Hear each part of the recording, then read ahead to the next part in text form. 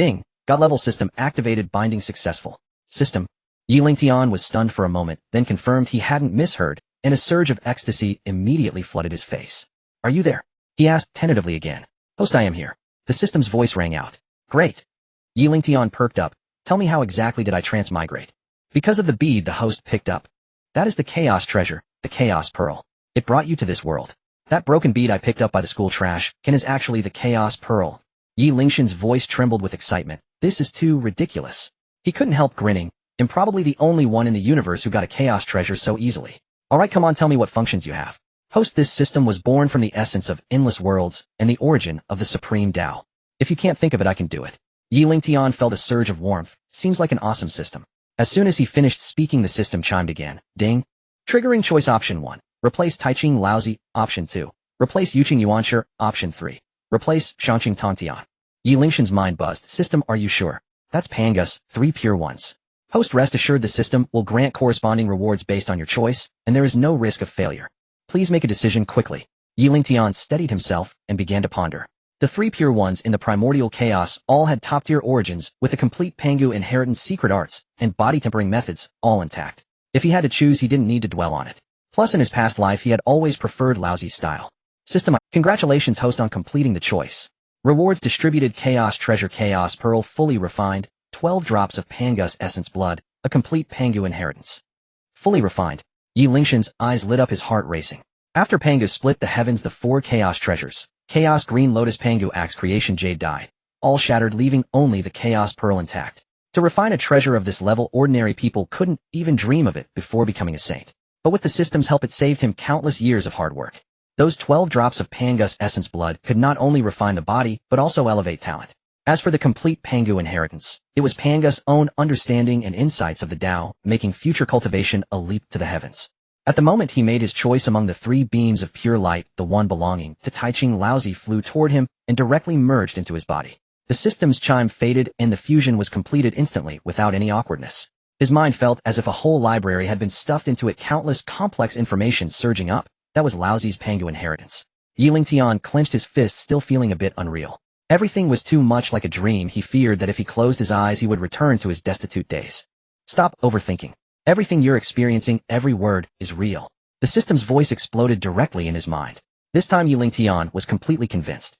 He had transmigrated, taken Laozi's place, and become the new Taiqing Taoist. Alright, from now on I am Taiqing, he said in a low voice, clenching his fists even tighter. The earlier unease on his face vanished, replaced by anticipation for the new world.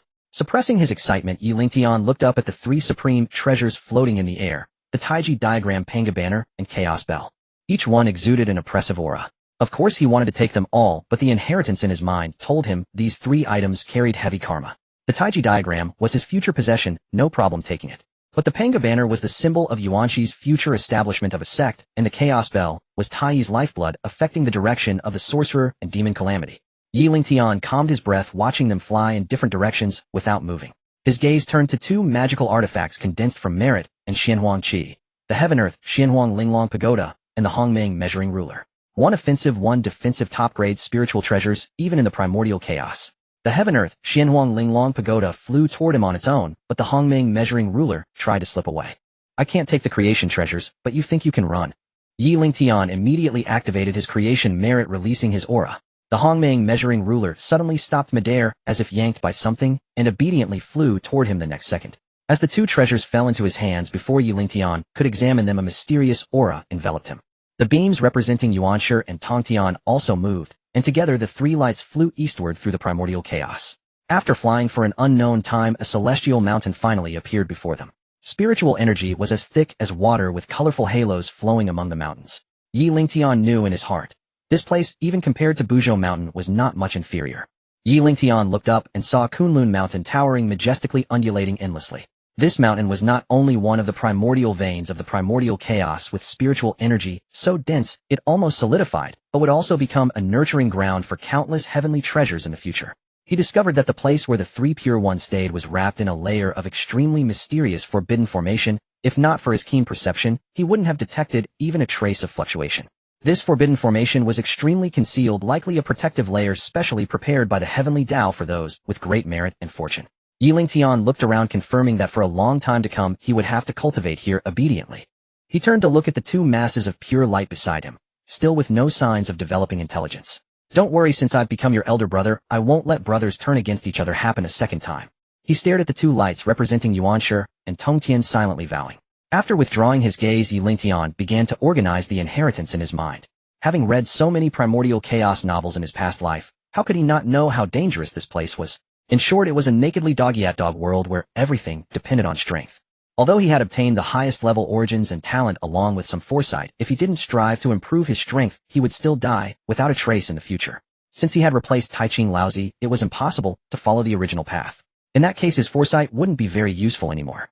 In the end, solid cultivation was the ultimate truth, everything else was illusory. Lingtian directly claimed the complete Pangu inheritance from the system and continued organizing the information in his mind.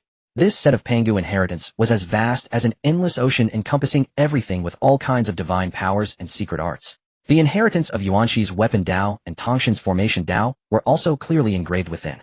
Just organizing this information took Lingtian several months.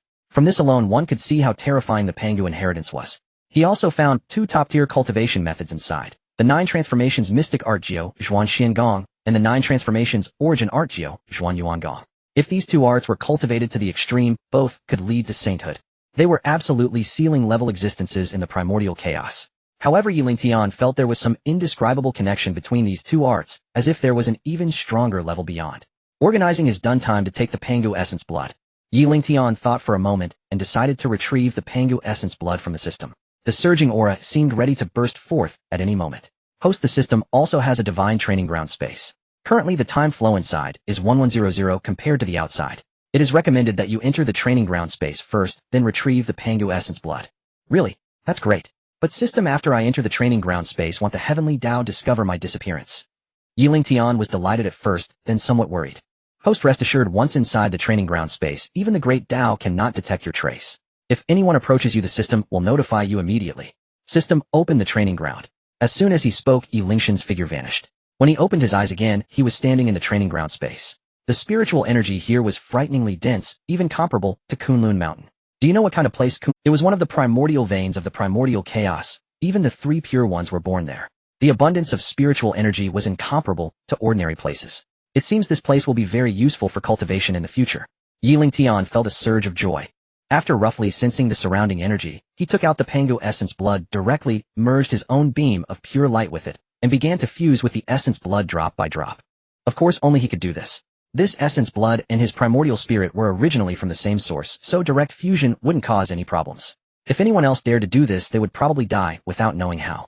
As the fusion began, a terrifyingly immense power instantly surged through his entire body. Lingtian instinctively began to circulate the formulas of the 9 Transformations Mystic Art and 9 Transformations Origin Art, his aura becoming increasingly terrifying and awe-inspiring. In the blink of an eye, several kalpas had passed. The primordial chaos world gradually became lively, with countless great beings walking between heaven and earth. However, because of the chaos demon gods who were slain when Pangu split the heavens, their resentment scattered across the primordial chaos land and gave birth to the ferocious beast clan. The fiercest among them called himself Beast Emperor Shenanai. As soon as Shenanai was born, he subdued all the ferocious beasts with his terrifying strength, then led them rampaging through the primordial chaos, destroying everywhere and slaughtering living beings wantonly. Their actions were too much for heaven and earth to bear. Karma and sin weighed down on them like mountains. Moreover, since these ferocious beasts were incarnations of the chaos demon god's resentment, the heavenly Dao directly sent a message into the primordial spirit of every great being: killing the Beast Emperor Shenanai would incur no karma, and instead bestow heavenly Dao merit. Originally, those great beings already disliked the ferocious beasts, having had countless of their kind killed by them. Now fighting the beasts not only brought no guilt, but also rewards. Thus the living beings of the primordial chaos united with the great beings and marched in great force against the ferocious beast clan. That battle, no one knew exactly how the Beast Emperor Shenanai fought against those great beings. They only knew that fewer than 1 in 10 survived. After the war, the northern reaches of the Honghuang were completely shrouded in baleful murderous qi. Any living being that lingered there found even cultivation arduous, let alone the possibility of attaining transformation. I have reached my limit. It is time to undergo transformation. The one speaking was Lingtian, who had taken on the identity of Laozi. At this moment, the halo of pristine clear light around him had already grown so dense that it was nearly indistinguishable from primordial chaos itself. Without that Dao field space, I would likely have had to wait until the end of the Dragonhan cataclysm before I could leap out from this mass of clear qi. But since the Taiqing origin has already fused completely with me from this day forth, i.e. Lingtian, no, I should now be called Laozi. In the world of Honghuang, time could be priceless or worthless depending entirely on how one wielded it. If you cultivated for a single year, while another cultivated for 100, the gulf between you would become unimaginably vast. What was more, Laozi's current foundation was among the very pinnacle that Honghuang could offer. This was no exaggeration. Once he completely refined the Pangu essence blood, his talent and root would soar yet another great step upward. Yet this also brought a problem. The energy he required for each breakthrough was hundreds of times greater than that of cultivators in the same realm. Ordinary quality and supreme quality simply could not be measured by equal proportions. Fortunately, the Dao field space could help him save an enormous amount of time, allowing him to ascend far more swiftly. The instant that mass of clear qi around Laozi flared with a beam of light, it was as though the first domino had been toppled. The previously serene sky abruptly gathered boundless tribulation clouds surging together from all directions. A terrifying aura descended from the heavens, sealing the entirety of Kunlun Mountain beneath its weight. Within the tribulation clouds, thunderbolts churned like a prison forged from lightning itself, locking down completely the place where Laozi resided. The 99 heavenly tribulation. Laozi lifted his head to gaze at the thunderclouds roiling across the sky, murmuring under his breath. After so many years spent fusing the Pangu essence blood, he had already touched the limit of his current stage. Only by passing through the heavenly tribulation of transformation could his cultivation advance further. The thunderbolts were intimidating to behold, yet not a trace of nervousness appeared upon Laozi's face. All these years he had been fusing Pangu's essence blood. Even he no longer knew how formidable his physical body had become. Though it might not rival the finest innate spiritual treasures, it could not be far inferior. Moreover, he still held the heaven and earth Xianhuang exquisite pagoda, a postnatal merit treasure to shield him. Should the worst truly come to pass, the protective restrictions left behind by the heavenly Tao were not to be underestimated. Thus this heavenly tribulation was something he scarcely placed in his eyes. In the next instant, Laozi flew out beyond the range of the protective restrictions. He himself did not fear the tribulation, but Yuanshi and Tongtian were still far from able to withstand such thunderous might. Those two younger brothers were far too inferior to him in cultivation. As their elder brother, he could not possibly push them into the fire pit. The very moment he burst out of the restriction, a thunderbolt like a dragon of lightning suddenly lunged from the tribulation clouds, crashing straight toward him. Laozi did not dodge, nor did he summon any treasure. Instead, he charged directly toward the incoming thunderbolt. In an instant, the surging radiance of lightning devoured his body, that rabid power rampaging wildly through him. Without the slightest hesitation, Laozi frantically circulated the 9-turn mystic art, using the savage force of the thunderbolts to temper his body. As he continuously quenched his flesh, he simultaneously accelerated the absorption of the drop of Pangu essence blood hidden within him. The power of that essence blood was far too vast, and most of it still lay sunk within his muscles and bones, not yet fully refined. Seizing this tribulation of lightning, he intended to force his realm another step upward. High above, bolt after bolt of lightning cascaded from the heavens, bombarding Laozi in a frenzied barrage. Laozi did not retreat in the slightest. Instead, he charged against the thunder, using each stroke of lightning to forge every inch of his flesh and blood. That should be enough. After counting the 81st thunderbolt, Laozi spoke in a calm, indifferent tone. Yet as his words fell, the thunderclouds above once more erupted in violent turmoil. Their radiance shifted in an instant from multicolored to pitch black, the power within swelling, abruptly multiplying several-fold in the blink of an eye. The world-annihilating thunder tribulation. This was a trial imposed by the laws of heaven and earth, designed specifically to obliterate monstrous beings who had exceeded the limit. By rights, Laozi should never have encountered such a calamity. But because he had fused Pangu's essence blood, his talent had utterly surpassed the ceiling of the Honghuang heavenly Tao, causing the heavenly tribulation to mutate to this extent. Then let us see just how ruthless this legendary calamity can be. Laozi roared toward the tribulation clouds, then turned and charged up once more. At the same time, two distant figures were stunned by this world-shaking spectacle. From afar, Yuanshi and Tongtian watched Laozi temper himself within the pitch-black thunder, their faces filled with disbelief. Eldest brother's strength is actually terrifying to such a degree. Yuanshi muttered, his tone brimming with shock. Second brother, from now on we must cultivate with all our might. Even if we cannot catch up to eldest brother, we must not become burdens to him. Yuanshi turned to say to Tongtian. Tongtian nodded vigorously. You are right, second brother. Laozi knew that in the original course of Honghuang, the bond among the three pure ones would inevitably fracture. Since he had taken over Laozi's identity, he must not allow his brothers of one flesh and blood to walk that path. From the moment he discovered that Yuanshi and Tongtian had developed self-awareness, he had continuously instilled into them a single conviction: brotherly affection outweighed all else. Now Yuanshi and Tongtian already regarded their bond among the three as more precious than life itself, willing even to die for one another. A deafening boom resounded. The instant the world-annihilating thunder tribulation struck Laozi, a rending agony erupted from the gaps of his bones, surged straight into his skull, and then stabbed fiercely into the depths of his soul. Gritting his teeth, Laozi desperately urged the 9-turn mystic art. At the very moment he endured, without collapsing, the final drop of Pangu essence blood hidden within him was at last fully awakened, beginning its complete fusion with his flesh. His shattered body recondensed within the world-annihilating thunder, and the power of Pangu's essence blood gave an added push, driving his body-tempering cultivation another step higher on the spot. Laozi clenched his fists, savoring the surging power within his body, a faint arc lifting the corner of his lips. This feeling is truly excellent. Once his body-tempering realm stabilized, the world-annihilating thunder could no longer harm him in the slightest. Instead, it became fuel for further tempering his flesh, each strike only making it more solid. When the final heavenly thunder fell and faded, the tribulation clouds above dispersed swiftly like dust whisked away by the wind. Immediately afterward, boundless auspicious radiance poured down from the firmament, enveloping Laozi completely. This was the transforming light bestowed by the heavenly Tao, warm and gentle, like soaking within tempered water. When the glow subsided, a young man of strikingly handsome features stood where the light had been, none other than the newly transformed Lingtian. Above his head, 3 lotus blossoms appeared as translucent phantoms, faint and indistinct, slowly revolving. The 3 flowers atop the crown had manifested. In that instant, Laozi's essence, chi, and spirit boiled like water, brought to a fierce boil, surging madly into the 3 blossoms. The once transparent phantoms gradually solidified under the influx of essence and chi, their outlines sharpening, their veins and patterns becoming ever more distinct. A mysterious and unfathomable aura spread outward from the 3 flowers. As essence and chi continued to surge, the 3 flowers began to unfold layer by layer. At the very first blossoming, they reached the 3rd grade. For an ordinary cultivator, breaking through to the realm of Deluo Golden Immortal, having the flowers bloom to the 3rd grade would already be remarkable fortune. Those whose flowers blossomed to the 4th through 6th grades were already fierce figures among Deluo Golden Immortals. As for those whose 3 flowers could reach the 7th grade and beyond, only top-tier innate powers such as Mingi Kuanping and Xinyuanzi could achieve such heights. When the flowers blossomed to the 9th grade, that was already the limit beneath the heavenly Tao. Those who reached this stage could practically be counted on one hand, none other than the 3 pure ones, Niwa, Zhuani, Jian, and their cohort of innate great divine abilities. The grade of the 3 flowers almost directly determined one's future achievements and combat power. Yet Laozi's 3 flowers continued to rise even after reaching the 3rd grade. 4th, 5th, 6th, 7th.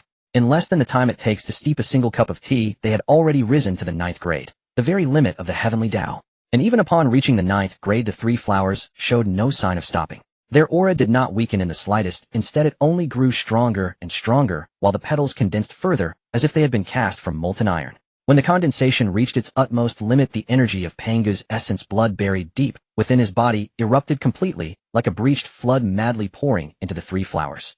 10th grade, 11th grade, 12th grade. A full 12 grades of blossoming. 12 grade blossoming.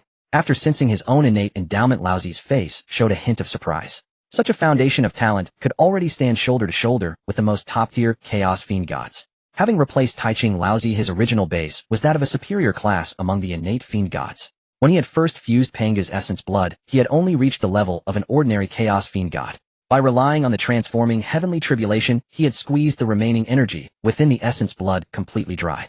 The 3 flowers atop his crown surged straight to the 12th grade. In his hands remained 11 more drops of Pangu essence blood. Once he fully devoured them, elevating his bloodline to the level of the topmost Chaos Fiend gods would be no mere fantasy. One must know that among the Chaos Fiend gods prior to the opening of heaven, those who achieved such a tier could be counted on 2 hands.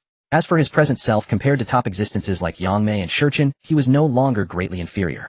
As for Pangu, he was the favored child of the Tao, nurtured by the Chaos Green Lotus, the protagonist of the heaven-opening cataclysm, and was further empowered by the creation Jade Disc. In terms of innate talent and bloodline, Pangu had already stepped beyond even the category of top-tier Chaos Fiend gods. Once the 3 flowers were fully open, Laozi's cultivation soared rapidly. The remaining energy within Pangu's essence blood was refined and absorbed bit by bit. He directly skipped past the early, middle, and late stages of Deluo, landing squarely at the peak of the Deluo Golden Immortal realm. Ha! The peak of Deluo Golden Immortal. This feeling is exhilarating, Laozi murmured as he savored the surging power within his body. With this strength, I can overwhelm ordinary experts of the Hunyuan Golden Immortal realm. He had even taken the trouble to verify that Hunyuan Golden Immortal was what would later be known as Quasi-Sage. That realm would only formally appear when Hongjun preached the Tao. For now, he would simply call it Hunyuan Golden Immortal. His current strength was at least 100 times greater than before his transformation. The difference was beyond comparison. In his view, as long as the ones taking action were not those monstrous beings at the pinnacle of Hunyuan Golden Immortal, even if he could not win, no one would be able to stop him from retreating. After reveling in his own strength for a while, Laozi calmed himself down. His power had indeed grown, but Deluo Golden Immortal was merely a fresh starting point. Above lay quasi-sage, and beyond that sage. The saying that all beneath sages were, but ants was not spoken in vain. Above even that stood Hongjuan, merged with the heavenly Tao. Such figures were ones he could not possibly challenge at present. Still the foundation had been laid. So long as he did not court death, transcending the heavenly Tao would only be a matter of time. Putting away the notion that Laozi is invincible under heaven, he turned and slipped back into the protective barrier of the three pure ones. His transformation was complete, and his cultivation had broken through. Yet his foundation was not yet fully stabilized, not yet truly integrated. The elder brother had just completed his tribulation, his robes tattered and torn, yet he paid no heed to his disarray, and first took out 2 spiritual treasures to reforge. Previously his cultivation was too low, allowing him to only refine the surface. Now that his realm had risen, he naturally aimed to thoroughly refine the remaining restrictions. Just as he was busy, 2 figures rushed in. Congratulations on your transformation, elder brother. It was none other than the still untransformed Yuanshi and Tongtian. Upon receiving the news of the elder's successful tribulation, they immediately employed secret methods to condense their forms and hurried over. Their respect for the elder was as long and deep as the river. Elder brother, that thunder tribulation didn't harm you, did it? Yuanshi stared at the charred robes of the elder, worry filling his eyes. Tongtian added nervously, even watching from afar made our legs turn to jelly. It was no wonder they were frightened. The might of that thunder tribulation seemed capable of shattering the entire sky. Both of them understood that if they had stood under that tribulation, there would have been nothing left of them. Yet the elder had not even used his protective spiritual treasures, enduring it with his physical body, and had even refined his physique amidst the tribulation. How could they not worry? The elder looked at his 2 anxious younger brothers, warmth flooding his heart. All those years of teaching had not been in vain. His brothers truly cared for him. He silently resolved that he could not let them walk the same old path as before. They must be well taken care of. Second brother, third brother, do not worry. I am doing just fine. With that, the elder directly released his aura. Yuanshi and Tongtian were instantly stunned. The elder's aura not only did not weaken, but was as vast and boundless as the deep sea with no bottom to be found. Congratulations, elder brother, on your significant increase in cultivation. Both of them clasped their fists in salute. The elder smiled and waved his hand. We are brothers, there is no need for such formalities. However, I accept your intentions. He changed his tone to one of earnestness. You both must focus on your cultivation and transform as soon as possible. But remember, do not be too eager. Your foundation must be solid. Elder brother, rest assured we will not disappoint you. The 2 responded, knowing the elder genuinely cared for them, and then each returned to their cave abode to continue their diligent training. The elder also returned to his original cultivation spot. He entered the Taoist training space, stabilized his realm, and prepared to refine those few magical treasures. Ding! Congratulations, host, on breaking through from Earth Immortal to Great Luo Golden Immortal, earning 7 lottery chances.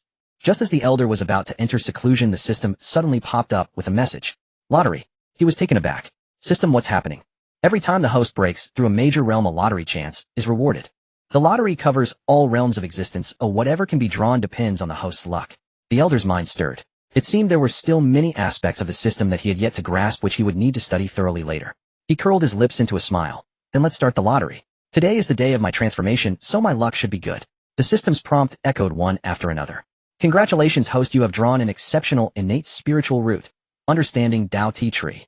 Congratulations, host, you have drawn an exceptional innate spiritual treasure, Chaos Sword. Congratulations, host, you have drawn an exceptional innate spiritual treasure, Sea Settling Pearl. Congratulations, host, you have drawn the supreme treasure of Understanding Tao Spirit Jade. Congratulations, host, you have drawn the Grass Character Sword Technique. Congratulations, host, you have drawn the Anti-Heavenly Scripture, Heaven Concealing Secret Classic. Congratulations, host, you have drawn the Secret Technique, One Chi Transforming 3 Purities. Looking at this string of rewards, the smile on the elder's face could not be hidden. Exceptional innate spiritual treasures. Exceptional spiritual roots. Supreme treasures of Understanding Tao. And so many top-tier secret techniques. This is truly a windfall. His old face flushed slightly with excitement. The Sea Settling Pearl was something others might not understand, but he was fully aware of its significance. During the Fengshen calamity, Zhao Gongming relied on this treasure to defeat the 12 golden immortals of the Chan sect, forcing them to retreat, and even Xiao Sheng and Xiao Bao had to use the falling treasure money to barely restrain it. Later it fell into the hands of Ran Deng, who with the Qian Kuan ruler directly split open the 24 heavens, helping him become the ancient Buddha, Ran Deng, with hardly anyone beneath the saint able to suppress him. What was even more crucial was that the 24 pieces Zhao Gongming had were not the complete set, but now the elder had a complete 36 pieces, which meant the power would be more than doubled. The Chaos Sword and the Grass Character Sword Technique are both lethal weapons. When combined, the effect is not simply additive, it skyrockets exponentially. Most of the things passed down by Pangu are insights on cultivation and methods of physical refinement, while lethal techniques require a high level of cultivation, making them quite arduous for the current elder to use. But these two items appeared effectively filling in his shortcomings. With weapons and top-tier killing moves at his disposal, the Understanding Dao Tea Tree and Understanding Dao Spirit Jade need not be elaborated on. They enhance comprehension and accelerate realm breakthroughs, providing an unparalleled level of assistance for cultivation. Using them together maximizes the effect, acting as a super engine on the path of cultivation. As for the Heaven-Concealing Secret Classic, it is even more practical. To hide one's aura and disguise oneself, even the heavenly Dao may not be able to see through it. Most importantly, it can conceal the 12-petal 3 flowers, allowing one to avoid countless troubles before they have fully matured. One Qi transforming 3 purities is even more remarkable. It is the Elder's ultimate technique. In the past, relying on this move, he single-handedly broke through the sword array of the Tongtian sect leader, a formation that even the 4 saints together might not be able to penetrate. This technique not only protects oneself, but at critical moments it can also be used to deceive others, allowing one to walk through equals with ease. After digesting the information that surged into his mind, the elder wasted no time and directly executed one Qi, transforming 3 purities. In a flash of light, 3 figures shot out from his primordial spirit, standing in front of him in unison. The 3 bowed to the elder, saying, "We pay our respects to the true self." The elder looked at the 3 figures before him, which bore a resemblance to himself, Yuanshi and Tongtian, and nodded. "There is no need for formalities, my fellow Taoists. We are all one body." After all, these avatars were in sync with his memories, making conversation feel as though he was speaking to himself, yet the other party could still respond. A rather fascinating experience. Good. As soon as the 3 avatars uttered these words, they transformed into 3 streams of pure energy and returned directly to his primordial spirit. Upon checking the gains from this round, the elder felt rejuvenated. This time, I truly hit the jackpot. Magical treasures, resources, secret techniques, everything is abundant, almost like a direct liftoff. He took a deep breath, suppressing his excitement. I must not get too complacent. The restrictions on the treasures had not been completely refined, and without his imprint, they could not be considered truly his. After sorting out the information in his mind, the elder directly entered the Daoist training space, preparing to enter seclusion. The primordial chaos knows no years. In the blink of an eye, several epochs had passed. The wounds left by the calamity of fierce beasts gradually healed, and all beings in the world began to flourish, with myriad races competing for dominance, slowly reviving the primordial chaos. The Dragon Clan occupied the waters, the Phoenix Clan dominated the skies, and the Qilin lineage led the beasts. The 3 clans nearly divided most of the territories on the primordial continent. Even those powerful cultivators had to show them some respect. The elder opened his eyes, a glint of brilliance flashing. Finally, I have refined the restrictions on the treasures to the current limit I can withstand. It is time to go out and take a look. Over these millions of years, the restrictions of the heavenly yellow Linglong Pagoda, the Hongming measuring ruler, and the Chaos Sword had been almost entirely refined, with only a few core restrictions remaining, which he could not touch due to insufficient cultivation. The only one that had been completely refined from start to finish was the Chaos Pearl. In simple terms, this item was able to be refined successfully due to the rewards given by the system when he replaced the elder. If it had relied on his own efforts, no matter how long he delayed before attaining Dao, he would not have been able to refine it. The higher the level of the magical treasure, the more ridiculous the difficulty of refining it and the requirements for cultivation. The elder's cultivation had long since stabilized, and now he just needed an opportunity to break into the next realm. Honyuan Golden Immortal. However, the hurdle between Great Luo Golden Immortal and Honyuan Golden Immortal was not something that could be overcome in a short time. He pondered for a moment, deciding to exit seclusion and test his luck on the primordial continent. After exiting, the elder did not rush to leave. He first turned to visit Yuanshi and Tongtian to see what foundation they currently had. Upon looking, he found that both brothers had already touched the threshold of the peak of Tai Golden Immortal, their foundations laid particularly solid, not at all like something forced. The elder felt quite pleased. These 2 fellows' current abilities and state of mind were incomparably stronger than the— He did not look longer, as Yuanshi and Tongtian had already sensed his aura and returned to their senses from their cultivation. Elder brother. The 2 withdrew their auras and opened their eyes, greeting him in unison. Yuanshi glanced at him and asked, "Elder brother, you came to find us for something?" The elder nodded. "I plan to wander around the primordial continent to explore the world created by the father god Pangu. That's why I came to inform you." "What?" Tongtian, quick-tempered, was the first to speak. "Elder brother, why don't you wait for me and second brother to transform before we 3 brothers go explore the primordial together?" Yuanshi did not voice his opinion, but his expression echoed Tongtian's. The elder's face grew serious, and he spoke earnestly. "Second brother, third brother, I know you are worried about me. However, I have already made up my mind." "Well then." The 2 exchanged glances and could only respond in unison. "Elder brother, be careful on your journey." "I understand. You 2 should stay in Kunlun Mountain and cultivate diligently, striving to transform as soon as possible. Remember, do not leave Kunlun Mountain a step before transforming. Do you understand?" The elder reminded them again. "Elder brother, rest assured." Yuanshi and Tongtian replied simultaneously. The elder was not in a hurry to leave, saying, "Before I go, let's discuss the Dao together." With that he sat cross-legged, his 3 flowers blooming atop his head, auspicious clouds unfurling, and he radiated a mysterious aura that made one involuntarily hold their breath. He began to gradually impart his insights into the Tao and the laws, an indescribable sound that seemed to carry the principles of heaven and earth in every word and phrase. Seeing this, Yuanshi and Tongtian dared not delay, promptly sitting cross-legged, as well releasing their own auspicious clouds. 3 strands of celebration clouds intertwined in the blink of an eye, colliding and merging with each other, emitting layers of profound and enigmatic sounds of the Tao.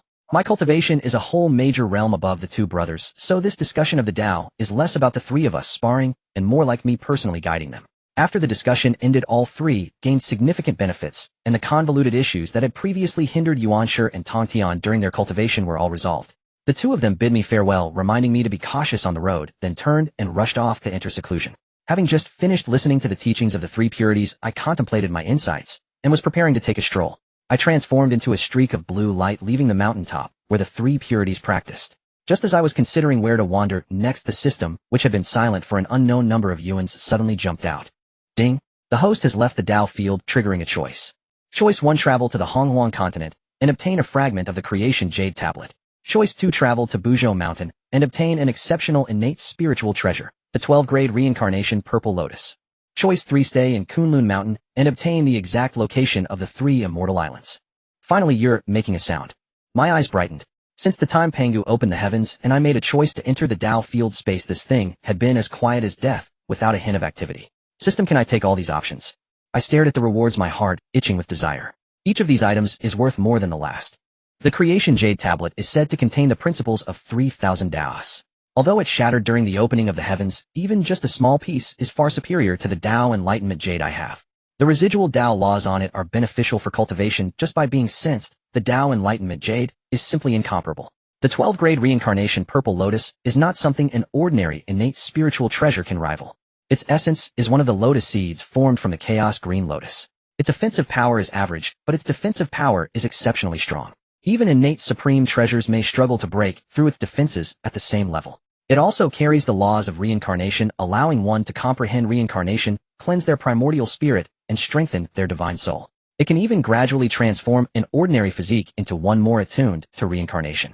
As for the 3 immortal islands, there's no need to elaborate. Opportunities abound within, and they can shield against heavenly secrets. The spiritual energy there is even more chaotic, surpassing innate spiritual energy by a level. For those who have crossed into Honghuang, it's practically a classic sacred place for wealth and prosperity. Anyone who hasn't been to the 3 immortal islands would feel embarrassed to claim they are from another world. Any one of these 3 rewards would be enough for an ordinary cultivator to rise to prominence. System, can I really not select them all? I asked again, not willing to give up. Although I knew I was being greedy, I didn't want to discard any of them. Ding! The host can choose multiple. I felt relieved and smiled broadly. Alright system, I choose 1, 2, and 3. The system's voice sounded again. However, host, I must remind you. Choosing multiple options will undoubtedly increase. Each one must be completed. If even one is not achieved, all other rewards will be revoked. Got it, I understand. I acknowledged, beginning to ponder my next steps. I was currently in Kunlun Mountain. The fragment of the Creation Jade Tablet was indeed tempting, but traveling through Honghuang didn't mean I had to go far. So I decided not to seek distant places, but to first understand Kunlun thoroughly. My next stop could be Buzhou Mountain. As for the specific requirements of the first choice, it's unclear, but I don't believe that traversing all of Honghuang will be unachievable. Alright, I want to see what treasures are hidden in Kunlun Mountain, which nurtured my 3 purities, and is known as the ancestral vein of Honghuang. Is there any treasure that is fated for me? Let me inspect it in advance. As soon as I finished speaking, my figure swayed and disappeared from the spot. In the next moment, a streak of clear light flashed across the Kunlun sky, darting away into the distance. Meanwhile, in an unknown mountain range of Yujing Mountain, a palace suddenly appeared out of thin air. The palace flickered like a reflection in water, appearing and disappearing, making it extremely hard to detect. Within the main hall, an old man sat cross-legged. Suspended before him was a piece of a damaged jade butterfly, emanating boundless Tao resonance and law aura, exuding an indescribable mystery. Oh! The old man raised his eyes, his tone carrying a hint of interest. That little fellow who has a predestined relationship with me as a master and disciple has emerged ahead of time. It seems that the matters decided by the heavenly Tao are not set in stone. In that case, it wouldn't hurt for me to take a trip. As soon as the words fell, he disappeared. The mysterious palace followed suit, instantly vanishing without a trace. Days passed, and a Yuan's meeting quickly slipped away. It seems that there are no top-tier treasures in Kunlun Mountain that are fated for me. I unlocked the final innate restriction and found the treasures inside to be unremarkable, shaking my head in disappointment. I muttered to myself, in this Yuan's meeting, I turned Kunlun Mountain upside down. I indeed collected quite a few spiritual roots and refining materials, but I didn't touch a single top-tier treasure. I did acquire a few innate spiritual treasures, but unfortunately at most there was one mid-grade with the rest being all low-grade. Just as I was speaking the system prompt sounded ding. Congratulations host for completing choice 3. Reward. Exact location of the 3 immortal islands. A map of the Hongluang world directly reflected into my primordial spirit. On the map deep in the east sea there was a folded space with 3 bright spots shimmering within. The location of the 3 immortal islands finally appeared. Moreover, it was accompanied by the secrets of the formations operation. So the 3 immortal islands are hidden here. It turns out they exist in a parallel space to Hongluang. That makes sense. Who says islands must float on the 3 immortal islands are formed from fragments of the Chaos Dragon veins, and it stands to reason they are not in the same dimension as Hongluang. Moreover, without tremendous luck or specific methods, one would not even think about finding the entrance. No wonder aside from Penglai Yuzhou and Fangzhong these 2 islands have never been seen. I was initially a bit depressed, but upon receiving the location of the 3 immortal islands my mood instantly brightened. Fate is indeed unpredictable. Peak of the Great Luo Golden Immortal. Or Pangu's primordial spirit and essence taking form. No wonder it's a force that can reverse fate, it truly is a variable. Just as I was about to set off to the 3 immortal islands to see my opportunities, a voice suddenly drilled into my ears. This sudden disturbance made me instantly vigilant.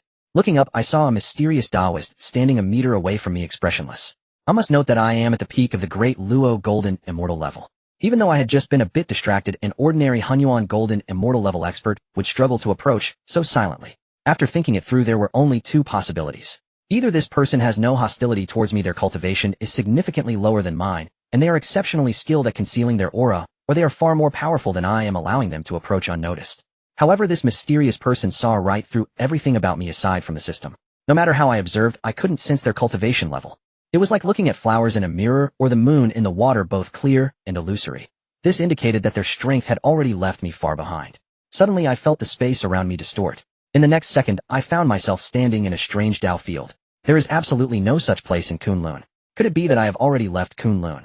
What kind of cultivation level does this person possess? Originally feeling a bit inflated due to having transformed at the peak of the Great Luo Golden Immortal, I thought that with my cultivation, while I couldn't say I was fearless, I could at least retreat unscathed when encountering trouble. But this mysterious person's appearance dealt me a heavy blow. I had underestimated the world. Just based on that recent display of spatial movement, I didn't even have the right to resist. If this person truly wanted to act against me, I would probably only end up perishing. Having come to this realization, my previously stagnant primordial spirit cultivation began to loosen. But now is not the time for cultivation. The person before me is unfathomable. Who knows if they are here to cause trouble? I hurriedly suppressed the surging aura of my primordial spirit. Yet the more I suppressed it, the less controllable it became, like boiling water rising to my throat. Forget it.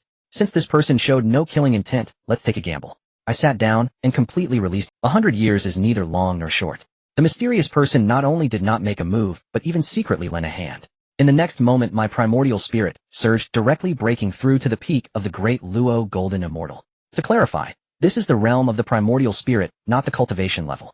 My cultivation level had already reached the peak of the Great Luo Golden Immortal, but my primordial spirit had been stuck in the early stage akin to having a limp.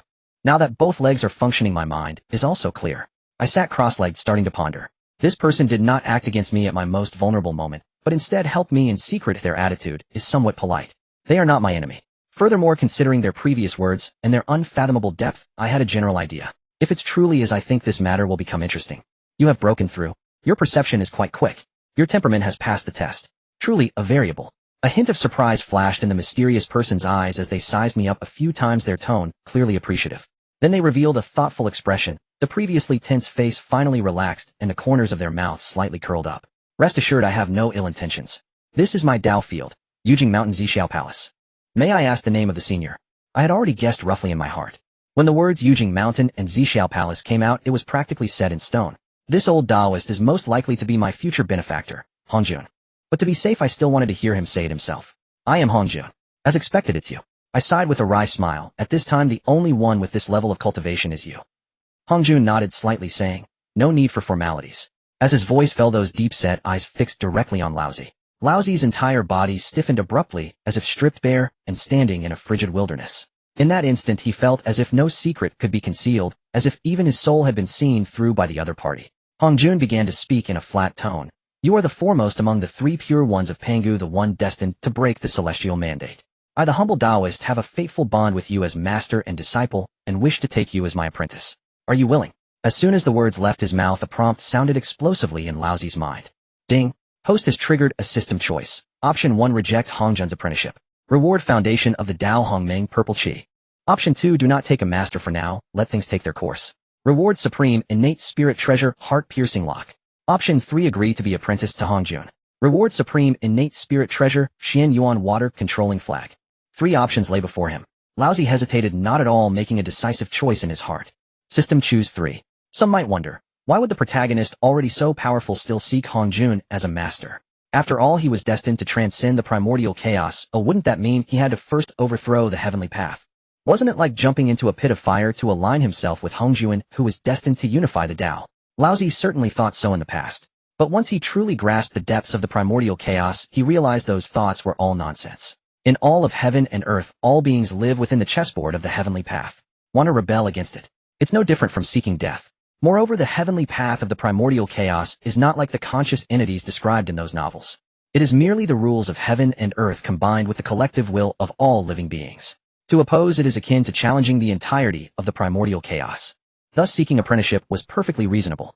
Laozi solemnly bowed and said, I pay my respects to my teacher. A rare smile graced Hongjun's face as he extended his hand to help him up. Good, quickly rise.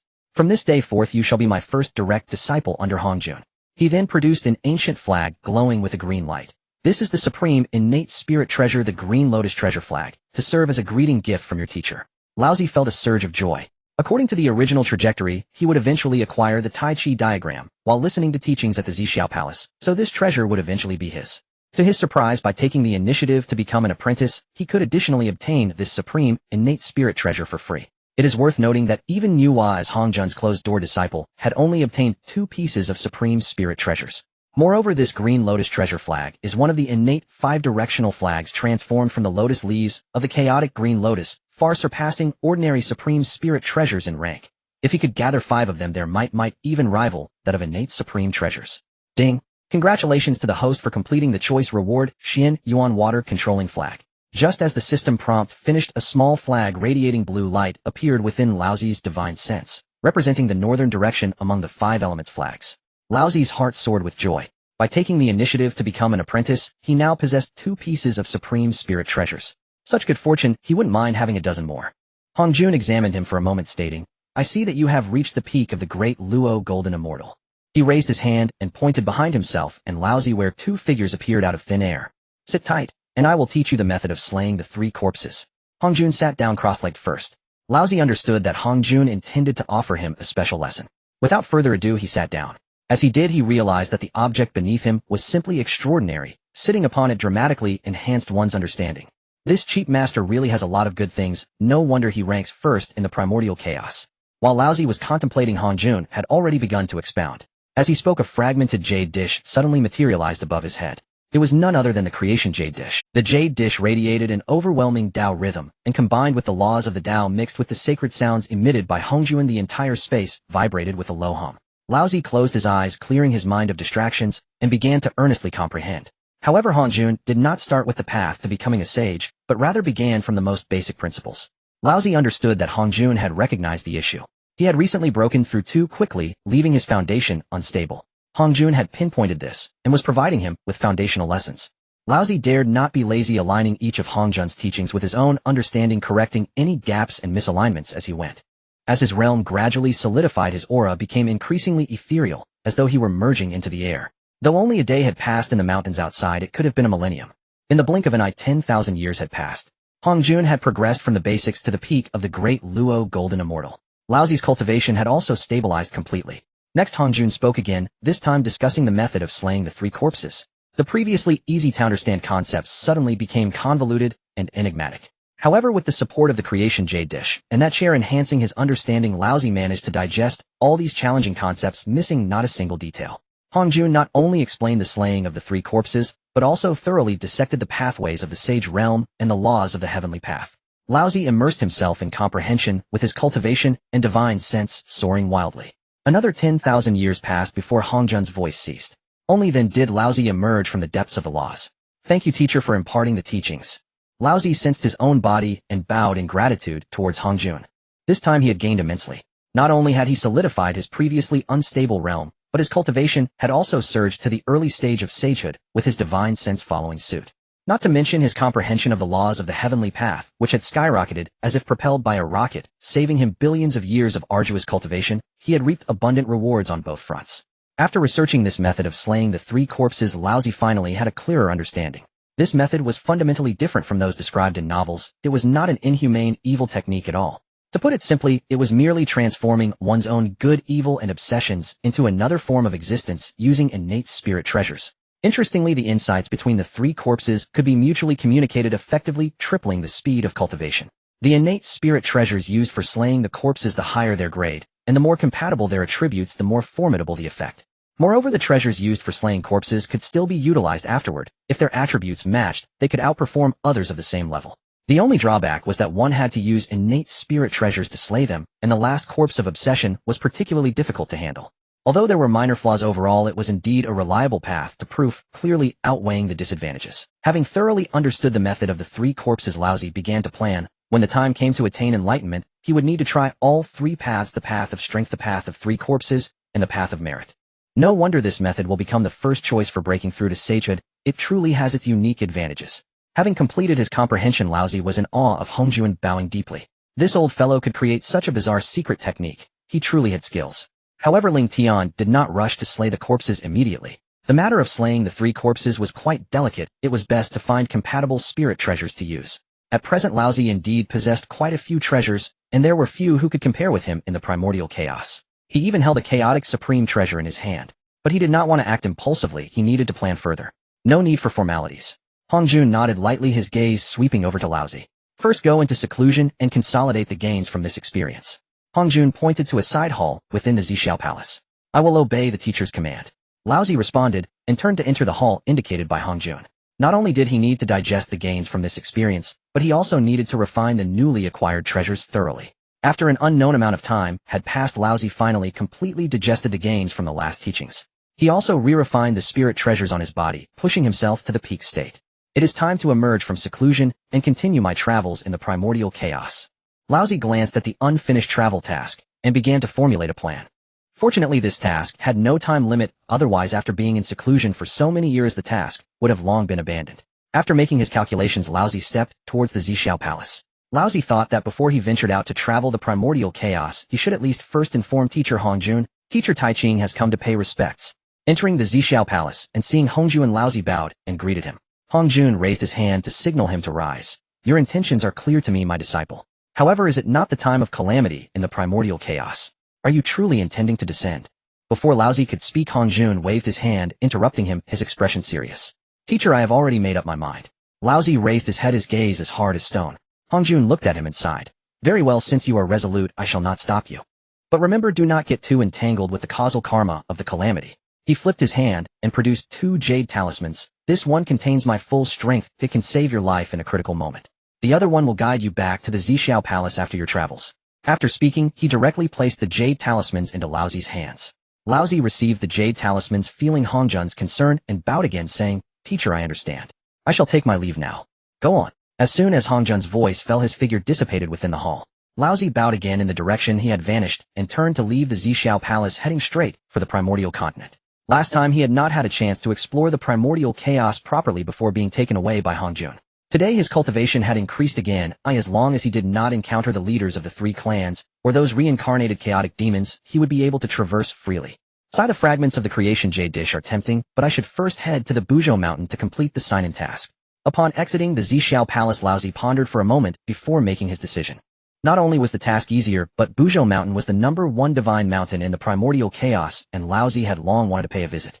Moreover, if it truly was as described in novels of his past life, where opportunities abounded on that mountain, he would definitely have to go and confirm.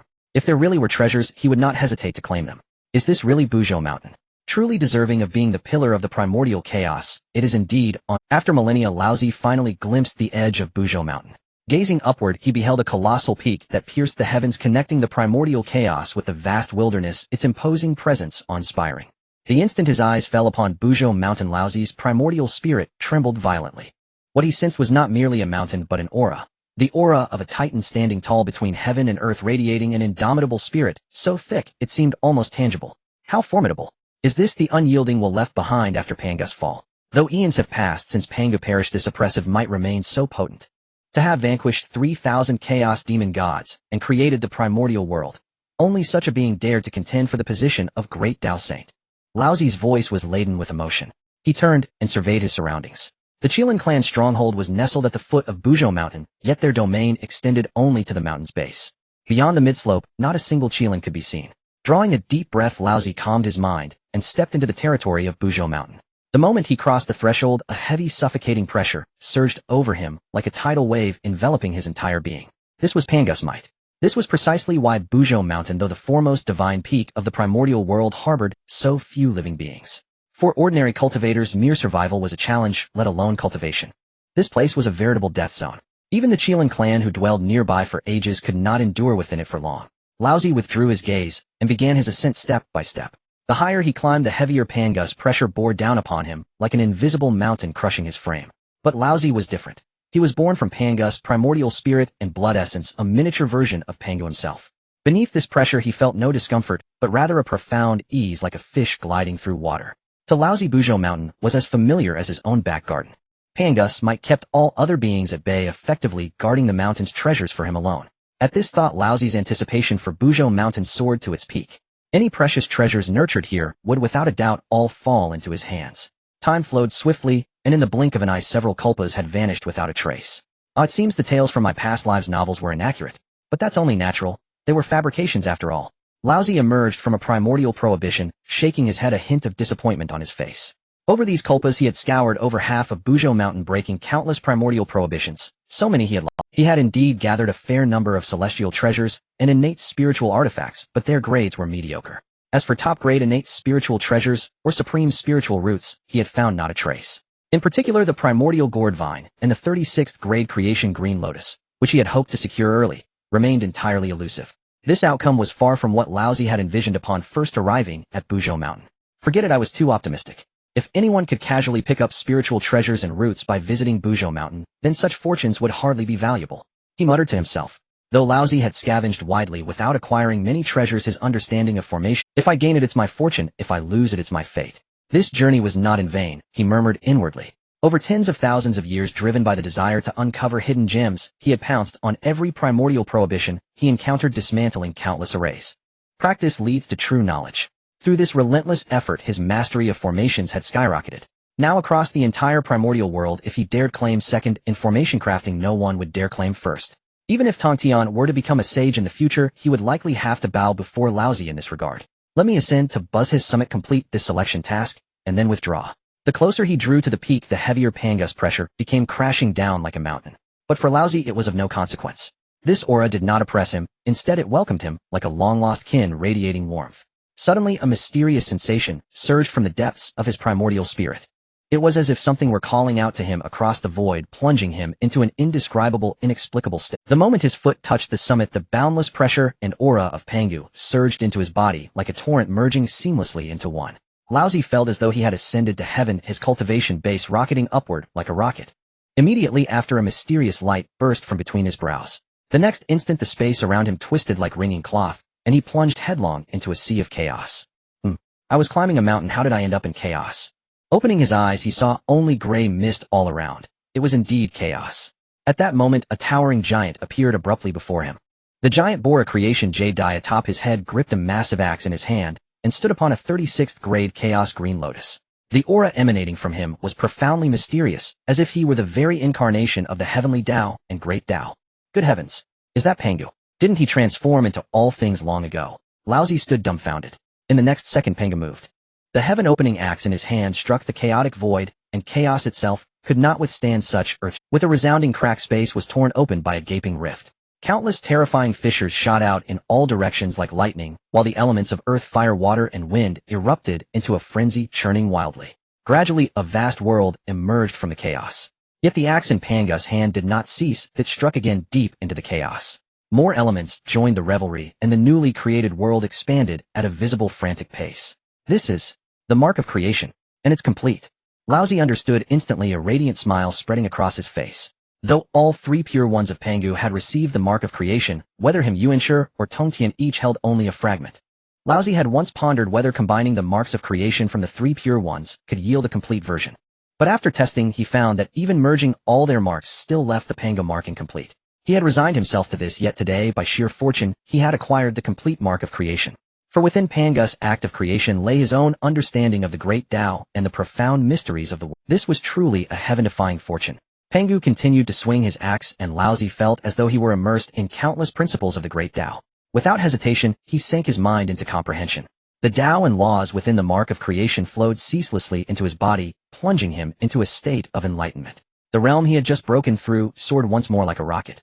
After an unknown span of time, Laozi's body jolted violently, erupting with an indescribably terrifying aura. He felt as if he had touched some threshold. The next moment, that mysterious aura dissipated entirely. Laozi stood there as ordinary as a mortal with no detectable presence. He had reached the state of returning to simplicity, his essence, energy, and spirit sealed within his body, not a trace leaking out. Then Laozi withdrew from that mysterious state, sensing his own transformation, and exclaimed in astonishment, "Peak Quasi-Sage. I've leaped straight to Peak Quasi-Sage. This is too absurd." His face was full of delight. The chain of breakthroughs felt so surreal. This was Peak Quasi-Sage, the strongest realm below the Hunyuan Golden Immortal, separated only by a single thin barrier. He had only just broken through to early Quasi-Sage a few days ago, and now he had vaulted directly to the perfect Peak Quasi-Sage. But do not mistake this barrier as easy to breach. The Hunyuan Golden Immortal stands equal to a sage. Oh, all beneath a sage are but ants. This saying was no empty boast. Between perfect Quasi-Sage and Hunyuan Golden Immortal, though it seems like a single minor realm, the gap is as vast as an insurmountable chasm. Through this baptism of the mark of creation, Laozi had already identified his inner obsession and could sever it. Moreover, since Pangu followed the path of proving the Tao through strength, and in creation he split a world, this allowed Laozi to continue contemplating the process of creation. He could continuously derive insights, deepen his foundation, and lay the groundwork for the future. Of course, these were not the most crucial aspects. Though his cultivation had soared once more, the greatest gain of this journey was not this, but the mark of creation. Laozi also walked the path of proving the Tao through strength, so for him, the mark of creation was far more valuable than a mere boost in cultivation. One was a one-time deal, the other an inexhaustible treasure trove. Which was more profitable? The answer was obvious. Laozi had witnessed the entire process of Pangu creating the world from beginning to end. This comprehension would bring immeasurable benefits to his future path of proving the Tao through strength. The more he thought, the more intrigued he became. No wonder those novels wrote that the three pure ones from before achieving sagehood to after always held an edge over other sages. Laozi mused, teacup in hand. In truth, there was no fundamental difference in talent between the three pure ones and Jane Junti or Nuwa. All had learned the same Tao teachings passed down by Patriarch Hongjuan, with none superior. Yet the three pure ones were always a cut above other sages. Apart from their formidable artifacts, the divine power's secret arts and the mark of creation left by Pangu undoubtedly played a crucial role.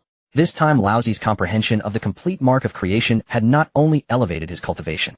More importantly, in observing Pangu's creation, he had witnessed many fierce divine powers and lethal combat techniques employed by Pangu, each strike deadly. Therefore, after comprehending the mark of creation, Laozi did not rush to leave. He returned to his own Tao field, brewed a cup of enlightenment tea, and resolved to organize and fully digest these gains.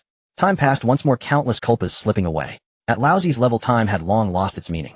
The depletion of lifespan was an impossibility. Secluding himself for a few kalpas was nothing significant.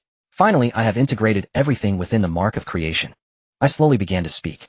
Since this is a divine ability derived from comprehending the Pangu's opening of the heavens, let us name it 9 styles of opening heaven and true body of chaos. This 9 styles of opening heaven is the strongest killing move I excavated from the imprint of the opening of the heavens.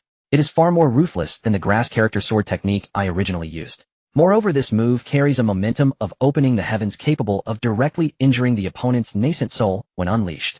As for the true body of chaos, I drew inspiration from the 12 ancestral witches, 12 capital, heavenly god slaughtering formation, which can condense the true form of Pangu. I have also integrated Pangu's essence blood within myself, and coupled with the insights gained from Pangu's nascent soul, I have devised this secret technique. In terms of power, it is not inferior to the original Pangu's true body. In fact, it might even be stronger. Once used, it can elevate my realm by an entire small tier, along with enhancing my physical strength by a small tier as well. Of course, the consumption is terrifyingly high. It cannot be casually used like an ordinary technique, but its power is evident. My physical body is already at the level of an exceptional innate spiritual treasure. After employing this secret technique, it can directly soar to the level of an innate supreme treasure. Even if a saint were to come, I could withstand some blows heated. I have comprehended the imprint of the opening of the heavens quite well. Next, it is time to sever the corpse of obsession. I had made up my mind. The first thing I comprehended was the corpse of obsession. It is neither a good corpse nor an evil corpse. As a transmigrator, my obsessions are entirely different from those born in this primordial world. After the baptism of the imprint of the opening of the heavens, I finally understood. I was merely afraid that everything at present was just a dream. I feared that once I opened my eyes, all my experiences would vanish without a trace, leaving nothing behind. However, the images imprinted on my soul during Pangu's opening of the heavens, and the messages revealed by the system earlier all pointed to one answer: this is not a dream. Everything is real. There is no going back. I have gained a brand new life. With clarity of thought, my obsessions have... It is time to take action. With a slight movement of my thoughts, the void before me rippled, and a purple lotus slowly emerged. 12-grade reincarnation purple lotus radiating a deep luster throughout. My understanding of severing the three corpses had already penetrated to the very core. Now that my obsession was clear, the remaining steps were mere formalities. Why specifically choose this lotus platform? Because it resonates strongly with my corpse of obsession. Furthermore, once I gather the remaining lotus platforms, the fusion of several platforms could enhance their potential even further. If the good and evil corpses could also be severed using the lotus platform, then during the final fusion of the three corpses, if all three lotus platforms merge together, at least one innate supreme treasure could be refined. The three corpses could also use the spiritual treasures to comprehend the laws, and the insights into the laws would be shared with the true self. This is precisely why everyone competes to use high-grade spiritual treasures to sever corpses. Time flows like water, silently and quietly. Tens of thousands of years passed in the blink of an eye. My divine sense suddenly plunged into the reincarnation purple lotus, causing the entire lotus platform to tremble violently. The aura of reincarnation spread out. My obsessions surged like they had been ignited, wildly swirling, and then rushing towards the purple lotus as if they had found their home. A mysterious aura flowed slowly from me. Sever. My eyes gleamed as the 12-grade reincarnation purple lotus erupted with blinding light of reincarnation. In that very instant, a phantom detached from my nascent soul and directly merged into the lotus platform. It had merged. The light and shadows on the lotus platform intertwined, gradually solidifying, revealing an image that resembled me closely. The aura was serene. It resembled me closely but lacked some transcendence, and possessed more of the flavor of the mortal world. I have met the true self. The manifestation of my obsession bowed slightly, and made a gesture of respect. I waved my hand, saying, "You and I are originally one, there is no need for excessive formality." With the severing of my obsession, my cultivation broke through the bottleneck. Mid-stage quasi-saint achieved. The connection between the 12-grade reincarnation purple lotus and the corpse of obsession was shockingly high. Looking at that manifestation, it almost made one think that was my appearance in a past life. After the good corpse returned to its position, the stream of light shot back from the 12-grade reincarnation purple lotus to my nascent soul, and I immersed myself in the comprehension of the reincarnation Tao. I began to calculate in my mind. If I want to sever the three corpses, I must gather the corresponding lotus platforms.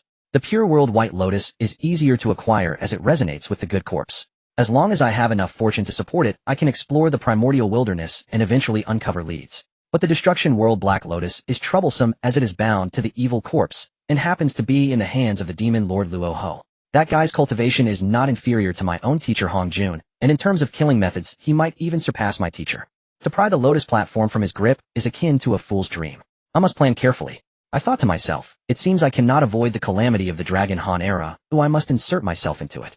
Having understood this matter, I wasn't in a hurry to leave. Instead, I sat down in the Taoist temple, consolidating the realm I had just gained. Brother, who exactly is that young man? The speaker was a woman, her upper body a stunning human visage, while her lower half was a serpent's tail. Her face was so beautiful it could make the heavens and earth lose their color.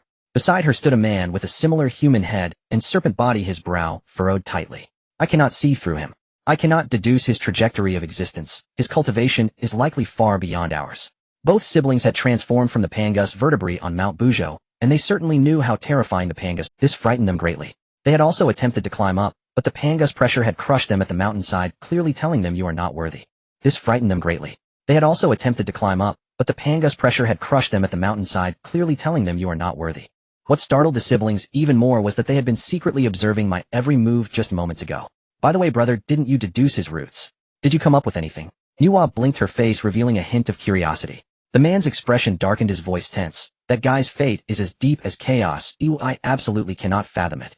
Moreover, there is a trace of the heavenly Taoist aura behind him. When I began to deduce, a terrifying gaze suddenly swept over, warning me not to meddle.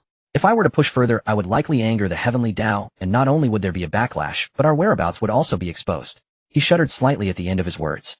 A layer of shock also surfaced on Nuwa's stunning face. She was well aware of how powerful her brother's deduction abilities were across the entire primordial world. She truly did not believe anyone could surpass him. Sister, if we encounter this person in the future, we must not offend him. If my brother is not mistaken, this guy harbors great dangers, and may even have more terrifying beings behind him. We can only befriend him and must never turn hostile. The man solemnly advised the woman beside him. Remember this. The woman nodded, her voice becoming serious. However, her eyes remained fixed on the direction I had vanished, as if she wanted to unearth some secret from that air. Finally, my cultivation has stabilized. Indeed, this place of Mount Bujo hides great fortune. I let out a long sigh, feeling quite sentimental. Before coming here, I thought my strength was fairly decent, but compared to now, it was utterly insignificant. Now I can easily defeat my former self. I have already touched the threshold of the pinnacle of the Primordial World. Even if I encounter ruthless characters like Hong Jun and Luo Ho, I can still exchange a few blows heated. Though I might still ultimately lose, at least I can retreat unscathed rather than being instantly killed by a single strike. It's about time I should leave. A final choice task flashed through my mind. Mount Bujo is simply too vast.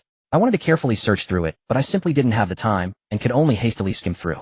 I might end up missing some treasure this way. Moreover, having been in seclusion for so long, if the calamity of the Dragon Han era concludes, I might not even be able to catch a glimpse of the 12th-grade destruction Black Lotus. There was no other option, I had to withdraw. Just as I was about to reach the mountainside of Mount Bujo, I encountered a primordial restriction again. But this time the aura felt different.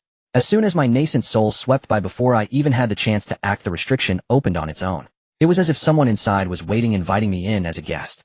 Such hospitality. Then I must see who is welcoming me. I was somewhat surprised and stepped inside. As I crossed the restriction, the scene before me transformed completely. This place was simply a work of divine craftsmanship, hollowed out a delicate small valley in the mountainside. The mountains were filled with immortal flowers and herbs, all vying to bloom, the fragrance of flowers and grass mingling in the air. In the valley stood 2 palaces, seamlessly integrated with the flower thickets, appearing utterly unlike the work of human hands. It was like a paradise. After so many years wandering the primordial world, this was the first time I had seen such a place. My nascent soul swept through, and I sensed 2 auras approaching me, both at the early stage of the great Luo Golden Immortal. 1 male and 1 female, both with human heads and serpent bodies. Halfway up the mountain primordial restriction, a male and female, with human heads and serpent bodies. Could it be Fushi and Nuwa? A hint of astonishment flashed in my eyes. I had already deduced in my heart that this pair of siblings were indeed Fushi and Nuwa. I stepped towards the direction they were. Fushi, Nuwa, I have met fellow Taoists. Fushi clasped his hands, and Nuwa followed suit, with a slight nod. I paused my steps and returned the greeting. I have met both fellow Taoists. I took the opportunity to observe them. The moment my gaze fell upon Nuwa's face, one thought surged through my mind. She is stunningly beautiful. I was not someone who had never seen the world. In my earlier days, I was also a seasoned traveler with hundreds of terabytes of precious data stored in my hard drive, with all types and countless to count. Since coming to the primordial world and traveling over the years, I have encountered many kinds of women. However, compared to Nuwa before me, those women were like fireflies competing with the moon for brightness. They were simply not on the same level. In fact, to compare them with Nuwa would be an insult to her, because Nuwa's beauty is so pure. The gentle and sacred aura around her left me at a loss for words to describe. Words like breathtakingly beautiful and unparalleled beauty fall short when describing her. No wonder she is called the first goddess of the primordial world. It is not solely her strength that earns her this title. However, I, having undergone the baptism of the heaven-opening seal, have tempered my will like iron. Naturally, my self-control is also commendable. He quickly regained his composure, revealing not the slightest hint of disarray. I am Laozi, pleased to meet you both, fellow Taoists, he said, calming his heart and speaking in a steady tone. Nuwa observed Laozi's reaction, her eyes flashing with surprise. She was well aware of her own appearance. Although there were not many cultivators in the region of Bujo Mountain, it was not entirely devoid of visitors. Among the cultivators she had encountered, the women merely envied her looks. But those male cultivators, upon seeing her, could not help themselves. Their eyes betrayed their desires and longings. Because of this, the 2 siblings rarely left their dojo, continuously activating the innate restrictions to maintain their tranquility. Yet this Laozi, though initially taken aback, was entirely different from those others. He quickly returned to normal, his eyes devoid of that nauseating desire. He regarded her with only politeness and admiration. May I ask, fellow Taoist, have you ever ascended to the peak of Bujo Mountain? Nuwa inquired. Fux's expression suddenly tightened, as if he had remembered something important, turning to look at Laozi. I indeed visited the summit of Bujo Mountain tens of thousands of years ago. Why do you ask, fellow Taoist? Laozi replied, and countered with a question. You are too courteous, fellow Taoist. My sister and I have always held you in high regard, Fushi said with a gaze full of respect after receiving the answer. Laozi was momentarily puzzled by their looks. What brings you two to this? Nuwa interjected, her tone sincere. What you may not know is that my brother and I have also attempted to climb Bujo Mountain, but we could not endure before reaching the peak. We happened to witness you ascending effortlessly to the summit without using your powers or treasures. It is unlikely to find another like you in the entire primordial realm. I hope you do not take offense, she continued, her gaze mixing respect and curiosity. Upon finishing, Laozi suddenly understood, so that is how it is. Nuwa and Fushi had transformed at Buzhou Mountain from the start, so they must be more familiar with this place than I am. However, when I merged with Pangu's essence, the commotion, while not large, must have been noticeable to someone as skilled at deduction as Fushi. But I didn't take it too seriously. I knew clearly that if I weren't transformed from Pangu's primordial spirit and blood, the Pangu pressure on Buzhou Mountain would not have spared me. This hardly counts as true skill. Relying on my pre-breakthrough cultivation, trying to ascend Buzhou Mountain without treasures or powers is simply dreaming. He shook off his distractions and began to assess Nuwa and Fushi. These two were towering figures in the primordial tales of his past life. Especially Nuwa, the empress of the four great rulers of the demon clan, the mother of humanity, who later became a saint of the heavenly Tao. Although Fushi was not a saint and could not compare to Nuwa, he was still the emperor of the four great rulers of the demon clan. After the calamity of the Wu and Yao, he reincarnated as one of the three emperors of humanity. While he may not possess the strength of a saint, as long as humanity endures, he is an existence that cannot be extinguished. As for their demon clan identity, Laozi did not take it to heart. It was merely a title assigned by Emperor Jun and Dong Huang Tai Yi to win them over. Nuwa and Fushi were originally innate demon gods born of heaven and earth, and had no real connection to the demon clan. Furthermore, with his involvement in this lifetime, it was uncertain whether they would even join the demon clan. Laozi was also puzzled when he first arrived at Buzhou Mountain. He searched high and low, yet did not catch a glimpse of it. Just as he was about to leave, Nuwa and Fushi unexpectedly appeared before him. Fushi clasped his hands and said politely, "If you don't mind, fellow Taoist, would you care to sit in our dojo? My sister and I have invited an outsider in for the first time since our transformation." Laozi smiled slightly and did not decline, saying, "Then I shall impose upon your peaceful retreat." Following Fushi and Nuwa inside, Laozi surveyed the surroundings. Fushi took out some spiritual fruits and poured out his own brewed spiritual wine, fulfilling his duties as a host. Having roamed the primordial world for so many years, although I lacked any rare innate spiritual roots, I certainly had no shortage of good things to fill my stomach. He then pulled out his own supplies and shared them with Nuwa and Fushi. As they ate and chatted, the conversation grew more and more congenial. Since their transformation, Nuwa and Fushi had remained at Buzhou Mountain, knowing little of the outside world, which could not compare to Laozi's extensive experience. Through their exchange, the two grew increasingly impressed by Laozi, their respect for him deepening. The atmosphere was lively, and no one felt estranged. After a while, Laozi noticed that Fux's face was filled with words, his mouth opening and closing as if he wanted to say something, but hesitated. He took the initiative to speak first. "Fushi, Taoist, feel free to speak your mind. There is no need to stand on ceremony with me." Fushi paused before finally speaking. "Taoist, my sister and I have never discussed Tao with cultivators of the same realm. Today, since we have the rare chance to meet you, may we engage in a discussion of Tao?" Hearing this, Laozi chuckled. What could possibly be wrong with that? It is fate that we meet. Come, let us discuss Tao together. It will be mutually enlightening. Though Nuwa and Fushi were considered top-tier figures in the primordial world, their cultivation fell short of Laozi's. However, in the realms of creation and deduction, they surpassed even Lingtian. Laozi thought to himself that he could use their strengths to make up for his shortcomings, and at the same time increase Nuwa and Fux's favorability towards him. Such an opportunity was not to be missed. Upon hearing this, Nuwa and Fux's faces lit up with uncontainable joy. Nuwa's voice brightened. "That would be wonderful. Thank you, Taoist."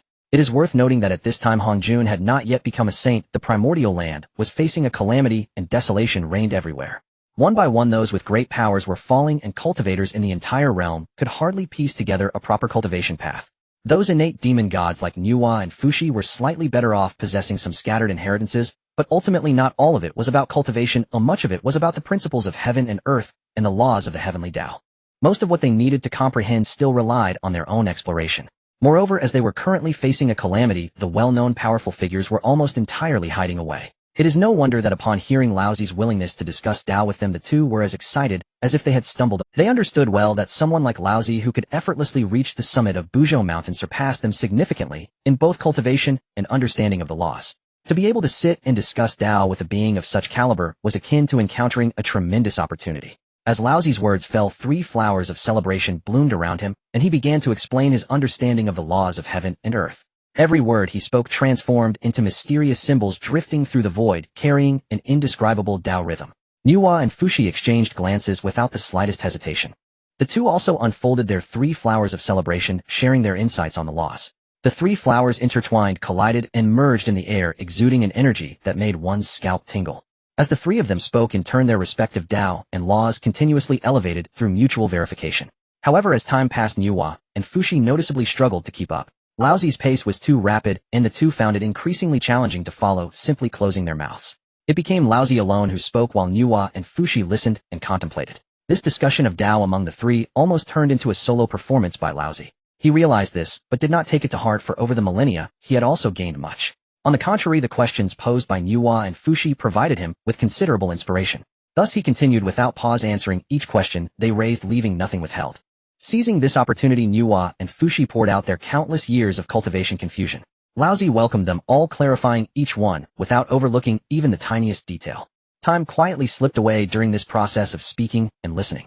In the blink of an eye, 10,000 years had passed. On the day their discussion of Tao concluded, Nuwa and Fushi exchanged glances and simultaneously stood up, deeply bowing to Laozi. This bow carried the weight of half a master's greeting. In their hearts, the two felt both gratitude and admiration. Throughout these 10,000 years, Laozi not only resolved all their cultivation dilemmas, but also saved them countless years of arduous training. He also meticulously explained the entire process and insights of cultivating from the initial stage to the pinnacle of a Deluo Golden Immortal. Although it seemed there were no immediate benefits, their horizons had broadened, making their future paths easier. It is worth noting that in the primordial realm, which expert would not tightly guard their own cultivation methods. Someone like Laozi who freely shared everything was simply unheard of. The more Nuwa and Fushi thought about it, the more they felt that if they were in his position, they could never match Laozi's generosity. You two need not do this, please rise. Laozi did not shy away. After they finished bowing, he reached out to assist them.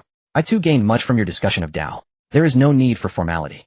The decision to leave Buzhou Mountain was something I had long planned in my heart. Fux's deduction technique is indeed a precious resource for me. My shortcomings are quite clear. I excel in combat, but lack in deduction. Acquiring this knowledge would fill a significant gap for me. As for Nuwa's path of creation, it is even more marvelous. Aside from destruction, I can finally engage in matters befitting a creator. In the future, when I open the heavens and validate my path, this will be my true trump card.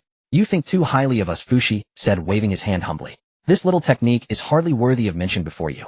Do not say that.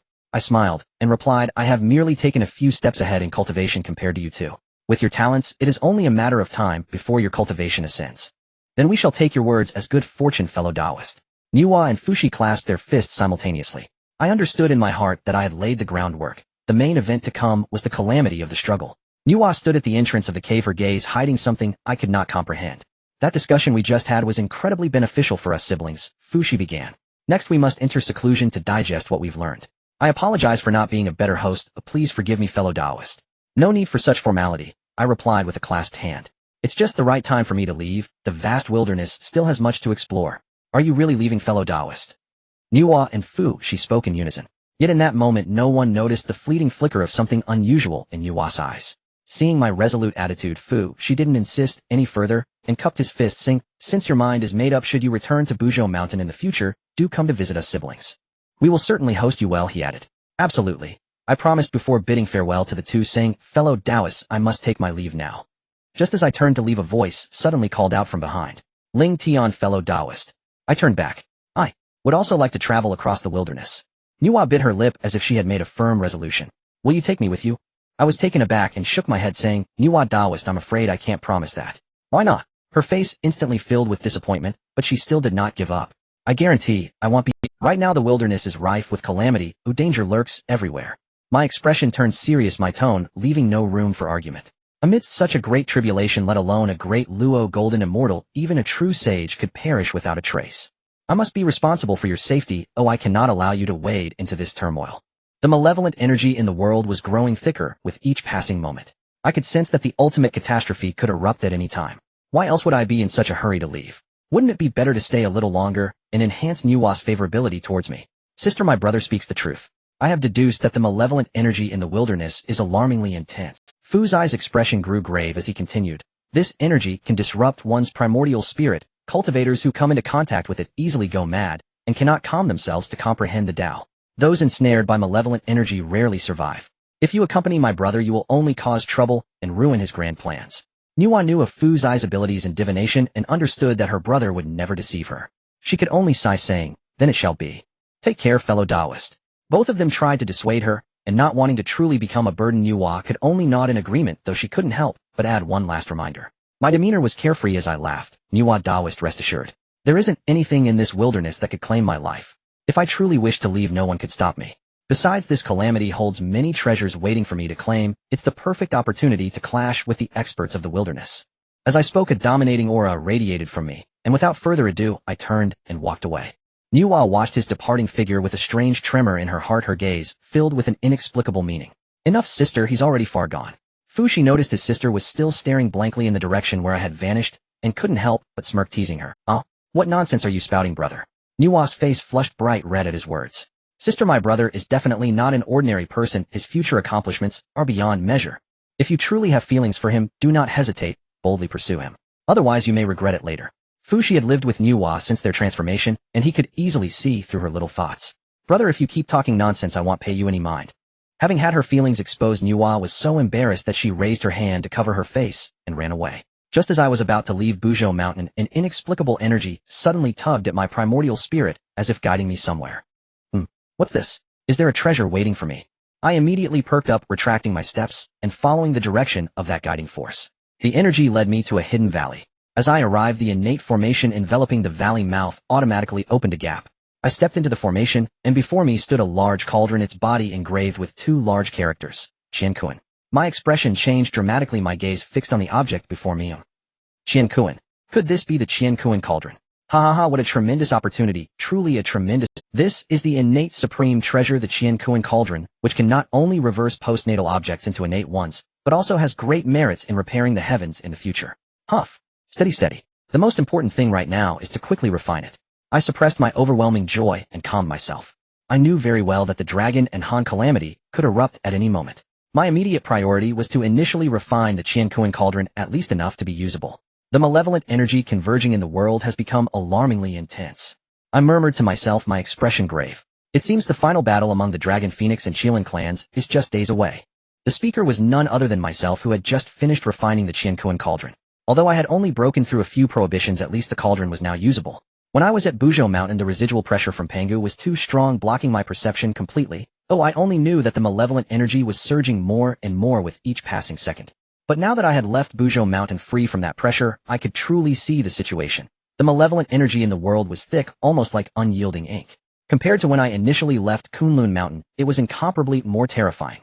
At this rate, the calamity has reached its final stage. I hurried westward through the wilderness. I was well aware of the trajectory of the Dragon and Han calamity, and knew that the final battle would occur near Shumi Mountain in the west. So I continuously gathered intelligence about the movements of the wilderness. But it wasn't long before I no longer needed to exert effort to inquire. While on my journey, a beam of white light suddenly shot out from the jade talisman given to me by Hong Jun, directly piercing into my primordial spirit. This white light was none other than the message from Hong Jun. The message stated that the calamity in the wilderness had fully erupted. Hong Jun and several great powers had explained to the three clans that their enmity was actually instigated by the demon Lord Luo Ho. Upon hearing this, the leaders of the three clans unanimously decided to temporarily cease hostilities. Aside from leaving necessary defenses, the entire innate three clans set out. All forces advanced together towards the western continent to confront the demon Lord Luo Ho. And Hong Jun himself, along with the few powerful beings he contacted, was headed west alongside the three clans. Hong Jun specifically instructed me that I must not go to the western continent right now, advising me to return to Yujing Mountain's Zishao Palace to avoid the storm. After reading the message, a warm feeling surged in my heart. It seems that my dear master does care about me after all. I accepted Hong Jun's good intentions. However, I must participate in this final battle. But upon hearing that the three clans will send their elite forces, a thought suddenly popped into my mind. After tens of thousands of years, I finally stepped onto the territory of the western continent of the wilderness. During these tens of thousands of years on the road, I had clearly noticed that since entering the west, the malevolent energy in the world was as dense as solid matter, and there was also a surge of demonic energy, specifically disrupting primordial spirits. This demonic energy not only caused cultivators' powers to run amok, but also drew out their karmic burdens, directly dragging them into the demonic path. At this moment, the armies of the three clans were already facing off against the demonic forces near Shumi Mountain. The atmosphere was so oppressive that it was hard to breathe. Looking around, countless cultivators were packed in this expanse, each staring intently at the other. I had also arrived. My courage to come here was indeed based on my Quasi-Saint cultivation, but more importantly, it was due to the Chaos Supreme treasure I had refined, the Chaos Pearl. I sank into the Chaos Pearl. This pearl was born to conceal heavenly secrets. As long as I did not reveal myself, even the heavenly Tao would not discover me. This was my true confidence to dare to enter the battleground. Of course, unless I was truly out of my mind, I would never show my true form. What nonsense is that? This was the battlefield of countless cultivators, the final battle of the Dragon and Han calamity.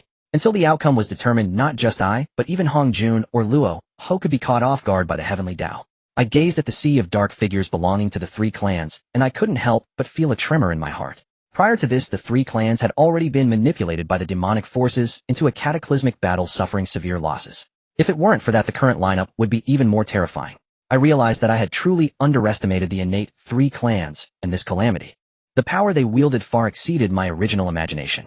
Yet recalling the novels that claimed after the dragon and Han calamity, only a few remained of the three clans. Comparing this to the countless cultivators before me, I couldn't help but wonder how many would perish in this calamity. It was simply unfathomable. My gaze shifted from the ordinary cultivators to the figures in the sky that posed a clear threat to me. The three figures above the three clans were easy to identify: Zulong Yuanfeng and Shikolin. My current cultivation had increased significantly, but the three clans were the main protagonists of the heavenly Tao, blessed with great fortune. As clan leaders, Zulong Yuanfeng and Shikolin had naturally reached the pinnacle of croissant cultivation. My gaze quickly shifted away from them and landed on a figure enveloped in swirling demonic energy. Although Zulong and Yuanfeng had also caused me considerable trouble in truth, they only presented a bit of pressure and did not make me feel like I was destined for doom. I weighed in my heart that even if I were to truly engage them in battle, even if I couldn't win, I could still escape, and it hardly constituted any life-and-death crisis. But this entity before me, shrouded in overwhelming demonic energy, was entirely different. That lethal aura struck directly at my heart, causing every hair on my body to stand on end. I was certain that if I were to confront this guy, not only would I not win, but I wouldn't even have the chance to flee. Indeed, with my current croissant cultivation, I wouldn't even have a chance to escape. The only way out was to unleash all my hidden skills, fight desperately, and then dramatically fall here. Luo Ho. The great battle was on the verge of breaking out. Moreover, I carefully sensed the aura emanating from the opponent, which evidently surpassed that of the three clan leaders by a considerable margin. Even compared to my chief master Hong Jun, I am not at a disadvantage. Perhaps I am even stronger by a notch. I pondered that this person must be the legendary demon lord Luo Ho, and he is the fiercest opponent I have encountered since emerging from my egg. As expected, the next moment the ancestor dragon spoke directly. Luo Ho, daring to plot against our three clans to incite infighting. Today we shall make you pay for your foolishness. The ancestor dragon, the primordial phoenix, and the beginning Qilin fixed their furious gazes squarely on Luo. However, it is not their fault for being enraged. If it weren't for Luo Ho stirring trouble from behind, the primordial three clans would have fought eventually, but it would not have reached this extent. Now the three clans have completely torn their faces apart with half of their members dead or injured, and the cost has been devastating. This is why the clan leaders brought their remnants to cease hostilities and unite to deal with Luo Ho. To be a stepping stone for this demon lord to attain holiness is a blessing for your three clans. Once this demon lord truly becomes a saint, perhaps I will remember your contributions. Luo Ho wore a smile as he leisurely spoke to the ancestor dragon, the primordial phoenix, and the beginning Qilin. Moreover, do you think you can threaten this demon lord? If your primordial three clans were still in their prime, I might have deigned to take a glance at you. But with your current state, you are not. However, since you are here, do not leave. Contribute your last bit of strength for this demon lord. Luo Ho's tone was filled with disdain, completely disregarding the three clan leaders before him. In his eyes, they were akin to ants on the roadside. Although the three clans were indeed formidable, to Luo Ho, they were merely pawns to help him achieve his Tao. Luo Ho merely set up a trap, causing the three clans to bleed profusely, even tailoring their paths to serve him. With such a trivial skill, do they deserve his serious attention? Luo Ho, do not be so arrogant. Do you truly believe you are invincible in the primal chaos? The ancestor dragon gritted his teeth, his eyes nearly spewing fire as he stared intently at Luo Ho. This demon lord may not yet be a saint, but dealing with you few is still more than enough. Luo Ho did not take the ancestor dragon seriously at all, his attitude light and carefree, as if it required less effort than crushing a bug. Fine, then let us see the real skill. Dragon clan, heed my command, eliminate this rabble. Phoenix clan, all of you charge. Qilin clan's warriors, listen well, leave not a single demon alive, kill. The ancestor dragon, the primordial phoenix, and the beginning Qilin no longer wasted words with Luo Ho directly commanding the armies of the three clans to charge toward the demon stronghold. Do you think striking first ensures victory? You are overly optimistic. All demons, heed my order. Let this demon lord have these fellows completely eliminated. Luo Ho mocked with a cold laugh before leisurely issuing his command. You are overly optimistic. All demons, heed my order. Let this demon lord have these fellows completely eliminated. Luo Ho mocked with a cold laugh. I was planning to deal with you later, but since you are eager to court death, I shall oblige you. Luo Ho looked at the three rushing toward him and sneered coldly. As soon as his words fell, a black and red long spear appeared out of thin air in his hand, emanating a terrifying aura of slaughter. Beneath his feet, a 12-petaled black lotus materialized. It was indeed the god-slaying spear and the 12-grade world-destroying black lotus. The 12-grade world-destroying black lotus has shown itself, but now is not the time to strike. Once teacher Hong Jun appears and engages Luo Ho, that will be the most prudent moment to take action. Perhaps even the god-slaying spear could be claimed too. I gazed hungrily at the two treasures in Luo Ho's hands. I wished I could rush up and snatch them away, but after carefully weighing the gap between myself and Luo Ho, I ultimately suppressed this thought. Just as I was contemplating this for a moment, the four top deities of the primal chaos had already collided into a fray. The god-slaying spear swept through, shattering the surrounding space inch by inch, each strike laced with a divine sense, shock, a destructive aura surging from the spear's tip. Seeing the terrifying power of the god-slaying spear, the three did not hold back and revealed their ultimate treasures. The Ancestor Dragon summoned the Ancestor Dragon Pearl, the Primordial Phoenix displayed the Phoenix Feather, and the Beginning Qilin activated the Qilin Seal. The three simultaneously erupted, channeling all their strength into their treasures as they launched a fierce assault on Luo Ho. I shifted my form, controlling the Chaos Pearl to slip to the edge of the battlefield, plunging into the ground and setting up the Qiankuan Cauldron. I casually laid down the secret technique to obscure the heavenly secrets and added another formation. The moment the formation was completed, a faint pulling force spread out, beginning to gather the residual blood of the fallen cultivators on the battlefield. I was well aware that this calamity was nearing its end. If Luo Ho felt he could not turn the tide, he would undoubtedly detonate all his vitality and blood power, directly destroying over 90% of the spiritual veins in the Western continent. At that time, Teacher Hongjun would owe an enormous karmic debt to the West that could not be repaid. What I am doing now is, to put it bluntly, helping Hongjun to cover the losses, preserving the Western spiritual veins, reducing the karmic debt, and also repaying a little favor to Hongjun. Of course, the most crucial point is that this task can earn merit. I already hold a portion of the merit from Pangu's opening of the heavens, but who would complain about more? The more merit, the better. The more fallen beings' blood I collect now, the less destructive power will erupt in the future, and thus the merit I gain will naturally be more substantial. At this moment, the primordial three clans and the demon clan were already readied in battle, with no one noticing that someone was scheming underground. Moreover, as the calamity reached its final stages, the heavenly secrets had already become a chaotic mess, making it impossible to deduce anything.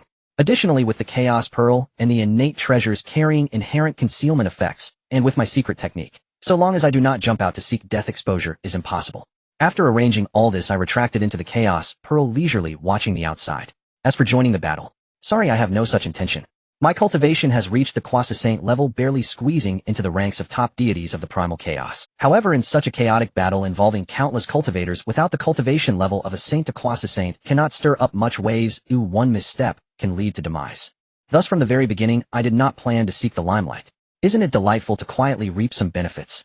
I understand better than anyone the principle that the bird that sticks its head out gets shot, and that wealth comes from silence. I slipped to the outskirts of the battlefield, beginning to search for suitable prey. Whether it is the people of the three clans or the demons, which one is not entangled in karma. Killing them poses no concern for collateral damage, and in the end, I can also gain merit. Meanwhile, the slaughter between the three clans and the demon clan continued.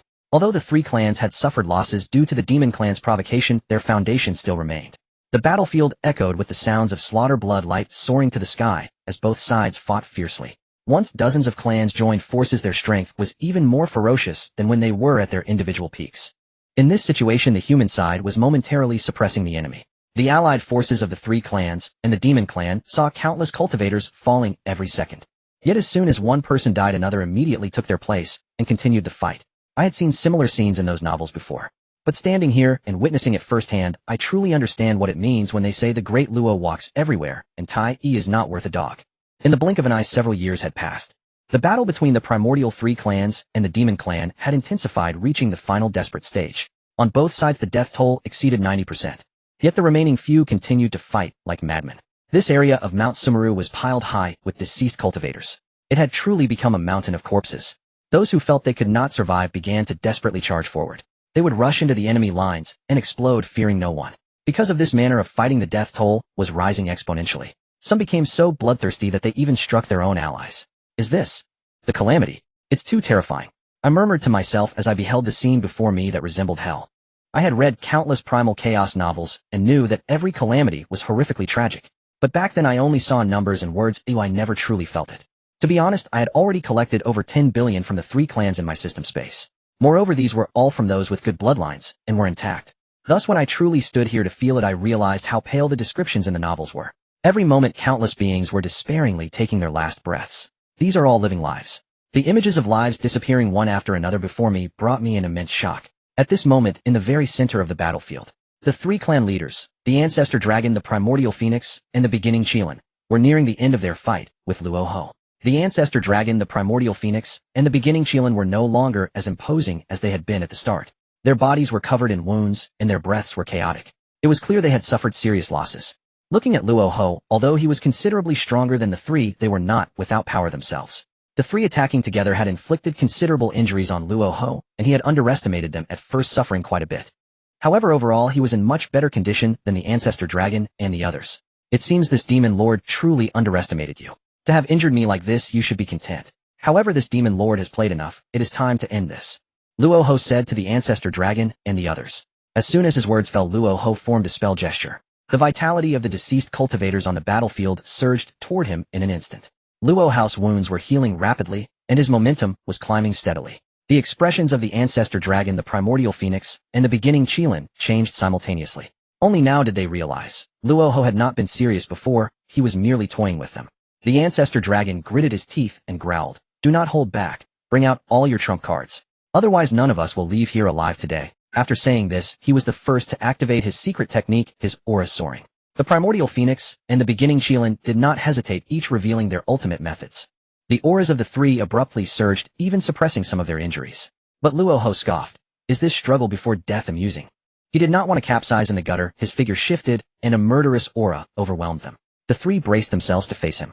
Yet as soon as they engaged, the disparity became evident.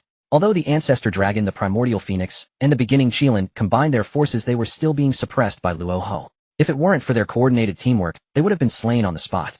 The Ancestor Dragon felt increasingly suffocated. The three of them had always believed themselves to be the pinnacle of the prehistoric cultivators, but reality dealt them a harsh slap. Despite their combined efforts, they were still crushed.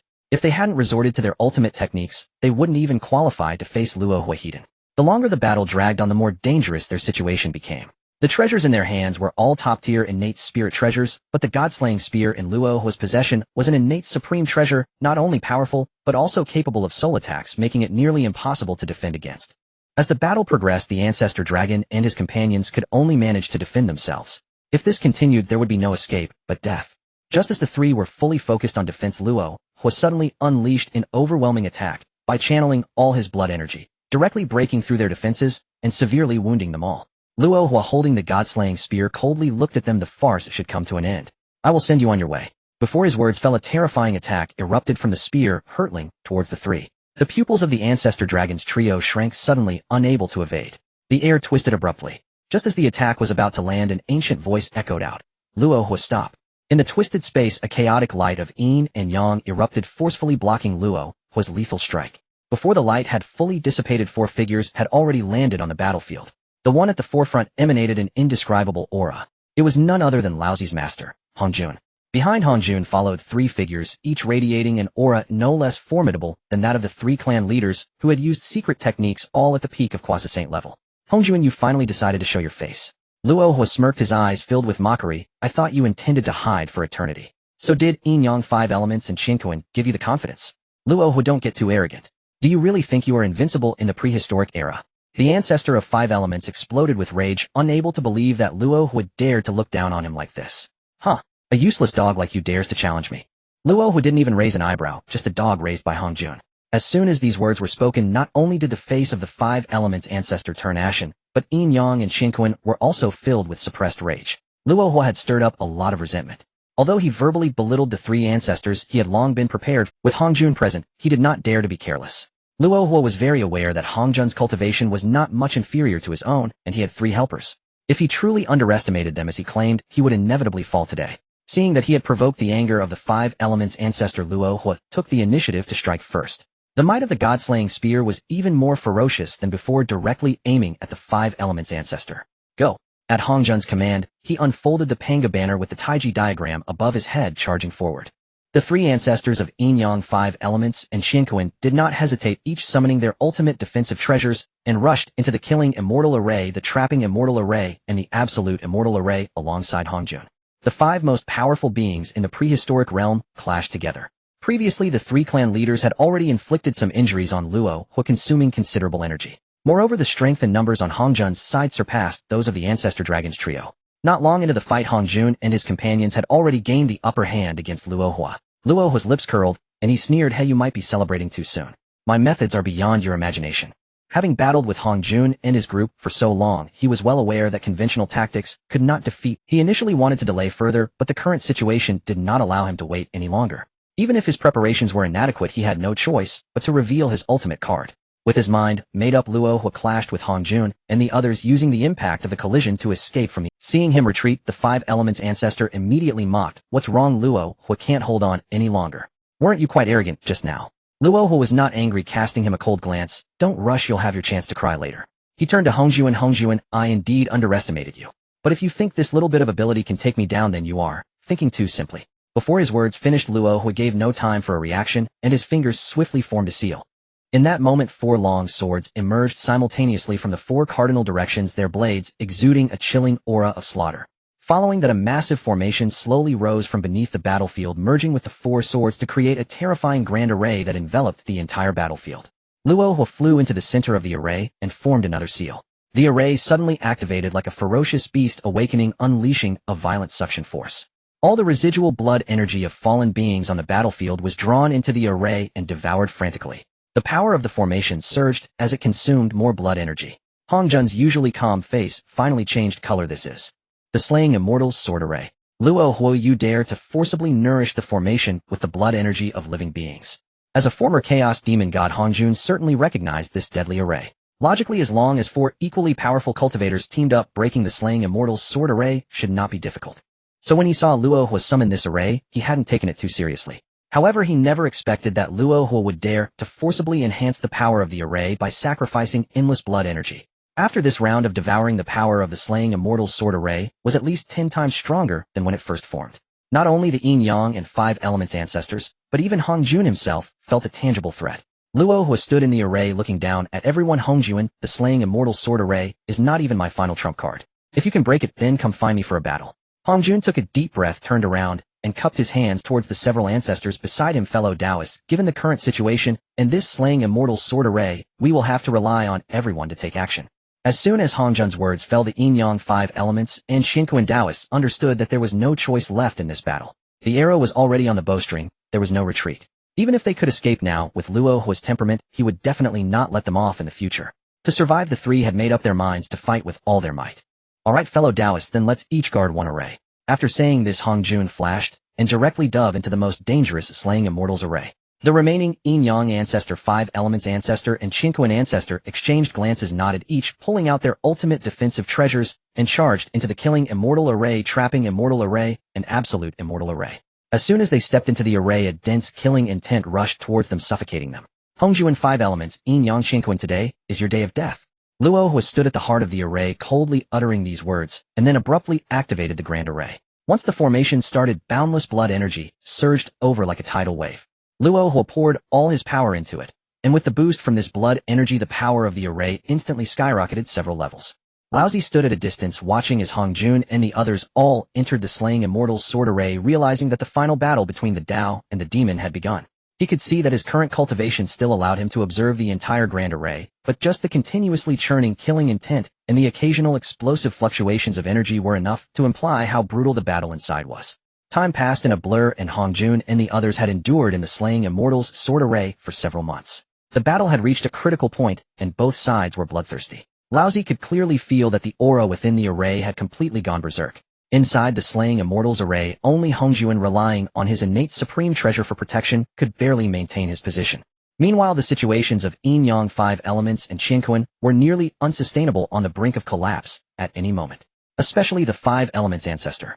This fellow had kept his mouth running during the fight, constantly mocking Luo Hua. Coupled with his lack of formidable protective treasures, and being the weakest among them, he was specifically targeted by Luo Hua as soon as he entered the array, enduring merciless attacks.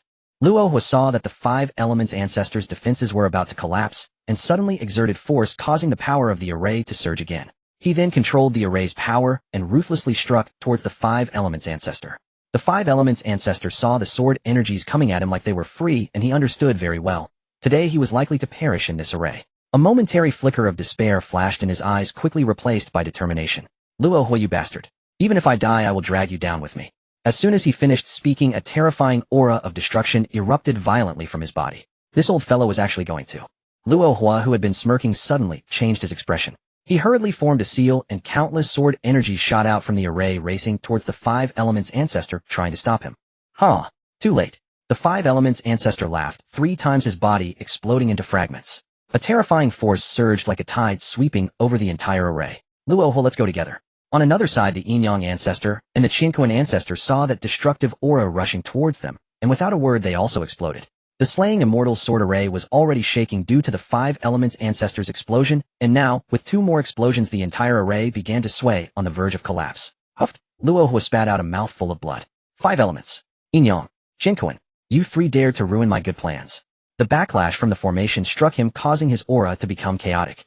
At that moment, Hongjun moved. Without saying a word, 3 avatars flew out, each diving into the other 3 array centers.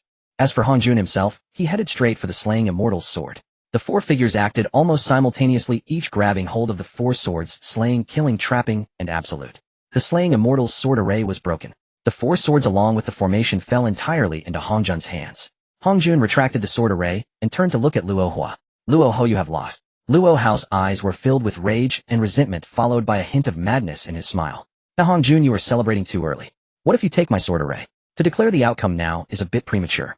Hongjun frowned. Do you still have a Hongjun's muscles immediately tensed at Luohao's words. This place was Luohao's lair. Who knew what other tricks this madman had up his sleeve? If he truly turned the tables, it would be a huge joke. Now Hongjun, to be honest, I never intended to take it this far. Luoho spoke as if he had accepted defeat, yet the madness in his eyes grew brighter. But I must admit, in terms of cunning, you are indeed better than me. Before the words left his mouth, Luoho suddenly roared. Hongjun, remember this. You forced my hand. Boom. All the spiritual veins beneath the western continent exploded in that instant. The terrifying power of destruction swept across the entire primal chaos like a tsunami. On the battlefield, the forces of the 3 clans and the demon army were reduced to ashes. Hongjun's face turned as black as a pot bottom. Luoho, you've gone mad. He never expected that Luoho would resort to such a tactic. This was utterly insane, to blow up all the spiritual veins of the western continent. This move was indeed ruthless. Although it was Luoho who acted, Hongjun could not escape responsibility. The consequences of destroying the entire western continent's spiritual veins were too great. Even if he was Hongjun, he could not evade it. He would inherit a massive burden from the western continent. How could he repay that? It was as difficult as ascending to the heavens. Luohao's action was equivalent to digging a pit for Hongjun. A pit from which one could not hope to escape once jumped in. But the most frustrating thing was, Hongjun knew it was a pit, yet he had to grit his teeth and jump down. Something's off. Luoho frowned, his tone suddenly turning violent. This power is not right. Who is scheming behind my back? He realized that while the power was considerable, it did not meet his expectations. According to his plan, all the spiritual veins of the western continent should have been completely obliterated. But now only the veins near the battlefield were completely wiped out. In slightly further areas, the veins were only half destroyed. Though they were badly hurt, at least they could gradually recover with time.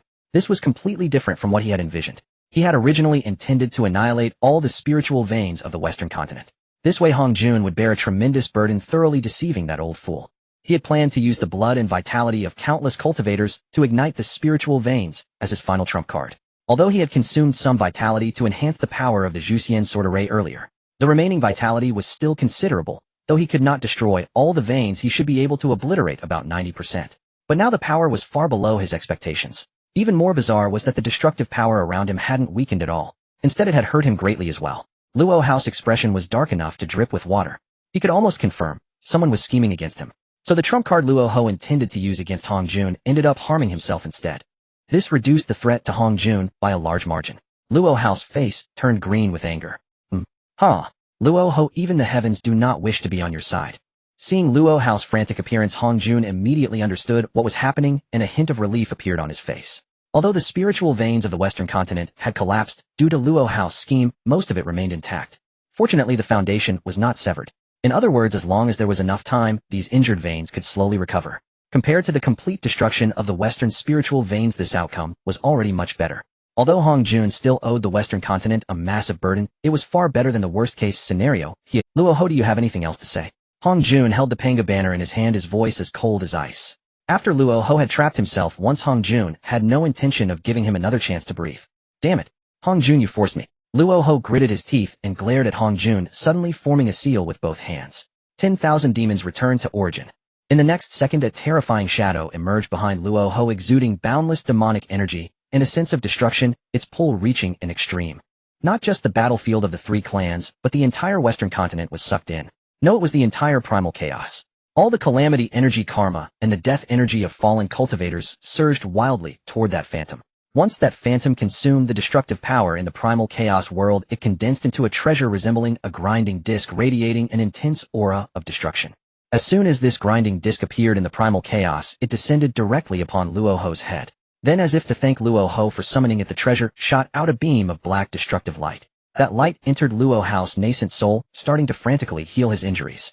In the next moment, Luo Hao's aura began to soar. This is the world-destroying Great Mill. Luo Ho, are you insane? Hong Jun's expression changed dramatically. That was the world-destroying Great Mill. The Pangu axe was a treasure of creation. And this thing was the opposing treasure of destruction.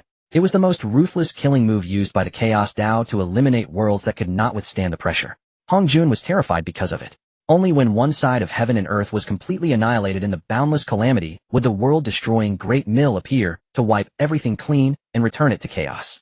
Between the chaotic heavens and earth, this thing was undoubtedly the most terrifying entity.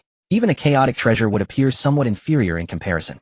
Of course, the world-destroying Great Mill that Luo Ho summoned this time was merely a partial version. It was forcibly conjured by Luo Ho using the karma and the great calamity of the primal chaos along with the destructive aura of the Western continent. After all, the primal chaos world had not yet reached the point of boundless calamity, so Luo Ho could not possibly summon the complete version of the world-destroying Great Mill. The power was indeed frightening, but judging from the aura it emitted, it was at most on par with a chaotic spiritual treasure. It was wholly incomparable to the body that could obliterate the entire primal chaos world in one strike. Once the aura of the world-destroying Great Mill stabilized at the level of a chaotic spiritual treasure, the destructive power pouring into Luo Ho ceased. Luo Ho's injuries were fully healed, and his cultivation had surged to the brink of the mixed Yuan de Luo golden immortal level just a step away. What's going on? How could it turn out like this?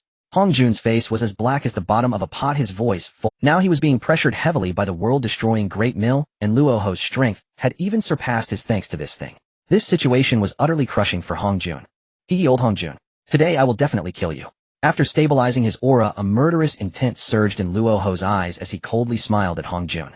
The god-slaying spear in his hand erupted with a monstrous killing aura soaring into the sky. Seeing this momentum, Hong Jun dared not relax, grabbing the Pangu banner and unleashing several chaotic rays towards Luo Ho. The Taiji diagram above him was no slouch either as the light of yin and yang surged forth. The two attacks came one after another, heading straight for Luo Ho. Petty tricks. Hong Jun, you don't really think this shabby thing can hurt this demon lord, do you? Luo Ho sneered disdainfully at the incoming. With a casual wave of the god-slaying spear, Luo Ho easily dispersed the full-force assault that Hong Jun unleashed. Ignorant fool. Hong Jun, it's time for you to go. With a casual wave of the god-slaying spear, Luo Ho easily dispersed the full-force assault that Hong Jun unleashed. Ignorant fool. Hong Jun, it's time for you. This is bad. Hong Jun sensed the deadly danger from this attack, and immediately pushed the Taiji diagram's defense to its limit. The light of yin and yang surged out, wrapping around him tightly. The Taiji diagram managed to withstand this strike, but the residual shockwave still sent Hong Jun flying.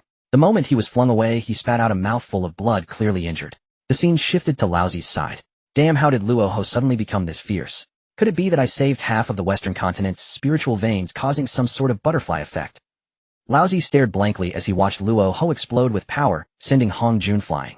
According to the original path of the primal chaos, Luo Ho's Juxian sword array should have been broken by Hong Jun, subsequently destroying the Western spiritual veins, then swearing allegiance to the Dao rolling out of the primal chaos to deal with the extraterrestrial demons. But now Luo Ho had summoned the world-destroying Great Mill, and his strength was ridiculously strong, making it seem as if he was the one poised to win. Surely Hong Jun must have some hidden cards left. Laozi felt uncertain and thought that if Hong Jun really couldn't hold on, he couldn't just keep pretending to be dead anymore. He had to jump out and help. Hong Jun, stop holding on, accept your fate early. After successfully landing a hit, Luo Ho saw Hong Jun injured and intensified his attacks. Looks like I can only gamble now. Hong Jun saw that the situation was untenable and could not hesitate any longer. Gritting his teeth, he took out the Creation Jade Disc. Heavenly Dao Manifest. As soon as he finished speaking, the split Creation Jade Disc hovered above his head, revealing the incomplete 3,000 Dao laws. From the depths of the void, a vast well was drawn down. The Creation Jade Disc instantly transformed into a massive wheel, radiating the aura of the Heavenly Dao, directly connecting with Hong Jun's nascent soul. His cultivation soared in an instant, and in the blink of an eye he stood on the same level as Luo Ho. With this appearance, Luo Ho's aura began to decline. Forcing a connection to the Heavenly Dao with the shattered Creation Jade Disc. Well done, Hong Jun, now you are worthy to be my opponent. Feeling his cultivation suppressed by the Heavenly Dao, Luo Ho immediately urged the world-destroying Great Mill, unleashing terrifying destructive power to clash violently with the Heavenly Dao in midair. The portion of his cultivation that had been suppressed also returned in an instant. Neither of the two was in a hurry to strike, both taking their time to adapt as they continued to hold their ground. Their cultivation levels had evened out, but their trump cards had all been revealed. The upcoming battle would be the final showdown determining whether the world of Hong Huang would be ruled by demonic forces or the path of immortality. Just as both sides reached a boiling point in their confrontation, the system in my mind chimed in again. Congratulations, host, you have triggered a fate choice. I narrowed my eyes, mulling over the system's words repeatedly. Fate choice.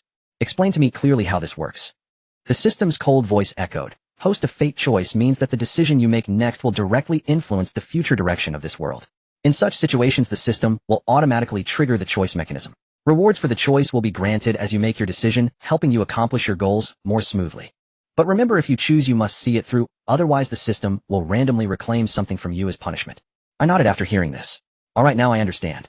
In simple terms, this fate choice was because my decision would sway the future's grand direction. In the current situation, Luo Hu and Hong Jun were evenly matched, neither willing to yield. My power caught in between felt like the last straw that could break the camel's back. Regardless of whom I helped, the balance would tip one way or the other. System, I choose the first option. To be honest, even without this reward, I would have chosen the same.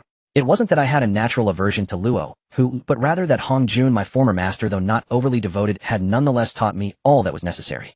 Moreover, I had just thwarted Luo Hu's plans. If he won, the first to be eliminated would be me. Thus, whether in terms of sentiment or logic, I could only side with Hong Jun. From the very start, I had only one option. Congratulations, host, you have made a fate choice. Reward, Dao Yuan 9 turns has been granted. Please complete the task as soon as possible. As the system prompt faded, my mind exploded with a rush of information. Once I refined this information, I was utterly ecstatic. Haha, this Dao Yuan 9 turns has come at just the right time. What thrilled me was not some secret technique as I had anticipated, but a secret art that could significantly enhance combat. Dao Yuan 9 turns, each turn momentarily increases combat power by 9-fold, and multiple turns can stack. Calculating it out, if I reached the 9th turn, my combat power could soar to 81 times within the same realm. Not only could I dominate within my realm, but I could even fight beyond my level. It's important to note that this is not like those chaotic fantasy worlds where crossing levels is a common feat. In Hong Huang, even a small difference in realm is exceedingly vast. Not only does combat power differ greatly, but the comprehension of laws, refining of treasures, and their strengths all accumulate, making it nearly impossible for anyone to defeat those of a higher level. Yet Dao Yuan 9 turns could achieve just that. What's more alarming is that this secret method has no upper limit. Even when reaching the Dao realm, the combat power can still multiply by 81 times. The only drawback is that the usage of this secret method has some restrictions based on one's cultivation level. I hid the Chaos Pearl in my sleeve, slipping forward like an eel through the cracks of the void. A Deluo Golden Immortal can make 3 full turns, a Quasi-Saint can make 2, and a Primordial Deluo Golden Immortal can complete all 9 turns. My fingertips pinched the formula for Dao Yuan 9 turns, my heart racing as I hung in the Chaos Pearl, inching closer to the battlefield between Luo Hu and Hong Jun. Directly above Luo Hu, my position was simply perfect. I held my breath, my eyes fixed on the activity below, waiting for the right moment to strike Luo Hu fiercely. Luo Hu was completely unaware of someone above him. He and Hong Jun were embroiled in a fierce battle, both unleashing their ultimate treasures, the World Annihilation, Grinding Mill, and the Creation Jade Disc, colliding forcefully, spiritual energy exploding like it was free. In a fight to this extent, who still cared about defense? Hong Jun and Luo Hu were both going all out, focusing on defeating each other. Now, I seized the moment when Luo Hu completely dropped his guard, detonating the 4th turn of Dao Yuan 9 turns. With my quasi-sane initial cultivation, I forcibly completed 4 turns, causing my combat power to surge 36 times. At this moment, both Luo Hu and Hong Jun were in a state of explosive growth, with their powers already brushing against the threshold of Primordial Deluo Golden Immortal. Yet with this strike, I forcibly elevated myself from quasi-sane initial to the peak of quasi-saint combat power. A figure suddenly burst forth from the Chaos Pearl. Above me were 36 Dinghai God Pearls, and in my hands was the Chaos Sword, my entire being radiating a murderous aura that momentum could practically pierce the heavens. The power of this sword strike would not lose to a full power attack from a quasi-saint at the Great Perfection stage. What? Not good. Luo Hu felt at the moment he launched his attack. Shock appeared on his arrogant face for the first time. He never expected someone would ambush him from behind, nor did he anticipate this sneak attack could unleash such a ferocious assault. If this hit landed, he would surely pay with his life. Under his feet, the 12-grade World Annihilation Black Lotus suddenly surfaced, a black barrier desperately spreading across his body, moving at breakneck speed in the face of death. Unfortunately, it was still a beat too slow. Just as the defenses of the World Annihilation Black Lotus had not fully closed, my attack shattered that layer of black light.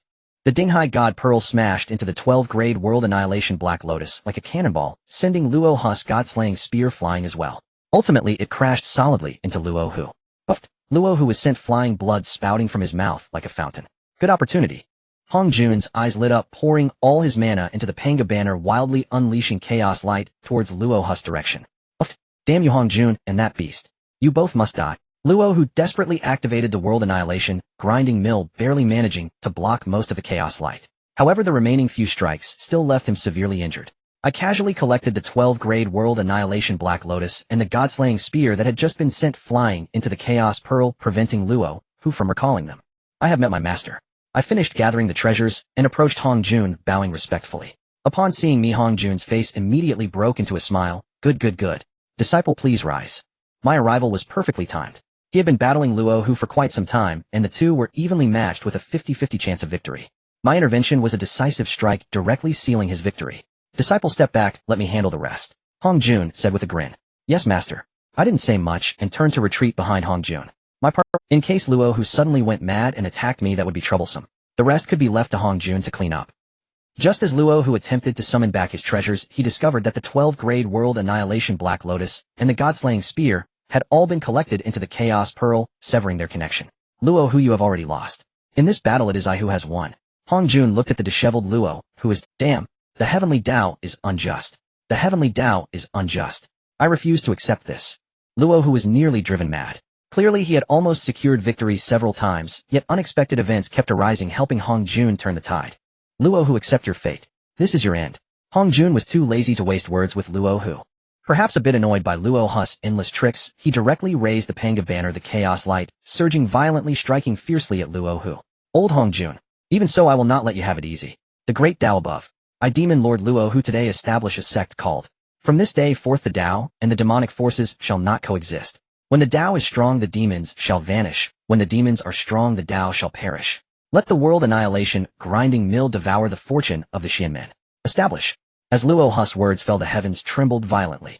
The great Tao acquiesced. In the next moment, Luo Hu's figure transformed into overwhelming demonic energy, sweeping away the remaining demons on the land of Honghuang, before completely dissipating.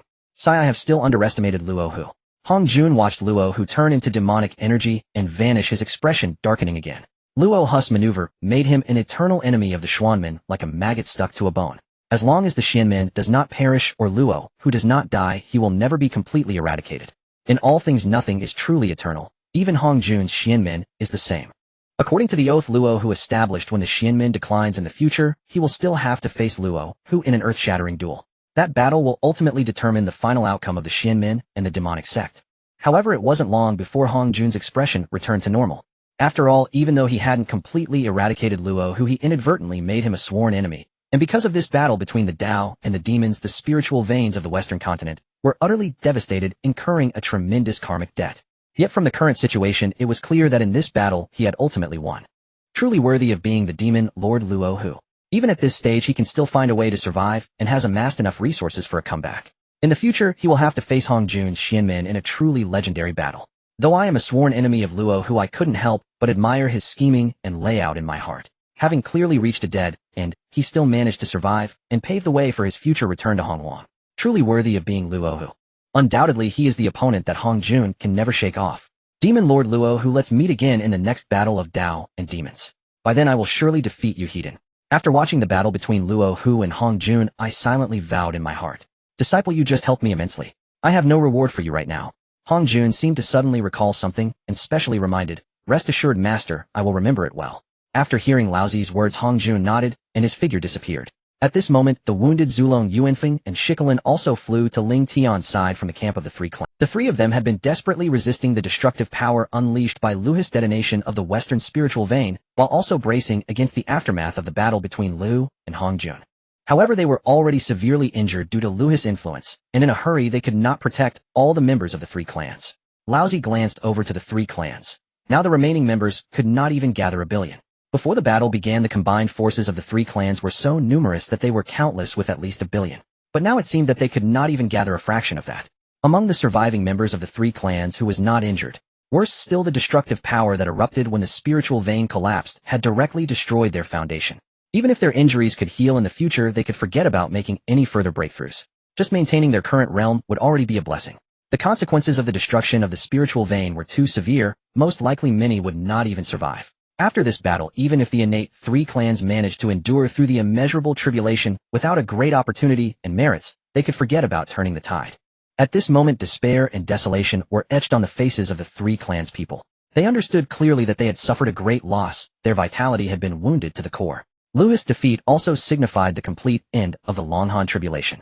The malevolent energy in the world was entirely absorbed by the world-destroying great, grinding wheel summoned by Lu, and the heavenly secrets suddenly became clear. However, the people of the three clans showed no signs of joy. They all understood that the winner of this battle was not them. They were all losers. In the future, the Hongwan continent would never again allow them to take charge. How ridiculous! My dragon clan has actually fallen to this state. I am unwilling. Looking at the despair on the faces of the surviving clansmen, behind him the expressions of the three clan leaders were equally grim. Their eyes swirled with complex emotions, anger, sadness, worry, and all mixed together. When their gazes turned to Laozi, their expressions became even more complicated. They were acutely aware that they and their clansmen had all served as stepping stones for Laozi and his teacher Hongjun. They had lost everything while Laozi and Hongjun had risen to prominence by stepping on them. However, they did not attack Laozi. After all, despite losing the tribulation, they were still top-tier powers, not one to lower their status to trouble a junior. Moreover, the few blows Laozi had just delivered were more than enough to handle the current Zulong trio. Besides, they still had matters to ask Laozi. Greetings to the three fellow Taoists. Laozi cupped his hands in salute to the three. Fellow Taoists, please leave a legacy for our three clans so that our lineage does not come to an end. Fellow Taoists, the karmic debt your three clans carry is too profound. To leave a legacy, great merits are needed to resolve this karma. Laozi spoke to the Zulong trio. All right, we understand. Thank you for your guidance, fellow Taoist. After a moment of silence, the Zulong trio made an oath to the heavenly Tao above. I, Zulong, the clan leader of the Dragon Clan, am willing to take upon myself the burden of the Eastern Hongwan. My Dragon Clan will retreat to the Four Seas, and from now on serve the Hongwan continent, bringing rain and clouds, using this merit to repay the karmic debt of the Dragon Clan. Heavenly Tao above. I, Yuanfeng, swear by the name of the clan leader of the Phoenix Clan. From today onwards, I will lead our clan to guard the immortal volcano in the south. With this, I repay the blood debts accumulated by the Phoenix Clan. Heavenly Tao above. I, Shikolin, swear by the name of the Qilin Clan. From now on, my clan will transform into auspicious beasts. Wherever my clan goes, auspiciousness will descend. With this, I wash away the sins of the Qilin clan. As the three oaths fell, the entire world shook violently. This was the response of the heavenly Tao acknowledging their promises. Following that, a vast expanse of merit golden light surged like ocean waves, pouring down from the heavens and falling upon the three clan leaders and all the clansmen. Bathed in the golden light of merit, the horrifying wounds on the members of the three clans began to visibly heal and regenerate. Although the karmic debt entwined around their clan's fortunes remained as thick and dark as ink, a portion was finally washed away. This fleeting moment of respite at least gave the three clans a glimmer of hope for continuation. The Zulong, Yuanfeng, and Shikolin trio erupted with dazzling brilliance. With the power of merit enhancing them, their cultivation directly broke through barriers, entering the realm of Hunyuan Daiogen Xian. Although they had entered the realm of Hunyuan Daiogen Xian, the price was that they would forever lose their freedom. Unless the karmic debts of the three clans were thoroughly resolved, they would likely only regain their freedom when the immeasurable tribulation descended. After the merit golden light dispersed, all the members of the three clans along with the three clan leaders were transmitted by the heavenly Tao to the places where they needed to atone. Once the figures of the three clans completely vanished into the horizon, the sky shook violently once again. An even more terrifying golden light began to gather in the sky, and boundless merit golden clouds nearly enveloped the entire western continent. Then these terrifying merit golden clouds suddenly split into two. One took up 60%, while the other took up 40%. The 60% of merit directly descended upon Laozi. The remaining 40% flew towards the eastern Hongwan. Seeing this scene, Laozi instantly understood everything. Hongjun had left the battlefield early to give himself a chance. To make himself clarify to the three clans what they should do so that he could gain a larger share of the merits. Otherwise, given the damage he caused to Lihu and the half of the western spiritual vein he saved, it would have been impossible for him to receive 40% of the merits. Thinking of this, a warmth surged in Laozi's heart. Who would refuse such a good thing? Moreover, after this great tribulation, Hongjun would be proving his Tao to become a saint, and he needed merits more than anyone. Old ancestor Hongjun had unexpectedly shared a portion of the much-needed merits with Laozi. This bond of gratitude warmed Laozi's heart. Immediately, he reverently bowed 3 times in the direction where the merit was descending. At this moment, Laozi's thought incarnation and the 3 pure ones manifested before him. Greetings, fellow Taoists. The 4 of them spoke in unison, bowing to Lingtian. Lingtian looked up at the 4 figures before him, a hint of anticipation on his lips. Fellow Taoists, was your journey smooth? As promised. The thought incarnation and the 3 pure ones replied together. Although there were some minor hiccups in between, we ultimately obtained what we needed. Did it succeed? Laozi's eyes lit up, and he became invigorated. Time rewound. That day, Laozi was on his way to the western continent, when he suddenly received a message from old ancestor Hongjun. He learned that the main forces of the three clans had almost emptied their nests, all rushing westward to attack Lu, which immediately sparked his interest. He promptly dispatched the three Pure Ones, and their destination was the lair of the Dragon Phoenix and Shilin clans. It should be noted that these three clans had become the rulers of the Honghuang world since the calamity of the fierce beasts. Their influence spread across the entire continent, with the Dragon clan occupying the four seas, the Phoenix clan dominating most of the south, and the Qilin clan encircling the central region and the foot of Buzhou Mountain. With the accumulation over the years, the treasure's cultivation resources must have piled up like mountains. Even if the calamity consumed a significant portion along with the countless losses from the attack on Lu, what remained was still astronomical. With such a vast fortune laid out before him, and hardly any experts guarding it, wasn't it just a blatant invitation for others to take? Laozi wouldn't be polite, he directly accepted it with a smile. As for the thought incarnation, its target was Luhis' lair, Mount Shumi. It should be noted that Luhis demon clan occupied a large portion of the western continent. Although their foundation was not comparable to the innate three clans, they were still formidable. Especially since Liu had drained the western spiritual veins, the destructive power had nearly wiped out his own demon clan. After Liu battled fiercely with old ancestor Hongjun, who had the time to manage the rear. With such a great opportunity, why should the treasures be left for Zuni and Jian? Wouldn't it be more rewarding for Laozi to take them? It could be seen as a preemptive compensation for those two fellows who would run to the east every day to pick up bargains. Moreover, the three Pure Ones and the Thought Incarnation's powers directly followed Laozi's cultivation level. Now that Laozi was at the early stage of Quasi-Saint, they were two all at the early stage of Quasi-Saint. The combined combat power of the four was enough to make even the peak of Quasi-Saints take heed. The remaining protective forces left by the three clans and Lu were utterly insignificant before them. Thus, one by one, everything was seized. After the Thought Incarnation and the three Pure Ones brought back the items, Laozi's wealth instantly multiplied by an unknown number. Everything was sorted out. One word: exhilarating. With this wealth, who in the entire Honghuang could compare? Even that old fellow Hongjun would probably not be as wealthy as Laozi. Let's not forget that when Liu exploded the western spiritual veins, the destructive power directly plowed through the Honghuang continent. How many immortal mountains and spiritual veins were shattered, leaving the spiritual energy of heaven and earth as thin as possible. The quality of the spiritual roots and treasures that could be produced at this critical moment was incomparable to before the calamity. Laozi swept a glance at the battlefield of the three clans. How many experts had been buried in this place, and how many unclaimed treasures had been left behind? Although Laozi was now incredibly wealthy, who would complain about having too much money? Well, since I've stumbled upon it, I might as well play the role of a cleaner. Looking at the mountain of corpses on the battlefield, Laozi understood clearly. If left unchecked, these remnants, through the nurturing of heaven and earth, would sooner or later become an absolute land of danger. Moreover, this place was Luhis' lair, and the demonic energy had not yet dissipated. Once these corpses were tainted by the demonic energy, they would all become demonized. If one day that bastard Liu returned, this place would become a serious threat. Any corpse that survived the destructive power of the spiritual veins' collapse was extraordinary. The bones left by the three clans were filled with treasures. For refining weapons, alchemy, setting up formations, and creating defensive treasures, all were needed. There were still many not low-grade innate spiritual treasures scattered across the battlefield waiting for Laozi to collect. Why doesn't that old fox Hongjun accept me? Firstly, he is about to become a saint, and these worthless trinkets are of no use to him. Secondly, since I have helped him so much, if he looks down on me, I might as well do him a favor. Meat rotting in my own pot, given to myself, there's nothing wrong with that. Let's get to work. I will start the cleanup now. All useful corpses and spiritual treasures, gather them all for me. Those shattered beyond recognition by the power of destruction, or those severely damaged, will be piled together and burned clean with fire. This job, once started, will take tens of thousands of years. Phew. Finally done. This is truly not a task for humans. Over these tens of thousands of years, I even dispatched the corpses of my obsessions and the avatars of the three Pure Ones to help barely finishing this tedious task. In these tens of thousands of years, the corpses of the three clans I gathered number at least trillions. Moreover, these are just the ones I meticulously selected, only picking those with high bloodline purity and cultivation level. I thought to myself, if I counted the batch I personally destroyed, the total would increase by more than 100 times. After doing this work, I managed to acquire several thousand innate spiritual treasures. I fished out around 40 to 50 pieces of premium goods. These treasures not only came from the three clans, but also from some unfortunate innate beings who perished in the Great Tribulation, their relics benefiting me. To put it plainly, this time collecting junk has been immensely rewarding. Just as I handled the last remains, a booming sound suddenly echoed from the heavens. A vast expanse of merit golden clouds pressed down atop my head, followed by golden light, cascading down like a waterfall upon me. Although the amount isn't too large, it's about 1/20th of last time. Compared to last time, it is indeed a bit meager, but who would complain about having too much merit? Besides, the last time I could collect such a large sum was because I thwarted the schemes of that rascal Luo Hu. Originally, I just wanted to take advantage of the battlefield cleanup to dispose of hidden dangers while making a small fortune. Merit is purely a gift, oh what else could I possibly be dissatisfied with?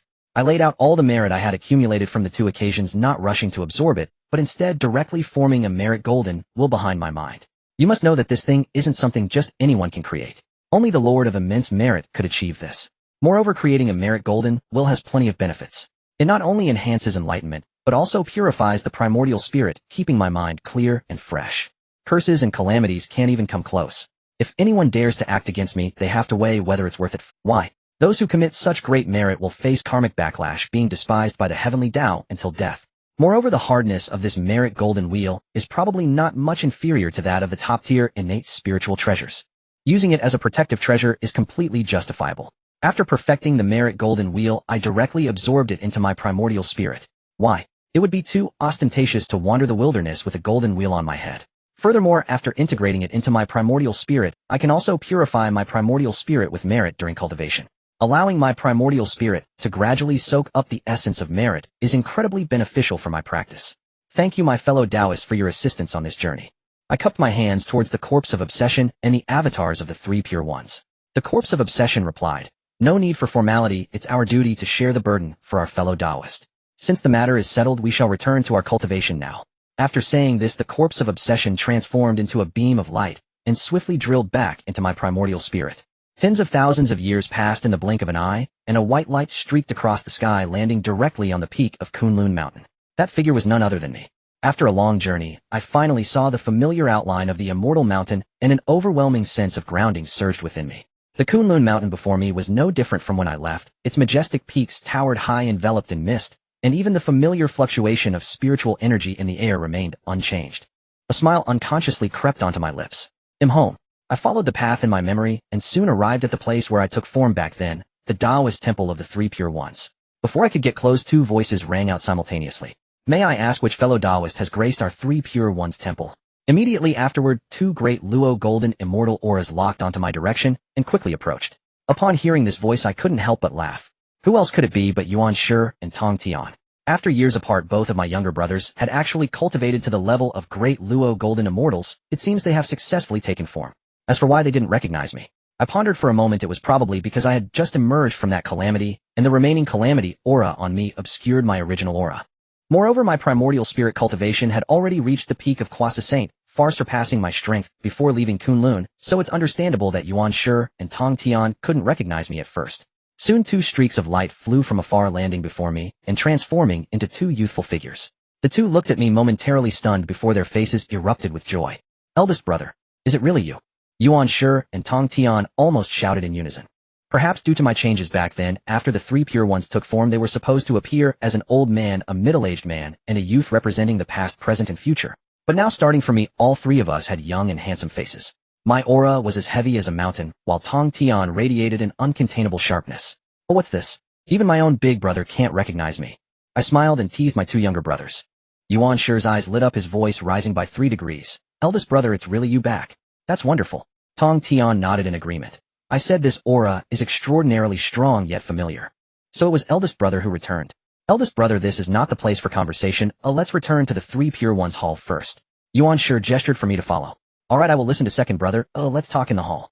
I responded with a smile. The 3 of us turned to head towards the 3 pure ones hall. This hall was built by me when I traveled through Kunlun, personally gathering materials to refine it. As soon as we entered the hall, and before I could even settle down, Tong Tian couldn't help but speak up.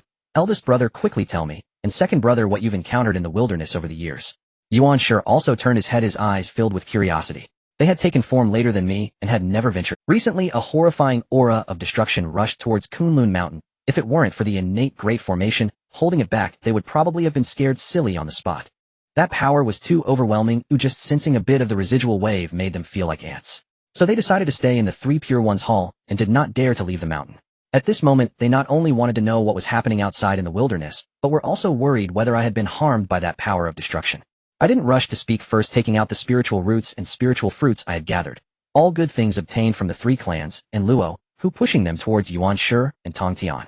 "Let's eat while we talk." The 2 didn't stand on ceremony. "We are brothers, no need for pretense." I then began to recount the events I encountered outside over the years, the towering Mount Buzhou, the terrifying Dragon Han calamity, and the earth-shattering battle between Tao and Demon.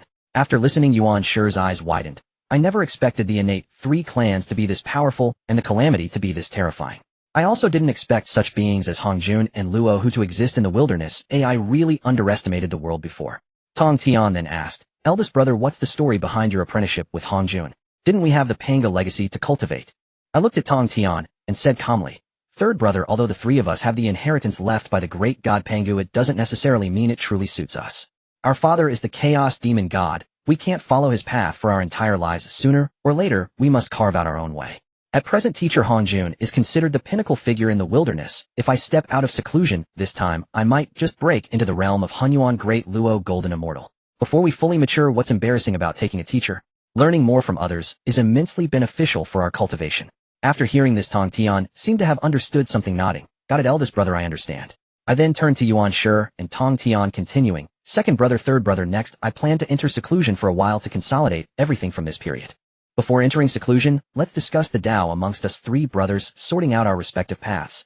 Yuan Shi and Tong Tian replied in unison. "All right, we will listen to eldest brother." At this moment, my cultivation had long surpassed my 2 younger brothers by several streets. I voluntarily suggested discussing the Tao, clearly intending to guide them. Yuan Shi and Tong Tian understood this goodwill. Without any hesitation, they agreed. The 3 of us immediately sat cross-legged, displaying the 3 flowers atop the head with auspicious clouds rising behind us. Each of our insights and cultivation experiences were shared, intertwining 3 paths of Tao, colliding and integrating with each other. This discussion was similar to the previous one I had with Nuwa and Fushi. Initially, it was an exchange of ideas, gathering thoughts. However, before long, all the topics fell upon me, and I became the one delivering the lecture. Yuan Shi and Tong Tian did not find it strange, as the gap between us was too vast. To put it plainly, I originally intended to take this opportunity to impart some real knowledge to my 2 younger brothers, helping them elevate their strength further. In the blink of an eye, hundreds of years had passed. The discussion among the 3 brothers gradually reached its conclusion. After all, Yuan Shi and Tong Tian were only at the early stage of Great Luo Golden Immortal, and I stopped when I reached the peak of this realm. "Thank you, eldest brother, for imparting the Tao." Yuan Shi and Tong Tian's faces were filled with joy as they sincerely bowed to me. Now they clearly understood that they had hit the jackpot. Most of the obstacles they had faced in their cultivation over the years had been resolved by me, saving them countless sessions of painstaking effort. Not to mention that I had elaborated on the profound laws they had never encountered before, clarifying each stage on the path of the Great Luo Golden Immortal. From now on, the chances of taking detours would be significantly reduced. For Yuan Shi and Tong Tian, this was not merely a discussion of the Tao, it was a tremendous boon that fell from the heavens. I gently supported my 2 younger brothers, speaking softly. "We are family, so there's no need for formalities. We, the 3 pure ones, are one body, so why act so distant?" Yuan Shi and Tong Tian exchanged glances and nodded in unison. "Understood, elder brother. We will enter closed-door cultivation now." I called them to stop, smiling slightly. "You 2 have just transformed and don't yet possess any suitable spiritual treasures for protection. Take these items first." As he spoke, he flipped his palm and 4 resplendent spiritual treasures appeared out of thin air, hovering in front of Yuan Shi and Tong Tian. They were all top-tier innate spiritual treasures. Yuan Shi and Tong Tian were momentarily taken aback. Although they had just transformed, their vision was not shallow. They were well aware of what top-tier innate spiritual treasures meant in the Hongwang realm. Besides a few innate supreme treasures, these items were the most coveted treasures. "Elder brother." Tong Tian swallowed hard, struggling to speak. "This is too precious, please take it back." Yuan Shi nodded in agreement. "The items you acquired through the Dragon Han calamity are not something we who have contributed nothing can claim." They understood clearly that the treasures were surely earned at the cost of life, given that I had just survived the Dragon Han calamity. They felt they could not take their elder brother's spoils without helping. I glanced at them and chuckled. "All right, no need to be so polite. We the Sanqing share both honor and loss. Don't let my goodwill go to waste." Yuan Shi and Tong Tian exchanged glances, a hint of emotion flickering in their eyes. After a moment of silence, they both bowed. "Yes, elder brother. We will not disappoint you." All right, are you trying to flatter me?" I waved my hand half-jokingly. The 3 of us looked at each other and burst into laughter. Laughter echoed in the cave, creating a lively atmosphere. "Second brother, third brother, this tea is no ordinary brew. It's the enlightenment spiritual tea I discovered while traveling in the Hongwang. Drinking it can clear the mind and make it easier to grasp moments of insight." I handed over 2 cups of tea, my expression calm. Yuan Shi and Tong Tian felt invigorated and did not hesitate, drinking it all down. As the tea slipped down their throats, a buzzing sensation filled their minds, and their primordial spirits felt as if they had been washed clean by water. The vague realizations they had during their discussions suddenly surged forth, clear as if carved into their souls. "Elder brother, we will go into closed-door cultivation now." Yuan Shi and Tong Tian cupped their hands in respect towards me and turned to enter the Sanqing Hall. Time flew by, and a Yuan meeting passed. After the Dragon Han calamity, the Hongwang finally quieted down. The Dragon Phoenix and Qilin clans withdrew from the stage of contention, retreating to lick their wounds in their lairs. The entire continent finally breathed a sigh of relief, and the various races no longer fought with red eyes. The atmosphere was filled with a sense of prosperity. A new generation of innate powers began to emerge one after another. On the sun star Dijun and Tai transformed deep in the northern sea. Kuan Peng appeared beneath Mount Buzhou Nuwa, and Fu Shi took their first steps. On the moon star Shi He and Chang Shi opened their eyes, and there were also Hong Yun from Fire Cloud Cave, and Jin Yuan Zi from Wanshou Mountain. On the Kunlun side in the Sanqing Hall, I slowly opened my eyes. Huff. I finally sorted through the gains of this retreat, but there still seems to be a gap. I muttered to myself. During this closed-door cultivation, I refined all non-innate supreme treasures to their utmost limits, and my state had largely recovered.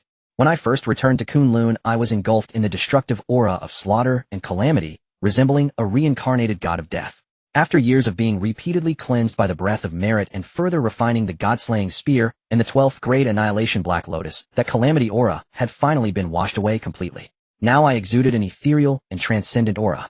My cultivation level had stabilized at the peak of the early Croissant stage. I had attempted to break into the mid-Croissant stage, but it had been unsuccessful.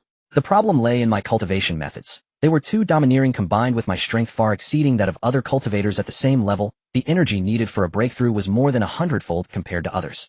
Forcing a breakthrough was possible, but it would harm my foundation and require a lot of time to recover. There's no rush with my cultivation. I should first see what good things I have obtained this time. Thinking this, I casually pulled out the refined spiritual treasures. Upon seeing them, even I was stunned.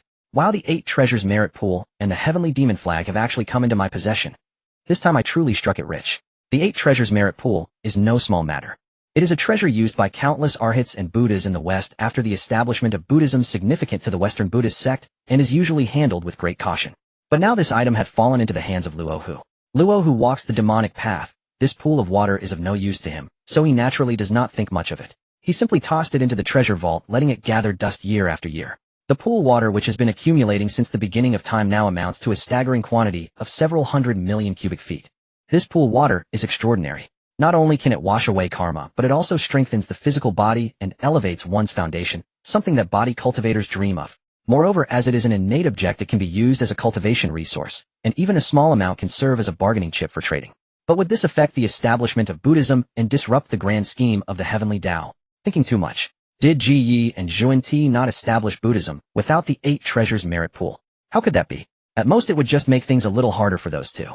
However, with Lingtian protecting the Western spiritual veins in this life, it certainly won't be as tragic as in the previous one. As for the heavenly demon flag, this treasure is similar to the merit pool, leaning towards assistance rather than strong aggression. Luo Hu established a demonic path, introducing the concept of inner demons in the Hongwang specifically to disrupt the cultivation of others. However, the heavenly demon flag counters demons. Not only does it prevent its owner from being affected by inner demons, but it also allows the owner to control those of lower cultivation than themselves in the demon race, making them act as subordinates. This item will definitely serve as a trump card against Luo Hu in the future. Besides these 2 significant treasures, Lingtian also possesses at least several thousand innate spiritual treasures, many of which are quite formidable. Having finished discussing the spiritual treasures, I then looked at the cultivation resources. The treasure vaults of the Dragon Phoenix and Qilin clans held an overwhelming amount of items. Rare spiritual roots and fruits, things like that, were piled everywhere like garbage. There were also quite a few innate level spiritual herbs. Materials for refining ores and such were directly uprooted from entire veins. There were various qualities of innate spiritual roots numbering at least several 100,000. Among them, there were also quite a few top-tier innate spiritual roots. Countless pills of all levels were carelessly tossed in the corners. The combined treasures from the 3 clans and the demon clan's resources were simply too numerous to count. After roughly estimating how many good items I had acquired, I began to sort through those spiritual fruits and roots. In the process of sorting, I indeed discovered a pleasant surprise. In my dojo's space, there was actually a medicinal field, and the soil inside was all Shirong. This left me quite astonished. Although the system had reminded me that this medicinal field couldn't be taken out of the system space, I was still overly excited. You must know this is Shirong. Even a small piece is worth as much as a low-grade, innate spiritual treasure. Using this material to plant spiritual roots not only accelerates their growth tenfold, but also makes them more robust, allowing the contained spiritual energy and power to become particularly abundant. Several 100 years passed in the blink of an eye. I meticulously planted all the spiritual roots and herbs I had accumulated in order of rank into the medicinal field. From a distance, it no longer resembled a medicinal field, but rather a boundless sacred ground for treasures. Along with the Shirong and the overwhelmingly rich spiritual energy in the dojo, many spiritual roots and herbs began to elevate their ranks, their medicinal potency, becoming far more terrifying than before. This should suffice for now. I can reorganize it later when I acquire even better ones. I gazed at the endless medicinal field before me, my heart brimming with a sense of accomplishment. Having finished my tasks, it was time to step outside for a stroll. I considered that I still had one choice task left to complete. The key was the reward for the task, the fragment of the creation jade dish, which had been tempting me for several yuan meetings. Thinking of this, I didn't hesitate any longer and directly left the dojo space, appearing in the Sanqing Hall. Coincidentally, Yuan Shi and Tong Tian were there chatting. Elder brother, you have emerged from closed-door cultivation. Seeing me suddenly appear, they immediately approached with smiles, their voices filled with joy. Good. You two have made considerable progress in your cultivation as well. I took a glance at them and immediately noticed. Both of my younger brothers had already entered the mid-stage of the Great Luo Golden Immortal Realm, breaking through a small realm. Even more impressively, their primordial spirit realms and Dao cultivation had directly surged to the late stage of the Great Luo Golden Immortal Realm, nearing the threshold of the peak. Although they had just broken through and their auras were slightly unsteady, it couldn't hide the fact that their talents were indeed. This is all thanks to elder brothers' nurturing. Yuan Shi and Tong Tian said in unison, their eyes toward me filled with genuine gratitude and respect. The gains from this closed-door cultivation far exceeded their previous expectations. Especially that cup of enlightenment spiritual tea, which had been immensely helpful far beyond their imagination.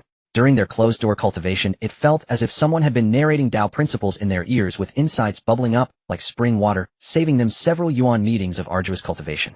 After chatting with my two brothers for a while, I casually mentioned my future plans. Elder brother is about to leave. Yuan Shi and Tong Tian's faces immediately revealed reluctant expressions. Not to mention that I have left behind numerous life-saving measures on them. Once something happens, I can immediately sense it and reach their side in the blink of an eye. Alright then, let's wish big brother a safe journey. Third brother and I will quickly head to the Hongluang continent to meet up with big brother. After hearing this, Yuan Shi and Tong Tian immediately shed their reluctance, replacing it with a determined expression. That is a must, my dear younger brothers. I shall take my leave now. I said no more, glanced at them, turned, and waved my hand. As soon as the words left my mouth, my figure vanished into thin air, followed by transforming into a beam of light, speeding away into the distance. Now where should I go next? After leaving the Sanqing Hall, I flew through the clouds while pondering my next destination. After all, I still needed to wander around the Hongluang continent. This task isn't finished yet. Therefore, there must be a proper order in visiting those innate powers. I can't wander aimlessly around Hongluang. Just as I was about to fly out of Kunlun Mountain's territory, Lingtian's gaze suddenly swept towards the western side of Kunlun Mountain. Right? Besides us, Sanqing, there is another innate power born in Kunlun Mountain. I almost forgot about that. I suddenly recalled something. My figure halted, and then I turned to head westward towards Kunlun Mountain. On my way to the western Kunlun with a goal in mind, and not needing to rush, I slowed down and started to savor the celestial scenery of Kunlun Mountain. Kunlun Mountain truly deserves its reputation as one of the primordial ancestral veins. It is indeed a genuine fairyland. I reflected in my heart, realizing that last time I was too preoccupied with treasure hunting to appreciate the natural beauty of Kunlun Mountain. Now looking at it, I found that Kunlun Mountain had not been disturbed by the terrifying pressure of Pangu from Buzhou Mountain, making its scenery extraordinarily beautiful. Countless celestial birds and spiritual beasts danced around, exuding a vibrant atmosphere. Even though I had traversed most of the Hongluang continent, including Buzhou Mountain, I had not found a second place that could rival. Because even though the spiritual energy of Buzhou Mountain is more abundant than that of Kunlun Mountain, the terrifying pressure from Pangu is entirely unsuitable for ordinary beings to survive, making it impossible for Buzhou Mountain to possess the same scenery as Kunlun Mountain. And in the span of tens of thousands of years, time quietly slipped away while I leisurely appreciated the infinite beauty of Kunlun Mountain. During these years, this old fellow had not seriously practiced, once only indulging in the views of mountains and waters. Strangely, his cultivation actually increased rapidly. After all, it was because he felt exceptionally content at his entire being merged with the universe, his state of mind soaring like a rocket, as if nature itself had washed his face. All the previous restlessness vanished. His heart was as still as a stagnant pool entering an ethereal state. He could sense the breath of all things in the universe, as if he was a part of this world, embodying the Tao itself. Following this, his nascent soul realm and Tao attainment surged forward like a wild horse breaking free from its tether. The aura of the nascent soul shot upwards, visibly expanding. The nascent soul, which had originally been as elusive as a shadow, slowly solidified to the point of being nearly indistinguishable from a real person. An opportunity has arisen. Let's see if I can use this momentum to break through from the nascent soul realm to the Hunyuan de Luo Golden Immortal. He muttered to himself, quickly entering the Taoist training space. He retrieved 120 leaves of enlightenment tea and brewed a cup. This was the limit of enlightenment tea, perfectly adding up to a large round number. Adding more would be a waste and ineffective. After one sip, he felt the transformation speed of his nascent soul increase nearly dozens of times. Combined with his enlightenment jade, the speed could be further enhanced, reaching nearly 100 times. Upon entering the Taoist training space, he instantly plunged into an endless sea of laws. In the blink of an eye, dozens of Yuan meetings passed in the Taoist training space. This was the longest retreat he had since arriving in Hongwang. At this moment, a mysterious aura began to emanate from his nascent soul. The nascent soul had already solidified into a tangible form, no longer as illusory as before. Countless law symbols dove into his nascent soul, as if aiding him in completing some kind of transformation. Suddenly, his nascent soul erupted with a vast array of transformative light. Following this, an indescribable, terrifying power also surged forth from the brilliance. At this moment, he felt as if he could grasp everything in the universe. His nascent soul fused with the heavenly Tao, surrounded by a dense array of heavenly laws, as if he were immersed in the waters of the laws. Just as he was about to reach the peak, he suddenly realized he was withdrawing from that mysterious sensation. The power of the laws that he could previously easily grasp was slowly distanced from him. Alas, my foundation is still too thin. After completely withdrawing from that state, he sighed, his tone full of regret. The insights he had just gained were worth far more than hundreds of years of solitary cultivation. Those profound laws which had seemed unfathomable now appeared as simple as elementary arithmetic problems, easily understood and within reach. Unfortunately, he was still too young in his cultivation journey, with insufficient accumulation and a weak foundation. However, he did not feel too disheartened. After seeing his current realm, he instantly felt ecstatic. Although he couldn't break through to the Hunyuan de Luo Golden Immortal in one go, his current strength was already at the pinnacle of the Quasi-Saint level. It was similar to the state of Hongjun and Luo Hua after their explosive awakening during the Tao Demon War, just a slight nudge away from stepping into the realm of the Hunyuan de Luo Golden Immortal. Moreover, his cultivation was firmly stabilized at the mid-stage of Quasi-Saint, and he could break through at any time without needing to consolidate. Even more astonishingly, the pathway from here to the Hunyuan de Luo Golden Immortal was completely unobstructed. As long as he accumulated enough magical power, the breakthrough would be as simple as drinking water. Even the malevolent corpse he had been pondering over had been thoroughly comprehended during this transformation and could be cut out at any moment. It was easy to imagine how much he had gained. In short, this moment of enlightenment saved him countless years of hardship and accumulation. As long as he encountered another opportunity, he could directly break into the Hunyuan de Luo Golden Immortal. Then let's seize the moment and directly cut down this malevolent corpse. I felt the realm within me, and this thought. Now, not only was the treasure for slaying corpses perfectly compatible with him, but his understanding of the malevolent corpse was also in place, so he naturally had no hesitation. He directly took out the 12-grade Annihilation Black Lotus, preparing to use this treasure to cut out the malevolent corpse. With the experience of cutting the corpse of obsession last time, and having completely comprehended the malevolent corpse, the entire process went incredibly smoothly. Cut. At the moment when all of Lingtian's evil thoughts surged into the 12-grade Annihilation Black Lotus, a glimmer of brilliance flashed in his eyes. In an instant, the 12-grade Annihilation Black Lotus shot out a beam of light, diving directly into his nascent soul. Immediately after, a phantom began to condense within his nascent soul, and just as the phantom was about to take shape, it suddenly bounced out from the nascent soul. Under my gaze, the figure transformed into one that bore a 7th resemblance to Lingtian. The moment this guy appeared, an overwhelming killing intent exploded from him, resembling a fierce deity crawling out of hell. I narrowed my eyes, lightly brushing the purple lotus with my fingertips, a knowing smile appearing at the corner of my mouth. As expected, all 3 corpses must rely on the 12-grade lotus platform to be severed completely. At the moment I cut out the malevolent corpse, I clearly sensed that the reincarnation purple lotus had violently trembled, as if something had been thoroughly activated. I have met the true self. The malevolent corpse cupped his hands to me, his tone as calm as greeting an acquaintance. I slightly nodded, saying, "No need for formalities, we are one and the same, no need for such trivialities." Good. The malevolent corpse did not waste any more words. After cupping his hands, he transformed into a stream of light and swiftly dove back into my nascent soul, leaving not a trace behind. Once the malevolent corpse returned to its place, the spiritual energy within me surged like boiling water, directly breaking through the bottleneck and firmly settling at the peak of the mid-stage Quasi-Saint. My entire body, muscles, soul, and magical power rose dramatically. I clenched my fist, feeling this newfound strength. I even felt that even if Luo Hua and Hongjun from back then teamed up against me in their berserk states, I would not necessarily be at a disadvantage. Looking across the entire Honghuang, unless a heavenly Tao Saint personally intervened, as long as I unleashed that move Tao Yuan 9 transformations, I could basically fend off anyone in an unknown fight. Thinking of this, I picked up the enlightenment tea on the table, slowly drinking a cup, and waited until my cultivation was completely stabilized before standing up. It's time to go out. There were affairs awaiting me outside. I stepped out of the Taoist training space, heading straight towards the western Kunlun. The mountains and lakes flew past beneath my feet, and soon I stood at the peak of the highest mountain in the western Kunlun. Just as I steadied myself, an unusual fluctuation suddenly emanated from beneath my feet. I frowned. Did I enter an innate restriction? The scene before me changed in an instant. The originally desolate mountain peak suddenly transformed into a radiant celestial pool, with the water shimmering in colorful brilliance, the spiritual energy, so rich it nearly solidified. By the pool's edge, a figure was squatting by the water, playfully stirring the surface, thoroughly enjoying the moment. The figure wore a long greenish-blue dress. Her long hair danced with the wind, resembling a sprite that had run out of a painting, free and lively. I instinctively wanted to avert my gaze and retract my divine sense to avoid offending her. But before I could act, pervert! A sharp scream suddenly erupted, and immediately after, a fierce attack came crashing down upon me. Instinctively, I raised my hand to block. The attack struck me without leaving a mark. My physical body had long been refined to the level of a top-grade, innate spiritual treasure, only a step away from an innate supreme treasure. To me, such an attack was akin to a mere tickle. However, what truly stunned me was the intensity of that attack. It was at the early stage of the Deluo Golden Immortal. My heart skipped a beat as I gazed at the figure rushing towards me, my mind filled with a single thought. No way. Could it really be her? Is my luck this bad? As I turned to look in that direction, the person opposite, also not far away, stood a girl, her face flushed with both anger and embarrassment, staring at me intently. Her appearance is truly remarkable, ranking just slightly below that of Nuwa among the women I have encountered. In contrast to Nuwa's sacred and pristine aura, this girl exudes a gentle and warm charm. The two of them each possess their own unique qualities, both belonging to the ranks of the top immortal maidens in this primordial world. In the moment I was distracted, it was clear that I had annoyed her.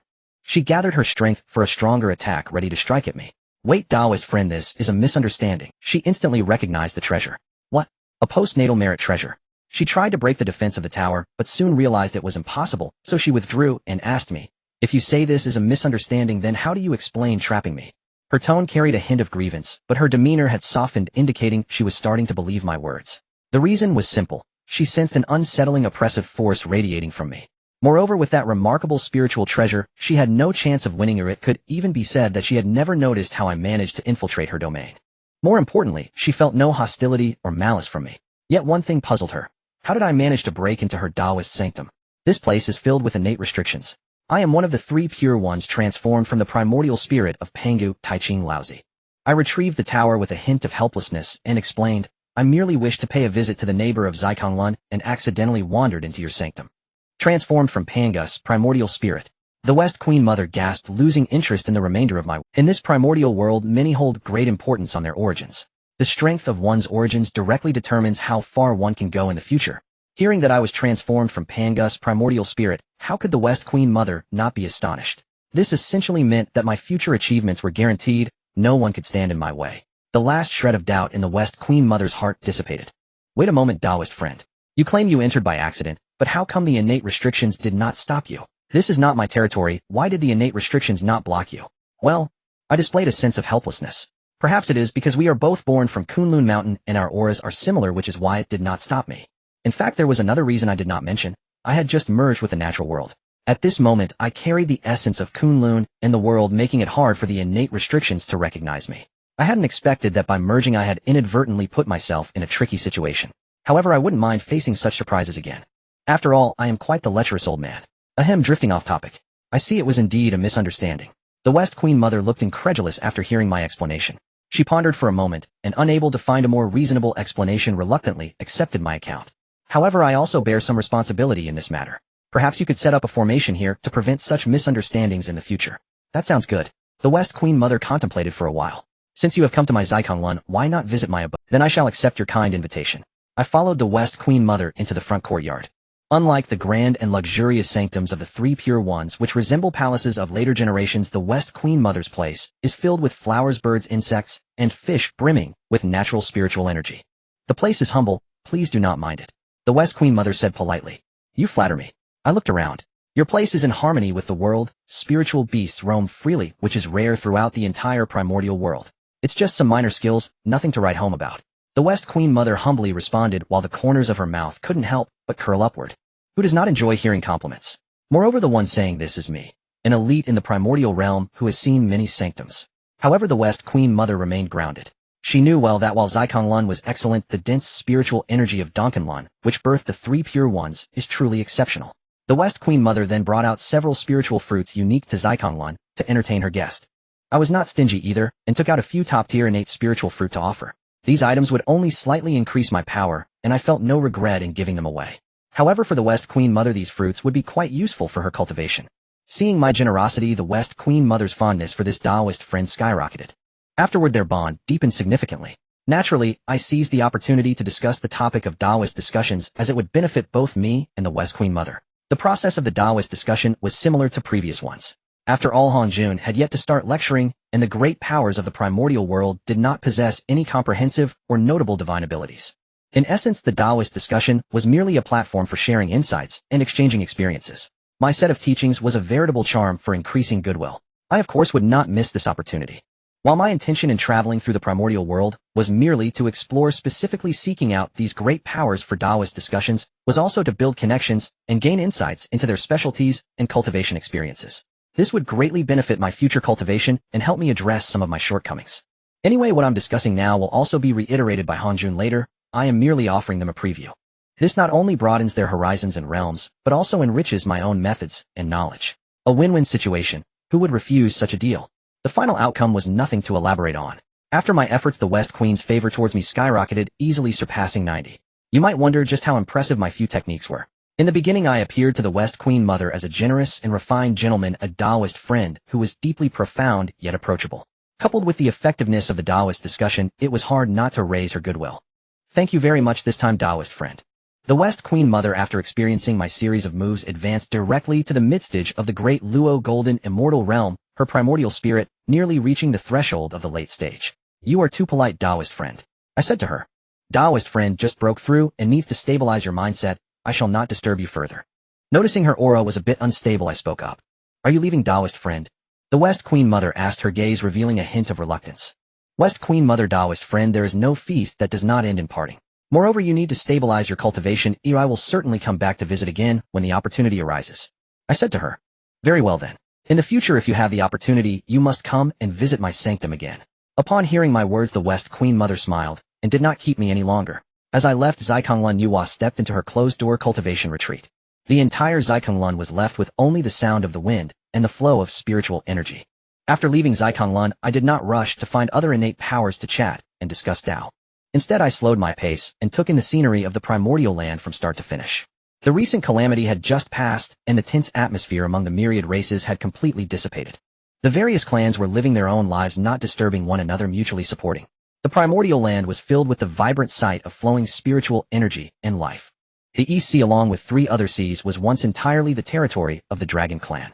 Before the Dragon Han cataclysm came to an end, the 4 seas remained under the Dragon Clan's control. Throughout the vast wilderness continent, any place touching water was essentially the domain of the Dragon Clan. Rivers, lakes, and seas were no exceptions. However, during the Battle of the Dragon Han Cataclysm, the Dragon Phoenix and Shilin clans nearly exhausted their resources. Although a few old-timers of the Dragon Clan still held the fort, they merely managed to barely sustain the clan's dwindle. Back then, the Dragon Clan, relying on their formidable strength, fought everywhere, oppressing countless races and rogue cultivators, and destroyed countless celestial mountains and spiritual veins. This reckless behavior entangled them in overwhelming karma. The ancestor dragon desperately resolved part of it, but it was barely enough for the Dragon Clan to continue. The most fatal aspect was that this karma not only clung to the cultivators who participated in that battle, but also stubbornly adhered to the Dragon Clan's fate. Even recently hatched dragon hatchlings bore this karma. Otherwise, with the Dragon Clan's astonishing reproductive speed combined with their innate strength, even if they could not return to their peak, rising again would not be a difficult task. I have drifted in the East Sea for several hundred years. Although I possess a map of the 3 immortal islands, that island does not stay in one place, but rather jumps to another spatial node after a while. Every time I finally manage to get close, that island just runs away. However, these few hundred years have not been in vain. I have basically figured out the pattern of the island's movements. Next time, that island will definitely not escape. During my days drifting at sea, I have also harvested some marine specialties, innate ores, and even picked up a few ordinary innate spiritual roots. Strangely, I have not encountered a single Dragon Clan member in these few hundred years. Instead, after the decline of the Dragon Clan, the water tribes of the East Sea emerged, with many recklessly attacking me. As a result, my diet has expanded with new dishes. After all, at heart, I am still from the gluttonous empire. My calculations were about right. The location deviation is minimal. After confirming the position of the 3 immortal islands again, I instantly accelerated and rushed in that direction. 10 years passed in a flash, and I finally reached the location where the 3 immortal islands were supposed to be. But the next moment, I was completely stunned. There was nothing in front of me. I frantically communicated with the Tao of Heaven with my divine sense, but there was no response at all. The map clearly indicated that the three immortal islands were right here, yet all I saw was an expanse of emptiness. Just an ordinary space with nothing present. Could it be that the three immortal islands have something obscuring the heavenly secrets? Or is it that my current cultivation cannot sense it at all? I pondered inwardly. However, I did not continue to stubbornly probe the Tao of Heaven. If it were the former situation, as long as I thought of a way, I would eventually find a path to enter the island. My current divine sense cultivation has already stepped into the realm of quasi-saint perfection, and to rise further, I must reach the threshold of the Hunyuan Daojin Immortal. The gap between quasi-saint perfection and Hunyuan Daojin Immortal is merely a minor realm. But this hurdle, without great fortune, even with dozens of reincarnations, I might not be able to pass. The Hunyuan Daojin Immortal is the domain of saints. Quasi-saint perfection has saint in its name, but in the end it is still considered immortal. Forget it. If we meet it is fate, and if I miss it, it cannot be forced. The three immortal islands will not run away. Oh, I can come back to find it once I break through to the Hunyuan Daojin Immortal. I swallowed this thought. I could not deduce a result, and my divine sense communicated with the Tao of Heaven without response. After all, the three immortal islands are formed from the chaotic fragments created by Pangu during the opening of the heavens, and are not under the control of the Tao of Heaven. I had been turning in this sea area for several years, yet I had not caught a glimpse of the entrance to the three immortal islands. I had secretly resolved to return and go into closed-door cultivation, waiting to break through to the Hunyuan Daojin Immortal before returning. After all, I have the method to break the protective formation of the three immortal islands, but finding the island's location is useless. Having a method alone does not help. But just as I was about to turn and leave, a celestial island suddenly appeared in the void ahead. At the same time, the chaotic pearl in my divine sense shook violently, as if sensing something. Could it be that the chaotic pearl is the key to unlocking the obscuring formation of the three immortal islands? The annoyance in my heart vanished in an instant. The reaction of the chaotic pearl cannot be deceived. Illusions cannot resonate with the chaotic pearl whatsoever. In the next second, without hesitation, I summoned the chaotic pearl from my divine sense. The power and divine sense within my body surged into the chaotic pearl like a tidal wave. With my current cultivation, I could not fully unleash the chaotic pearl's complete might. However, the chaotic pearl had already been thoroughly refined by me, so it could at least display part of its power. As I infused it with power and divine sense, a faint chaotic glow began to emanate from the surface of the chaotic pearl. Immediately afterward, a surging force of spatial laws exploded from the chaotic pearl. This spatial power stirred the surrounding void, and centered around the chaotic pearl, large swathes of emptiness began to twist and undulate with chaotic energy, seeping out bit by bit. At this moment, a strange and profound fluctuation suddenly appeared in the nearby space. This is the place. My eyes brightened, and with a flicker of my figure, I directly landed in front of that fluctuation. The power of the chaotic pearl's spatial laws ran rampant, and I poured all my cultivation into it. The spatial law power of the chaotic pearl acted like a massive net, tightly enveloping that rift, attempting to forcibly tear it open. This spatial force erupted for quite a while, and finally a spatial gate materialized before me. I stared at that gate, understanding. Indeed, it is a spatial passage, but it is more difficult to open than I imagined. If it weren't for the chaotic pearl, I would need to cultivate to the realm of Hunyuan Daojin Immortal to open it. This passage, without the chaotic pearl relying solely on my understanding of spatial laws, would not suffice. If my cultivation is not at that level, the door would not open by itself. I remained silent for a few seconds, then with a thought, the wondrous treasure tower of heaven and earth appeared above my head. The aura of the Xianhuang enveloped me entirely. Although I had the method for the formation of the three immortal islands, I did not dare to let my guard down. There were too many unexpected dangers in this place. Who knows what I might encounter next? At the same time, the nine turns mystic art and the chaotic true body operated simultaneously. I sensed chaotic energy seeping out of the spatial passage and immediately pulled my state to its fullest, channeling all available power. With everything prepared, I pushed the nine turns mystic art and the chaotic true body to their limits and stepped into that spatial gate. Just as I crossed the threshold, a terrifying force of spatial tearing swept over my body, making my bones creak. Then the heavens turned, and the earth spun, and the world became chaotic. When everything calmed down, I found myself surrounded by raging chaotic air currents. The ferocity of that force was comparable to that of Pangu opening the heavens, mixed with the destructive aura of the heaven-opening axe.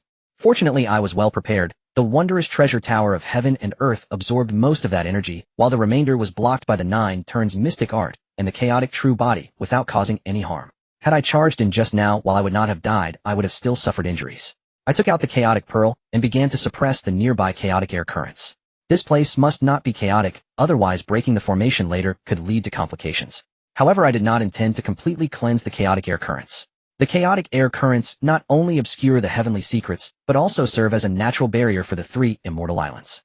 Furthermore, this island is hidden in a different space of the wilderness. Cultivators below the Hunyuan Daojin Immortal, even if they know the location, cannot withstand the rampant chaotic air currents and would only be walking to their deaths. Suddenly the chaotic pearl in front of me erupted with intense fluctuations of spatial laws. I watched as the chaotic air currents around me were pushed aside by some force rolling wildly to the sides. After a moment a path appeared in the center of the air currents, wide enough for a person to pass through. The corners of my mouth curled slightly, things had gone relatively smoothly until now. The spiritual energy here is unusual. Chaotic spiritual energy. It's all chaotic spiritual energy. Once the chaotic air currents completely dispersed, my divine sense detected the anomaly. The spiritual energy in this place is not the common innate spiritual energy found in the wilderness, but a higher grade chaotic spiritual energy. It must be known that chaotic spiritual energy only originates from the chaotic spiritual veins within chaos and cannot exist in the wilderness world. Judging by the density and quality of this spiritual energy, this place not only has chaotic spiritual veins, but is at least of superior grade. I sensed it briefly and immediately formed a judgment in my heart. The classification of spiritual veins is very clear. Aside from those that are not worth mentioning, they are essentially divided into inferior, middle, superior, exquisite dragon veins, and ancestral veins. The higher the grade, the denser and purer the spiritual energy. I roughly compared it. The density of the spiritual energy here is comparable to that of exquisite spiritual veins in the wilderness, which further confirmed my guess. I released my divine sense and scanned the surroundings, discovering a chaotic 3 talents grand formation ahead. It matched perfectly with the one marked on my map. It must be the 3 immortal islands. What a challenge this has been. If anyone tells me that the 3 immortal islands are easy to find again, I will make them experience what a harsh reality feels like. I had previously exhausted all my means aside from my trump card. If it weren't for having the chaotic pearl with my current cultivation, I would have only been able to stare blankly. Once my excitement subsided, I leisurely followed the instructions on the map to open the formation. I then transformed into a beam of light, flying towards the 3 islands in the distance. As I broke through the prohibitions on those celestial islands, I increasingly felt the surrounding chaotic spiritual energy pressing towards me as if it were alive. I am originally the reincarnation of Pangu's top chaotic deity, and having merged with Pangu's essence blood, I not only felt no discomfort in this chaotic energy, but instead felt completely at ease, as if I had immersed myself in warm water. After a few days like this, I finally arrived at the largest of the 3 islands. When I set foot on this island, the sight before me nearly left me dumbfounded. The ground was covered with spiritual roots and fruits growing in clusters like wild grass by the roadside. Because since the creation of the world, no one had ever come here. After countless years, who knows how many treasures have been nurtured on this island, including many ancient divine medicines that have long since gone extinct outside. During the calamity of the Dragon and Han era, that old rascal Luo Ho shattered the western spiritual veins, and the destructive force unleashed plowed through the entire primordial world. Countless immortal mountains and caves were destroyed, injuring the very essence of the primordial world. The concentration of spiritual energy plummeted, causing many rare spiritual herbs to lose their roots. Yet here the rare spiritual fruits and herbs that are almost 1,000,000 years old can be casually picked like cabbages. Moreover, the air is filled with chaotic spiritual energy. The potency and spiritual energy of the same-aged spiritual items grown here are several times greater than those outside. I stared at the endless field of spiritual herbs before me, and even though I was used to treasures, I felt a bit dazed. After all, I currently hold the treasure trove of the 3 clans plus Luo House hidden stash, which is an astronomical accumulation. Although the calamity consumed quite a bit, what remains is still shockingly abundant. Additionally, my own Taoist space is rich in spiritual energy nurtured by the nourishing soil, and the quantity and quality of those treasures have already doubled. However, the impact of Pangu Island still left me somewhat overwhelmed. Spiritual items that are rare and precious outside are as cheap as dirt on this island, and I could easily grab an ancient herb over 1,000,000 years old. As I ventured deeper, the chaotic spiritual energy intensified. The quality of the spiritual items that appeared before my eyes also rose, with even innate level spiritual roots and divine herbs beginning to emerge. When I stepped into the core area of Pangu Island, I discovered that at the very center of this region stood an immortal mountain. Here the chaotic spiritual energy had thickened to the point of resembling liquid floating in the air like spiritual mist. The quality of this spiritual energy even surpassed that of the finest chaotic spiritual veins, nearly reaching the level of chaotic dragon veins. I gazed upon the scene before me, unable to resist exclaiming, "This is truly a supreme paradise of celestial realms." As I climbed to the summit, I couldn't help but curse sincerely. What lay before me? A forest densely populated with innate spiritual roots. Indeed, they were all innate spiritual roots lined up like a vegetable patch. My expression grew increasingly peculiar. I had only just arrived at the periphery, and the innate spiritual roots were already being churned out in bulk. What kind of treasures must the true owner be hiding? When I stepped into the deepest part of Pangu Island and beheld the scene before me, this can't be possible. Am I seeing things? Ha ha ha. I struck gold. What a tremendous fortune. My heart raced like a drum, and I couldn't contain my smile, my entire face glowing red. It was no wonder I was so excited. After calming down and confirming that this was not an illusion created by an innate formation, I still couldn't help but tremble. Before me lay a vast pool of water, its surface shimmering with the colors of the sun, moon, and stars, clear, and floating on the surface were fully blooming white lotuses emanating a mysterious and clear aura, as if they sought to cleanse all the impurities of the world. My gaze swept across the entire surface of the water, ultimately fixating on that 36th grade white lotus, unable to pull my eyes away. Something feels off. I stared at the white lotus, sensing the aura it radiated. This thing. Could it be in an instant my mind buzzed. An innate treasure. In the entire primordial world, there are only a handful that can. Moreover, the aura emitted by this 36th grade white lotus compared to the god-slaying spear I held was certainly on par, truly top tier. Not to mention this is a defensive innate treasure of the lotus type, who possessing this would render one invincible against anything below chaotic spiritual treasures during battles of the same level. Looking around the current primordial world, besides the chaotic pearl and the shattered creation jade plate, in my possession, what other chaotic spiritual treasures exist? In other words, with this white lotus I would stand in an unbeatable position from now on. Upon further reflection, it became clear that the lotus treasures in the primordial world are all closely related to the chaotic green lotus. I immediately concluded, this white lotus is undoubtedly connected to the chaotic green lotus. That thing is most likely one of the lotus seeds produced by the chaotic green lotus. However, I could clearly see that this lotus seed was different from the four I remembered. It was not any of the red, green, golden, or black lotus seeds that nurtured the 4 great 12-grade lotus platforms. But I didn't think much of it. The novels I read in my past life mentioned that the chaotic green lotus only produced 4 immature lotus seeds. After Pangu opened the heavens, those 4 lotus seeds fell into the primordial world and transformed into 4 12-grade lotus platforms. But I knew better than the novel suggested. The lotus seeds that the chaotic green lotus produced back then were not 4, a full 12. Once those lotus seeds matured, they fell off the green lotus and drifted into chaos. However, later when the chaotic green lotus sought to nurture the great deity Pangu, 4 seeds were left behind on the green lotus, unable to mature. When Pangu cleaved the heavens with his axe, those 4 immature lotus seeds along with the newly matured green seeds all fell into the primordial world. Thus the 36th grade white lotus before me must be one of the mature lotus seeds produced by the chaotic green lotus back in the day. It just happened to fall into the primordial world along with chaotic fragments. The moment I saw the white lotus, a single thought surged in my mind. Finally, the spiritual treasure for the last of the 3 corpses, the good corpse, has come. I had already severed the evil corpse and the corpse of obsession. All that remained was the good corpse. This 36th grade white lotus was almost a perfect match for it. Moreover, its potential was astonishing. When I eventually merged the 3 corpses and attained the Tao of the Supreme Golden Immortal, I could combine the 3 lotus platforms that housed the 3 corpses into one. Initially, according to my expectations, since all 3 lotus platforms shared the same origin, merging them would yield, at most, a single top-tier innate treasure. However, that is no longer the case. This 36th grade white lotus is itself a top-tier innate treasure. If I were to merge the 3 lotus platforms on top of that, my lips couldn't help but curl upward. There is a significant probability that I could obtain a chaotic spiritual treasure. With that thought, my smile deepened as I shifted my gaze away from the white lotus. There was more in this pool than just this lotus platform. Surrounding the white lotus were 12 blooming 12-grade white lotuses. Each emitted an aura comparable to that of top-tier innate treasures.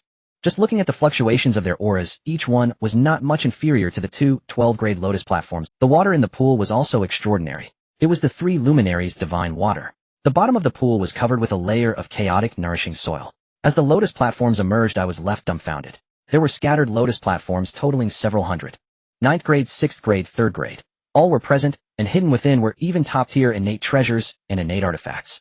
With hundreds of innate treasures piled together, anyone would be set for life. However, while I was delighted, a knot formed in my heart. Normally, a single lotus seed can only grow 1 lotus, yet here there were hundreds. Even if a 36th grade lotus platform could reproduce, it wouldn't dare to do so at this rate. Unless... What incredible treasures are hidden beneath this pool? My mind raced. Under normal circumstances, it would indeed be 1 seed per lotus platform, but if there were extraordinary external forces at play, that could change everything. If the external force is powerful enough, it could not only sustain the growth of the lotus platforms, but also stimulate new ones to emerge. With this thought, I immediately shifted my gaze to the pool. I released my divine sense and probed into the water. The moment I made contact, I sensed something was amiss. A surge of overwhelming life force erupted from the water, rich and astonishing. What was even more outrageous was that my divine sense merely brushed against the pool's surface, and I felt a surge of strength. Although it was just a slight increase for an existence at my level, that was already remarkable. I froze for a moment, then my eyes lit up. Such dense vitality combined with the colors of the sun, moon, and star. Good heavens, this entire pool is filled with 3 luminaries' divine water. I recognized it. This water was none other than the 3 luminaries' divine water. You must know the 3 luminaries' divine water is a top-tier treasure in the primordial world. It is the true holy water of life, a second life for cultivators. For those below the Supreme Golden Immortal, if they suffer severe injuries or deplete their spiritual power, just one drop can restore over 90% in a short time, fully reviving their combat strength. Moreover, the Three Luminaries Divine Water is a divine item for spiritual roots. During the journey to the west, for instance, when Sun Wukong toppled the ginseng fruit tree, Guanyin only needed 3 drops of Three Luminaries Divine Water to revive it. Although the ginseng fruit tree itself had strong life force, the effects of the Three Luminaries Divine Water were evident to all. In the primordial world, the Three Luminaries Divine Water is exceedingly rare, usually counted by the drop. But now I stood before an entire pool of it. My eyes almost popped out at the sight of it. The Three Luminaries Divine Water, just one drop, could trade for a mid-grade innate treasure. Everyone knows its value. What made my heart race even more was that this pool of Three Luminaries Divine Water automatically condenses a drop every 100 years by absorbing the essence of the sun, moon, and stars. Since Pangu opened the heavens, until now the pool must have accumulated several tens of thousands of drops. The most crucial point is that this thing is sustainable. There's no need to worry about running out. Moreover, there is an even more critical issue. Almost no one can artificially synthesize Three Luminaries, despite being a top-tier healing treasure in the primordial world before synthesis. Whether it is sunlight, divine water, moonlight, divine water, or starlight, divine water, each one is a poison that can cause cultivators to suffer immensely. Sunlight, divine water can corrode flesh and bone. Moonlight, divine water can erode the divine soul. Starlight, divine water can devour true spiritual consciousness. It is precisely because these 3 waters are so formidable before synthesis that attempting to artificially synthesize Three Luminaries Divine Water is nearly impossible. It can only be brewed slowly by the heavens themselves, or with the aid of special spiritual treasures, or by the hands of a supreme being like the Supreme Golden Immortal. Aside from this pool before me, the only other known method is the 8-treasure glazed bottle in the possession of the future Primordial Supreme. In other words, throughout the vast wilderness, besides the naturally occurring Sanguang divine water, I am the only one capable of performing the synthesis. But that's not all. I discovered a faint, powerful earth elemental essence emanating from the very bottom of the Sanguang divine water pool. Such a dense earth power. Could it be Shizhong? I immediately projected my divine sense to probe deeper into the pool. This exploration left me utterly stunned. All the lotus platforms had their roots embedded in a murky soil. This essence, chaotic. No, this isn't just any ordinary innate Shizhong. Heavens, this is chaotic Shizhong. I could clearly sense that the soil was continuously radiating chaotic energy. Suddenly I understood. This was not the Shizhong found in the wilderness, but the source of all earth from the chaos, the chaotic Shizhong. It should be noted that such chaotic Shizhong could never be nurtured in the wilderness world. Only in the places where the ancestral veins of chaos are found can it have a chance to be born. Why is it said that chaotic Shizhong is the source of all earth? It's not just because of its deep origin. Even the innate Shizhong in the wilderness is merely a trace of the origin of chaotic Shizhong mixed with some innate spiritual energy to grow. The most critical aspect is that chaotic Shizhong possesses an extremely terrifying characteristic. It is never exhausted. It can grow by absorbing spiritual energy. Moreover, it can survive in any environment. Even innate spiritual energy is readily absorbed. As I gazed at the scene before me, my heart surged. If innate Shizhong were to mix with this thing, it would basically be doomed to assimilation, gradually moving towards the chaotic Shizhong. To put it bluntly, those so-called innate Shizhong in the wilderness are merely younger brothers in front of the chaotic Shizhong, not worth mentioning at all. With the nurturing of Sanguang divine water combined with the birthing of chaotic Shizhong plus the chaotic spiritual energy overflowing in this place, I pondered, finally understanding why a single lotus seed could produce so many lotus platforms. These 3 conditions are essential. Without any one of them, this scene would be impossible. But then I thought about it again and felt something was amiss. There must be something hidden beneath the chaotic Shizhong. The concentration of chaotic spiritual energy in this place is too outrageous. The chaotic spiritual energy by the Sanguang divine water pool has far surpassed what even the finest chaotic spiritual veins could produce, nearly matching that of the chaotic dragon veins. Without hesitation, I spread my divine sense once more, probing directly beneath the chaotic Shizhong. The deeper I went, the denser the chaotic spiritual energy became, almost solidifying. After quite a while of exploration, I finally saw. Deep within the earth vein beneath the Sanguang divine water pool, 3 chaotic-colored spiritual energy dragons were coiled. However, these dragons appeared somewhat ethereal, hazy, as if shrouded in mist. So that's how it is. The spiritual veins of the 3 immortal islands are all on the level of chaotic dragon veins. I suddenly realized. Beneath the 3 immortal islands, everything is composed entirely of chaotic dragon veins. Even though some were damaged during Pangu's opening of the heavens, a dragon vein, no matter how broken, still produces spiritual energy of a quality that far surpasses that of ordinary spiritual veins. Furthermore, the Sanguang divine water pool just happens to be located at the intersection of the 3 dragon veins of the 3 immortal islands. The concentration of spiritual energy here is nearly comparable to that of those intact dragon veins. I continued to probe downward and discovered a mass of chaotic origin at the very core of the 3 immortal islands. This thing is directly connected to the chaotic origin space, continuously spewing chaotic source energy to sustain the tattered chaotic dragon vein. I pondered that this mass of chaotic origin must have been a small segment that broke off when Pangu split open the chaotic origin space, falling into the wilderness along with chaos fragments, eventually forming this 3 immortal islands. No wonder. I marveled. Although the nurturing process of such heavenly items is indeed frightening, the amount of spiritual energy required to sustain them is astronomical. However, if it is the combination of chaotic dragon veins and chaotic origin, then it all makes sense. No matter how extraordinary a treasure is, it needs spiritual energy to function. Items like San Guang divine water and chaotic Shizhong require an unimaginable amount of spiritual energy to be sustained. I knew very well that only spiritual energy released by a chaotic dragon vein of this level could support such treasures. The chaotic origin continues to connect with the chaotic origin space, constantly overflowing with chaotic spiritual energy. As long as this chaotic origin isn't exhausted, these 3 islands won't have to worry about a lack of spiritual energy in the future. Moreover, the 3 damaged chaotic dragon veins nourished by chaotic source energy may gradually recover. I gazed at the San Guang divine water and the lotus platforms before me, unable to suppress a laugh. Haha, this Punlai Island is truly a blessed land for me. After expressing my awe, I began to contemplate. Having found so many good things on Punlai Island, what rare treasures might the other 2 immortal islands yield?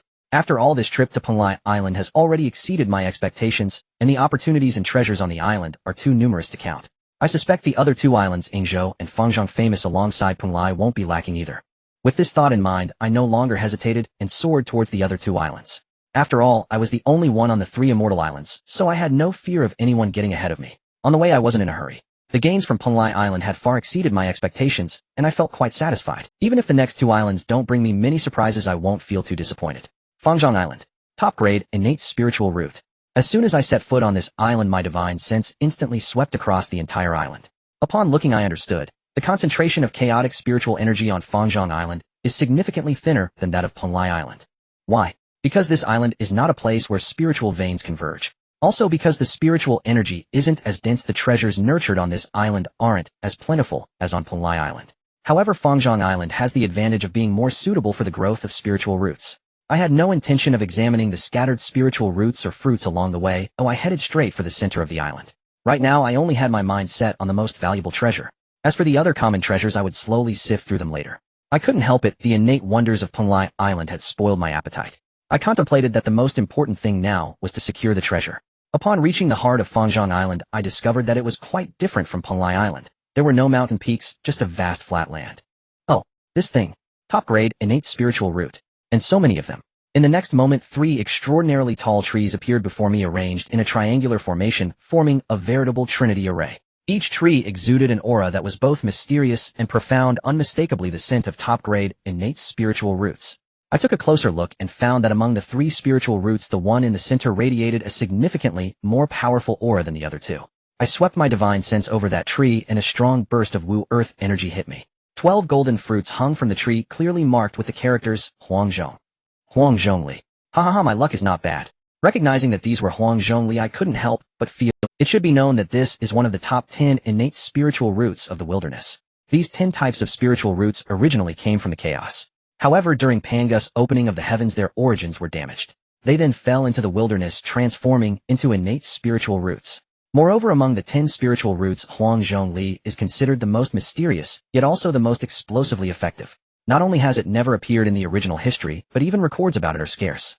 However, its power is boundless, eating just one fruit. If one can refine the spiritual energy within, they can immediately advance to the status of de Luo Jin Xian. This is truly a miraculous feat. Furthermore, since no one has ever picked these Huangzhongli fruits, the spiritual energy has been accumulating since the opening of the heavens. If one can refine such an excellent item, it wouldn't be impossible to directly produce a Kwasa Saint. The most crucial aspect is that this first batch of Huangzhongli fruits also carries a principle of earth within them. In other words, by understanding these fruits, one can save countless years of cultivation directly touching the threshold of the earth principle. Unfortunately, I am already at the mid-stage of Kwasa Saint cultivation, so Huangzhongli won't be as effective for me as it once was. This fruit is more valuable for collection than for actual use, otherwise I would surely eat one first. Moreover, these Huangzhongli fruits will be of great use for me in refining the 9 turns golden pill. This is because the 9 turns golden pill operates on the same principle as Huangzhongli. Eating one can lead to the achievement of de Luo Jin Xian.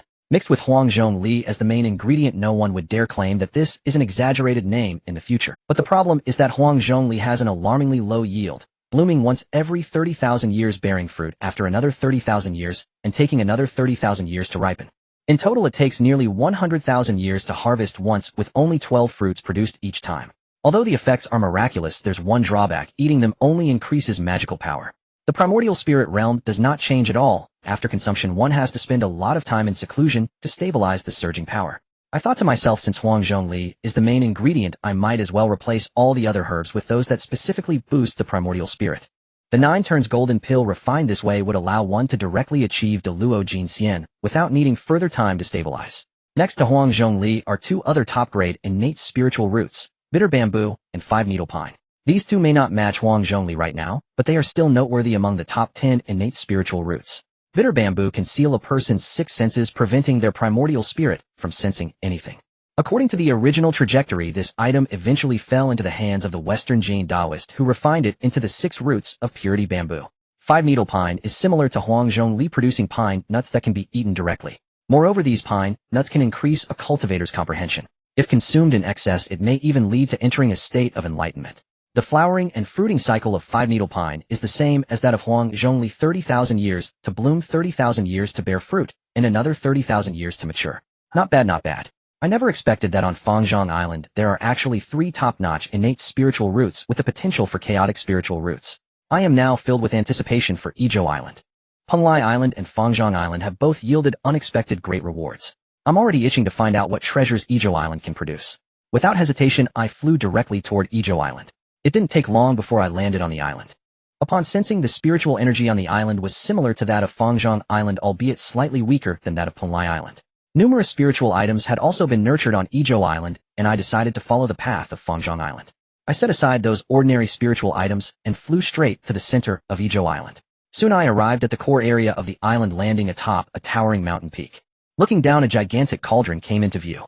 The cauldron was enveloped in a rich aura of fortune, and the fluctuations it emitted led me to conclude immediately: this item was at least of innate treasure grade. Moreover, it was not much inferior to the Qiankuan cauldron I possessed. What surprised me even more was that the Qiankuan cauldron seemed to sense something. Suddenly, it trembled slightly, resonating with the large cauldron before me. Without hesitation, my divine sense instantly expanded, enveloping the large cauldron entirely. Immediately, the power of my divine sense surged into the cauldron like a torrent, forcefully striking against the restrictions inside. My divine sense cultivation had already reached the peak of quasi-saint perfection, with only a thin layer of paper separating me from the next step. Thus, in just a few days, the first restriction inside the cauldron was completely refined by me. At the very moment the restriction collapsed, a stream of light shot out from the cauldron, directly piercing into the depths of my divine sense. As the stream of light entered my body, a vast amount of information exploded in my mind. I remained focused, immediately calming my mind to refine it thoroughly. So that's how it is. This cauldron is called the Fortune Cauldron. After organizing the information in my divine sense, I finally understood the origins of the large cauldron before me. I casually stored the Fortune Cauldron into my divine sense. However, at that very moment, an unexpected event occurred. The Qiankuan cauldron in my divine sense sensed the presence of the Fortune Cauldron, and both great cauldrons simultaneously erupted with dazzling light. They seemed to possess a spirit of their own, each shooting a stream of light toward the other. The 2 beams of light intersected in midair, merging into a pillar of light that was several times thicker than before. Then the merged pillar of light shot directly toward the source of my divine sense. At the moment the pillar crashed into the source, a torrent of information dozens of times more terrifying than before instantly surged into my mind. I immediately felt as if my divine sense was being forcibly stuffed into a mountain, almost bursting apart. I disregarded everything else and hurriedly refined this information. As the information was gradually digested, I finally understood the relationship between these 2 cauldrons. It turned out that the Fortune Cauldron and the Qiankuan Cauldron originally shared the same source. The Qiankuan Cauldron specializes in refining tools capable of helping materials undergo a transformation from acquired to innate. On the other hand, the Fortune Cauldron specializes in alchemy. The same spiritual herb, when refined using the Fortune Cauldron, results in pill quality and energy content that is at least 10 times stronger than that produced by other cauldrons. Moreover, the Fortune Cauldron nearly wastes no medicinal power in pill refinement, fully extracting the efficacy of the spiritual herbs, resulting in a significantly higher yield than ordinary cauldrons.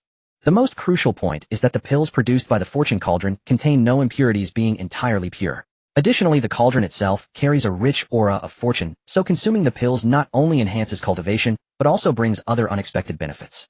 The power of heaven and earth's fortune can not only strengthen cultivation, but also enhance one's root bone and physical strength. However, this Qiankuan cauldron differs somewhat from what was written in the novels of my past life. According to those books, the Qiankuan cauldron was said to have been formed from the lotus stem of the chaotic green lotus. In reality, it was born from fragments of another chaotic treasure, the chaotic cauldron, which fell to the primordial world. If someone can simultaneously obtain both the Qiankuan cauldron and the fortune cauldron and possesses sufficient cultivation, they can merge these two cauldrons into one, bringing the chaotic cauldron back into the world. However, after the initial shattering, the chaotic origin has already scattered and many fragments have transformed into various cauldron-like treasures. Even if the Qiankuan cauldron and the fortune cauldron are combined, they can at most reach the level of a chaotic spiritual treasure. This secret can only be known by those who possess both cauldrons. I pondered. It seems that those novels from my past life are not entirely accurate. However, I never expected that this Qiankuan cauldron would hide such a significant secret. This is simply my great opportunity and fortune. Although I now knew how to synthesize the chaotic cauldron, I had no intention of acting immediately. The reason is simple. As mentioned before, to synthesize the chaotic cauldron, merely having the Qiankuan cauldron and the fortune cauldron is not enough. The owners of these two cauldrons must also possess sufficient strength. My current strength is indeed not weak, but it is still too early to synthesize the chaotic cauldron. At least in my view, it is best not to think about synthesizing the chaotic cauldron until I reach the level of the primordial golden immortal. Because at this moment, I simply cannot achieve that step. After storing the fortune cauldron in my divine sense, I discovered that the place I was in had, due to the fortune cauldron's long-term emission of numerous fortune auras, nurtured a vast amount of top-tier refining materials. With just a glance, I recognized several pieces of innate fortune gold. This is not an ordinary substance, but one of the finest materials in the primordial world. Using it for crafting treasures might very well produce acquired treasures. Moreover, this innate fortune gold can only grow in places rich in spiritual energy and abundant in the power of fortune. I couldn't help but exclaim, "Not bad, not bad. These three immortal islands truly are my blessed ground." This trip has been incredibly rewarding. I originally thought I would be content with acquiring a few top-notch innate treasures or a few decent innate spiritual roots. However, the treasures on the three immortal islands exceeded my expectations in quantity and quality, leading me to make a significant fortune on this trip. I sighed, a hint of regret in my tone. It's just that the chaotic dragon vein on the three immortal islands is severely damaged, though I wonder when it will be restored. The spiritual vein is broken, and the spiritual energy it releases cannot compare to a complete one. The gap is apparent, and it pains me to see it. Ding. Host, you can merge the three immortal islands into one. This would resolve the issue. The system, which had been quietly in my mind, suddenly emerged to give a reminder. System, are you joking? Indeed not, host. The origins of the three immortal islands are already quite close. With the chaotic origin as the core, they can completely merge into one. After the merger, not only will the damaged spiritual veins on the islands recover, but the origin will also become denser. The chaotic origin will also grow stronger, and the connection to the chaotic origin space will be enhanced. At that time, the spiritual energy will not only be more abundant, but will also carry a hint of Tao principles. Your cultivation speed will increase, and the spiritual veins of the three immortal islands will have the chance to evolve into chaotic ancestral veins. Is that true? Just one merger can bring me so many benefits. After hearing the system's words, I began to calculate. When the three islands merge into one, it won't just concern the spiritual veins. The protective formation will also merge and upgrade into the infinite chaotic triad formation. This formation not only traps people, but also carries endless chaotic killing intent. Cultivators below the level of Primordial Golden Immortal who dare to trespass will meet certain death. Even at the level of Primordial Golden Immortal, one would still be trapped tightly. Without a decent spiritual treasure in hand, one can only hope the Formation Master will let them go. Otherwise, they can only slowly exhaust their energy and wait for their demise. Host, the system can help you complete the merger.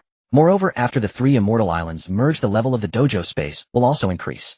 So enhancing the dojo space relies on this level of blessed ground. After hearing this, I finally felt reassured. Alright, system, begin the merger.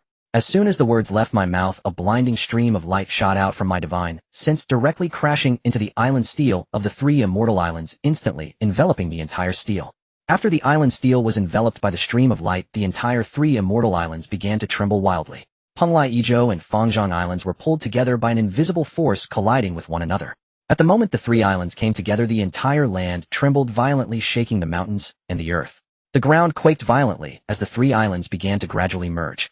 This was not a simple connection. The entire three immortal islands shattered into countless fragments, mixing with the mountains and plains extracted from the other two islands, intertwined with one another. As hundreds of years passed, in the blink of an eye, the merger finally approached its conclusion. When all the dust settled, I saw with my own eyes that the originally separate three islands had transformed into a complete giant continent. Moreover, the chaotic spiritual energy emanating from this new continent was dozens of times denser than before. The spiritual energy nearly condensed into droplets floating everywhere in the air.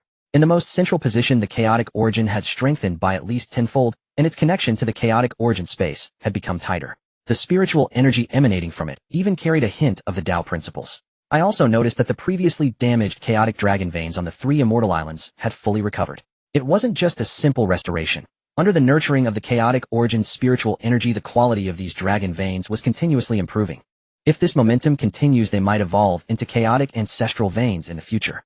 The protective array of the islands also strengthened as the chaotic spiritual energy enveloped it.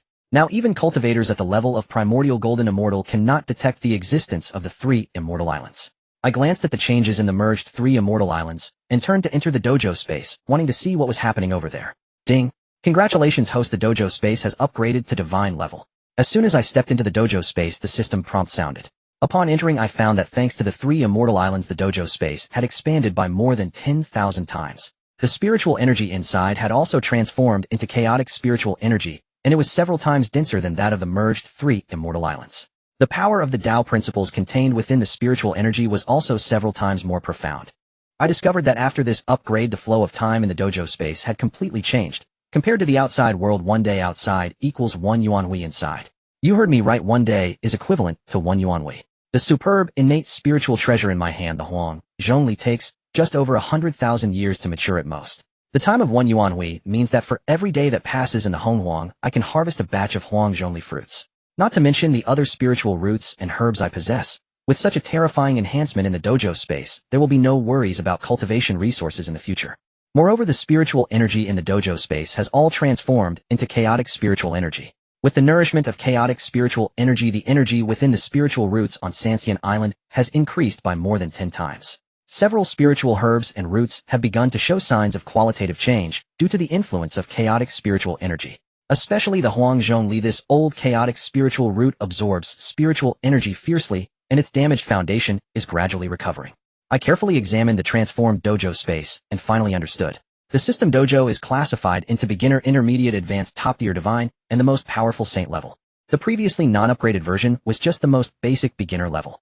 Originally, Sanxian Island could only be upgraded to top tier. To reach divine level, it would need at least a chaotic dragon vein to support it.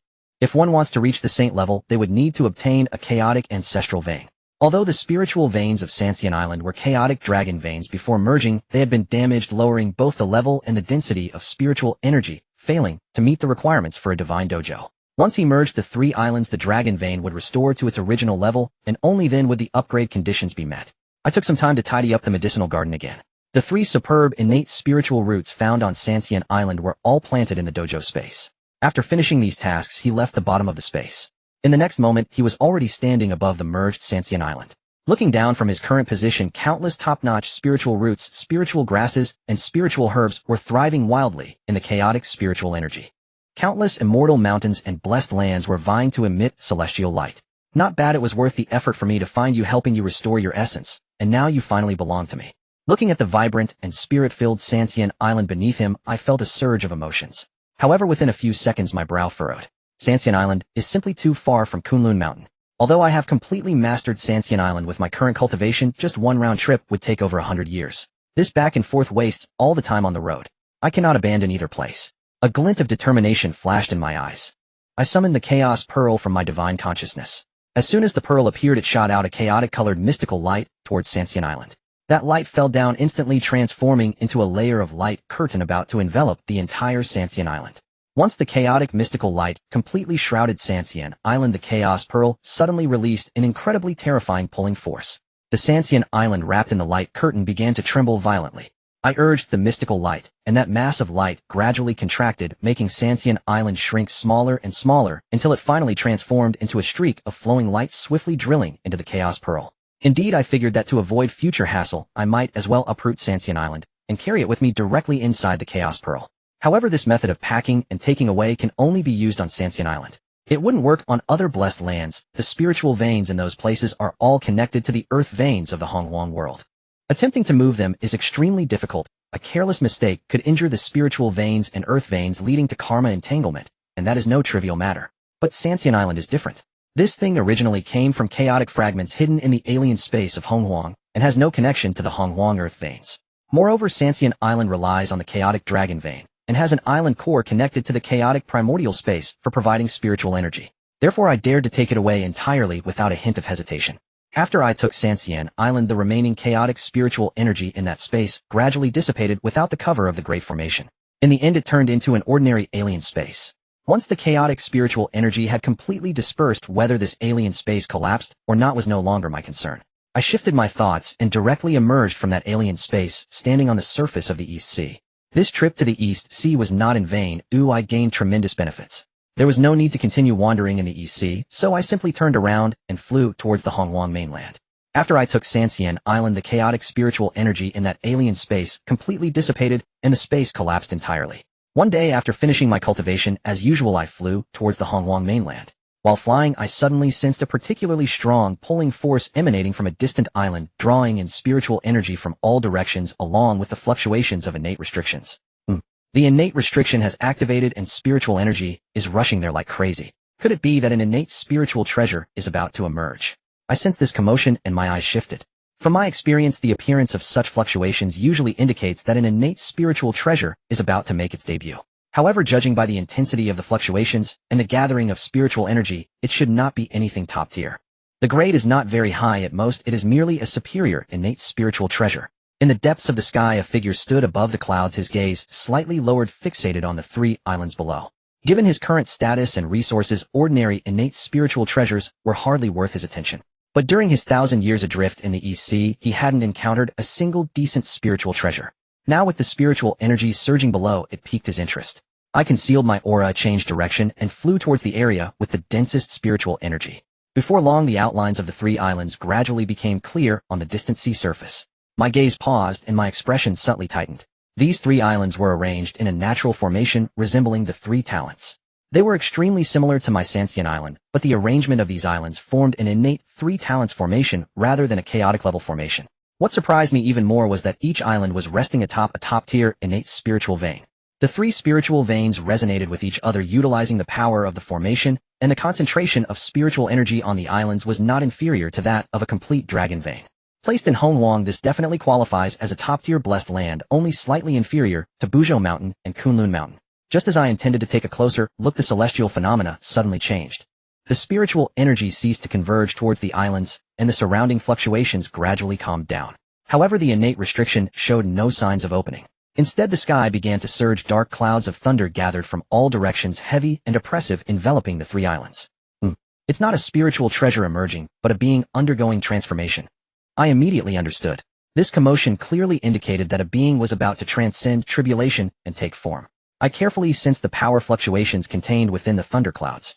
Compared to when I underwent tribulation myself back in the day, the current thunder tribulation was indeed weaker, but its power was not to be underestimated. At a rough glance, it already had the strength of 6-9 thunder tribulations. Moreover, the thundercloud overhead continued to condense its aura, climbing subtly, developing towards the direction of a 9/9 tribulation. I immediately made a judgment. To invoke such a level of tribulation lightning, the potential of this being about to take form must be considerable. Although it cannot compare to me, it is certainly on par with innate divine beings like Yuan Shi and Tong Tian, at least already at the level of innate divine spirits. After a moment of surging, the thundercloud finally came to a halt. The intensity of the tribulation lightning ultimately stabilized at the level of a 9/9 tribulation. At that moment, the innate restrictions on the 3 islands simultaneously erupted open. 3 streams of innate spiritual light surged forth from the 3 immortal islands, transforming into clouds that rose into the sky. As soon as the cloud masses appeared, the thunder tribulation in the heavens immediately ignited with countless arcs of electricity wildly rolling within the dark clouds. The 3 streams of cloud energy merged in midair, madly absorbing the spiritual power of heaven and earth, while faintly fluctuations of divine consciousness emanated from the depths of the cloud layers. Cloud transformation. And all at once 3. Just right for the 3 islands. Could it be them? I looked up and a hint of surprise flashed across my face. 3 names suddenly popped into my mind, and looking at the positions and environment, I felt it was highly likely. Just then, thunder rumbled from the 9 heavens, and the first bolt of heavenly lightning struck down, heading straight for the cloud mass. However, the 3 clouds seemed to have conspired, instantly forming a certain formation, evenly dividing the power of the tribulation lightning into 3 portions, each bearing their share. As time passed, 81 bolts of tribulation lightning fell one after another, and it looked like they were about to withstand it. But when the final bolt of heavenly lightning descended, its power suddenly skyrocketed several times. Was it too close? I frowned, realizing that I was too close to the three Xiaos, causing the heavenly Tao to misjudge that I was assisting in the tribulation, resulting in the lightning's power being elevated significantly. Forget it, since it's trouble I caused, I might as well lend you a hand. As my words fell, my body swayed and appeared between the thunderclouds and the three Xiaos. Just as the final bolt of power increased, heavenly lightning was about to strike down, I raised my hand and waved. An invisible force directly scattered the thunder. The thunderclouds also collapsed and dissipated. Above the heavens, an extremely mysterious transformation radiance gradually condensed, growing brighter, until it shone with an extreme brilliance, suddenly splitting into three beams, descending upon the cloud masses on the three islands. After the light dissipated, the original three masses of clouds had vanished, replaced by three exquisite figures. The three women stabilized their auras, each at the initial stage of the Taiqing Golden Immortal level. When the three fairies first took human form, their foundations should not have been so profound.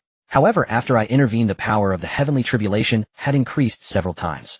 With the tribulation completed, the radiance of transformation that descended also multiplied significantly, enhancing their cultivation and foundation.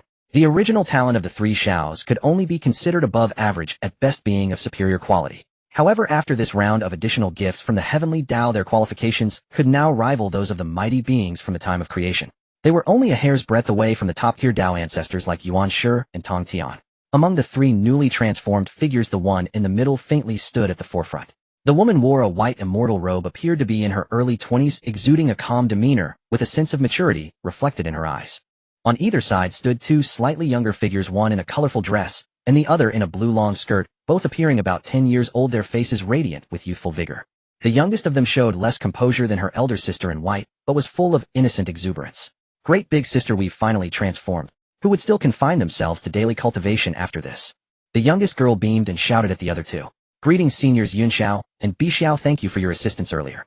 The woman in white led another sister and respectfully bowed to the elder, her face filled with reverence. Qiong Xiao also thanks the elder for saving our lives. The slower reacting youngest girl finally came to her senses and also bent down to bow. No need for excessive courtesy, please rise. The elder raised his hand to gesture them up, his tone calm. His gaze slowly swept over the three sisters, his expression still calm and composed. Yet inside he was far from this placid appearance. After all, characters he could only read about in novels were now vividly standing before him, leaving him with a sense of nostalgia. Moreover, in his past life, he had a favorable impression of these three sisters. Coupled with their extraordinary beauty, they were only slightly inferior to Nuwa and Zhuangmu among the goddesses of the primordial chaos. Furthermore, based on their innate talents, they were originally not lacking.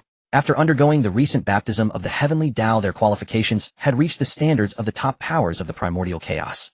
To stabilize at the Taiqing Golden Immortal realm right after transformation was quite rare, even in the primordial chaos. It was precisely for this reason that, according to the original trajectory, Tongtian would take them as disciples upon seeing them. After all, even though the Jiejiao claimed to accept all without discrimination, it did not mean that anyone could enter the inner sect. Most at best would only be nominal disciples. During Tongshin's teachings, most of the audience below didn't even leave a name. Those formally accepted into his sect were all individuals with explosive talents and extraordinary fortunes.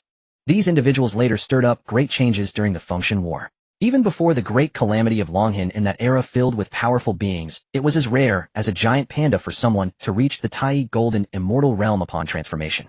Let alone those who achieved the Deluo Golden Immortal realm immediately upon transformation. Those were the top innate demons molded by heaven and earth, or reincarnated beings from the chaos. And the three sisters, having undergone the baptism personally administered by the elder, now possessed talents that could be said to firmly stand above all ordinary innate demons. Looking across the entire primordial chaos, besides the three sisters before him, perhaps only the Yedobebran Kong Xian and Ling Zhuzi could match this feat. Even the future first disciple of the three clear ones, Daobao Doran, could not achieve this step. However, Ling Zhuzi in essence was a treasure transformed from the innate spiritual treasure of Nuwa. If we were to scrutinize strictly, the only one who could achieve this would probably be Kong Xian, a monster unmatched beneath the saint. Of course, mere talent alone would not suffice for anything. In his own history, wasn't Kong Xian also defeated by the saint of the Western Paradise, becoming the peacock Daming Wang Bodhisattva? The three sisters were similarly involved in the battle against the 12 golden immortals using the 9 curves Yellow River array, only to be met with the fate of death due to the primordial heavenly venerables' bullying of the weak. Thus, no matter the time, talent will always pale in comparison to real strength and a calm, steady heart. The elder's gaze swept over the three sisters, and his expression gradually darkened. The three sisters felt as if they had a rabbit in their chest, their faces filled with tension and anxiety. Fortunately, not long after the elder regained his composure, and seeing their uneasy expressions revealed a smile. "It is fate that we meet here today," he asked. "I wonder if the three of you would be willing to be my disciples." His tone was as gentle as a spring breeze. Yun Xiao, Xiong Xiao, and Bi Xiao were all stunned upon hearing this. Xiong Xiao was the first to react, a hint of excitement appearing on her face as she secretly glanced at Yun Xiao and Bi Xiao. Yun Xiao and Bi Xiao quickly exchanged glances. The three of them simultaneously firmed their resolve. Yun Xiao stepped forward and deeply bowed to the elders, saying, "Senior, we sisters are willing." Although they had just transformed and possessed the cultivation of Tai Golden Immortal, they lacked systematic techniques and divine powers. If a peak Golden Immortal with some skills were to battle them, they might not stand a chance. Yun Xiao raised her eyes to look at him, her heart clear as day. This man before her exuded an unfathomable aura like an immeasurable abyss. Had he not intervened earlier, their three sisters would have long since been souls scattered to the winds. Coupled with his strikingly handsome face that drew the gaze, Yun Xiao felt a stirring in her heart. Becoming a disciple seemed to be the best choice. As for whether he would have any ill intentions toward them, Yun Xiao didn't need. With his capabilities, if he truly wanted to do something to them, he wouldn't need to go through such trouble. Yun Xiao, Bi Xiao, Xiong Xiao, greetings to the master. The three of them stepped forward together, respectfully bowing to the man before them, their clear voices filled with determination. The elder's smile was barely contained. He had always favored the temperament of the three sisters, and now that these three girls sincerely knelt before him, an indescribable satisfaction surged within him. Good. From today onward you shall be my foundational disciples. He repeated the word good 3 times, his smile unable to be concealed. After the bowing ceremony, the elder reined in his smile and looked seriously at the three. Since you have entered my sect, I have 2 scriptures, Taiqing Immortal Scripture and Tiangang Disha. I shall impart them to you today. He paused for a moment, his voice becoming a bit heavier. But remember one thing. The sect has few rules, the only one being, respect your master and honor the Tao. If you dare to commit acts against your master or recklessly destroy the primordial land, do not blame me for personally taking back all I have given you. Do you all understand? The 3 sisters replied in unison, understood. The elder nodded in satisfaction.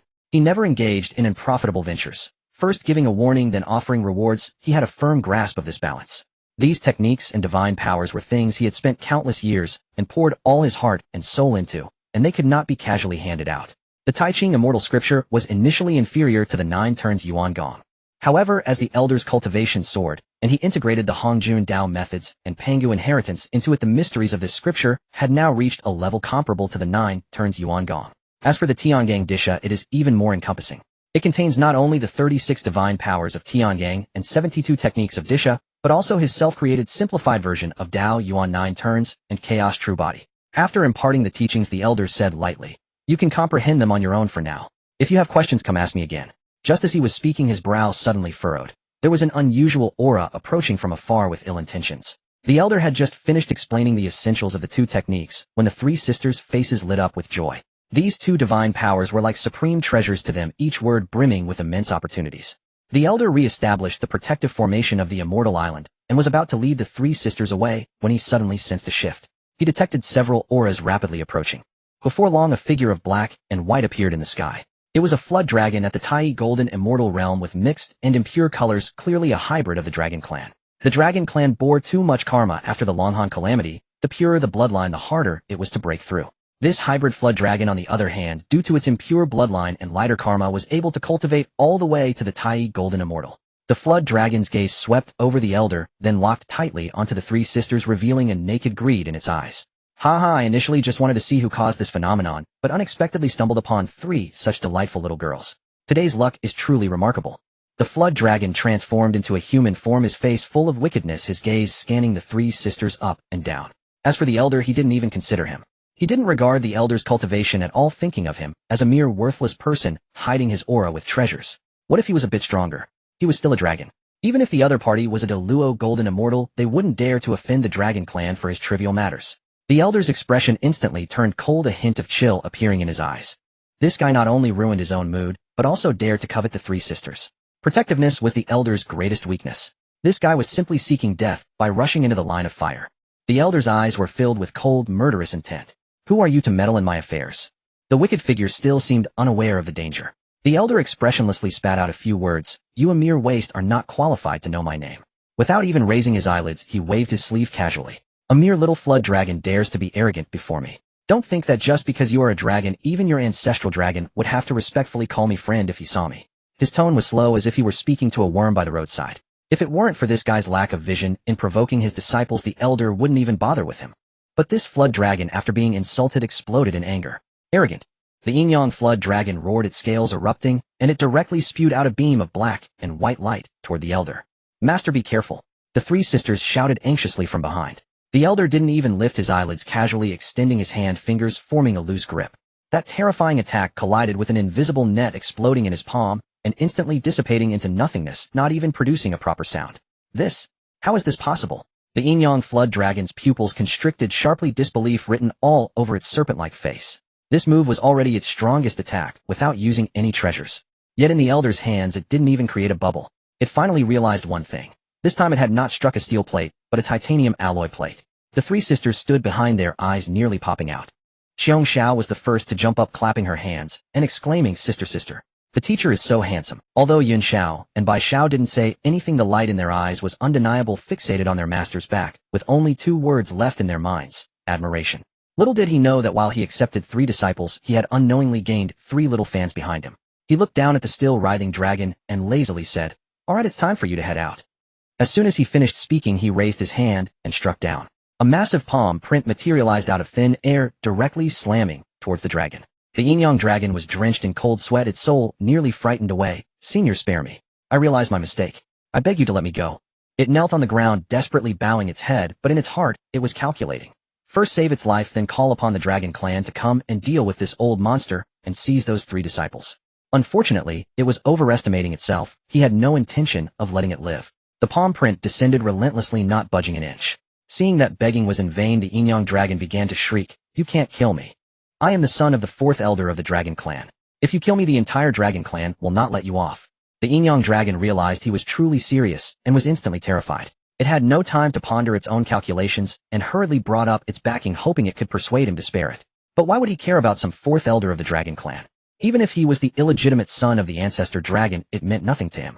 With his current cultivation, not to mention a 4th elder, even the ancestor dragon in his peak would be unable to touch a hair on him. Just as his palm print was about to land on the yin-yang dragon, a 4-clawed golden dragon, exuding the aura of a great Luo golden immortal, suddenly dashed out to intercept the blow. He had initially intended to deal with the yin-yang dragon, and since he hadn't used much strength in the palm print, it was indeed. However, even though he was merely swatting at it casually, his foundation as a latest Quasi Saint was evident. This strike still left the 4-clawed golden dragon severely injured. "I have met you, senior. I am the 4th elder of the dragon clan. My useless son has offended you, and I am willing to provide any compensation, just asking for you to spare his life." The 4-clawed golden dragon, which had been injured by him, took a breath and bowed towards him. "Compensation? I ask you, if I didn't have this ability and your son killed me and took my disciples, would you still say such kind words?" The 4th elder of the dragon clan was not apologizing out of good temperament. It was purely because he recognized his strength, knowing that he could easily crush both of them. Had his cultivation level been lower, the elder would have outright killed him without a second thought and taken the 3 disciples. Looking at the yin-yang dragon, now filled with hatred after being saved, it was clear that it would undoubtedly seek trouble for him and the 3 disciples in the future. "I despise trouble coming to find me, so asking me to spare its life. Dream on." The 4th elder of the dragon clan, seeing that I was determined to kill his son, unleashed a fierce attack towards me. Then he grabbed the yin-yang dragon, and with all his might ran towards the dragon clan's lair, hoping to evade my wrath. Just as expected, like father, like son. Do you really think you can escape like this? How naive. I had already seen the yin-yang dragon charging at him. He was not surprised at all. After all, the one he had killed was the offspring of this beast. Even knowing there was no chance of victory, this beast would still charge forward desperately. No father could bear to stand by. While I understood this sentiment, those who needed to be dealt with would not be spared. If someone hates you, you must crush them completely. Either do nothing, or if you act, eliminate them entirely. With this thought, I gathered an even stronger force at my fingertips and smashed it towards the 4th elder of the dragon clan. Just as the force was about to land on them, suddenly a streak of light exploded from the 4th elder, forcefully intercepting my attack. Immediately after, a phantom emerged from the 4th elder of the dragon clan. As soon as the phantom took shape, a voice entered my ears. "Dao friend, my clansmen are blind, please show mercy. The dragon clan is willing to compensate." The people in the live stream went into an uproar. What kind of beast is this? How can anyone save him? It must be the protagonist's halo. This has happened multiple times. I am almost laughing in anger. Upon hearing this transmission, my face turned dark instantly. I just wanted to ask, how many life-saving benefactors do you have? Why is it so hard to kill you once? One after another lining up to offer their lives, and it just keeps going. Without a second thought, I gathered another attack in my hand. This time I spared no effort. The power surged instantly, directly targeting the phantom and the 2 beasts. "Dao friend, please show mercy." The phantom's tone became urgent. Though it was not weak, it was simply not my opponent. Moreover, what appeared here was merely a phantom. The maximum power it could exert was merely a strike at the peak of Great Luo Golden Immortal. In front of me, this power was nothing. But I was currently in a rage, so I didn't care what the figure behind it said. Not only did I not stop, but I also attacked even faster. The phantom was directly crushed. Following that, the terrifying attack slammed into the fourth elder of the dragon clan and the Yin dragon. Both were reduced to dust on the spot. Huh. I let out a long breath looking at the ground, which was left with nothing. Goodness, killing a little fish resulted in such. He rubbed his brow. That feeling of being unable to kill him earlier was truly disgusting.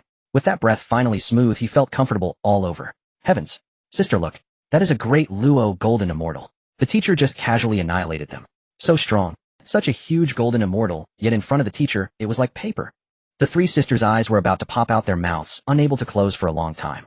After the calamity, many masters in the wilderness died, and the Quasi-Saint level figures were almost extinct. A great Luo golden immortal was at the pinnacle. Yet now the invincible great Luo golden immortal in their eyes was effortlessly obliterated by their teacher with a single swipe.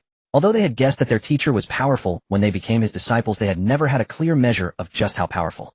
Now, witnessing the golden immortal being killed, in an instant they finally touched the tip of the iceberg. Just as they were speaking, another aura crashed into my perception. This aura was not simple, it reached the threshold of Quasi-Saint. Although its presence was erratic and its foundation unstable, it could barely be considered Quasi-Saint level. Normally, I wouldn't even bother responding. No matter how impressive a Quasi-Saint in the early stages was, it was merely a joke before me. But the problem was this aura was heading straight towards me. It was clearly coming for me. Thinking back to the two dragons I had just killed, I understood the situation perfectly. This was the reinforcement they had brought. Oh, coming for me again. Fine, let's have some fun then. Feeling that aura drawing closer, I instead grew intrigued. After the calamity, most Quasi-Saint level ancients had perished, and those remaining had hidden away, refusing to show themselves. Moreover, this was a Quasi-Saint from the Dragon Clan. At the end of the calamity, the three clan leaders of the Ancestor Dragon had asked for his help to ensure their clans survived, each giving him a token. With that token, he could speak in the three clans, as if he were a clan leader. As long as he didn't lead the Dragon Clan to destruction, he could command the entire group at will. So seeing the Dragon Clan's Quasi-Saint come seeking revenge, I couldn't help but want to laugh. After all, it was your leader who killed my clansmen. Are you still seeking revenge? Outside the Dragon Clan's lair, I simply stood there waiting. Before long, a golden light flashed across the horizon. A five-clawed golden dragon burst out from the clouds, its Quasi-Saint aura causing the surrounding air to tremble. This dragon carried a hint of sovereign presence, somewhat similar to the Ancestor Dragon, but far fainter. As it flew closer, the golden dragon transformed into a girl wearing a golden dragon robe. She appeared young, but an imposing aura exuded from her, making her seem like a queen. As soon as she landed, she immediately sensed the lingering auras of the two dragons, already wiped out by me. The expression on the dragon girl's face instantly darkened. She never expected that someone would dare to lay hands on the Dragon Clan's people right at their doorstep. Although the Dragon Clan had suffered severe losses, the East Sea had been their territory for thousands of years. Such an event had never occurred. Moreover, it was one of their elders who had been killed on the spot. The dragon girl could not contain her anger. With a flick of her palm, golden energy began to coalesce as she prepared to strike at me. You seek death. But before she finished speaking, her gaze fell on my face, and she froze. The anger on her face vanished, instantly replaced by a look of shock. Her pupils constricted, her exquisite face filled with fear and trepidation. The attack she had gathered also dissipated, not daring to unleash it.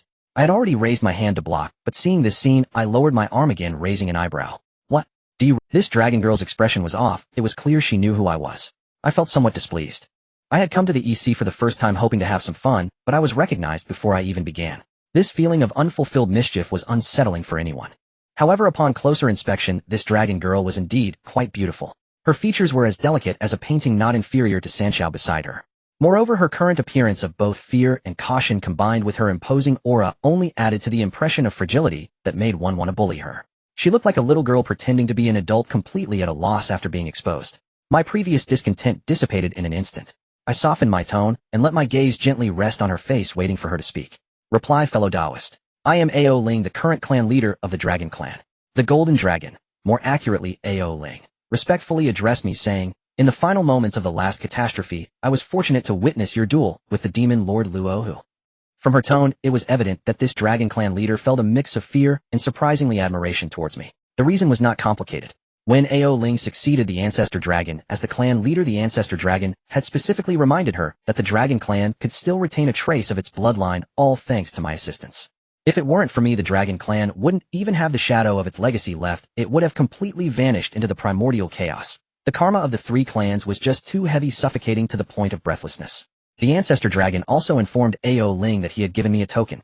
That token held the same weight as the Ancestor Dragon himself and commanded authority over the entire Dragon Clan. So now, with the power of life and death over the Dragon Clan in my hands, and having rendered great favors to them coupled with my terrifying strength, These three factors combined made Ao Ling both respectful and fearful, as well as a bit admiring.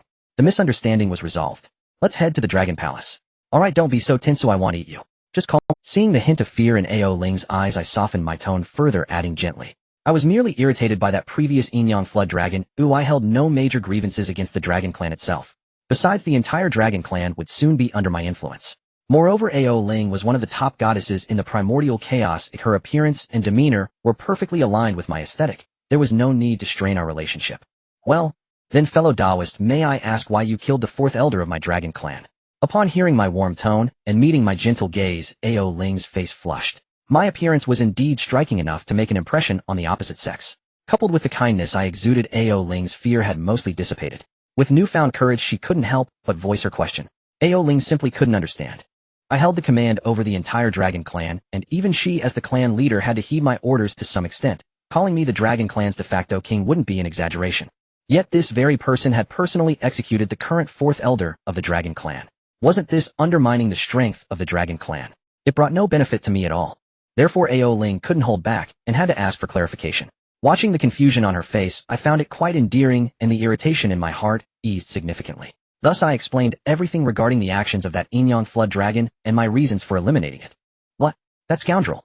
Ao Ling was stunned upon hearing the whole story. Immediately after, a surge of intense anger ignited within her. It must be noted that the current Dragon Clan was far from its once formidable peak, bearing heavy karma if it weren't for my prior guidance to the Ancestor Dragon, which allowed the Heavenly Tao to bestow merits and help cleanse some of the karma. The Dragon Clan's legacy would have long since been severed. Thus the foremost task for the entire Dragon Clan now was to rest and recuperate, desperately cleansing this karma. Yet this Yinyang Flood Dragon, relying on its status as the fourth elder's bloodline, had the audacity to act tyrannically in the East China Sea. To make matters worse, it even dared to lay its eyes on my disciple. In Ao Ling's eyes, I was not only a benefactor of the Dragon Clan, but also a formidable powerhouse in the Primordial Chaos. After all, I was bold enough to challenge the Demon Lord Luo, who unknown, and at that time Luo, who was in a state of explosive growth. Though I succeeded through a sneak attack, one must not forget that Luo, who had yet to unleash his full power when he easily subdued the Ancestor Dragon and the other two.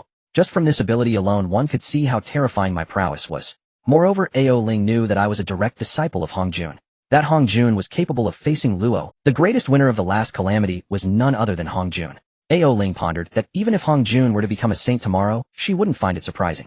Furthermore, even without mentioning my connection to Hong Jun after all this time, could my strength have stagnated?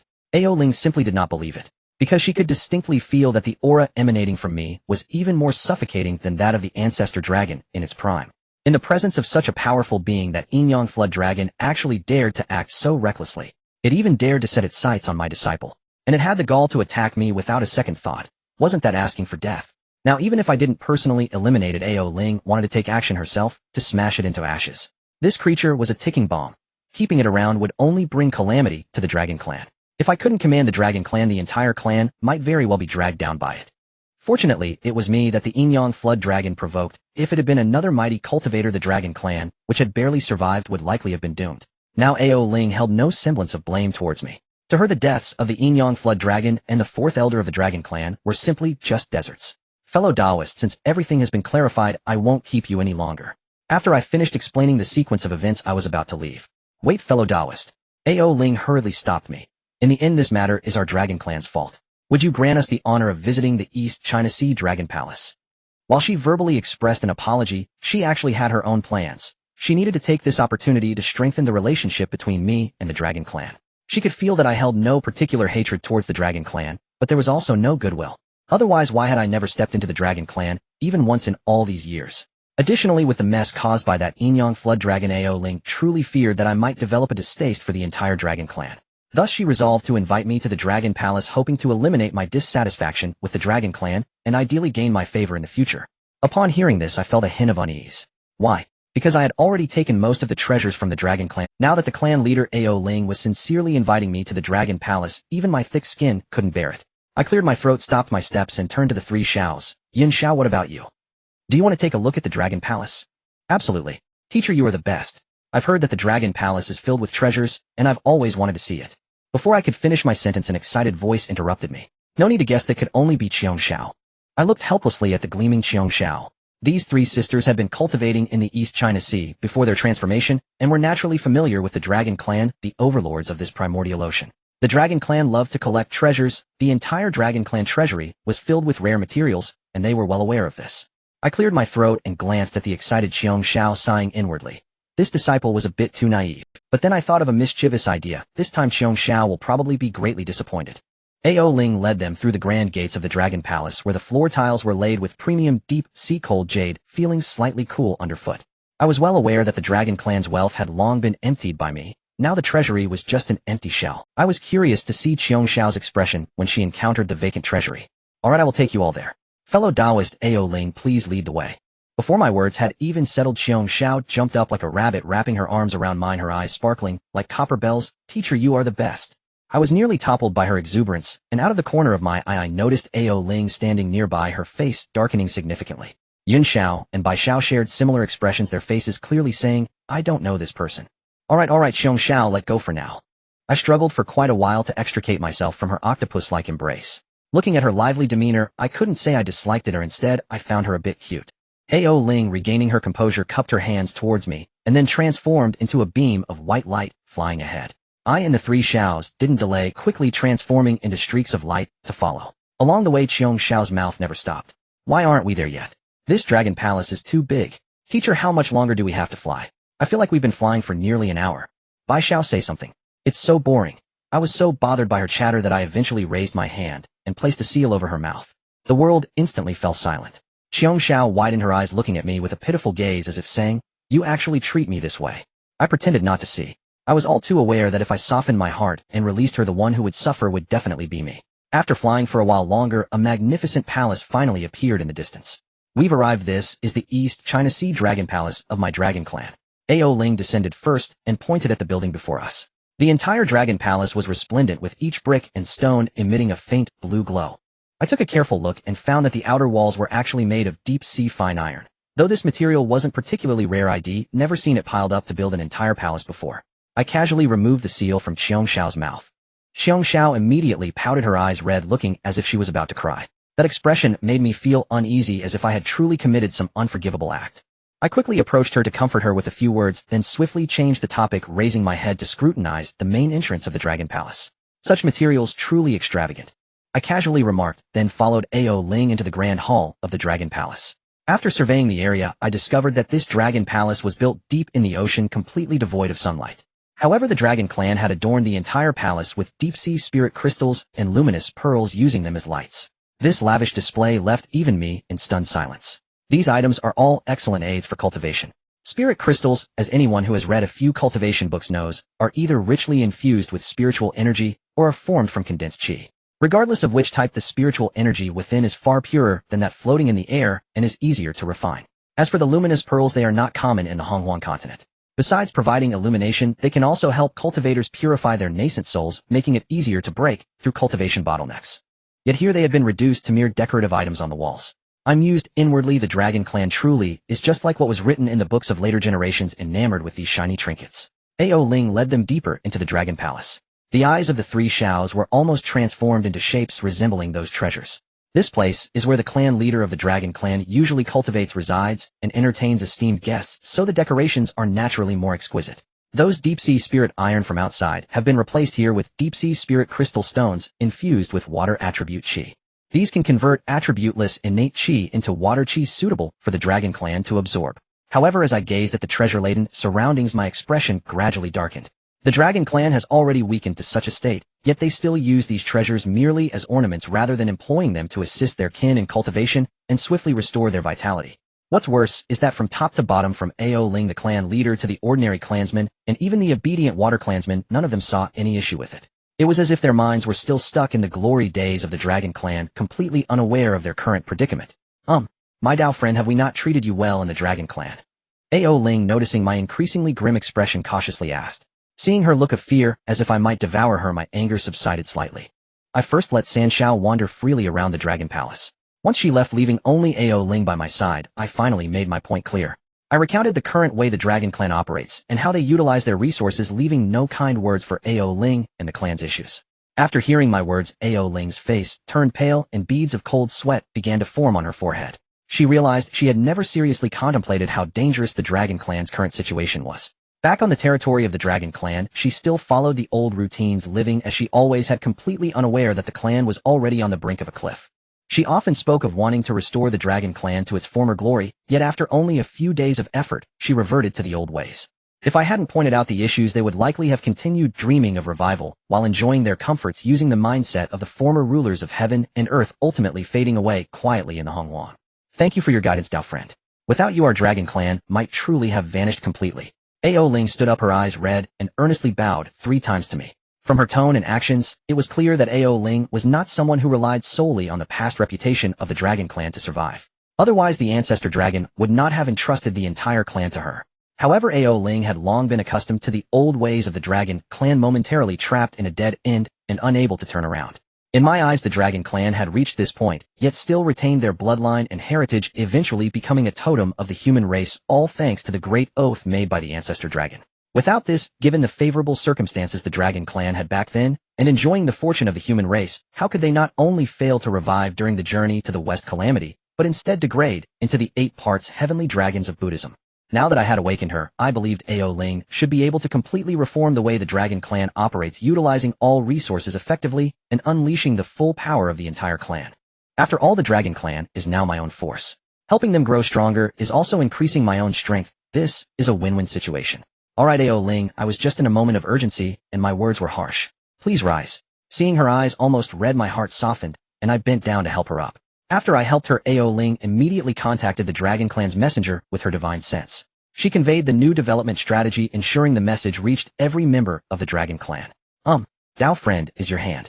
Ao Ling quietly reminded me after finishing her official business. My. Hearing her speak, I turned to look. Only then did I realize that Ao Ling's fair face had turned completely red, and I had not released her hand since I helped her up. My apologies. I cleared my throat and quickly withdrew my arm. To be honest, holding Ao Ling felt quite pleasant, but continuing to do so was somewhat inappropriate. The atmosphere suddenly became somewhat awkward. Seeing Ao Ling's blushing face, I quickly changed the subject. Ao Ling, let's continue discussing the future inheritance and development of the Dragon Clan. Alright, Dao friend, please sit and try our Dragon Clan's deep sea spirit tea. Ao Ling followed me down the steps. After we both sat down again, she somehow produced 2 cups of spirit tea and placed them on the table. I took a sip and found that this deep sea spirit tea not only contained ample spiritual energy, but also strengthened the body, enhancing the physical strength of cultivators. After finishing 1 cup, I took out several spirit fruits and shared them with Ao Ling. Of course, the varieties I took out were not found in the Dragon Clan's treasury. Otherwise, it would have been somewhat embarrassing if recognized. While drinking tea and eating fruits, the 2 of us began discussing the future direction of the Dragon Clan and how to allocate resources. Lingtian is now replacing Taiqing Laozi. The original Laozi was the first alchemist of Hongwang. After taking up this identity, he has also developed a decent understanding of alchemy. Additionally, during the War of the 3 Clans, he obtained treasures from the 3 clans and the Demon Clan, as well as good items found on 3 Immortal Island. With the enhancement of the Qinquan Ding and the Zao, Hua Ding, the pills he can refine now have reached the level that the original Laozi achieved after becoming a sage. Therefore, Laozi can help the Dragon Clan refine pills, whether for cultivation or healing, it is all possible. However, the materials for refining pills must be provided by the Dragon Clan. He cannot take care of everything just because the Dragon Clan has become his subordinate. He only plays a supportive role. The real resurgence must come from the Dragon Clan itself. Otherwise, even if he forcibly pushes the Dragon Clan back to its peak, it would still be in vain. Ao Ling was currently engaged in a lively discussion with me, and our relationship had unknowingly grown closer. Just as we were getting into the conversation, a loud laugh suddenly rang out ahead. Haha, Ao Ling, my niece, you finally understand the current situation of the Dragon Clan. Not too late, not too late. Before the voice faded, a figure stepped into the Dragon Palace. I instinctively released my divine sense to scan. But before I could ascertain the depth of the other party, a stronger divine sense directly pushed mine back. Following that, a resonant voice sounded, Dao friend, that's a bit presumptuous of you. At that moment, I was taken aback. Although I had not used my full strength to easily bounce back my divine sense, that was definitely not the act of an ordinary character.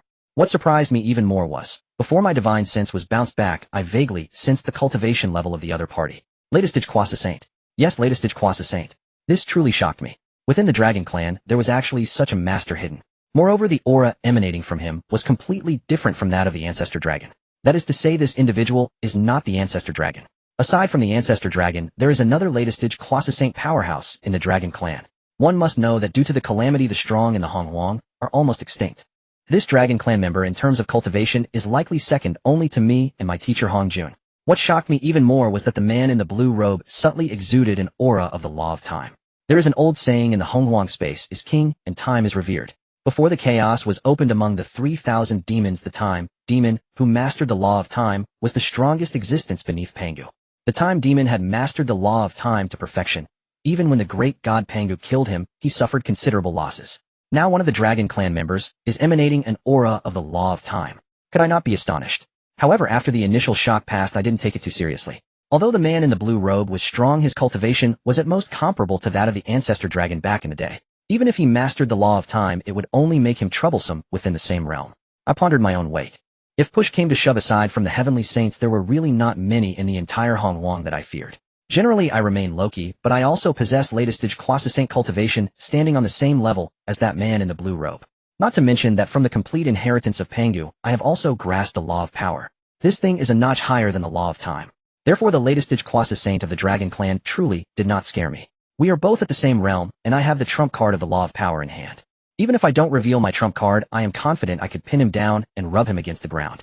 Furthermore, there are no deep grudges between him and the Dragon Clan.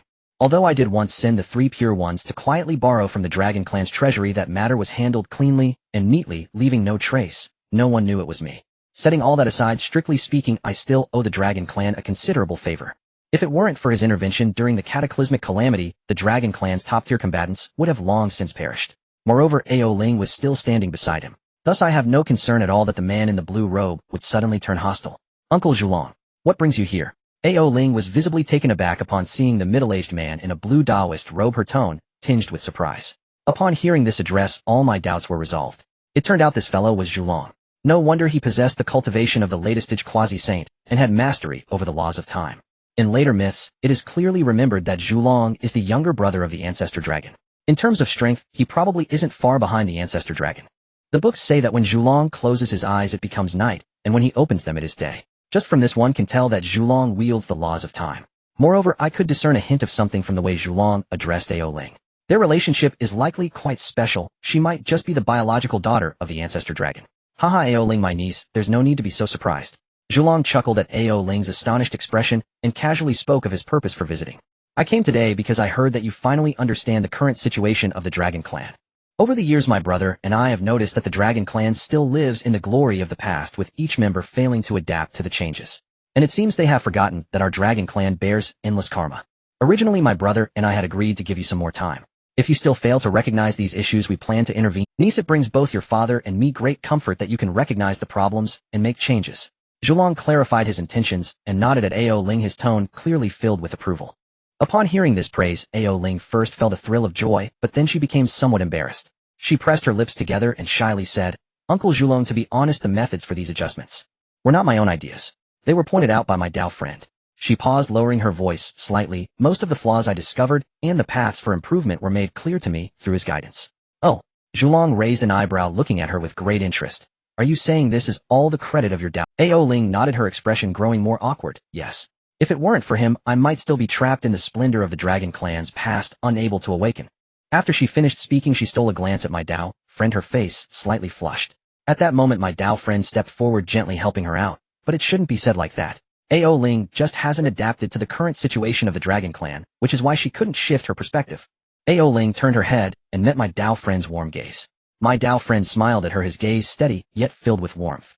Ao Ling instantly understood. He was helping her smooth things over. Her heart softened, and she smiled back at my Dao friend, feeling a warmth in her heart. Haha, this is interesting. True. Zhulong observed the interaction between the two and suddenly burst into laughter, winking at my Dao friend. My Dao friend, how do you find my niece? Upon seeing his teasing expression, my Dao friend did not back down and directly replied, Friend Zhulong, Ao Ling is excellent. She possesses both execution ability and a broad perspective, truly remarkable. The two exchanged glances, both revealing a smile that conveyed mutual understanding. Oh dear. Ao Ling, seeing them glance at each other, instantly flared up, her face as red as a burning cloud. Uncle Zhulong. My Dao friend. Enough of you both. If I won't talk to you anymore. After saying this, she turned around, her ears flushed bright red. My Dao friend and Zhulong exchanged glances, and both couldn't help but laugh. As Zhulong and my Dao friend laughed heartily, Ao Ling's face turned crimson. You two, enough already. She yelled at both of them like a cat whose tail had been stepped on. My Dao friend cleared his throat. Alright, Ao Ling, let's discuss serious matters. Zhulong nodded along, suppressing his laughter. While teasing this girl was quite fun, he was afraid that continuing would truly end. The two of them pulled Ao Ling to sit by the table. Zhulong stood up and solemnly bowed to my Dao friend.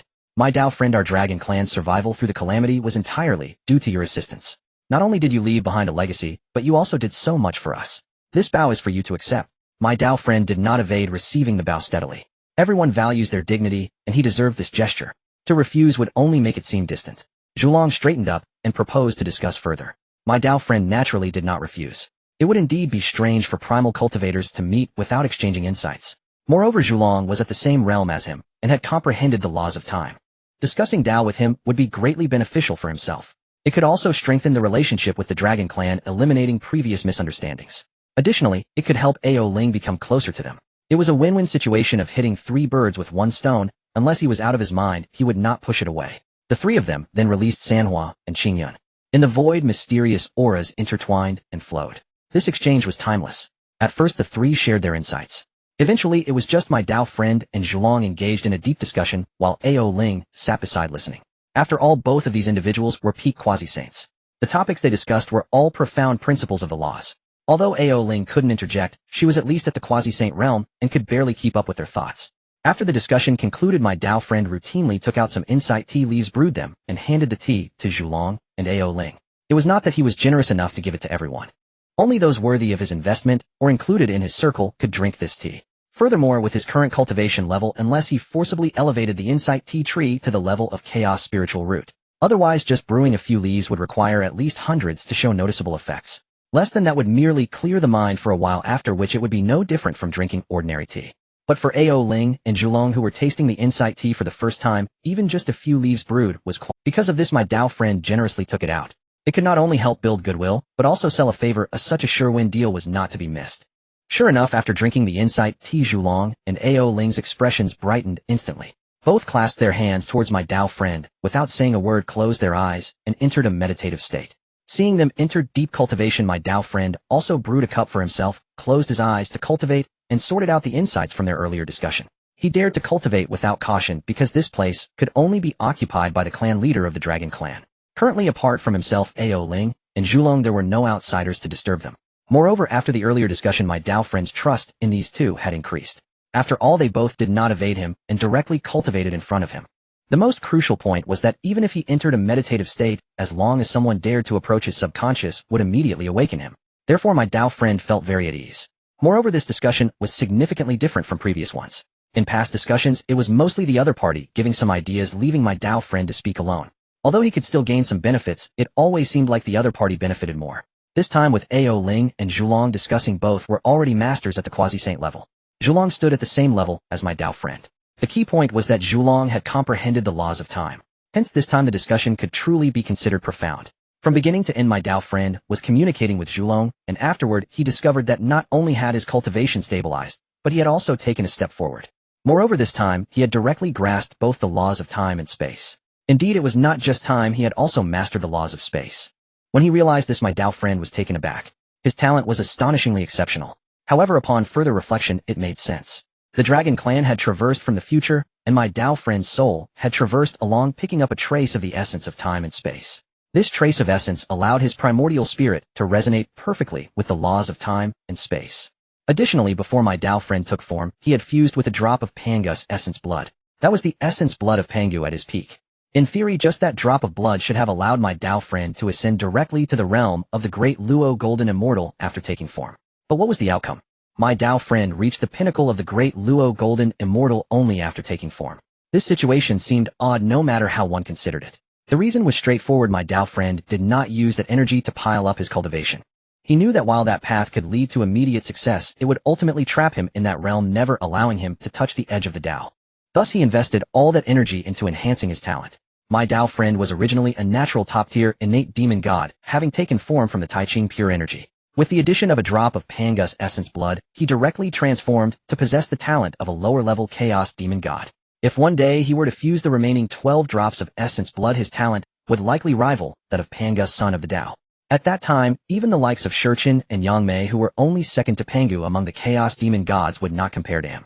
This explains why my Dao friend held 12 drops of Pangu's peak essence blood, had fused with one, yet only reached the pinnacle of the great Luo Golden Immortal upon taking form. He relinquished the opportunity for immediate sainthood and chose a more challenging path, to refine his talent and solidify his foundation. When the time is right, he would naturally soar into the sky with an unlimited future ahead. Thousands of years rushed by. My Dao friend thoroughly sorted out the insights from the earlier discussion.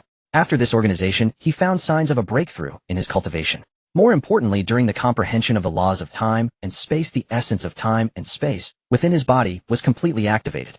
Originally, his physical realm was stuck at the peak of the top quality innate spiritual treasure, but after being repeatedly cleansed by the essence of time and space, he had already touched the threshold of the innate supreme treasure. I opened my eyes and glanced at the nearby Zhu Long and Ao Ling. Those two were still immersed in deep cultivation, showing no signs of waking up. I did not disturb them, but left an image of myself in place and entered the Taoist temple space. The upgraded Taoist temple space had changed tremendously. The quantity of spiritual energy had increased by more than 100 times, and the quality had also reached a new level. What surprised me even more was the rich Tao rhythm permeating the space. The quantity of spiritual energy had increased by more than 100 times, and the quality had also reached a new level. What surprised me even more was the rich Tao rhythm permeating the space. This was merely a divine-level Taoist temple. If it were upgraded to a saint-level Taoist temple, how terrifying would that be? I couldn't help but feel grateful. At that time, my decision to upgrade the Taoist temple space had been the right one. I silently praised myself. Then I shook off the chaotic thoughts in my mind and immersed myself back into cultivation. Time flew by in the Taoist temple space. Boom. A terrifying aura erupted from my body. But shortly after, as if running out of energy, it quickly receded. I opened my eyes and let out a sigh. Having such a solid foundation is not necessarily a good thing, I muttered softly. To break through once requires energy over 100 times that of the same realm. Having such strong talent, pure magical power, and deep foundations had become an obstacle to my breakthrough. Although I did not reach the peak of Quasi-Saint this time, I did gain insights into a few new divine abilities after discussing with those powerful beings. Inspired by Fuxi, I developed the Heavenly Tao simulation. Simply put, it connects the primordial spirit with the heavenly Tao of the primordial world, using this connection to investigate matters. Anyone without a treasure capable of concealing the heavenly secrets would hardly escape my eyes. If the other party was not alert, they wouldn't even realize they were being spied upon. During the discussion with Nuwa, I also created creation of all things. Simply put, it transforms magical power into energy imbued with the aura of creation, which can not only heal myself, but is also beneficial to all things in heaven and earth with effects comparable to the three light divine water. The two youngsters Yuanshi and Tongtian made no significant breakthroughs because they both inherited from the three purities and were part of the Pangu lineage. They simply gained some insights in artifact forging and formations. The discussion with Zhu Long was different. Because I comprehended the principles of time and space, combining it with the essence of time and space deep within my soul, I directly forged a technique called Time-Space Divine Eye. Simply put, it integrates the insights of time and space into the eyes. Once mastered, as long as these eyes gaze at someone regardless of their cultivation level, if they are at the same level or lower, all secrets since the day of their transformation can be revealed.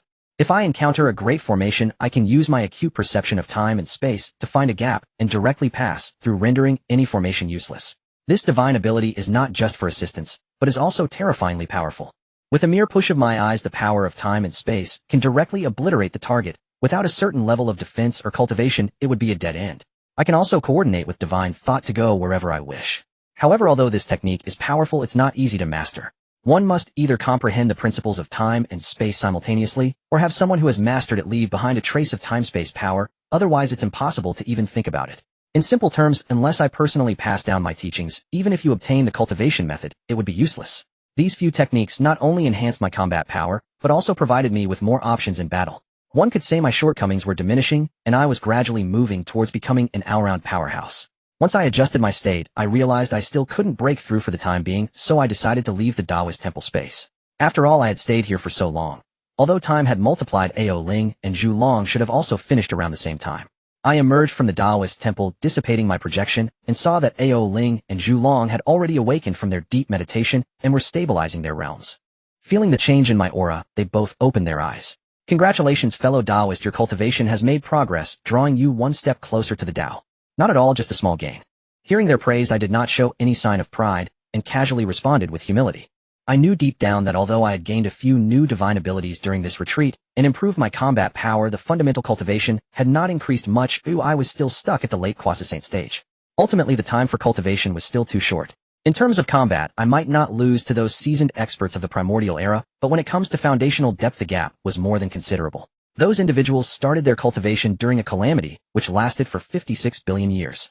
The likes of Hong Jun and Luo Ho, who are reincarnated chaotic demon gods, must have trained for an unfathomable amount of time. In comparison, my time truly only qualifies me as a small rookie. Even if I somehow become a saint, what does that matter? At most I would shift from being a mere piece on the chessboard to someone who can barely play. I must remind myself that even beings of Hong Jun's caliber ultimately could not escape the heavenly Tao of the primordial world. It is not that the heavenly Tao has any schemes, but rather that they had fused with it for too long and could no longer separate. Moreover, even if one transcends the heavenly Tao, there are still greater paths waiting ahead.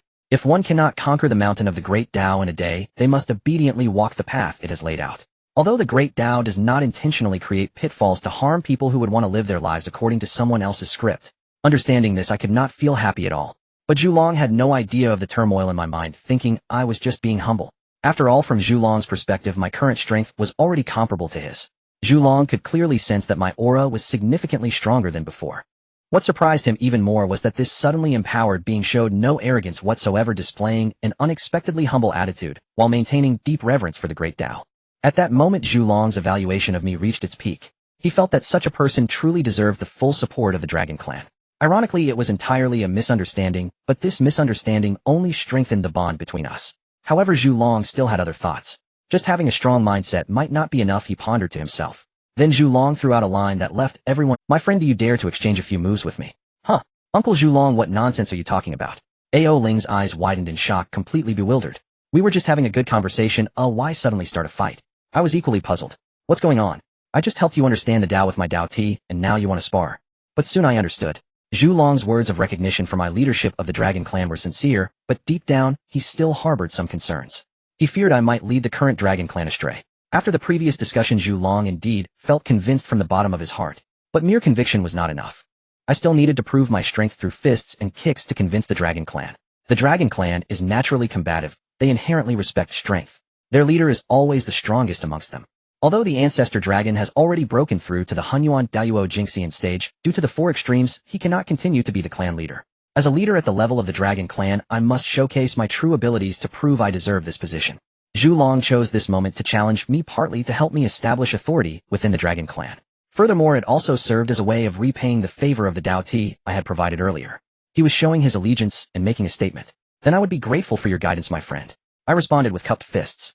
I wasn't foolish, I quickly saw through Zhulong's intentions. After giving Zhulong a knowing look, I readily accepted the challenge. Just as we were about to leave the Dragon Palace to find an open area to spar. "Wait, Uncle Zhulong, my friend, what exactly is going on? Why are you suddenly going to fight?" Ao Ling's soft voice suddenly interjected. She was so anxious that her eyes turned red, tears threatening to spill. The commanding aura she had just displayed had vanished, and she seemed like a little girl who had been bullied. I turned back to look, and my heart felt as if it had been struck by something. This appearance was simply too adorable. I almost couldn't help but exclaim. With teary eyes, Ao Ling looked at me, her voice trembling. "My friend, you're not lying to me, right?"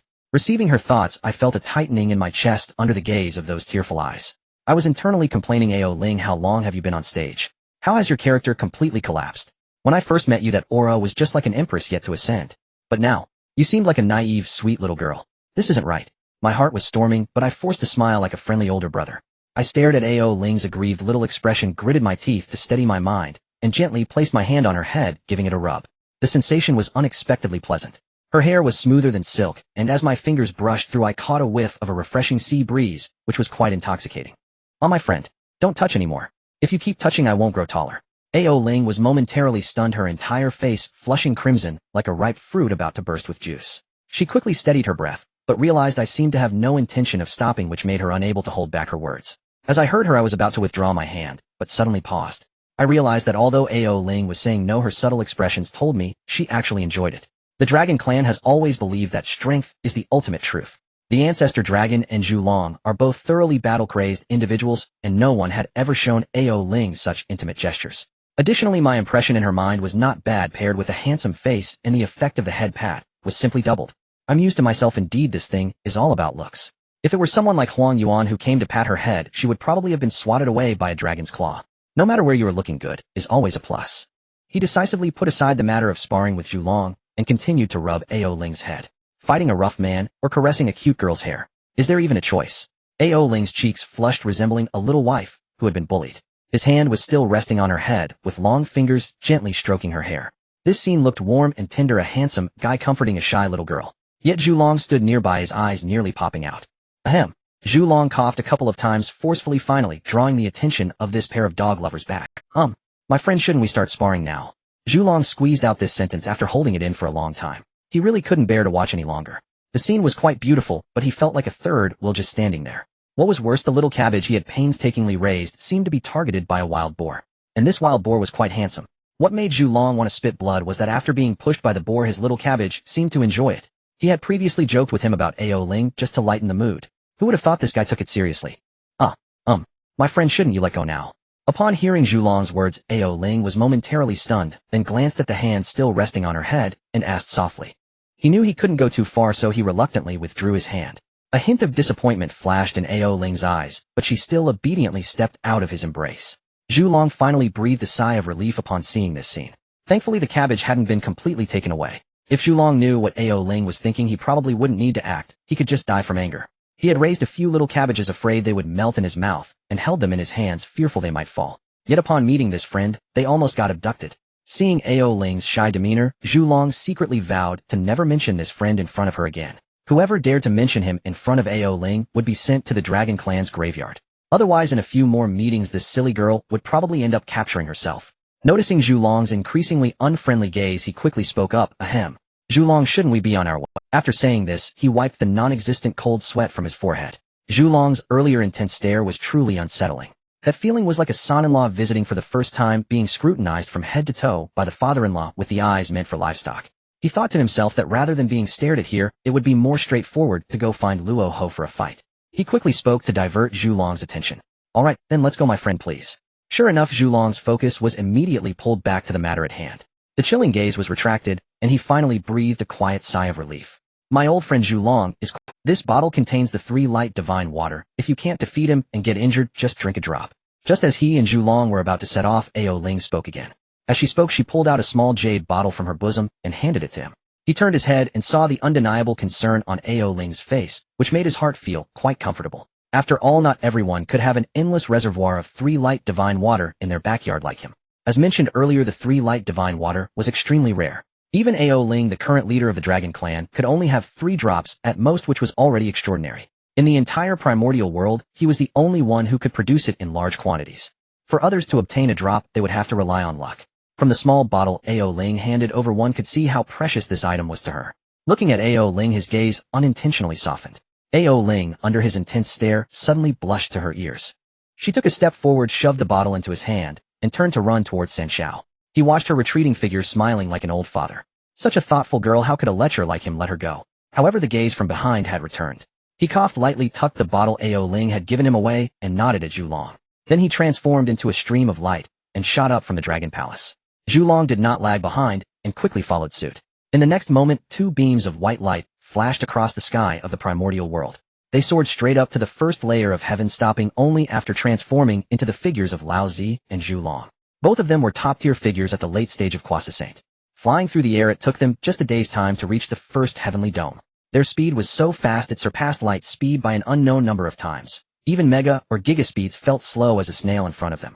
And this was merely the lowest layer of the 36 heavens. This illustrates just how absurd the distances are in the primordial world. Why must they go to the heavenly dome to fight? Ultimately, it was because these two's cultivation was too fearsome. If they fought on the primordial continent, even a simple spar would unleash waves that could wreak havoc on the dragon veins and oceans. Once karma was involved, it would be troublesome, especially for Zhu Long, as it would be a double whammy. Unlike Laozi, who bore immense merits for protection, he carried a heavy load of karma. That karma not only backfired on him, but also affected the already scarce fortune of the Dragon Clan. However, the heavenly dome was different. Even if the two shattered the space, the primordial Tao could easily patch it up. Thus, without a second thought, they decided the battlefield would be in the heavenly dome. In the next second, Zhu Long and Laozi exchanged glances, and each stepped back. After all, it was just a spar, not a fight to the death, so neither was in a hurry to strike first. After creating distance, they focused on each other, searching for flaws.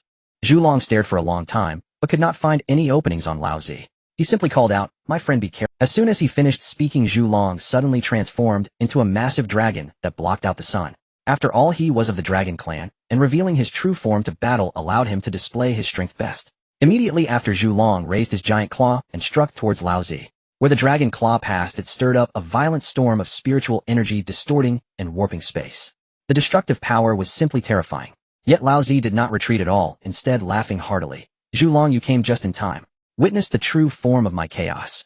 Seeing that giant claw coming down, Laozi did not hesitate. He revealed his chaos true form, clenched his fist, and struck directly at Zhu Long's dragon claw. At his current physical realm, Laozi did not need to employ any other secret techniques from his chaos true form. Just relying on this body, he could be as tough as an innate supreme treasure in a short time. However, although Zhu Long's physique was strong, it couldn't reach the hardness of an innate supreme treasure. At this stage, if they truly fought fiercely, he feared he wouldn't be able to hold back. If he wasn't careful, he might end up severely injuring Zhu Long, or even directly annihilating him. He and Zhu Long had no enmity. There was no need to fight to the death. Maintaining his normal physical state was sufficient. Yet Zhu Long had no idea just how much stronger his foundation was compared to his. Seeing him simply enlarge his size, he intended to clash head-on with him. A hint of surprise flashed in Zhu Long's eyes, and he instinctively reduced his strength. He thought to himself that among the dragon clan, even the ancestor dragon could not compare to his strength. His physique was such that even if he encountered the ancestor witch in the future, he wouldn't be far behind. So in his eyes, choosing this path was akin to seeking death, purely rushing into the muzzle of a gun. Thus, Zhu Long voluntarily reduced his strength by 3 points. With a loud bang, Zhu Long's giant claw collided with Laozi's fist. The shockwave from the collision erupted, creating terrifying storms of destruction that swept across the entire first heaven.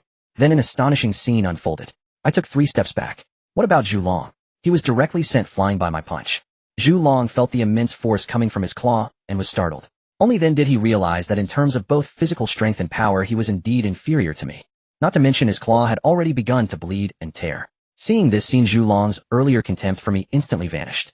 Although he knew my cultivation level was not inferior to his, he originally didn't take me seriously when it came to physical strength. After seeing me daring to clash head-on with him, he figured my body must be no weakling. But now he understood just how wrong he was. He had underestimated me gravely. My physical prowess was several times beyond his expectations. I broke through his defenses directly. If I had casually taken a spiritual treasure to strike him after that, even if he didn't die, he would at least shed some skin. Haha, you truly have some skills, my friend. I misjudged you. Zhu Long smiled at me and spoke. He wasn't foolish. Although he had underestimated me at first, he quickly adjusted his. Immediately after, Zhu Long unleashed all his strength and pounced towards me again. You came just in time. It's my turn to strike now. Looking at the charging Zhu Long, a hearty laugh rolled from my throat as I clenched my fists and met him head-on. The deep rumbling echoed again, and the terrifying storm of destruction swept across the first heaven once more.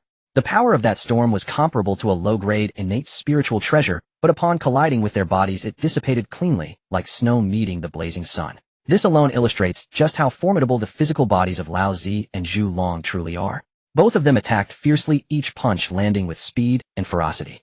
They tacitly agreed not to use any techniques or spiritual treasures, relying solely on their physical strength. The reason Laozi did this was that ever since he refined his physique to the level of a supreme innate treasure, he had never encountered an opponent capable of engaging in a direct physical confrontation.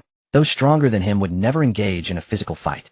Though he was aware that his teacher Hongjuan could match him evenly, Hongjun's physical body was not as formidable as his. Besides, he could never bring himself to engage in a brawl with his teacher. Of course, if it were someone like Niwa Zhuangmu or Ao Ling. Cough cough, let's stop there, or I'd be censored.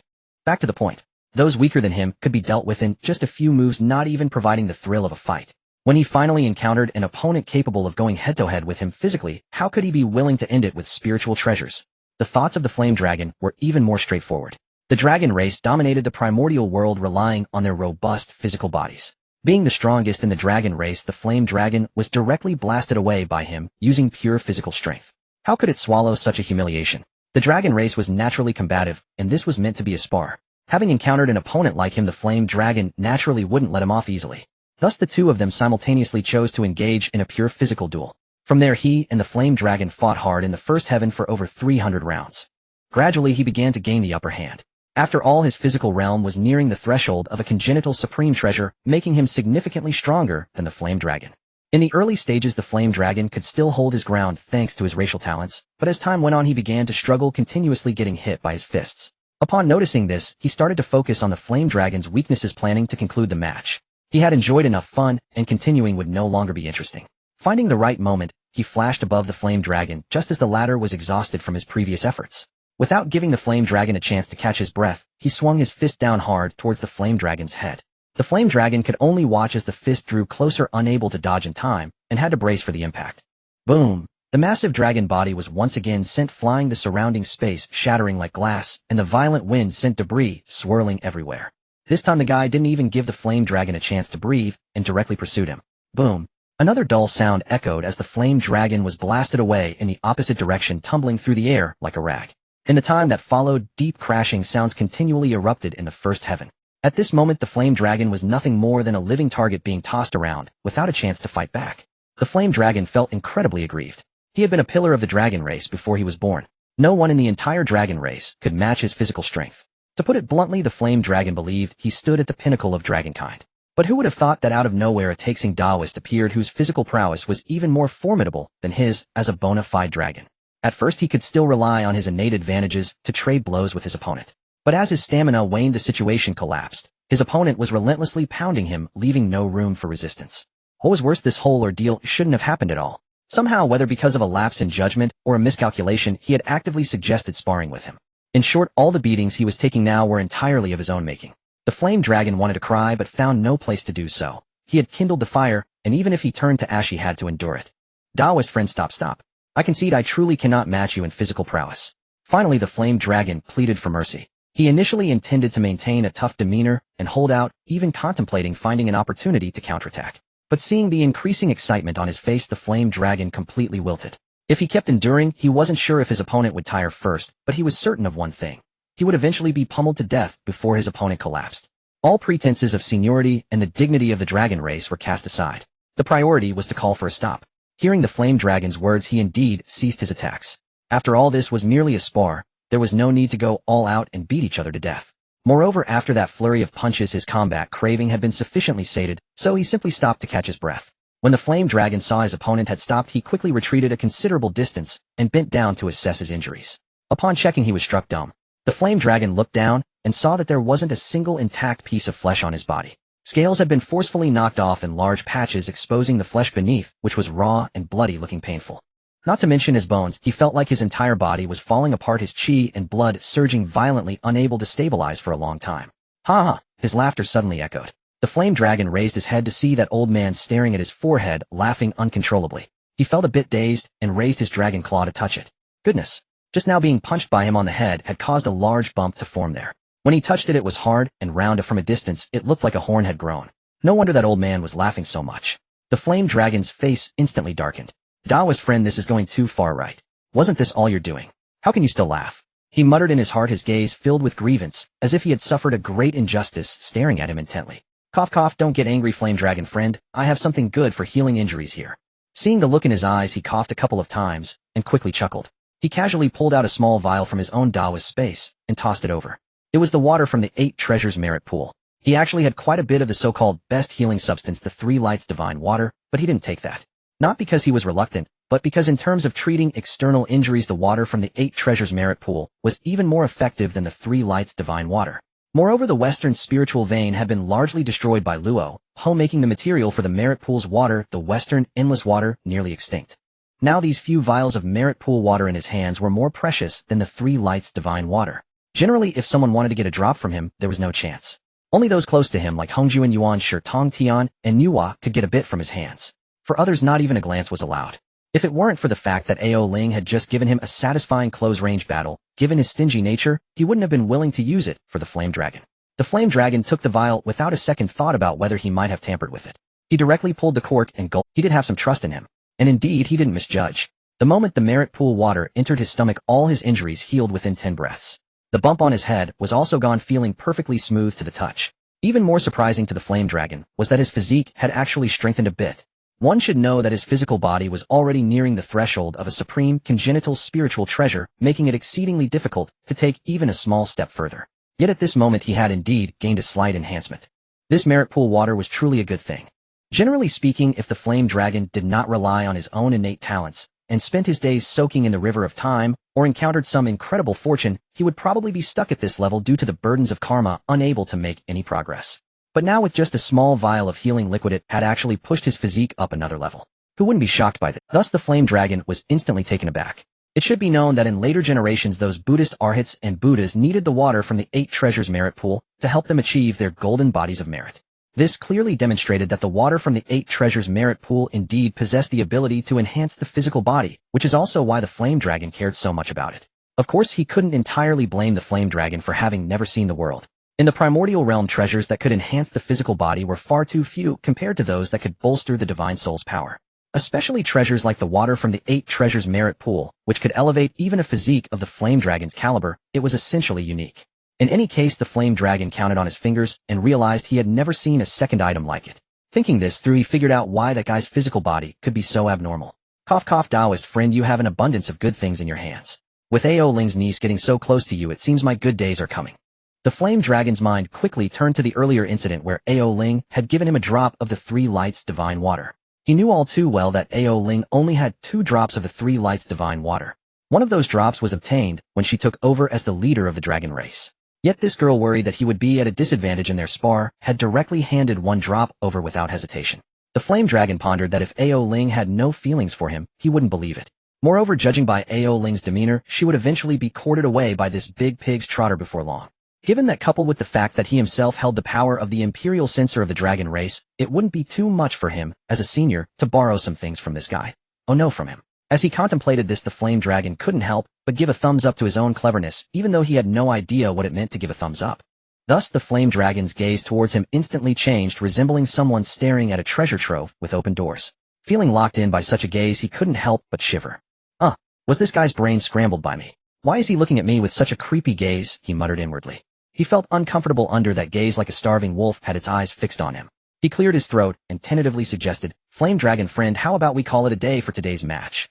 Upon hearing this, the flame dragon finally snapped out of his thoughts. He squinted his eyes and managed a smile, saying, "Taoist friend, I concede in terms of physique, but I still want to experience a few more moves in the path of laws." Hearing this, he immediately understood. This one was clearly not willing to concede. After all, having taken so many punches earlier without getting even a speck of dust on him, how could the flame dragon possibly swallow that? Yet not being able to gain an advantage in physical strength, it would be embarrassing to continue fighting. Just as Zhu Long found himself in a difficult position, he suddenly fixated on Laozi's youthful and handsome face. A thought sprang to mind. The more Zhu Long pondered, the more he felt he had found a flaw. Laozi didn't look like a reincarnated supreme being. His cultivation time must have been short. The foundation of power cannot be compensated for by mere talent. Enlightenment requires time, accumulation takes time, and the creation of divine abilities demands even more time. No matter how strong Laozi was, he couldn't withstand the short duration of his cultivation. With this thought, Zhu Long instantly became energized. He wanted to compete with Laozi in divine abilities and laws. Indeed, this was the winning strategy Zhu Long had devised. After all, before Hong Jun began his teachings, the divine techniques in the primordial world were pitifully scarce. Creating divine abilities not only depends on one's inherent attributes, but also relies on repeated attempts and gradual exploration. How much effort must be expended in this process? Even if one succeeds in creation, mastering it will take a considerable amount of time. Not to mention the power of laws. When innate beings are born, they indeed come with the accompanying law, but that essence is broken, and only a small fragment remains. To comprehend it, one must reach the level of Great Luo Golden Immortal. To strengthen it, that requires using the nascent soul to sense the operation of the heavenly Tao, which easily takes tens of thousands of years. Moreover, the nascent soul also gets fatigued, one cannot continuously comprehend without rest. It is precisely because of these thresholds that almost no instances of surpassing realms in combat occur in the primordial world. In the early stages, if one possesses some good treasures and combines them with several powerful secret techniques, it is barely possible to cross 1 or 2 small realms to engage directly. However, once one reaches the later stages, dreaming of surpassing realms in combat is essentially impossible. Even if the understanding of the laws is merely a hair's breadth away, the disparity in combat is vast. This is also why in the primordial realm, casually going into seclusion means tens of thousands of years or several yuan meetings at the very least. Besides the fact that the spiritual energy there is abundant to the point of being ridiculous, capable of sustaining life indefinitely, comprehending the laws, refining spirit treasures, and honing divine abilities. All these things require a hard investment of time. It is precisely because of this that Zhu Long felt he would surely win against Laozi. He emerged at the end of the fierce beast calamity, nearly a calamity ahead of Laozi. Not to mention, Zhu Long was playing the game of the laws of time. If he wasn't using time acceleration to cultivate, Laozi wouldn't believe it. This meant that Zhu Long had accumulated at least 1 calamity's worth of cultivation time more than Laozi. In theory, Zhu Long's reasoning should hold water in the primordial realm, and things should proceed as he envisioned. Yet he overlooked one crucial point. Laozi simply could not be measured by common sense. What he possessed was a system. Moreover, he had obtained the complete Pangu inheritance on Mount Buzhou, even comprehending the law of force. To put it plainly, he was a thoroughly overpowered character who could not be viewed through normal perspectives. However, speaking of the system, Laozi suddenly realized he hadn't paid it any attention for quite some time. System WDNMD host, although I'm not human, you really are slacking off. Am I so insignificant? Ahem. Laozi vaguely heard the system complaining and felt embarrassed to realize that he had indeed neglected it for too long. Other traversers spent every day in front of their systems trying to boost their presence, eager to extract something good from it. Yet here with Laozi the atmosphere was completely different. Who told him that his growth had been too smooth? The things he obtained from the system in the early stages had yet to be fully digested. The cultivation resources at his disposal were so plentiful that even without the system, he could still thrive. The system's sense of existence had gradually diminished under his hands. System, so it's still my fault. When needed you call me little sweetie, but when not needed you call me cow lady. Scum. Laozi thought to himself as the system continued to chatter on, quickly clearing his throat to change the subject. Ahem. Well, Zhulong, are you sure you want to make a move now? Laozi was well aware of how outrageous his own strength was. Not to mention the Chaos Pearl, just his usual cultivation and combat power had him firmly standing at the late stage of Quasi Saint. Once he activated the Dao Yuan 9 transformations, and the Chaos True Body combined with the divine abilities in his possession, his combat power could soar to the level of Luo Ho and Hong Jun during the desperate state of the Dragon Han Calamity. Not to mention, he had a 36-grade Lotus platform protecting him.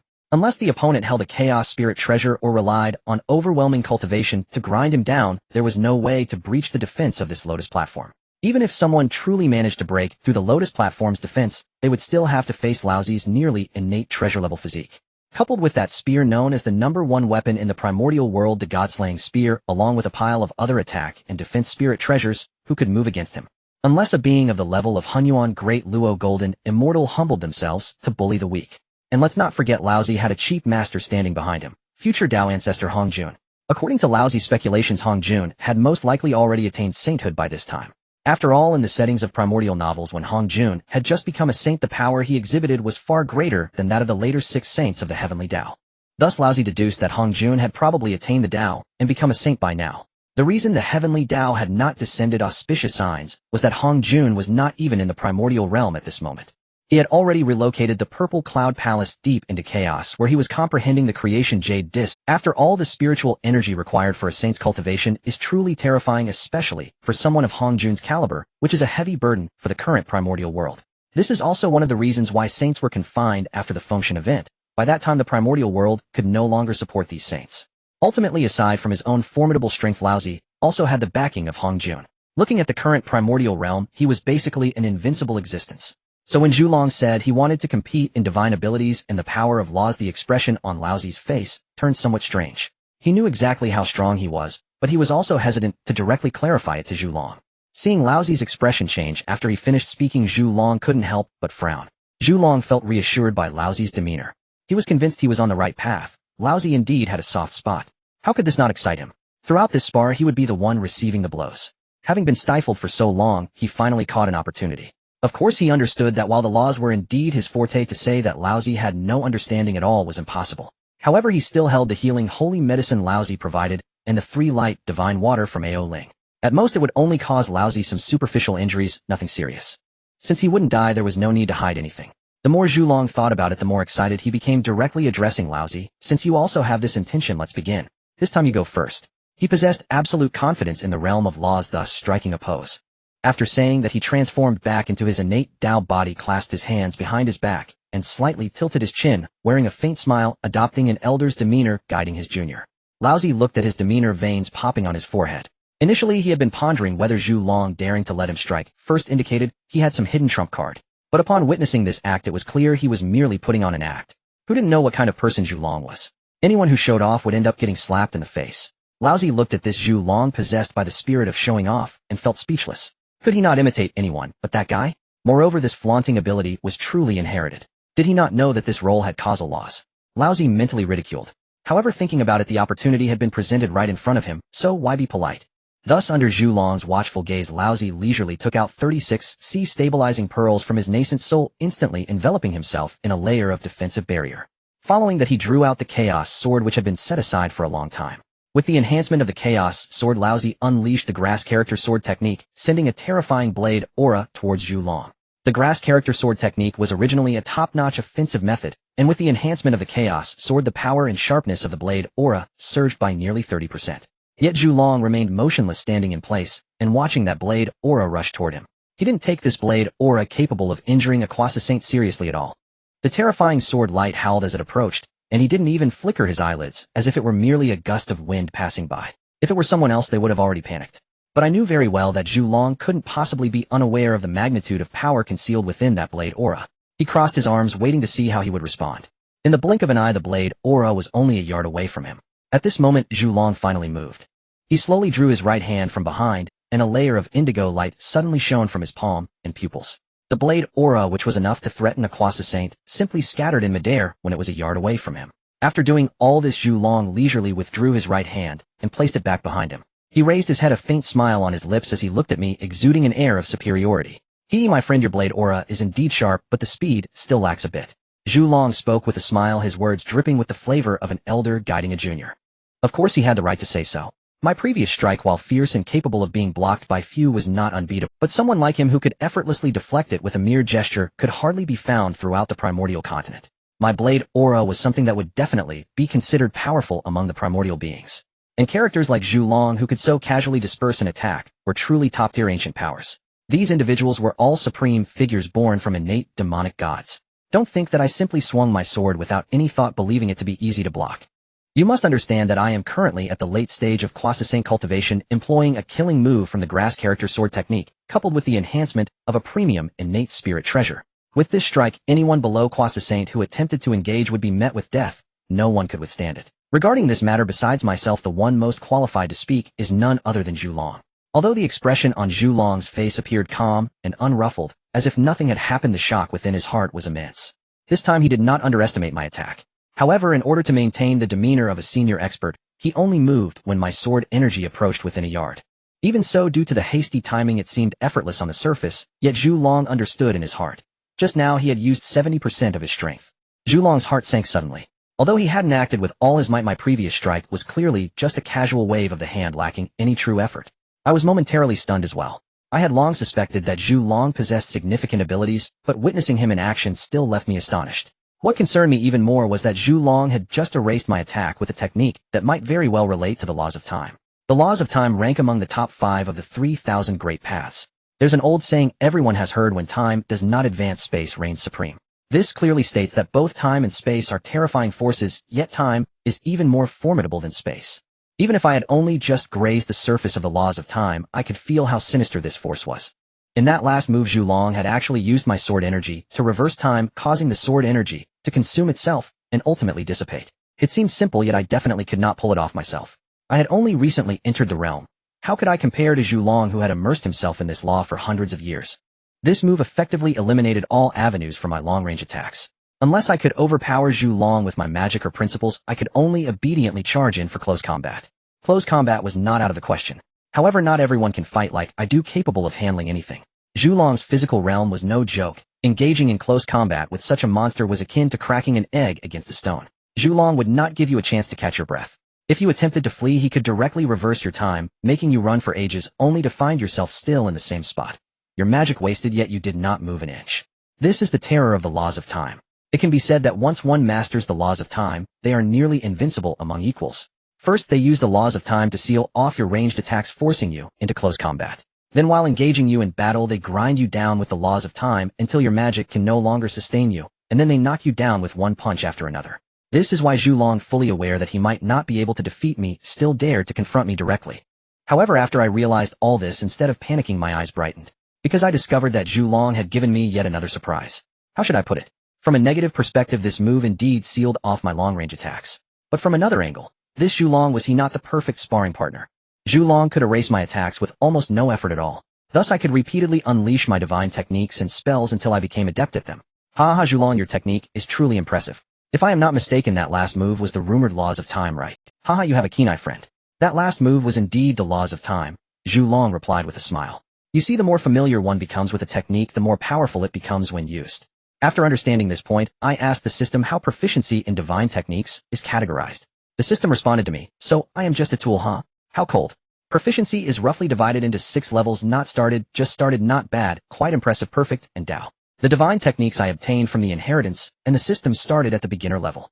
However, most of the divine techniques were stuck at the not bad level, not even reaching quite impressive. Ultimately, it still boiled down to my short cultivation time, infrequent fighting, and having too many divine techniques leading to distractions. The only one that reached quite impressive was the Heaven Concealing Secret Manual.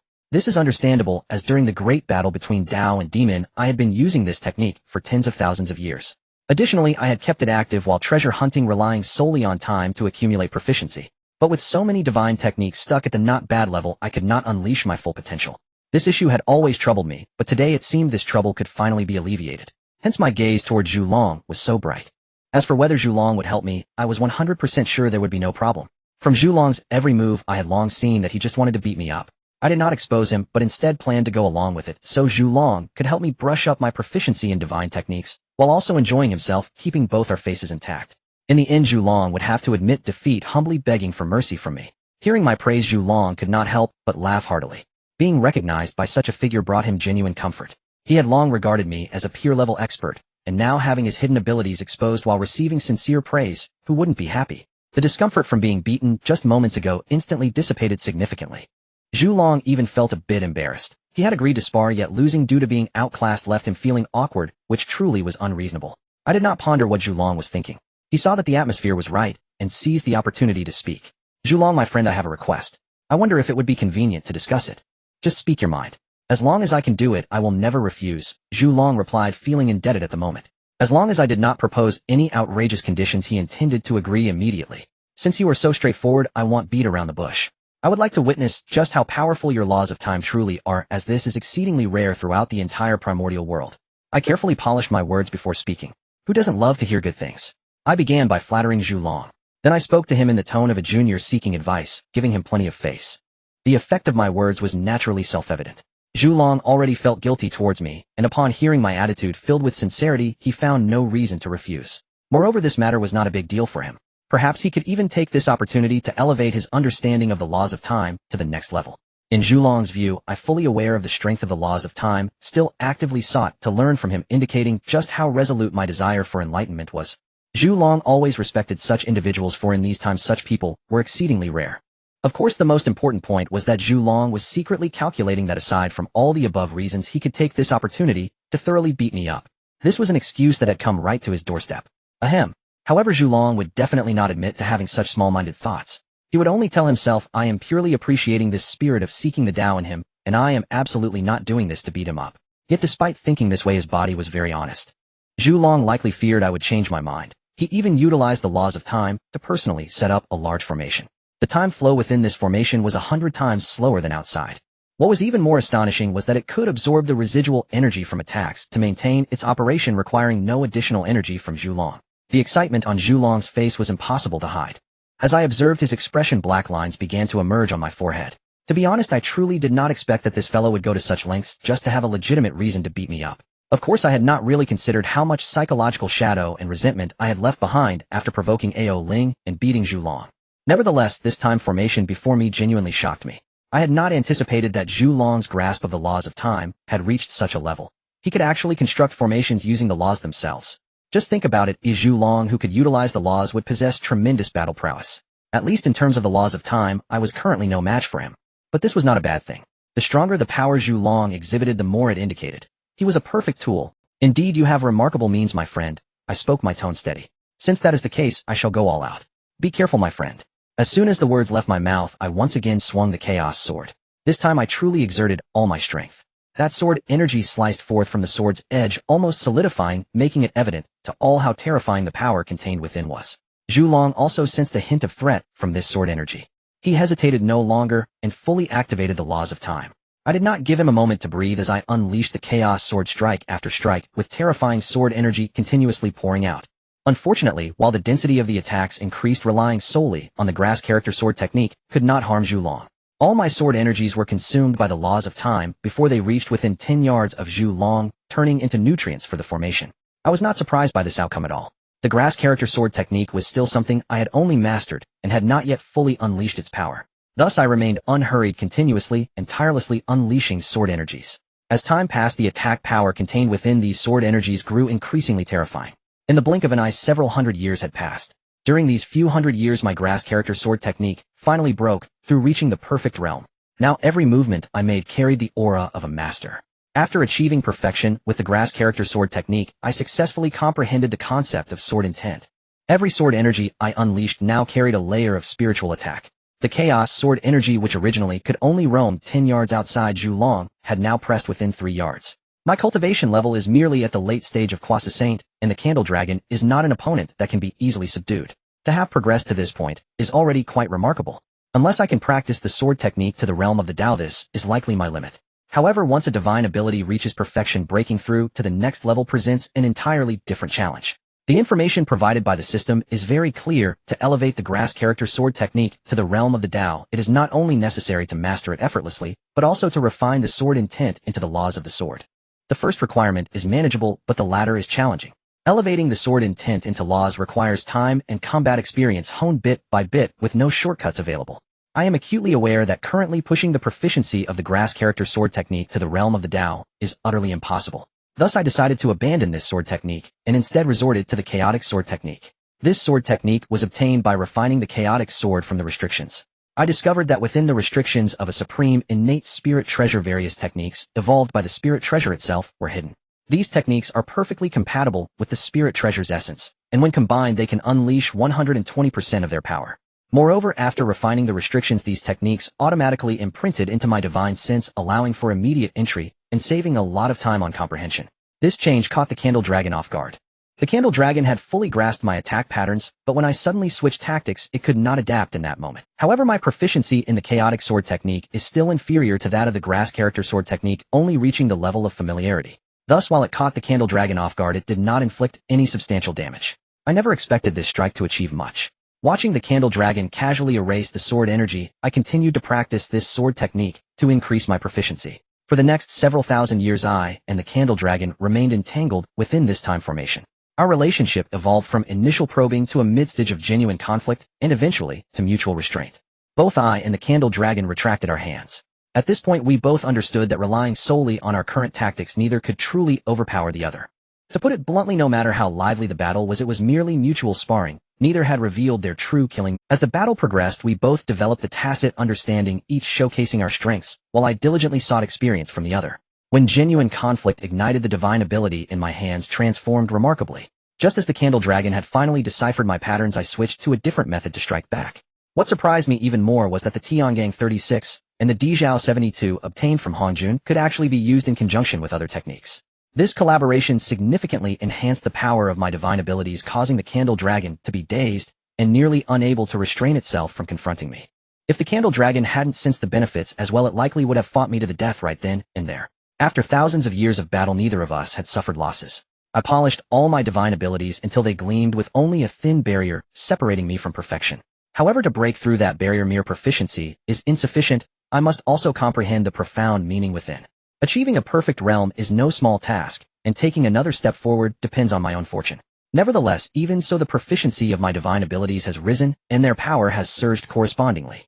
The techniques in my hands have reached new heights. The most evident aspect is the harmonious interplay between different divine abilities regulated by the laws of Tiangang and Dijiao. These elements, when intertwined, have increased my strength more than tenfold compared to before. Ultimately, these thousands of years spared me countless tribulations of arduous cultivation. After all, practical combat is the most tempering experience. To achieve this, I owe my gratitude to the Candle Dragon for its full cooperation. Otherwise, it would have been an impossible feat. Thinking of the Candle Dragon, the excitement in my heart was subdued. I realized that I had underestimated this fellow from the very beginning. Initially, the Candle Dragon only revealed its ability to reverse time. Once I amplified our divine abilities, it truly showcased the terrifying nature of the laws of time. During the fiercest moments, the Candle Dragon directly used the laws of time to swap our positions. What does this mean? The attacks I unleashed inexplicably turned back towards me. This caused me to suffer significant losses, serving as tuition paid for the Candle Dragon's training. The battle extended for several thousand years, and my understanding grew clearer. The Candle Dragon's mastery of the laws of time had advanced considerably. This fellow could even extract attacks from past and future powerhouses within the river of time, unleashing them upon me. If it weren't for the sea calming pearl hovering above my head, I would have nearly been overwhelmed. This battle completely dispelled the inflation I had just experienced. It also made me recognize the reality. I am far from invincible. It is still too early to act arrogantly. However, later on I managed to react and successfully suppress the Candle Dragon. Yet due to the inability to use lethal force, we remained in a stalemate for several thousand years. With sufficient proficiency achieved and feeling fatigued, I gained some insights into the laws of time and decided not to continue prolonging the standoff. Conventional divine abilities attacking the Candle Dragon's river of time are out of the question. I planned to directly employ the laws of force, violently crushing and breaking through the river of time. In truth, using the laws of force to forcefully attack is not the best approach. However, before the fight began, I had agreed with the Candle Dragon to only compete with divine abilities and laws. This battle effectively tied my hands in many ways. Otherwise, I could have directly activated the Dao Yuan 9 transformation, skyrocketing my combat power, and combined with the divine ability of the Chaotic Pearl, Chaotic Domain, and the Candle Dragon would have long been subdued. But since I promised, I couldn't just go back on my word. Ultimately, I still underestimated the Candle Dragon, thinking I could deal with it solely with my standard techniques. Now I can only grit my teeth and use the laws of force to conclude this. I planned this in my mind, but did not rush to take action. I continued to exhaust the Candle Dragon for a while, carefully looking for its flaws, waiting for the moment when its aura was weakest to strike. The Candle Dragon was in a similar state. No matter how combative it was after thousands of years of battle, its spirit was also wearing thin. After all, this was not a life and death duel. The Candle Dragon was able to endure alongside me all this time, not only because of its dragon tribe's natural combative nature, but also because it had been holding back, plotting how to give me a thorough beating. After thousands of years of fighting, the Candle Dragon nearly pinned me down multiple times, but each time I managed to withstand the pressure. Now the Candle Dragon was no longer eager to fight to the death. It chose to slowly maneuver, waiting for the moment when my aura was weakest to deliver a fatal strike. It had already calculated in its heart that if it couldn't defeat me this time, it would simply call it a draw and let it be. After all, after 1,000 years of enmity, it was time to let it go. The Candle Dragon felt that it was not the type to hold grudges. It mainly wanted to find an opportunity to beat me up to save. However, if it truly couldn't achieve that, it wouldn't force the issue. To be honest, it actually admired me deep down. Although we each had our own thoughts, our movements once again synchronized in perfect harmony. Decades passed in the blink of an eye. The Candle Dragon and I almost simultaneously paused. Both of us were at the late stage of quiescence. Our foundational strengths were similar. Thus our auras hit rock bottom at almost the same moment. These two cunning old foxes both thinking the same thought, building up strength, then launching a ferocious attack. The aura of the laws of time emanating from the Candle Dragon surged explosively. I also halted my movements, and a terrifying wave of the laws of force erupted from my body. Time reversal. Force breaks all. After a brief moment of energy build-up, both shouted simultaneously. Two terrifying forces of law crashed into each other like monstrous waves. In the next moment, the two forces collided fiercely. The mere aftermath shattered the time formation set up by the Candle Dragon to pieces. After the formation shattered, the aftermath continued to expand outward, centered around me and the Candle Dragon, shattering the spatial barriers within at least a few light years. Parts of the first heaven were instantly filled with countless cracks. The space itself was constantly attempting to repair, but just as it healed, it was torn apart again by the spreading aftermath. This apocalyptic scene was merely the aftermath of our attacks. The terrifying nature of the power of law was evident even at this level. Returning our focus to the center of the collision between the laws of time and force, the time law released by the Candle Dragon transformed into a phantom river continuously flowing. It seemed determined to wash away everything that entered the river and then sink it to the bottom. My force law also refused to be outdone as it rushed into that phantom river of time. It transformed into a colossal figure. This giant bore a resemblance to Pangu, but was more like me. The moment that phantom river of time touched even a hint of Pangu's aura, it came alive, surging with madness, and its power skyrocketed several times. The Candle Dragon's expression darkened, and it quickly formed several hand seals, turning to shout at me, "Brother, be careful. I can't contain this thing any longer. Do not let it touch you."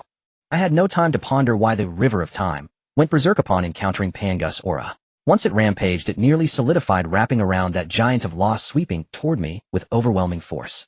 I disregarded our previous agreement and activated the Dao Yuan 9 transformations, instantly increasing my strength sixfold. I channeled the laws of force with all my might, continuously supplying power to that giant of law. Empowered by me, the giant also became nearly solid, wielding a divine axe forged from the laws. The giant swung the divine axe, cleaving through the river of time. The river of time was no slouch either, directly crashing into the axe light. The two forces collided fiercely, locking in a stalemate. Seizing the opportunity, I frantically poured my power into the giant. The giant once again raised the divine axe, unleashing 3 axe lights. Together with the previous one, they shattered the river of time. The river cried out like a living creature before slowly shattering and dissipating. I gazed at the fading river of time and let out a sigh, halting my magical powers. Without my support, the giant of the laws began to gradually disappear. But just before it completely vanished, a beam of white light shot from its eyes, piercing directly into my nascent soul. I was taken aback at first, but as soon as the white light entered my nascent soul, it shattered on its own. The information inside was directly absorbed by my nascent soul. After confirming several times that there was no issue, I felt relieved and began to absorb it. Once I digested that information, the tension I had been holding finally eased. It turned out that due to the erosion of the River of Time and the Pangu aura surrounding me, the Giant of the Laws had developed a hint of Pangu's intelligence. At the moment of its dissolution, that Pangu, while imparting knowledge of the time laws extracted from the River of Time, was completely transmitted to me. This was truly an unexpected boon. I flipped through the so-called knowledge of the time laws and discovered it was a powerful magical technique that combined offense and defense, able to summon the River of Time and create a time imprint. This thing could not only wash away opponents with the River of Time and diminish their cultivation, but also allow me to hide within the River of Time. As long as my opponent lacked time-related abilities, they would have no means to deal with me. Moreover, with the bit of temporal origin I carried from my travels, I was naturally quite attuned to the flow of time and space. I discovered that with the help of that time imprint, I could not only slip into the River of Time without any damage, but also draw power from it to replenish myself. This was indeed a tremendous advantage. After all, no one knew how terrifying the River of Time, which spanned the past, present, and future truly, was, yet I could draw energy from such a place. In other words, my magical power was now nearly limitless, with the only constraint being my output limit. But it wasn't over yet. Once the time imprint sensed the temporal origin within me, it instantly swallowed it whole. After my temporal origin merged with the imprint, it seemed to undergo a transformation, enhancing its original two abilities and gaining a new astounding power. This new ability allowed my nascent soul's aura to merge back into the River of Time. When I achieved the Great Luo Golden Immortal status, I had already emerged from the Primordial River of Time with an endless lifespan. However, I had only emerged from the Primordial River.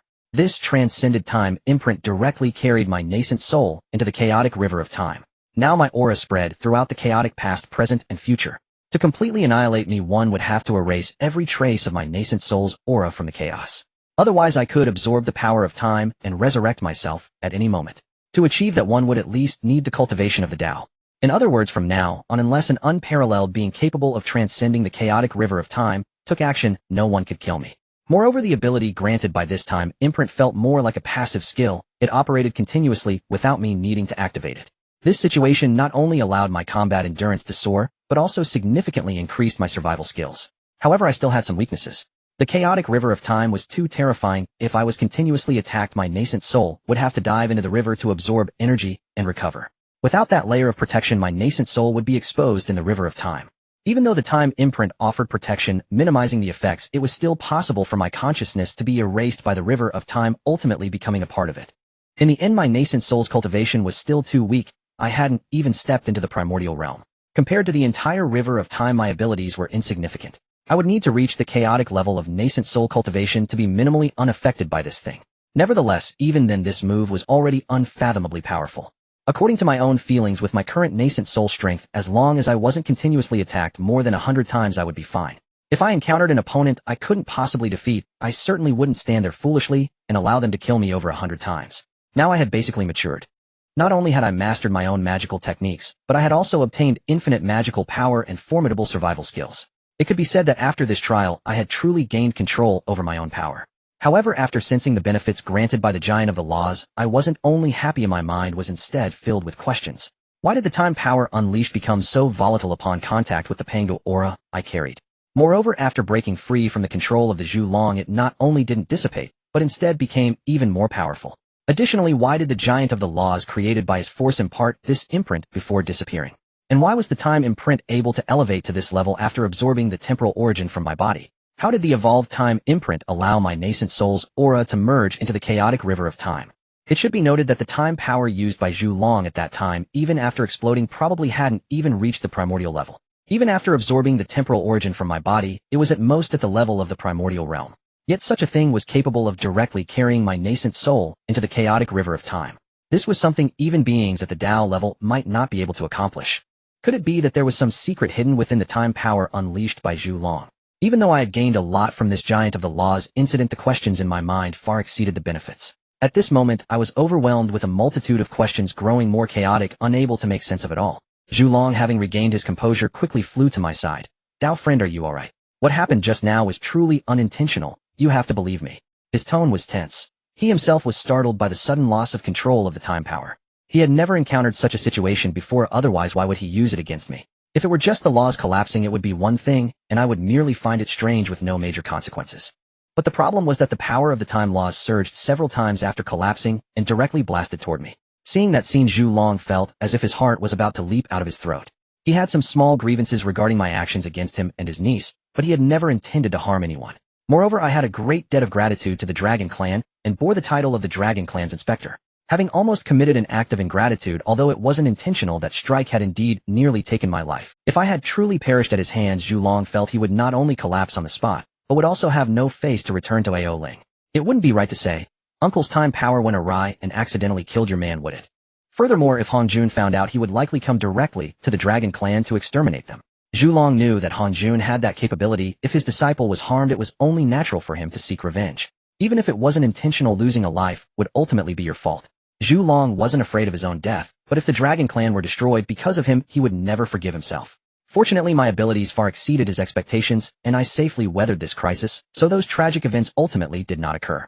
Zhu Long let out a sigh of relief, only to see a beam of light flying toward me. Then I closed my eyes and became motionless. Zhu Long did not know I was receiving information, and his heart. After a long time, I finally awakened slowly, and Zhu Long immediately approached, his face filled with tension, expressing that he had no intention of causing harm. I could see the anxious look on Zhu Long's face, and I couldn't help but laugh out loud. I understood clearly that Zhu Long did not intend to harm me. From his expression, when the time power went out of control, his shock was genuine. Moreover, I had no grievances with the Dragon Clan, and Zhu Long had no reason to act against me. However, if Zhu Long knew I had emptied the Dragon Clan's treasury, he would probably be fighting me right now. Ahem, I digress. I looked at Zhu Long's uneasy face and smiled, offering him reassurance. Haha, rest assured, Dao friend Zhu Long. I certainly know you did not do it intentionally. What? Do you think I am the kind of unreasonable person? I spoke to Zhu Long in a teasing tone. This was not something Zhu Long could control. After all, debts have their owners, and how could I possibly blame him? Upon hearing my words, Zhu Long's furrowed brow relaxed.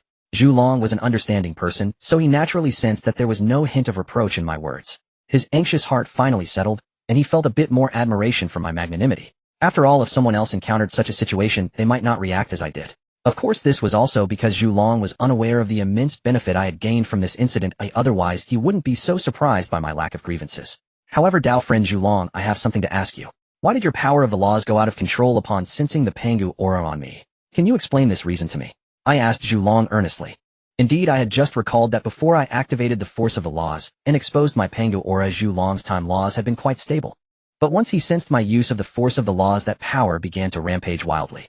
I couldn't believe there was no correlation. However, at that moment, I couldn't find a reasonable explanation myself. So I decided to ask Zhu Long directly, hoping to extract some useful information from him. Zhu Long, who had just relaxed, suddenly turned grim upon hearing my question.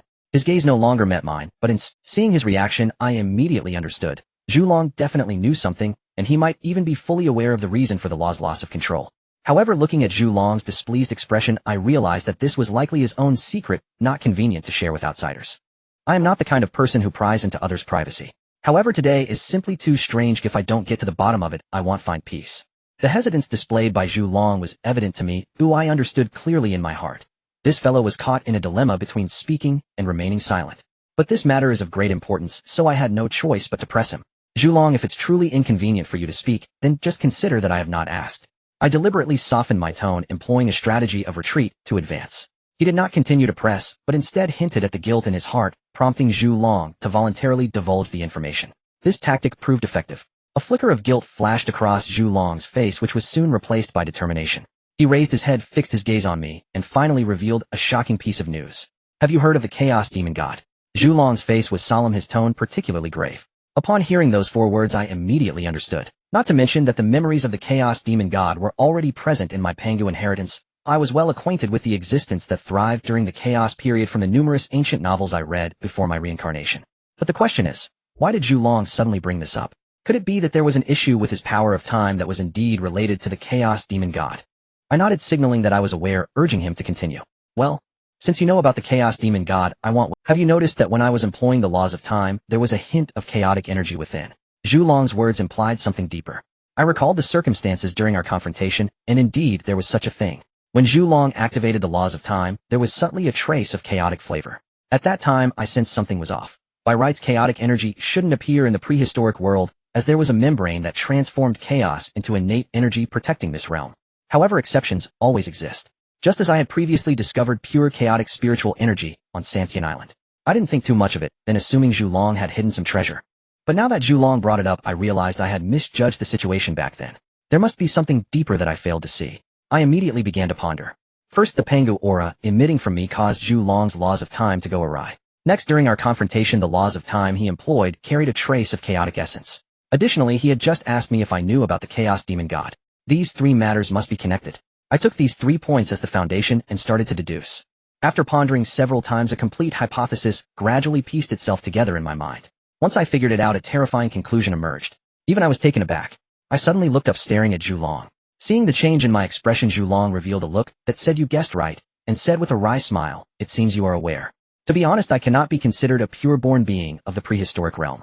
I came into consciousness after the remnants of the Chaos Demon God, Master of Time, were baptized by the prehistoric world. However, since I was born from a remnant body, aside from obtaining a portion of the inheritance of the laws of time, I barely grasped any memories from the demon god. Perhaps this is also a mercy from the heavenly Tao, transforming the chaotic energy of my remnant body, allowing me to come into the world." Zhu Long spoke with a hint of sentiment, revealing the truth to me. The secret he revealed truly stunned me. Zhu Long was actually the reincarnation of the Chaos Demon God. With this revelation, all my previous questions aligned. This fellow is not only the reincarnation of the Chaos Demon God, but also the Master of Time, second only to Pangu during the Chaos era. Because Zhu Long is considered the reincarnation of the Master of Time, while the Chaos Demon God was originally cultivating well in the chaos, it was Pangu who decided to open the heavens and attain the Tao. This upheaval surely destroyed the environment in the chaos, disrupting the demon god's peace of cultivation. Coupled with the calamity of opening the heavens, Pangu feared other demon gods would hinder his attainment. Pangu single-handedly slashed down those chaos demon gods and used their corpses to reinforce the prehistoric realm. Could these demon gods harbor no resentment? Therefore, as soon as Zhu Long sensed the Pangu origin aura on me, he immediately went mad, unleashing his power of time in a frantic attempt to kill me. In short, this is the hatred etched into the bones of the demon gods, treating me, as Pangu himself, for vengeance. I was merely taking on the debt of Pangu, experiencing the suffering Pangu endured back then. This also explains why Zhu Long's use of the laws of time always carries a subtle hint of chaotic essence. After all, his previous incarnation was a demon god who emerged from the chaos, relying entirely on devouring chaotic spiritual energy for cultivation. Meanwhile, this clarifies why Zhu Long's physique is as sturdy as mine. It should be noted that my incredibly abnormal physique is a result of having consumed Pangu's divine blood, a treasure beyond compare. But how could Zhu Long compare with me in terms of hardness, even surpassing those legendary ancestral witches who transformed through Pangu's divine blood? Now I finally understand. Zhu Long's true body is the remains of the Chaos Demon God, and those demon gods have spent years in the perilous environment of chaos. Every Chaos Demon God's body is extraordinarily tough, their bones even sturdier than innate treasures.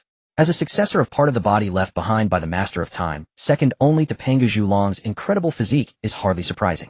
Although the mysteries are all unraveled, my doubts have dissipated. Yet I never expected that Zhu Long harbored such a layered identity. He is indeed the second incarnation of the Chaos Demon God. This detail was never mentioned in the ancient novels of my previous life. It further solidified one thing in my mind. He is indeed in a real world. The novels I read in my past life can only serve as references. After all, many things were either not recorded or glossed over. Haha, I never would have guessed you were hiding such a big secret, my friend. I looked at Zhu Long, smiling. Knowing the truth behind Zhu Long, I now felt somewhat apologetic toward him. The event of Pangu opening the heavens was after all a source of trouble. They were originally living well, but you cleaved them apart. They resent you. Who can you blame? I can only accept today's matter as repaying the debt for Pangu. Since you already know about this, it's good if you can understand. However, I hope you will promise me not to speak of today's events to anyone. Zhu Long's expression was serious as he spoke to me. Upon hearing this, I immediately patted my chest to assure him that I would keep it a secret. After all, this is Zhu Long's own secret, and it's not the kind of thing that can be casually shared. Being able to tell me already shows immense trust. I am not the type to blabber. I won't speak carelessly, as it would do no good to anyone. Moreover, strictly speaking, he is also considered a successor of Pangu. Pangu initially cleaved them in the chaos, I cannot escape this debt. Furthermore, I had just gained so many benefits from him, both in sentiment and reason. I must keep this secret tightly guarded. Phew, then I thank you, my friend. You must be tired. How about we return to the Dragon Palace to rest? At our level, the promises made are remembered by the heavenly Tao, and there's no need to worry about issues of trust. Zhu Long, upon hearing my assurance, finally relaxed. Moreover, wanting to ease the relationship, he simply skipped over the topic of sparring and directly invited me. I am not foolish and naturally took the opportunity to descend. Just like when we arrived, Zhu Long and I transformed into 2 streams of light and left the first heaven. Before long, we returned to the Dragon Palace. Just as we settled down, a figure burst into my view. Before I could react, the figure pounced like a ferocious tiger, rushing towards me and hugging me tightly. Teacher, after so many years of neglecting us sisters, do you no longer like us? There was no need to say, only Qiong Xiao, that silly girl, could pull such a stunt. I did not push her away. After all, during my sparring session with Zhulong, I had completely forgotten about San Shao, causing her to think I had run away and abandoned them. Had it not been for Ao Ling explaining the reason to them, San Shao would likely have cried in despair. In this matter, I was indeed somewhat at fault, so I allowed Qiong Shao to act spoiled this once. I just wanted to reach out and embrace Qiong Shao to soothe her a bit, but her next action left me speechless. She actually rubbed her cheek against my chest, gazing at me with eyes that seemed to ask, "Do you not love me anymore?" I truly did not know whether to find her adorable or to say she was being mischievous. However, I must admit that Qiong Shao, being a manifestation of clouds, felt light and fluffy in my arms, almost like hugging a real-life cotton candy. Unfortunately, before I could enjoy it for long, a voice suddenly came from behind Sister Qiong Shao. "What are you doing? Quickly get off the teacher. Qiong Shao, you are really out of line." Hearing that tone, I knew it was Yun Shao, and Bai Shao, who had arrived with Ao Ling also by their side. Sure enough, when I turned my head, the three of them were standing at the door. Upon seeing Qiong Shao clinging to me, Yun Shao and Bai Shao rushed in anxiously. Ao Ling did not say a word, and directly stepped forward to pull Qiong Shao from my embrace. Following that, the three of them began to lecture her. Yun Shao and Bai Shao expressed, "We also miss the teacher, but you need to be mindful of your behavior. Always clinging to the teacher, rubbing against him like this, how will he think we were raised properly?" Ao Ling added, "Senior Pangu has just sparred with Senior Zhulong for so long, he must be tired and needs to rest. Yet you come straight in and cling to him. This is too inappropriate." In short, the three of them were simply feeling imbalanced, jealous that Qiong Shao could act spoiled in my embrace. Qiong Shao was overwhelmed by their words, covering her head and pleading, "Sisters, please spare me. I truly know I was wrong." I watched them squabble from the side. It was quite a sight to see for beautiful girls together. Moreover, from their tone and demeanor, it seemed Ao Ling and San Shao got along well. After they finished educating Qiong Shao, the three of them rushed to surround me, asking how I had been these past years.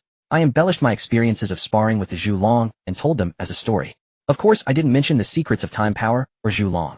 After hearing my story, the four of them looked at me with stars in their eyes. Especially Qiong Shao, that carefree girl, directly shouted, "Senior, you are too invincible." Ao Ling's gaze also held more admiration. Unlike the other three, who were novices in cultivation, she could truly appreciate how shocking it was.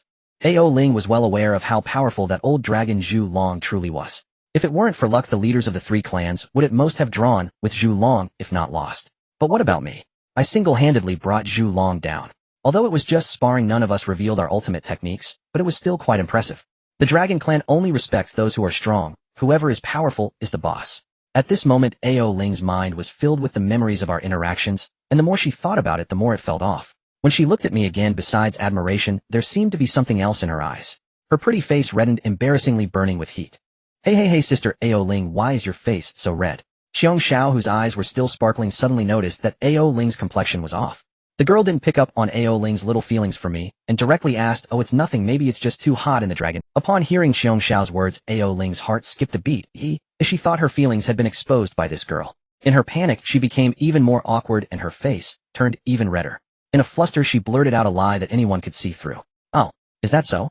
But I feel like this place is not hot at all. In fact, it's quite cool. Could it be that I have a problem?" Qiong Shao, truly naive, didn't know whether to call her simple-minded or gullible. She actually believed such an obvious hole in the story. Moreover, she didn't suspect that Ao Ling was fooling her. Instead, she began to ponder whether her own feelings were faulty. To verify this, the silly girl even pinched her own face hard.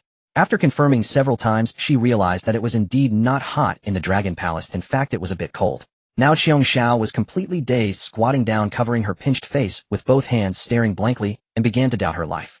The few of us couldn't help but laugh at Qiong Zhao's appearance. This girl was just too adorable. In all my life, I had never seen anyone make themselves look this foolish. With tears in her eyes, Qiong Shao glared at us, who were laughing heartily, feeling wronged.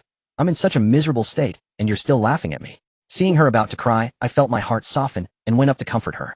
I reached out and patted Qiong Shao's head, gently speaking in a gentle tone, All right, don't cry. This isn't your fault, it's your sister Ao Ling's issue.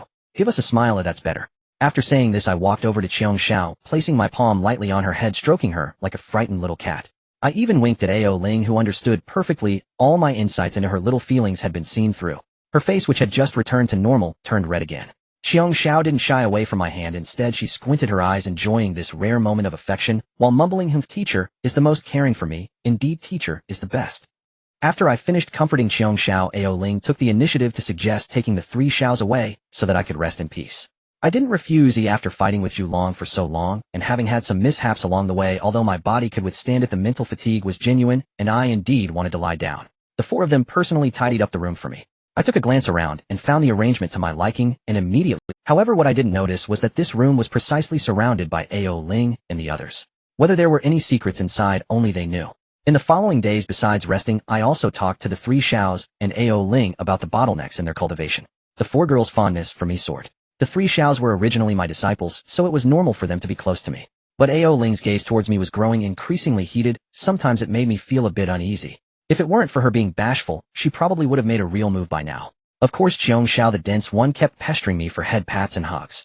Every time she was dragged away by the other 3, and when she returned she complained to me I was taken away by my sisters for a long lecture. My ears are almost calloused. Hearing this I could only sigh. This girl's thought process was truly stubborn. Just at that moment of interaction and teaching with the girls, news of my battle with Zhu Long spread throughout the dragon clan. Those old dragons who survived the battlefield of the 3 clans didn't react much. After all, they had seen my method. However, those dragons who missed the core battlefield, those who weren't strong enough to witness it firsthand, and even the newly hatched young dragons were all in an uproar. In their world, after the disappearance of the ancestral dragon, Zhu Long was regarded as the strongest among all dragons.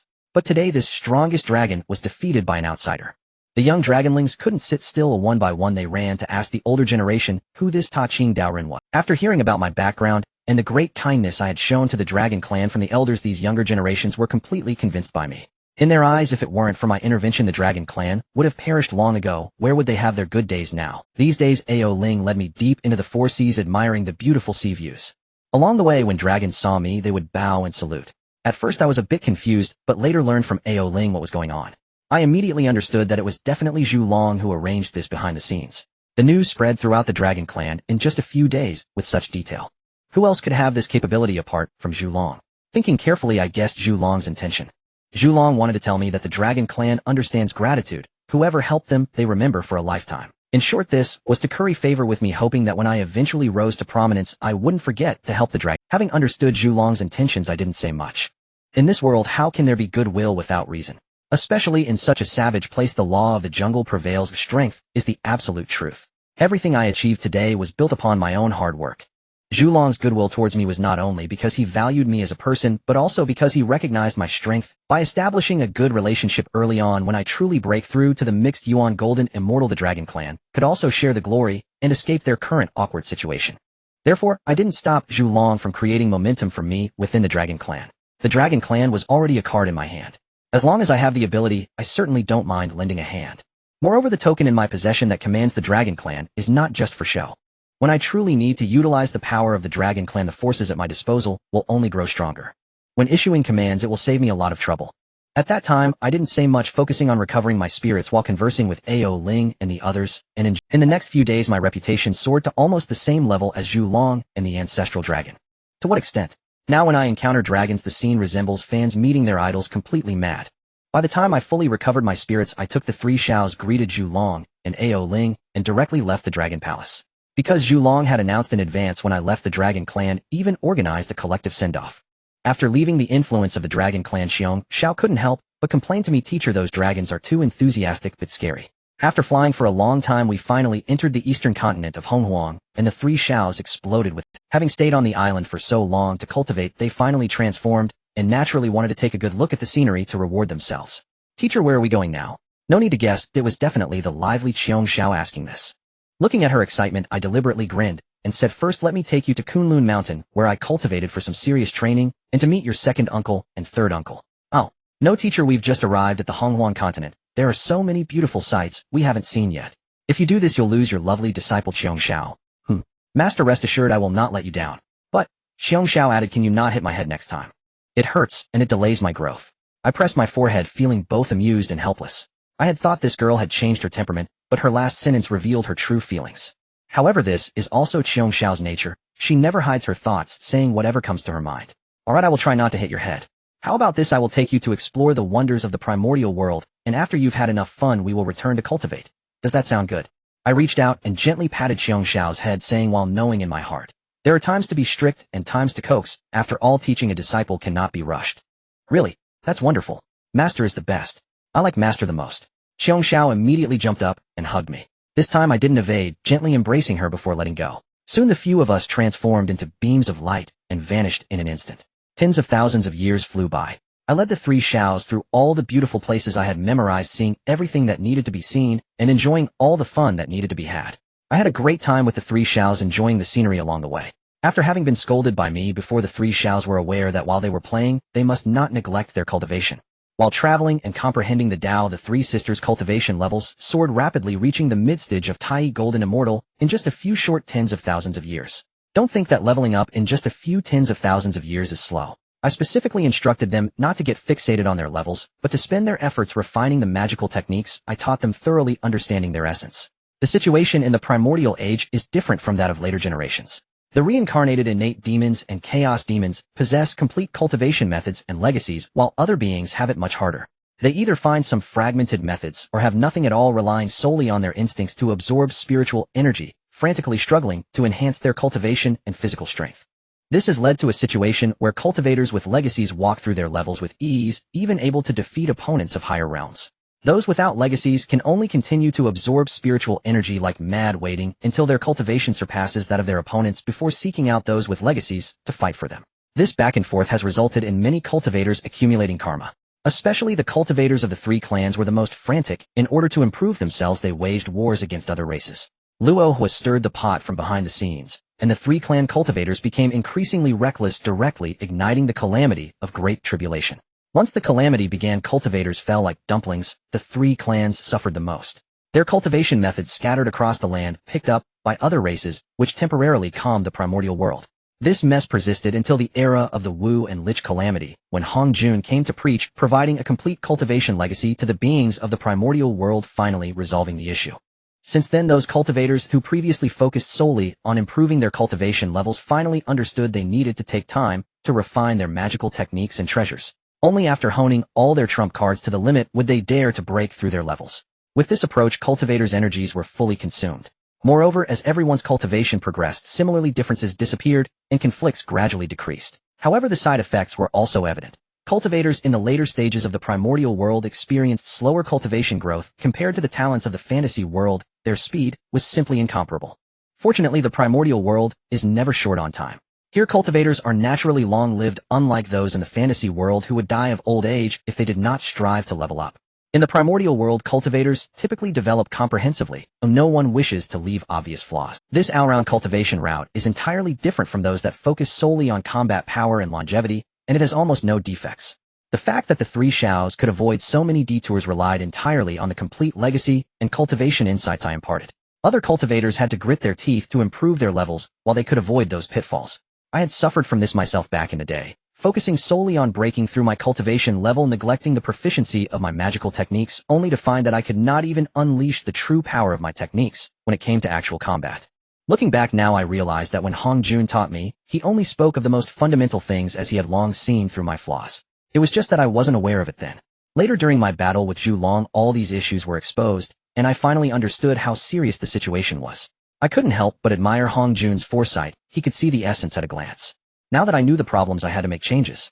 I practiced with Zhu Long to refine my magical techniques. However, I was clear that this alone wasn't enough. My foundation needed to be reinforced.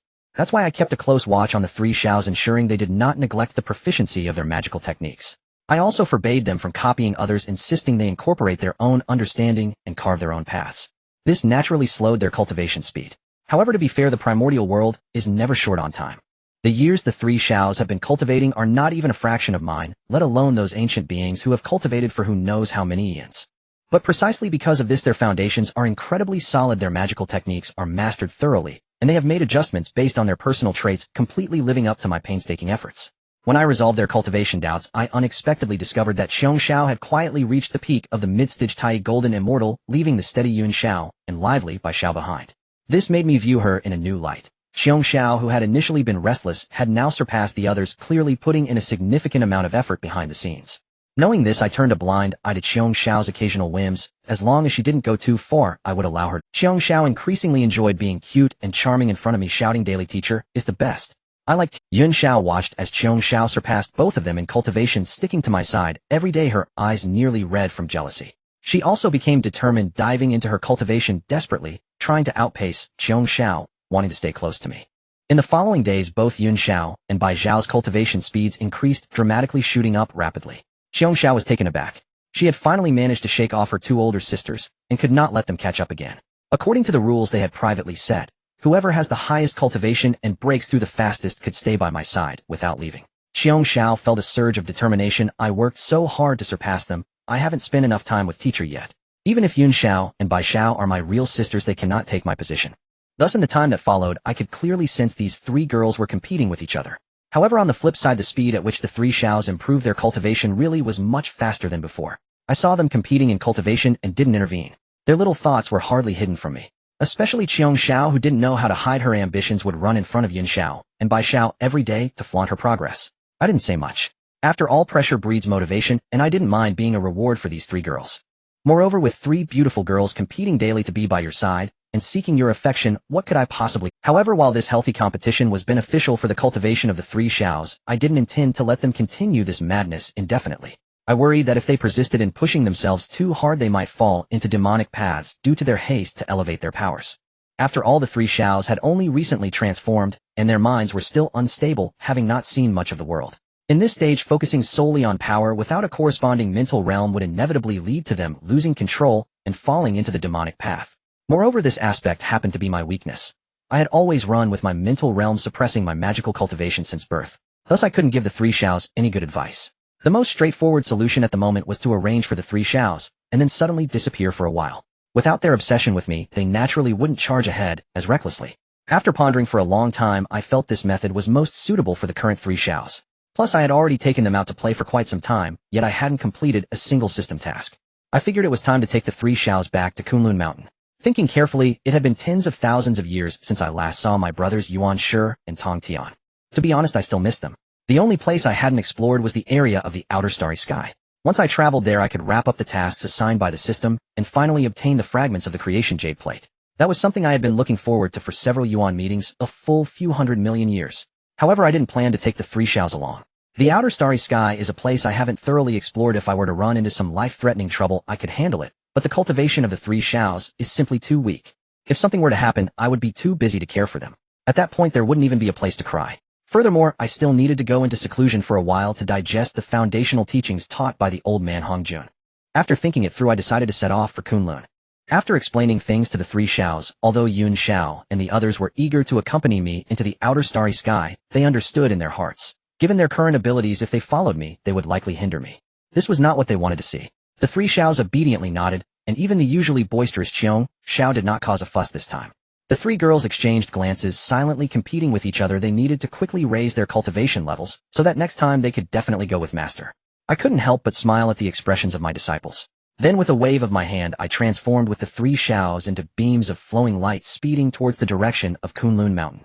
It wasn't long before Kunlun Mountain appeared in the distance. The three Xiaos had traveled extensively with me through many renowned mountains and rivers of the Primordial World, and their horizons had broadened significantly. However, it was still their first time seeing a place like Kunlun Mountain, radiating an ancient and noble aura with vibrant life everywhere, breathtakingly beautiful. The moment they caught sight of Kunlun Mountain, their mouths dropped open in shock, expressions filled with amazement.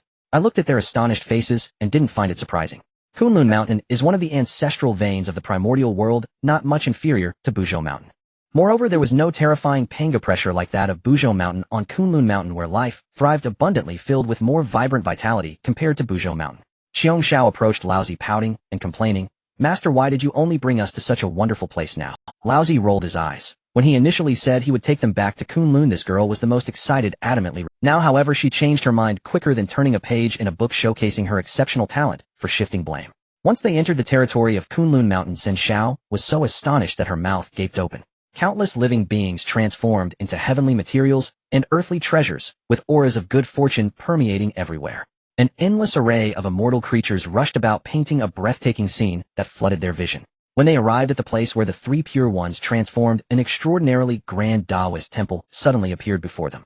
The first thing that caught their sight was a door crafted from postnatal spiritual treasures. Above the door hung a plaque inscribed with the three characters Sanxing Dian, each exuding a Taoist aura. Pushing the door open and entering, they found rows upon rows of buildings arranged neatly in various sizes. Each building was made from different materials, radiating a kaleidoscope of light, intertwining together to form spacious courtyards reminiscent of a fairyland with an abundance of spiritual energy. San Xiao was completely dumbfounded by this scene, standing frozen in place. Once she regained her senses, Qiong Xiao suddenly hugged Laozi tightly, refusing to let go, shouting that if he didn't arrange a grand house for her, she would cling to him. No matter how Laozi rubbed her little head or pinched her cheeks, Qiong Xiao was determined not to let go. It wasn't long before Laozi noticed that Yun Xiao and Bai Xiao were also displaying unusual expressions. especially Yun Xiao, and by Xiao whose eyes sparkled with a fiery light, staring intently at Laozi. Seeing this made Laozi's skin crawl, and in the end he had no choice but to agree to a bunch of conditions which finally satisfied Sen Xiao, who nodded in approval. However, Laozi was well aware that he couldn't blame Sen Xiao for being so excited, or after all they were just a few young girls who had never seen the world. Furthermore, when Laozi arranged this Taoist temple, he absorbed the essence of thousands of years of architectural design from both Eastern and Western worlds.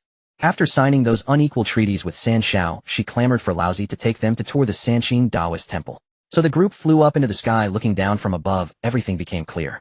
The Sanqing Taoist temple overall had an Eastern-style pastoral courtyard layout, quite similar to certain designs from later generations. Upon closer inspection, each building surprisingly reached the level of postnatal spiritual treasures. This arrangement and the buildings themselves completely exceeded San Zhao's understanding. However, upon further observation, they could still see 3 palaces with slightly different styles specifically built for Laozi's cultivation. Without destroying the original style of the courtyard, Laozi added 3 luxurious Western-style palaces. Thus, this Taoist temple combined the simplicity and sincerity of the ancient Eastern nations with the extravagance and unorthodoxy of the West. The formations set up by Laozi in conjunction with the materials used in the buildings would emit colorful lights once activated. When illuminated by these lights, even the originally awkward spots became the most striking highlights of the entire building. Thus those several initially discordant palaces, when placed within the unique terrain of Kunlun Mountain, and after Laozi's meticulous arrangement, surprisingly blended perfectly into one. The formations set up by Laozi in conjunction with the materials used in the buildings would emit colorful lights once activated. When illuminated by these lights, even the originally awkward spots became the most striking. They directly ascended to the level of innate spiritual treasures. Then, using these 3 innate level halls as the core, he surrounded them with numerous postnatal spiritual treasure level scattered buildings, laying down a massive grand formation. This formation could attack or defend, create illusions, or gather chi with astonishing effects. Moreover, this was still the ancient times of the primordial era, where no one cared about how houses were built to look good or be reasonable. Besides, not everyone could do what Laozi did, turning the treasures of the 3 clans upside down to obtain precious materials for refining spiritual treasures to build houses. It could be said that the entire Sanqing Taoist temple, whether in design or materials, was unparalleled in the primordial era. Sen Xiao had never encountered such grandeur. They didn't even dare to imagine a cultivation place could be like this. Not to mention San Xiao, even Laozi himself was stunned after setting up the entire temple, standing there in awe for quite some time. His undertaking was indeed extraordinary. The Sanqing Hall no longer resembled a place for cultivation. In the event of an emergency, the entire temple, under the enhancement of the formation, could instantly transform into a war fortress. All in all, the value of this temple was comparable to that of a strategic-grade supreme, innate spiritual treasure. In terms of architecture, Laozi had already surpassed everyone in the primordial era. After the tour, Laozi arranged a place for the 3 Xiao to cultivate in the future. When he built the houses, he had already considered that he would definitely take in disciples later. Therefore, around the main hall of the 3 pure ones, he constructed rows of postnatal spiritual treasure-level courtyards in a shaped layout. In each courtyard, Laozi planted numerous spiritual plants that could aid in cultivation, and specially set up small gathering formations to ensure an abundance of spiritual energy during cultivation. It could be said that any one of these primordial-style courtyards, if taken out, would be worth an innate spiritual treasure. Moreover, various formations were arranged between each palace, so there was no need to worry about mutual interference. Additionally, with the disciples living close to their master, it would be convenient for lessons in the future, saving time from gathering everyone each time. The Sanqing Hall itself was arranged in its shape with the 3 talents formations, mutually ensuring they did not interfere with one another. Not long after, Laozi sensed the auras of Yuanshi and Tongtian rapidly approaching. Just as he was pondering, 2 beams of light suddenly flashed across the sky and crashed down right in front of him. As the light descended, 2 figures appeared, looking somewhat similar to Laozi. One of them had a serious demeanor, while the other exuded a particularly sharp aura. Without needing to think much, the 2 standing before Laozi were indeed Yuanshi and Tongtian themselves. Upon seeing them, Laozi noticed that their auras were significantly stronger than when they last met. Judging by the strength of their auras, these 2 had surprisingly reached the peak of the Great Luo Golden Immortal Realm. It is worth noting that following the original path, Yuanshi and Tongtian would have to wait until Hongjun Lao's first sermon to even touch the threshold of the Great Luo Golden Immortal Realm. However, in this lifetime, because Laozi had provided them with special guidance in advance, revealing the core Tao methods that Hongjun would teach both of them, had become significantly stronger than their past selves. Do not underestimate Yuanshi and Tongtian, just because Laozi usually interacted with powerful beings at the Kwasasing. In the context of the primordial era, it was quite an achievement for an ordinary innate being to reach the Great Luo Golden Immortal Realm, and it would be challenging to climb further. No matter when the level of Great Luo Golden Immortal represented the pinnacle of combat power in the primordial era. From Laozi's perspective, it seemed as if the Great Luo Golden Immortal was not particularly valuable, but that was purely because of his own formidable strength and the exceptional individuals he usually dealt with. There was no need to mention Hongjun and Luo who were reincarnations of the Chaos Demon God, the main figures in the struggle between Dao and Demon. The two ancestors of Yin Yang and Five Elements were also reborn from the Chaos Demon God. The three clan leaders Zulong and his kin were innate elemental beings, and one of the protagonists of the calamity. They bore immense fortune. The Zulong was a new consciousness birthed from the fragmented soul of the Chaos Demon God Shurchen. Aling, on the other hand, was Zulong's own daughter, the current leader of the Dragon Clan. She was also present during the final battle of the Longhan calamity. Just imagine what kind of monsters did Laozi usually interact with. These beings stood at the very top in the primordial era, having cultivated for countless years in this world. Moreover, due to previous calamities, a large number of cultivators had fallen, making Quasi-Saint-level beings exceedingly rare. Thus, the primordial era was currently in a period of weakness, and the peak of the Great Luo Golden Immortal already represented the top combat power in the realm. Don't think that Laozi appeared to ponder for ages. In reality, it was just the blink of an eye. Having figured it out, Laozi began to scrutinize Yuanshi and Tongtian closely. Laozi noticed that aside from their improved cultivation, their gazes had become much sharper, and they carried a hint of formidable killing intent. It was evident that during these thousands of years Yuanshi and Tongtian must have engaged in numerous battles. Moreover, Laozi sensed that Yuanshi and Tongtian were also secretly assessing the aura emanating from him, unlike before when they did not doubt their older brother's words. Ha ha ha. The three of them exchanged glances, and after staring at each other for a moment, they suddenly burst into laughter simultaneously. The previously tense atmosphere dissipated instantly. Haha, big brother, long time no see. You return and immediately give us a show of force. Laozi said, half-joke. Come on, big brother, the last time you returned you almost beat me and second brother to a pulp. According to your logic, this is called only the governor is allowed to start a fire, but the common people are not allowed to light a lamp. Tongtian grinned and shot back while Yuanshi nodded in agreement. With just these two sentences, the unfamiliar feeling of long-lost brotherhood instantly vanished. Alright, my fault. Don't just stand at the door, let's head back to the Sanqing Hall first. Laozi feigned an apology, raising his hand to pull the two of them inside. Sitting down, Tongtian opened up as if a floodgate had been released, starting to share his grievances with Laozi about the troublesome incidents he and Yuanshi encountered while traveling through the primordial era. When Laozi initially sent them out for training, these two had already become spoiled by the grandeur of the magnificent Sanqing palace he had built. At first, everything went smoothly, and the troubles they encountered were easily resolved by their combined strength. However, when they slipped down to the southern region of the primordial wilderness, they passed through the territory of the Phoenix clan. Upon hearing that these two were the brothers of the old man, the clan leader of the Phoenix clan, Yuan Feng, immediately greeted them with a lavish feast and inquired specifically about the old man. Logically, this should have been a situation of mutual enjoyment. Yet, just as they were about to leave, the troublesome Tongtian couldn't hold back any longer and began to criticize the Phoenix clan's houses for being too ugly right in front of them. As soon as he spoke, the people of the Phoenix clan erupted in anger, surrounding the two and giving them a thorough beating as a lesson. If it weren't for their connection to the old man, they might still be held captive by the Phoenix clan. In the end, it was Tongtian who pulled out the blueprints of the Three Pure Ones palace to prove his identity as a brother, which allowed them to extricate themselves from the situation. I patiently listened to Tongtian lamenting his woes, initially finding it quite amusing. But as I listened, I couldn't help but pinch my brow in frustration for the Phoenix clan. You invite someone to drink and feast, and they turn around to complain about your house's appearance. Who else would they beat if not you? I stared at Tongtian, who was still chattering away, my head starting to ache. In the original timeline, that imposing and domineering Tongtian capable of challenging multiple saints, how did he become this scatterbrained fool like Xiong Xiao in my presence? However, pondering it further, I thought perhaps the Tongtian of that timeline was always this way, otherwise he wouldn't have attracted a disciple like Xiong Xiao. That seemingly wise and mighty facade was probably all an act. I sneezed, muttering that someone was gossiping about me again. The shameless author is asking the esteemed readers for more subscriptions and is open to all forms of support. After figuring this out, I felt like I had discovered something. He would never admit it was due to his influence that Tongtian went astray. In fact, in the original fate, Tongtian was just a simpleton. Understanding this relationship made me view Tongtian more favorably, and I continued to listen to his ramblings. Little did Tongtian know that I was crafting my own narrative about him. He thought I was genuinely interested in his experiences. This got him excited, and he spoke more passionately, not stopping for a breath. On the surface, I pretended to listen intently, but in my heart, I was more convinced than ever that Tongtian was a fool. Only a fool would be so delighted over trivial matters.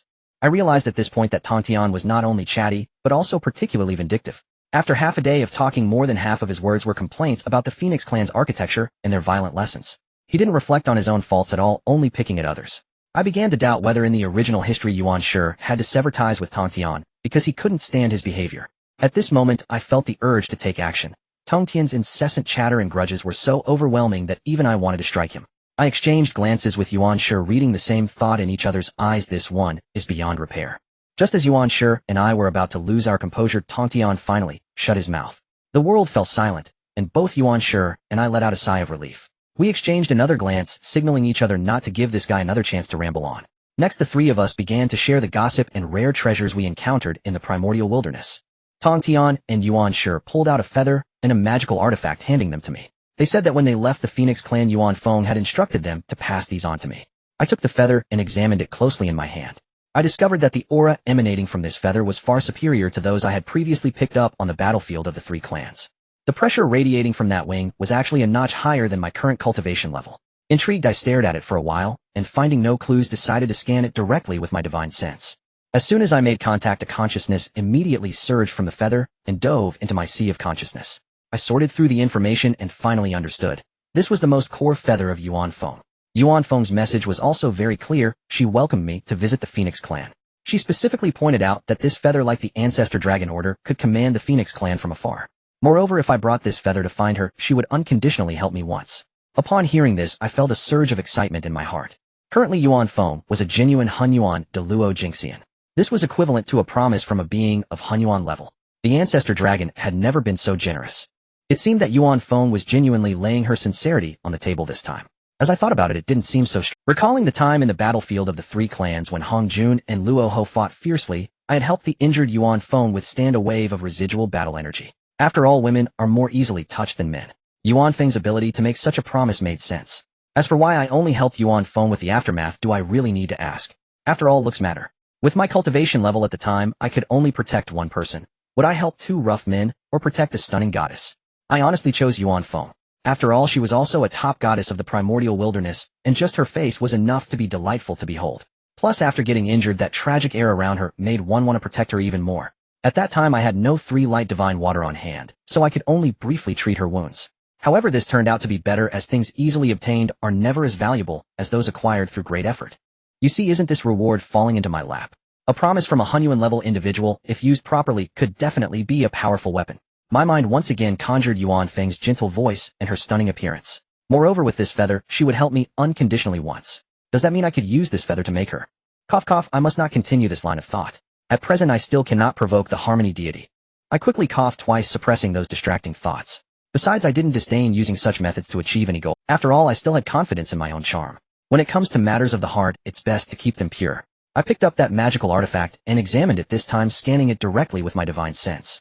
Sure enough, a wave of new information surged into my soul. I sorted it out and realized. This item was called the Huangling Feather, a top-notch innate spiritual treasure.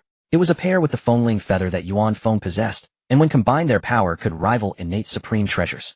Unfortunately, only male cultivators could use the Huangling Feather. Yuan Feng herself was female and could not use it. The entire Phoenix clan was composed of female phoenixes.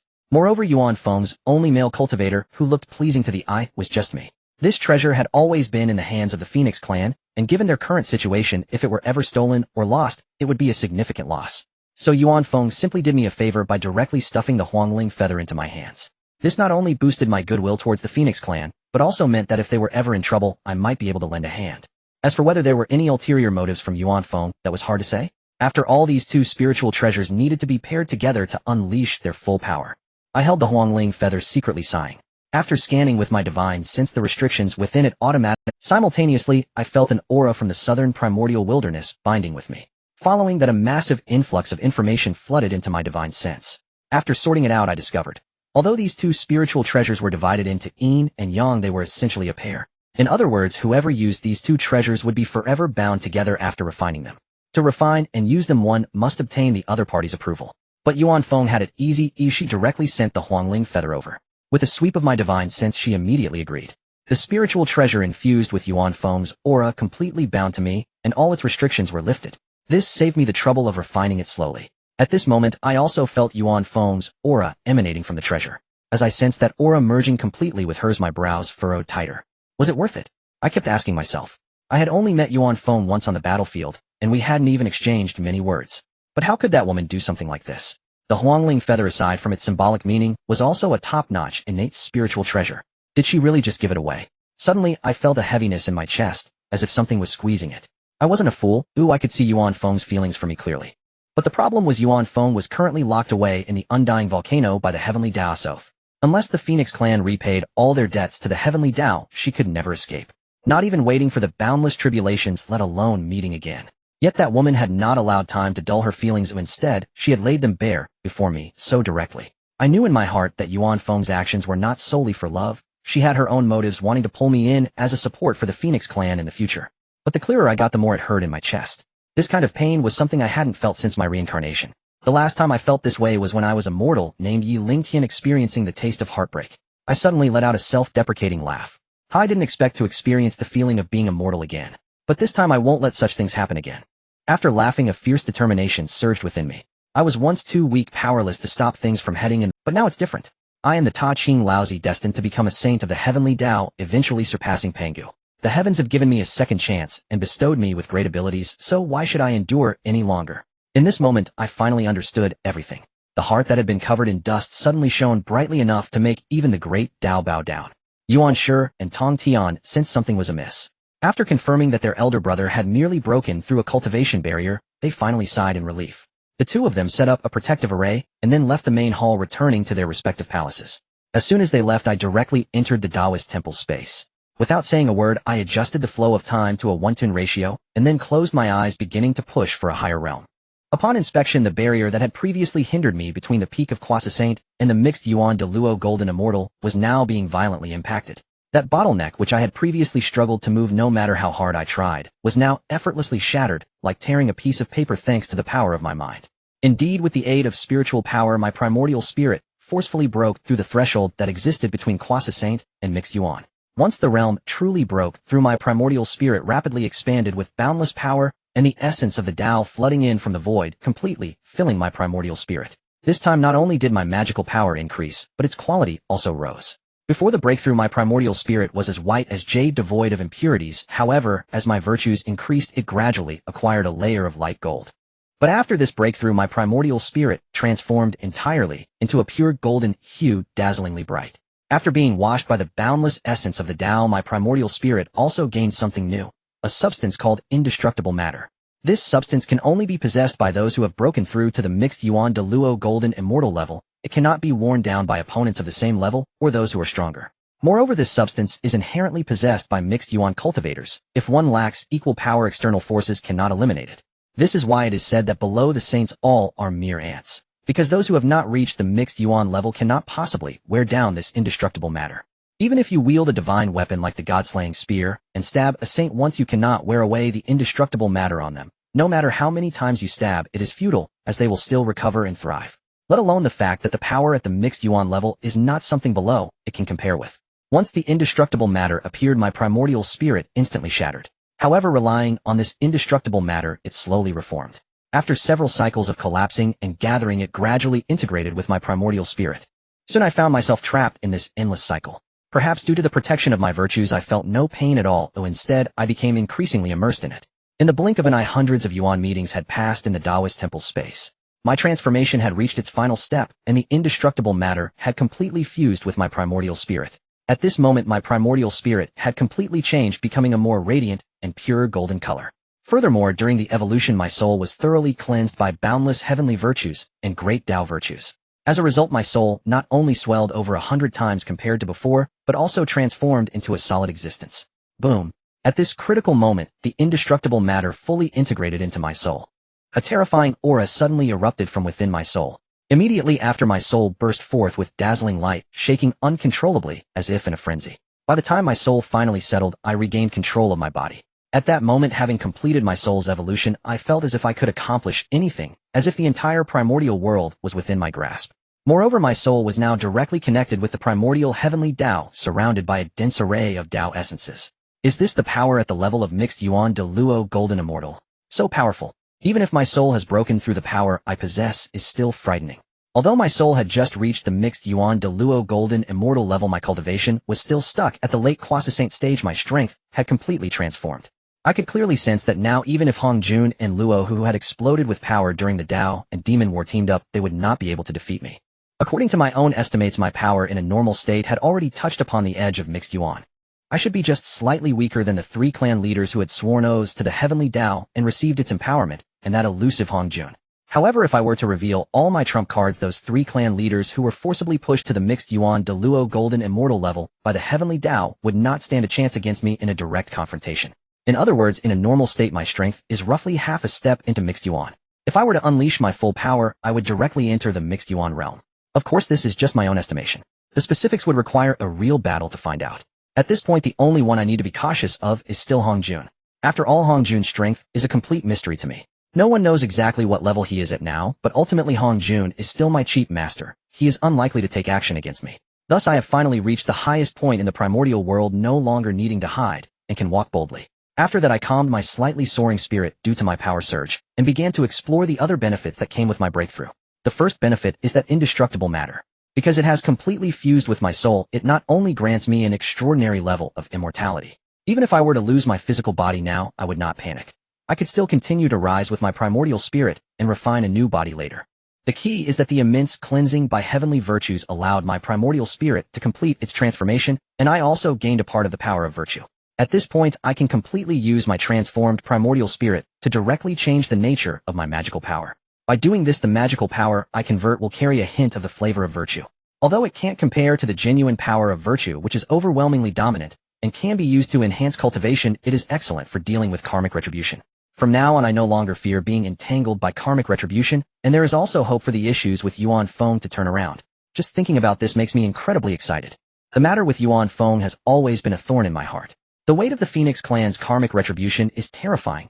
Even if I poured in all the virtues except for the heavenly virtues, it might not be enough to cleanse it.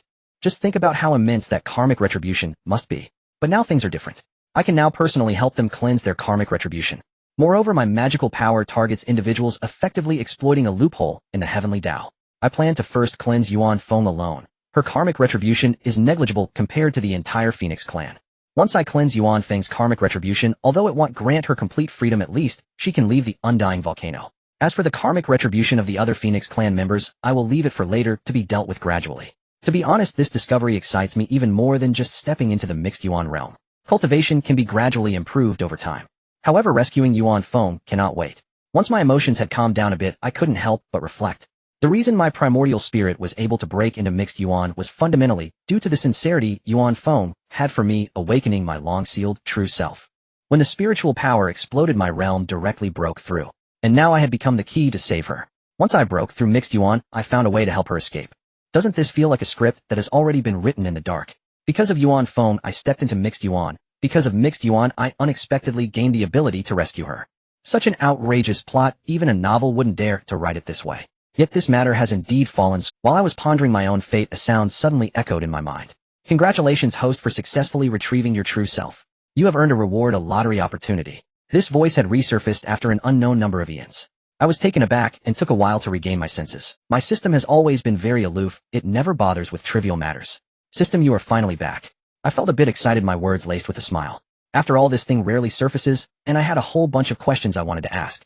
Plus, my luck had really been good lately. First, my primordial spirit broke through to mixed Yuan, and then I found a way to free Yuan Feng. Even this silent system that had been dormant for countless years had jumped out. Truly a series of good fortunes. Host, the system has always been online. It's you who forgot about it. The system replied coldly. Its tone carried a hint of disdain, implying that it had always been there. It was I who had not taken it seriously. However, the system was secretly astonished. My growth rate was indeed rapid, sailing smoothly. At this momentum, even if I were to lose the system now, it wouldn't hinder my ascent. I felt a bit awkward being called out by the system. After all, when I first crossed over, the system had provided me with numerous valuable items, helping me through the most vulnerable phase. But after I got established, I had treated it like a jerk, ignoring it for countless eons. Yet I would never admit to this. Then why didn't you say anything? Look, I've saved up a pile of lottery opportunities that I haven't even used. I checked and found that the system actually had 3 lottery opportunities accumulated. One was awarded for breaking through to Kwasasane, another was triggered by a hidden achievement for defeating Luo, who during the Dragon Han catastrophe, and the last was just received. Ding. Host, the system is only responsible for assisting your growth, not to be your crutch. The system doesn't cultivate useless beings who can't stand without me. The system's tone was as cold as ice shards. I opened my mouth, but ultimately said nothing more. The system's argument was indeed reasonable. After all, no matter how powerful the system is, it is just an auxiliary tool. Just now my attitude was akin to a child who cannot stand without crutches. As if without the system I would be incapable of accomplishing anything. But upon careful reflection, how many achievements over the years were accomplished with the system's help? Haven't I walked every step of the way on my own? The system is ultimately an external force, the only reliable one is myself. Having understood this, my eyes instantly brightened. The unstable state I experienced during the breakthrough quickly solidified, as if it had been firmly compacted. Haha, thank you, system. It seems my state of mind still needs improvement, I said to the system half-jokingly. No need to be polite, host. Since we are bound together, we share both glory and suffering, the system replied. This time the system's voice was no longer the cold mechanical tone, but transformed into an exceptionally gentle female voice. I was taken aback, about to ask, when suddenly my mind was jolted by a violent tremor. Immediately a surge of unfamiliar information flooded into my mind. Once I sorted through this information, I realized what was happening. The system had truly acknowledged its master, binding itself completely to me. The reason was that my previous beliefs and actions had gained the system's recognition, which led to this complete fusion. The prior relationship was merely a partnership. The system assigned tasks, I completed them, and in return I received rewards. But now it was different. The system had completely become my own, much like how a spiritual treasure recognizes its master. The system itself made corresponding adjustments. The original cold mechanical voice transformed into the softest female voice suited to my auditory senses. This was merely the most superficial change. Additionally, the system added a protective function. From now on, if anyone dared to harbor murderous intent towards me, the system would take immediate action to eliminate them. Unless the adversary possessed power surpassing that of the system, they would only face annihilation. Upon learning of these changes, I felt genuinely pleased. Not because of the protective function's significance, but because the system had entirely become my own. From weakness to strength, it had accompanied me all the way. I couldn't quite tell if it was dependency or affection, but I certainly valued it highly. My greatest fear was that one day I would find myself on opposing sides with the system. After all, the thing that had accompanied me the longest was this very entity. Now that possibility had been effectively snuffed out. Could I not be happy about that? As for the newly added protective function, I honestly didn't think too much about it. To put it plainly, it was merely a last line of insurance when my life was threatened. Compared to this function, I was far more concerned about the new voice of the system. I pondered the new functionality briefly before setting it aside. After all, who would choose a cold electronic voice over a pleasant one? The real highlight now was the lottery. Calculating, it had been quite some time since I last participated in the lottery after the transformation. That time I had indeed scored quite a few good items. For instance, the Chaos Sword, which I still found incredibly useful now. This time I had 3 chances again, and with my recent good fortune, I had to seize the moment. Who knows, I might just end up with something astonishing. System, let's begin, I said, eager to capitalize on this stroke of luck. Ding. Congratulations, host, you have obtained the supreme innate spiritual treasure, Qian Ruler. System strengthened.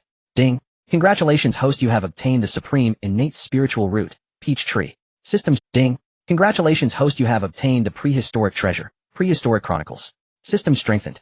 Haha, all supreme innate treasures, my luck is truly exceptional. I examined the 3 freshly obtained treasures, unable to suppress a smile. All were exceptional items, none of them true. Among them, the Qian Ruler was tremendously useful for my current self. Wait a moment, system, what does this system? I remember the Qian Ruler was originally just a superior innate spiritual treasure, right? I was still lost in the delightful fantasy of opening up 36 heavens when I suddenly realized something was off. All 3 rewards had the word system strengthened following them. Host, this is a new ability derived from the system's complete recognition of its master. In the future, any item obtained from the system will automatically strengthen with power far exceeding the original version. Oh, this is fantastic. I revealed a playful smile. So if I encounter someone else holding the same spiritual treasure, it will certainly be entered. I had already begun to imagine that scene in my mind. If they discovered that the power of the spiritual treasure in my hands surpassed, the expression on their face would undoubtedly be quite amusing. Immediately, I couldn't wait to start inspecting the strengthened rewards. The first item, the Qian Ruler. This was the most beneficial item to me right now. Originally, the fate of the lamplighting Taoist was to acquire 24 sea-settling pearls from Zhao Gongming, and then use the Qian Ruler to open up 24 heavens. With the support of these 24 heavens, he plunged into Buddhism and became one of the 3 Buddhas. Lamplight, his realm soared to the peak of Quasi-Saint. Coupled with the powers of the 24 heavens, he was essentially a figure who could dominate under the saints.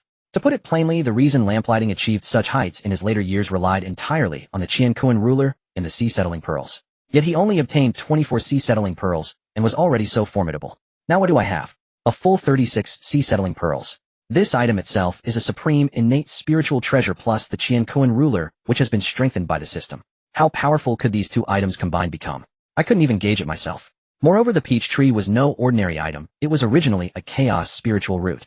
After the system strengthened it, although it hasn't returned to the Chaos spiritual root level directly, it has already surpassed the supreme innate spiritual root.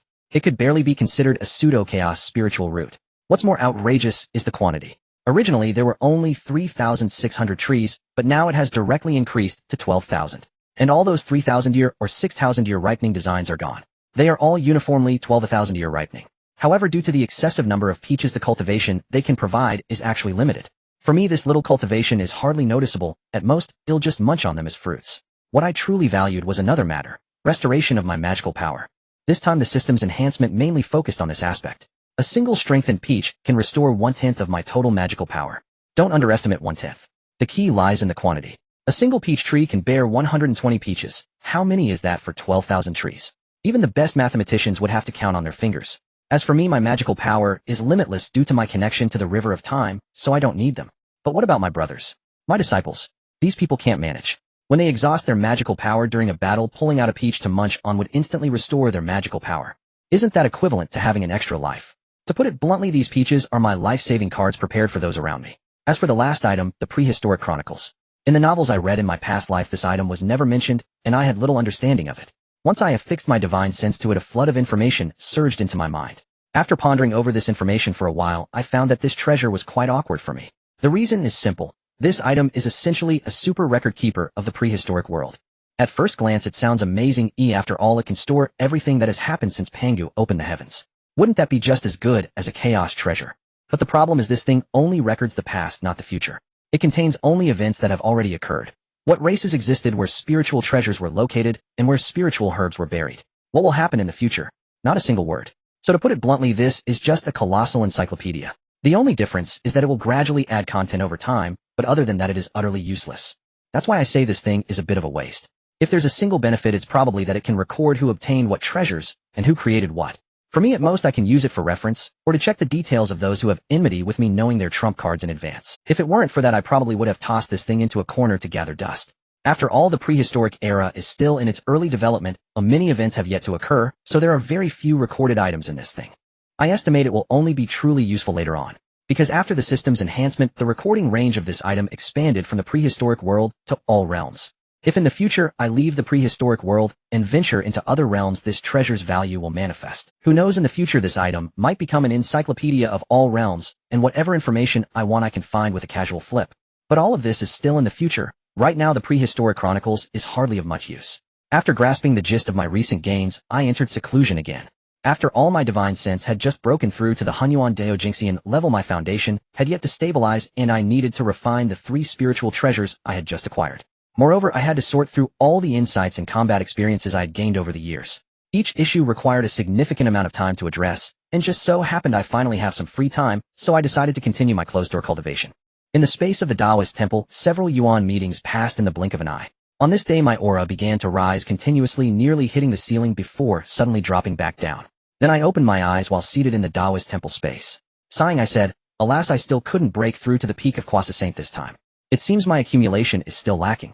As soon as I finished sighing, my voice was filled with disappointment. This attempt to break through to the peak of Croissant had failed again. I had thought since my divine sense could break through, my cultivation should rise along with it, right?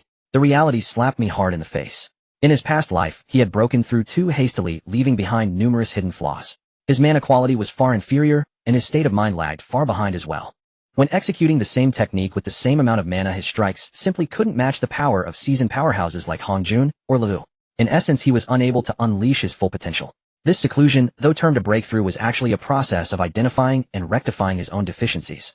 During his seclusion, he revisited the cultivation knowledge imparted by Hongjun, meditating upon it anew. Now that his realm had elevated, he could finally assimilate that knowledge completely. Upon full assimilation, genuine admiration welled within him. Every principle Hongjun had taught, though seemingly foundational, was derived from the profound insights of the creation jade disc. As his own cultivation advanced, these teachings would evolve accordingly. After all, they originated from the creation jade disc, fundamental knowledge at the level of cosmic laws. Without this foundational knowledge as a base, he would have needed several times the duration to emerge from seclusion. Yet as old problems were resolved, new ones arose. This time the cultivation of his primordial spirit had far outpaced his physical cultivation. Fortunately, his formidable physique, combined with a primordial spirit that had reached the Hunyuan level, allowed him to stabilize the situation using the Chaos Pearl. Thus no major chaos had erupted so far. However, his cultivation level ultimately hindered the full expression of his primordial spirit's power. The inability to wield his true might compelled him to urgently seek a breakthrough in cultivation.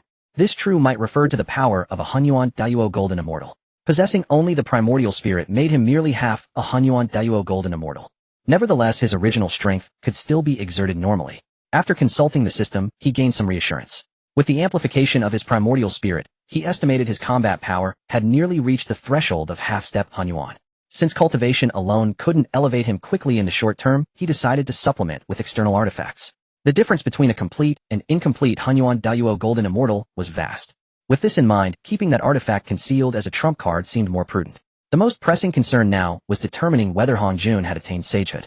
If he were to take the lead, and the Heavenly Tao came to audit his accounts, the consequences would be disastrous. Yet the Chaos Pearl was far too conspicuous and absolutely could not be revealed at present. Although his strength was formidable, the primordial world's Heavenly Tao could not tolerate a Chaos Supreme treasure.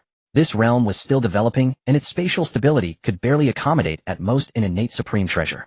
At best, under the Heavenly Tao's protection, it could tolerate fragmented Chaos Numinous treasures like the Broken Creation Jade Disc, those capable only of auxiliary functions. But a complete Chaos Supreme treasure possessed terrifying destructive potential. Even the Chaos Pearl, which leaned toward support, could shatter the time barriers of the primordial world if mishandled, resetting the entire realm to zero. Unless he could directly contend with the Heavenly Tao or wait for this realm to mature on its own, he had better abandon that notion. However, since the Chaos Pearl was unusable, he still had the Dinghai Shinju. Couldn't he use this treasure to create the 36 heavens and empower himself? After all, with merely 24 Dinghai Shinju combined with the Qinquan ruler, a high-grade innate numinous treasure, one could unleash power nearly invincible below the Hunyuan level. He possessed a full set of 36 Dinghai Shinju along with the system-enhanced Qinquan ruler. The world thus created should be enough to temporarily elevate his mana to the Hunyuan realm. Without hesitation, he summoned both treasures from his primordial spirit. The mere proximity of the two caused them to resonate faintly with each other. He grasped the Qinquan ruler and channeled his vast mana through it into the Dinghai Shinju. The moment the mana surged in, the beads trembled restlessly, emitting a deep blue radiance from their surfaces. As he poured in more mana, the light deepened. When he could no longer compress any more mana into them, the radiance suddenly exploded outward.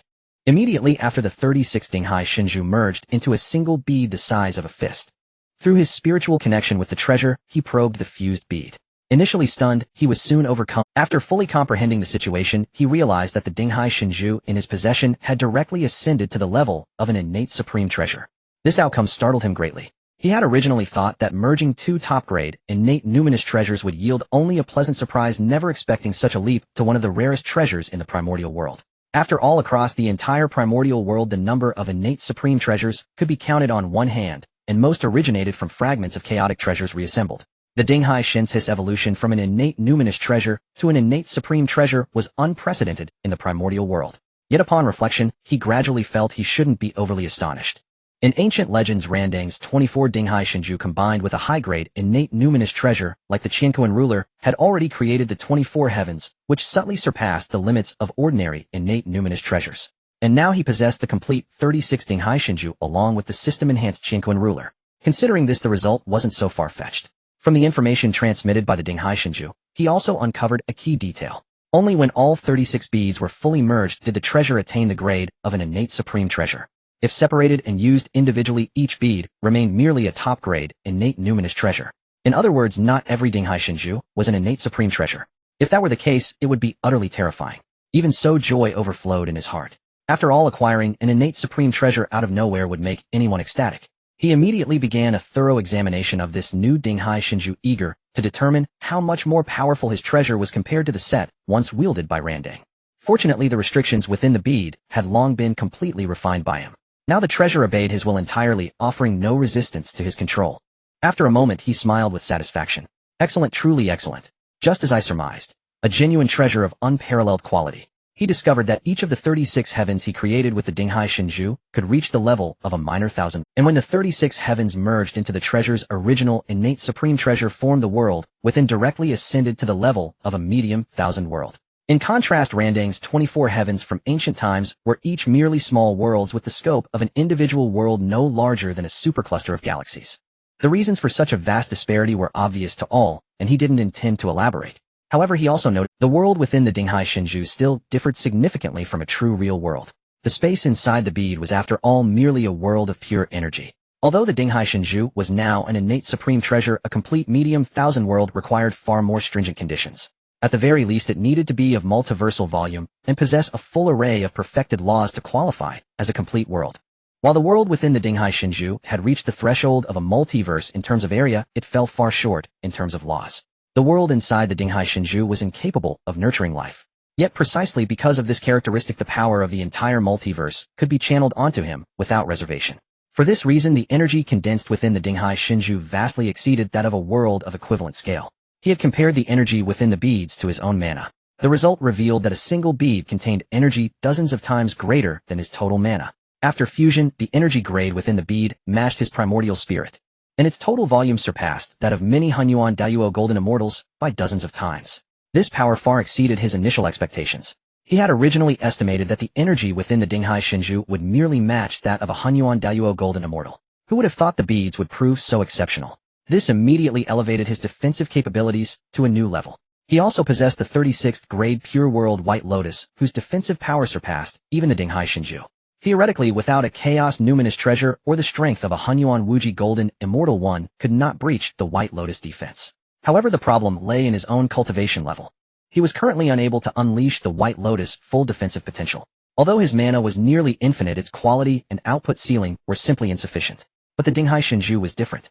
This treasure itself contained vast reserves of energy. He only needed to channel it, and the treasure could supply all the energy required for defense. Want to break through the Dinghai Shinju's defense? Fine, unless you wield a Chaos Numinous Treasure or have attained the realm of Hunyuan Wuji Golden Immortal. Otherwise, breaking his defense. Absolutely impossible. The only option was to engage in a war of attrition, slowly draining the energy within the bead. Theoretically, he didn't need treasures to hold his ground. But using treasures in battle was simply more stylish. Strength is temporary, but style is eternal. Comparable to an innate supreme treasure. Theoretically, he didn't need treasures to hold his ground. But using treasures in battle was simply more stylish. Strength is temporary, but style is eternal. Otherwise, why do characters in anime fights always have flashy over-the-top effects? Because it looks undeniable. Moreover, relying solely on physical resilience was feasible, but he had to be clear. He wasn't a treasure. Getting hurt, alright. Using his own body to clash with numinous treasures might sound intimidating. He himself wouldn't suffer major damage, but the pain was real. After all, he wasn't like the primordial witches who could only brute force their way through with their bodies. He was a well-rounded warrior, proficient in all aspects. Damn it, unless under special circumstances, who in their right mind would forsake their treasures and choose to clash heat? It was as if I held the god-slaying spear in my hand. With a single thrust, I could pierce that brat to the core, yet I deliberately chose to engage in close combat, wasting precious time. What do you call that? It's both tiring and foolish, and it might end up backfiring. Just like those villains who could easily dispatch the protagonist, yet choose to ramble on endlessly only to be dealt with by the protagonist in the end. Such a lowly mistake is one I would never commit. Besides, I have a mountain of treasures at my disposal. Even the innate spiritual treasures are nothing compared to the several innate supreme treasures I possess. Why waste so many treasures and wrestle with someone? My mind isn't muddled. Thus I grasped the sea calming pearl in my hand and divided it into 36 pieces. I strung them together to form a bracelet resembling a mere decorative item and wore it on my left wrist.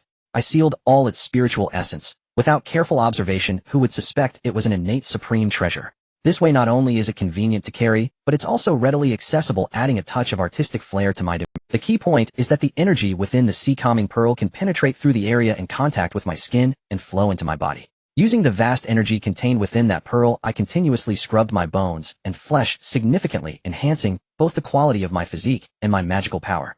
Moreover, since the sea calming pearl has a water attribute, being washed by this energy daily allows my body to resonate more harmoniously with the water Tao, making it easier to comprehend the laws of water. Additionally, once the sea calming pearl ascended to the level of innate supreme treasure, it gained a new ability to transform ordinary water into those rare divine waters.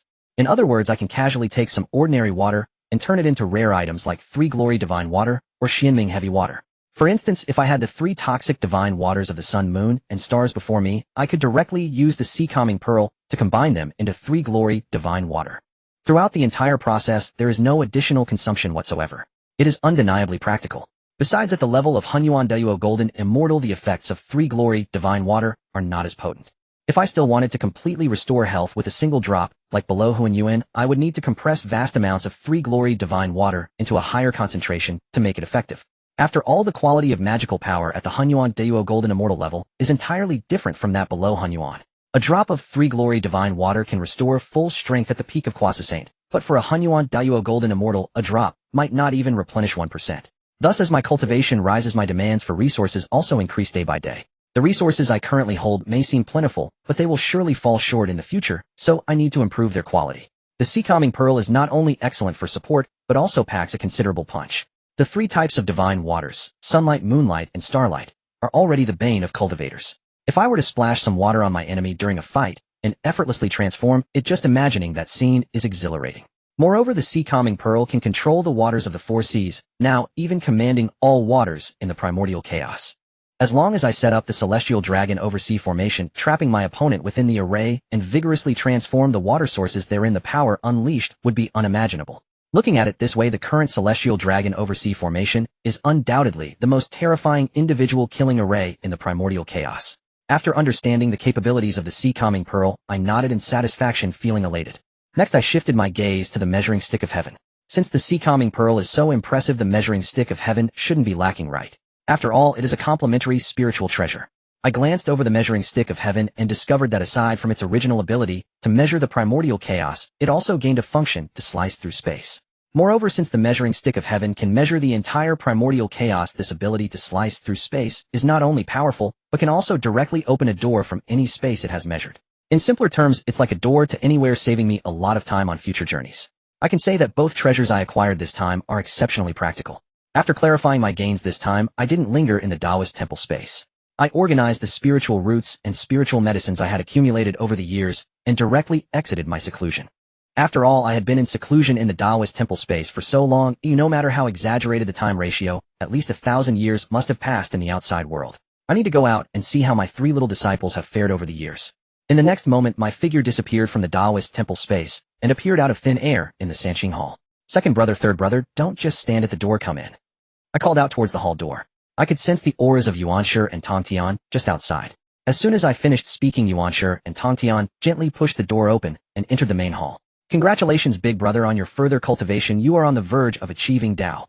As soon as they entered, the two congratulated me. They understood that my appearance at this moment indicated a breakthrough. Moreover, in their perception, my aura had become unfathomable and profoundly mysterious. The moment I revealed myself, that aura was completely different from before. Just from a glance, these two felt that their recently stabilized cultivation had subtly solidified a few more points. Yuanshi and Tongtian both had an inkling. This elder brother before them, even if he had not truly taken that step, was not far off. Don't be so formal, just sit down and chat. I smiled and waved my hand towards the two. I was well aware that I was still quite a distance from achieving Hunyuan.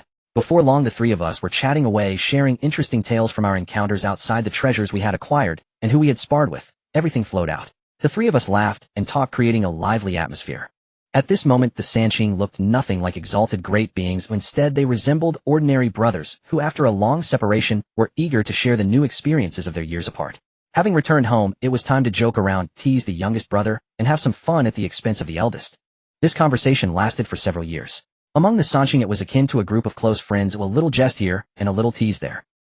Why are Yunjiao and the others at the door? I raised an eyebrow, sensing the presence of the three. Cough stopped standing foolishly at the door. Come in. I called out. The door of the Sanqing hall swung open and three figures appeared before me. It was Yunjiao. Before I could say anything, Xiongxiao rushed over and hugged me tightly. Teacher, why haven't you cared for us for so long? Do you not like me anymore?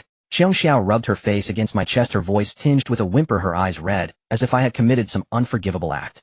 This time, even Yunjiao and Bixiao looked at me with watery eyes, making it hard for me to bear. The expression on these three sisters filled me with a sense of guilt.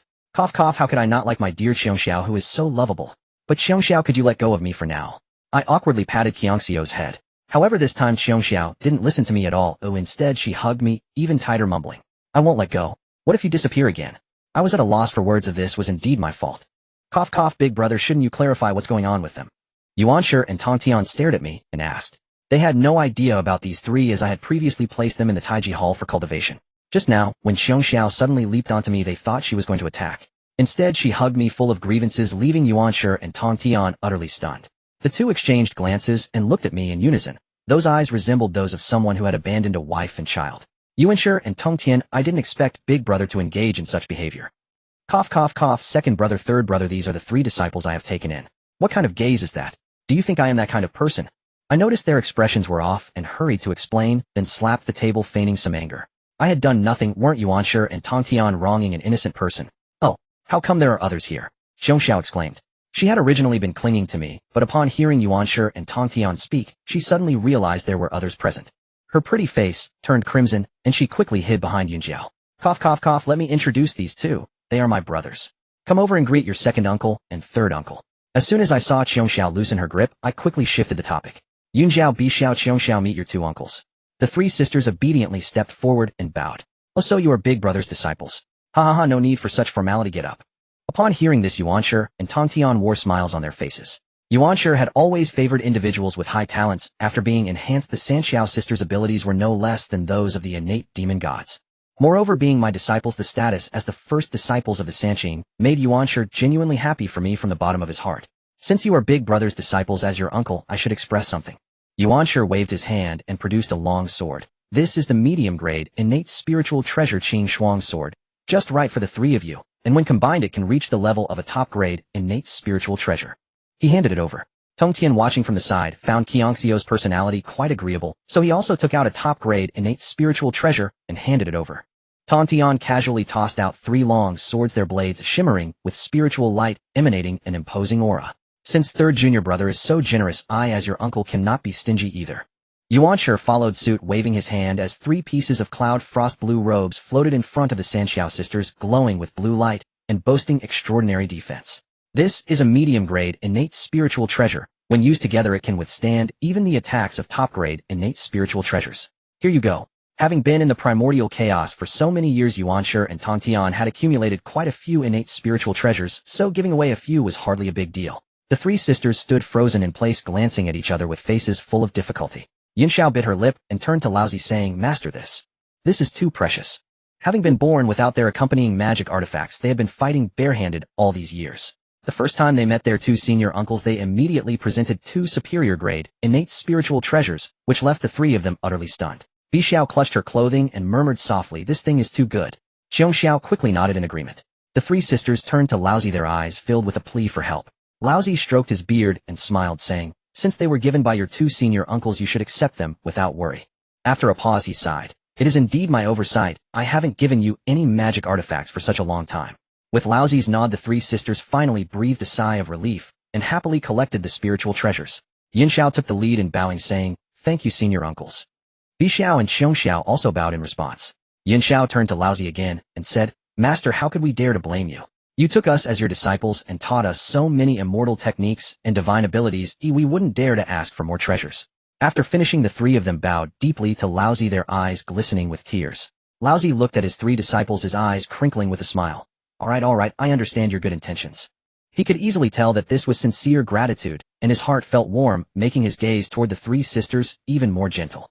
Upon careful examination, Laozi discovered that although the 3 sisters were still in the mid-stage of Tai Golden Immortal, their aura was not inferior to those in the later stages. They were not lacking in cultivation, bone structure, or divine abilities, they just needed a suitable magic artifact. Although they said they didn't want one, they certainly hoped that Laozi would bestow a spiritual treasure upon them. After all, gifts from a master held a different significance than those from senior uncles. They represented recognition and care. Laozi naturally noticed his disciples' subtle expectations and waved his hand to retrieve 3 spiritual treasures from his storage. Laozi slightly nodded at the 3 sisters, saying, I accept your goodwill. However, the spiritual treasures must still be given. This is my return gift for your heartfelt intentions. Upon hearing this, the 3 sisters instantly broke into smiles. Yunxiao, as the chief disciple of the Sanqing sect, this superior grade, innate spiritual treasure, the Hunyuan Gold Dough, is entrusted to you. Use it well.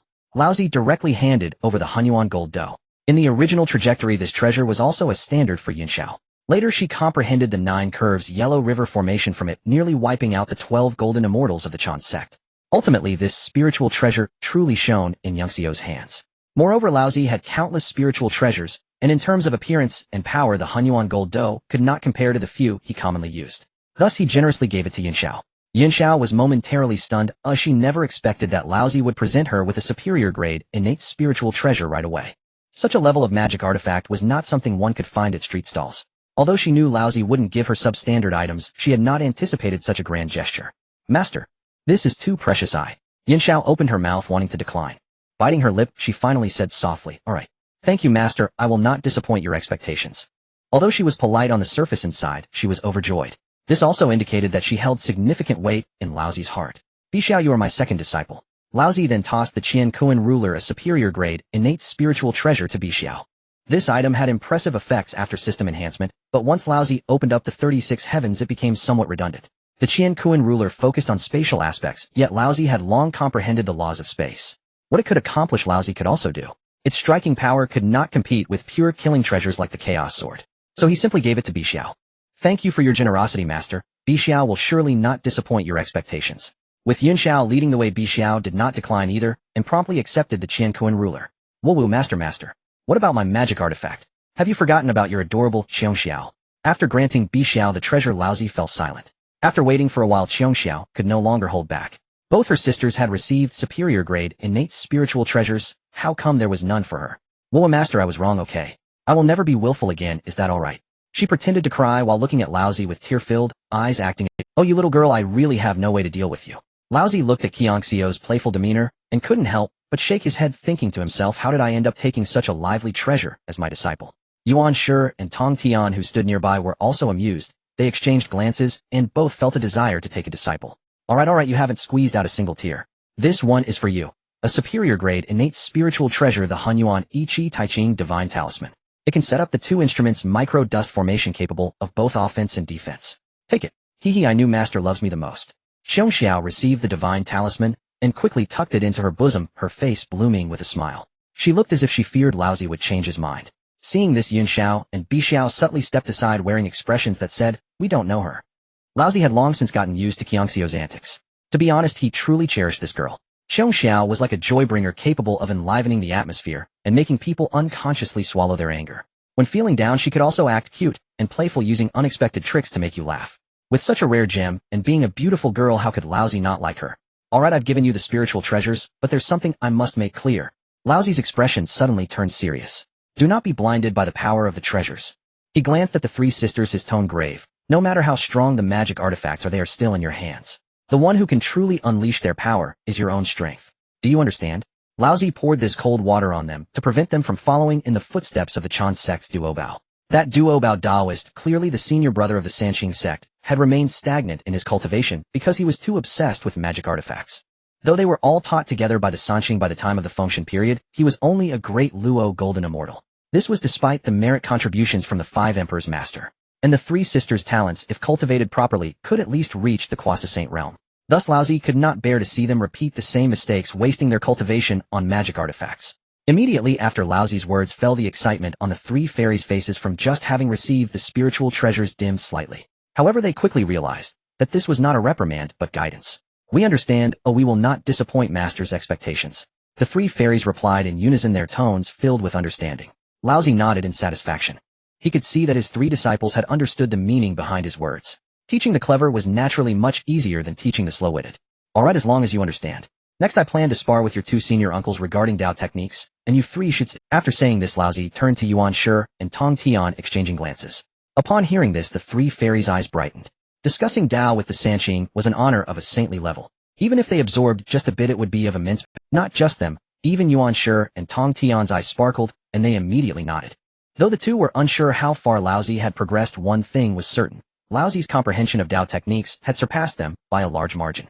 Even if their cultivation had been stuck at the peak of Great Luo Golden Immortal for many years, it was still incomparable. Because Laozi had previously mentioned that he had crossed the threshold of Great Luo Golden Immortal and stepped into a whole new level. However, Laozi had never disclosed how to break through. He only told them that once their cultivation reached its peak and earned his recognition, he would pass down the methods of breakthrough.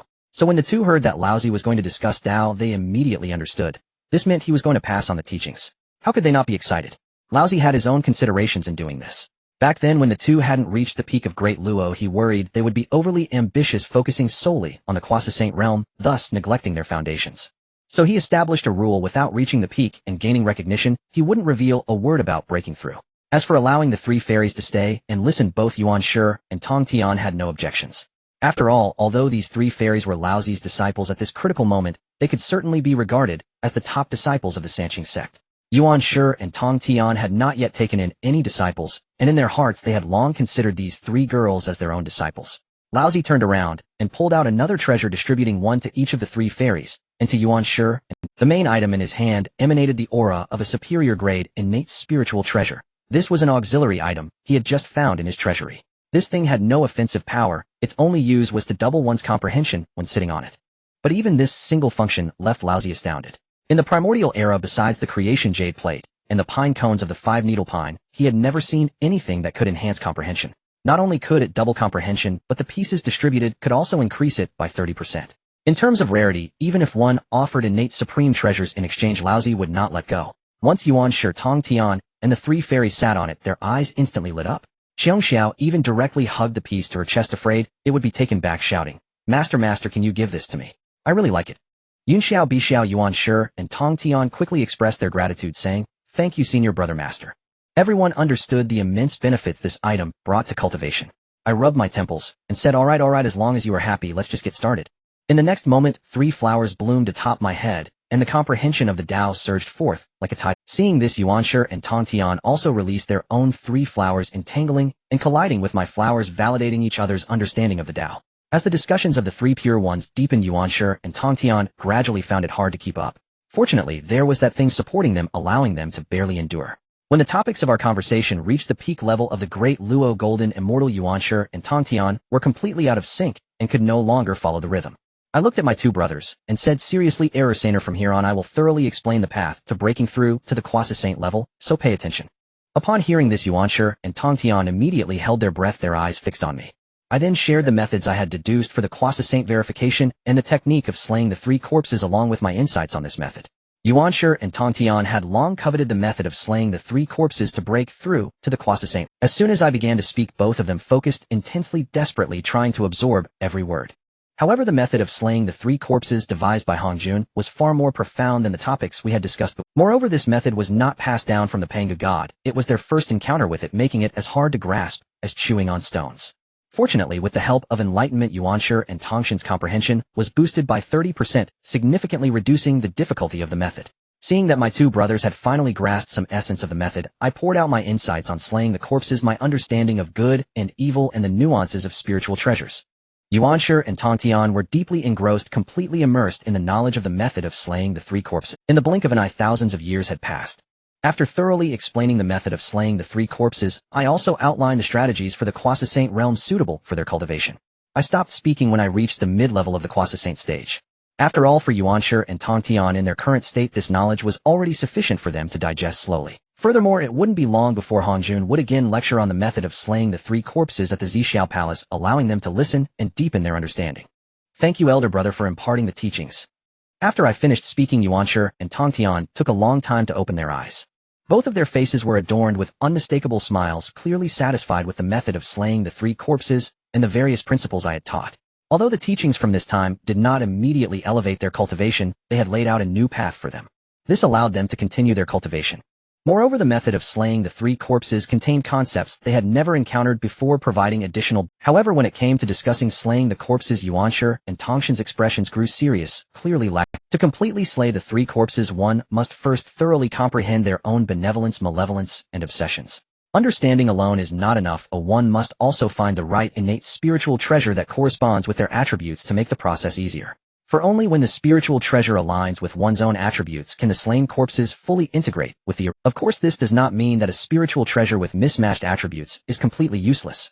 If such a major flaw existed, the method of slaying the 3 corpses would not have spread throughout the Honghuang, becoming a mainstream path of cultivation. Just think about it, how many innate spiritual treasures with matching attributes are there in the entire Honghuang? Yet how many cultivators are there? Ultimately, the real benefit of a matching spiritual treasure is that during the merging of the 3 corpses, one can take advantage of the opportunity to refine the spiritual treasure into a higher grade artifact. In this way, not only can the cultivation of the merged 3 corpses skyrocket, but one can also gain a powerful magical treasure for free. However, the most critical issue in slaying the corpses is not even about the spiritual treasures. The most challenging aspect is the obsession of the first corpse. Not everyone is like me, relying on my past lives foundation to clearly see my own obsessions from the very beginning. Otherwise, in the original Honghuang, there wouldn't only be Hongjun alone who managed to completely slay all 3. Look at the 6 saints of the heavenly Tao, which one became a saint by slaying corpses. They all relied on merits to ascend. This shows how difficult it is for ordinary people to slay all 3 corpses. If we really count it, perhaps only I, with the merits of establishing a sect and creating the universe, have a glimmer of hope to completely slay the 3 corpses. Alright, do we still need to be so polite among brothers? However, I must advise you again not to rush to recklessly slay the corpses. It's best to first find a spiritual treasure with matching attributes before proceeding. I made a joke with Yuan Shi and Tong Tian to ease the atmosphere. Then my tone grew serious and I earnestly instructed the 2. I did not want to see my brothers impulsively putting themselves in a predicament. Yuan Shi and Tong Tian nodded repeatedly, indicating they understood. They had just genuinely acquired my experience in slaying the corpses, and they naturally understood the huge differences that could arise from using different spiritual treasures in the process. In the end, this directly relates to their own interests, so the two brothers dared not be careless. Seeing that they were absorbing my words, I nodded in satisfaction. I added, if you really cannot find 3 spiritual treasures that align perfectly with your attributes, then at least use top-quality, innate spiritual treasures for the slaying to minimize the aftereffects.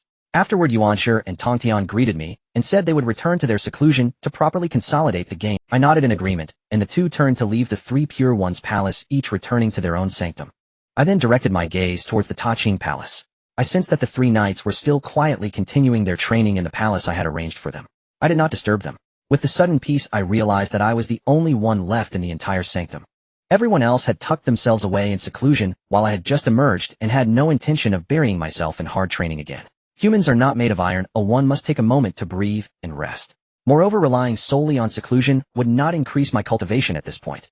To step from the peak of the Croissant level into the realm of the Great Luo Golden Immortal requires some opportunity, otherwise it would take a substantial amount of time just to rely on forced seclusion.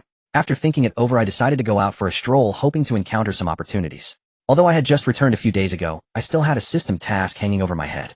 The reward was incredibly enticing. I had been longing for it for over a dozen epochs.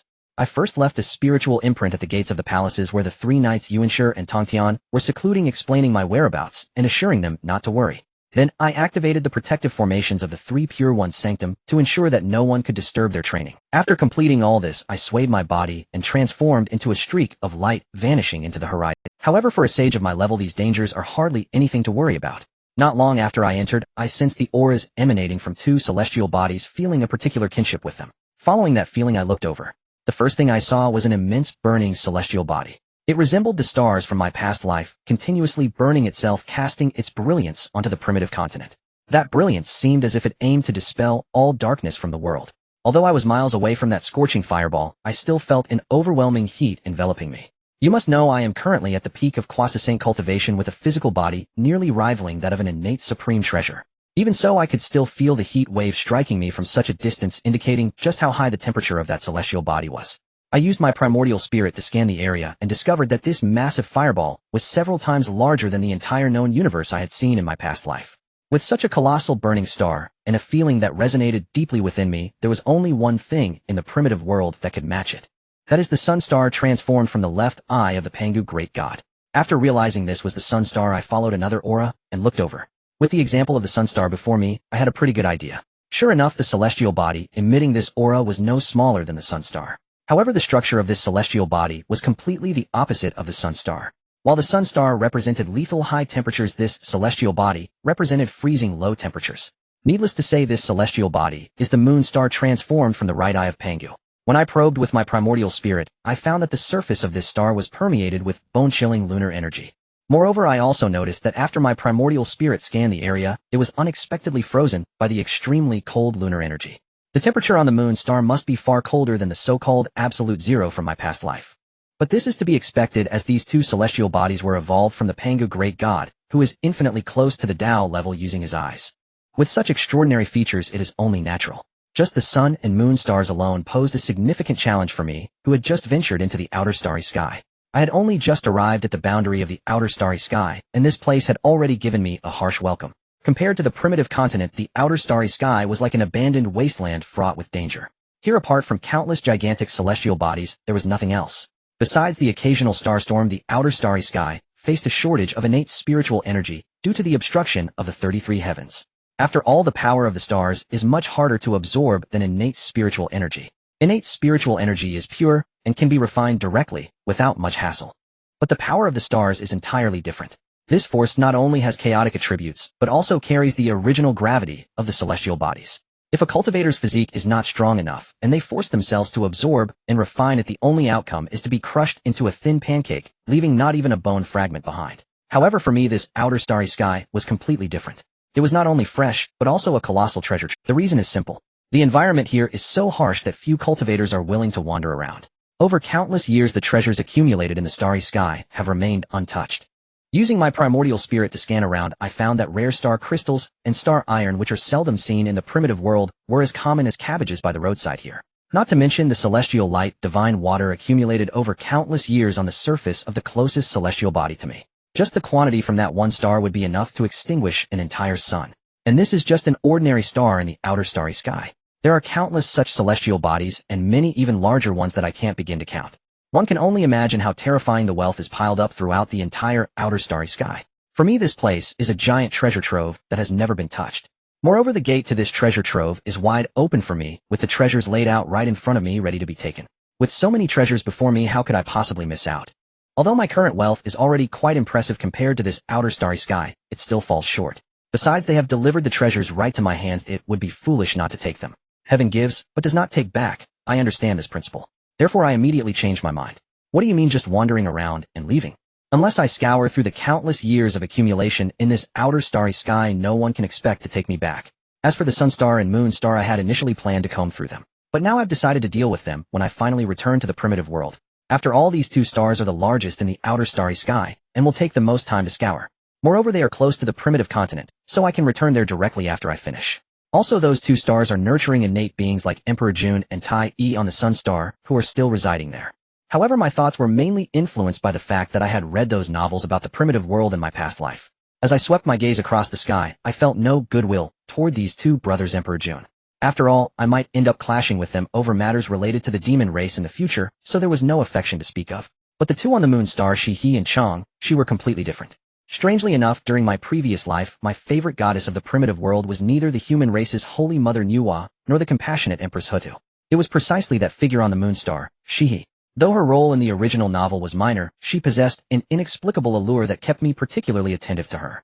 Now that I truly have the opportunity to meet Shi and Chang, my heart feels like it is about to meet the goddess from my dreams, filled with excitement.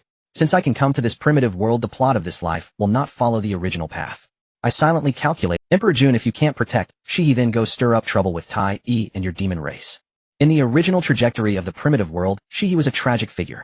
She was cultivating well on the moon star, but was inexplicably dragged into the demon race's heavenly court by Emperor June, becoming part of some celestial marriage. After becoming the empress, aside from giving birth to 10 golden crows, she had no other significant role. Later, when the 10 golden crows were shot down by Ho-E, she, as the mother, couldn't even make a peep. She held the title of empress, yet wielded no real power. In the end, during the great battle of the witches and demons, she was forcibly dragged into the battlefield by Emperor June and fell under the hands of the ancestral witch in a muddled manner. To put it bluntly, Shi's tragedy began with her encounter with Emperor June. Since I have arrived, I will absolutely not allow her to repeat the same mistakes. What is a celestial marriage that is predetermined? Without Shi, does the celestial marriage become a mere formality? I certainly do not believe that. In the primitive world, there is a saying, although the heavenly path's grand trends do not change, smaller trends can be adjusted. While the celestial marriage cannot be cancelled, directly changing the protagonist is certainly doable. I see Emperor June and feel displeased.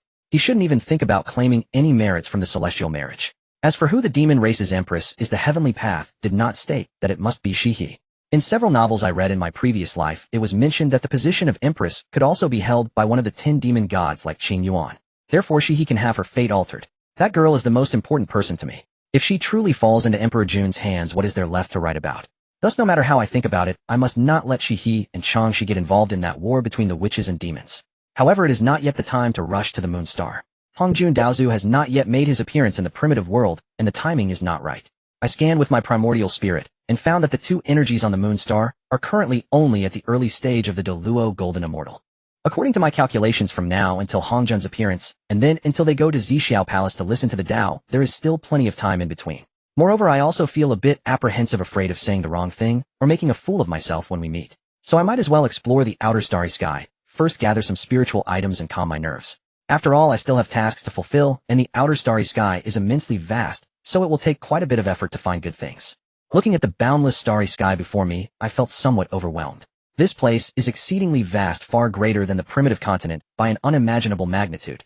I gathered some information from the heavenly path. After Pangu opened the heavens, the primitive world has been expanding. The outer starry sky is even more outrageous, with approximately 12 trillion new celestial bodies sprouting up every second. I recall that the galaxy I was in during my previous life had only tens of trillions of stars. To calculate, the outer starry sky can produce the equivalent of tens of thousands of galaxies every second. And this is just in the blink of an eye. The primitive world has already undergone 2 great calamities since its birth. Each calamity lasts for 5-6 billion years, not counting the days spent nurturing life and recuperating after each calamity. I can hardly imagine what kind of monstrous size this outer starry sky has achieved, and how many stars it has crammed inside. Not to mention how large these celestial bodies are. Just the Sun Star and Moon Star alone could rival an entire universe. While other stars may not be as exaggerated as those two, their sheer numbers piled up are still enough for me to fill a jug. Now I completely understand why one could find treasures like fragments of the creation jade plate just by wandering around the primitive world. It turns out this is not some beginner's reward from the system. The real challenges await me here. However, looking at it from another perspective, it is precisely because the outer starry sky is absurdly vast that it hides countless treasures waiting for me to scavenge. At my level, ordinary spiritual items are simply insufficient. To make progress, I need to consume vast amounts of spiritual fruits and herbs. Although the stock in the treasure houses and Taoist temples is plentiful, taking some out is enough to sustain my advances without even making a dent. But I know very well that the resources I currently have will only last until I break through to the level of the Primordial Deluo Golden Immortal. After that point, they will be nearly exhausted. If I take one more step and step into the Chaos Realm, which is the threshold of the Primordial Supreme Golden Immortal, I would be at a loss, without the corresponding level of spiritual objects. Yet these are already at the level of exceptional innate spiritual roots.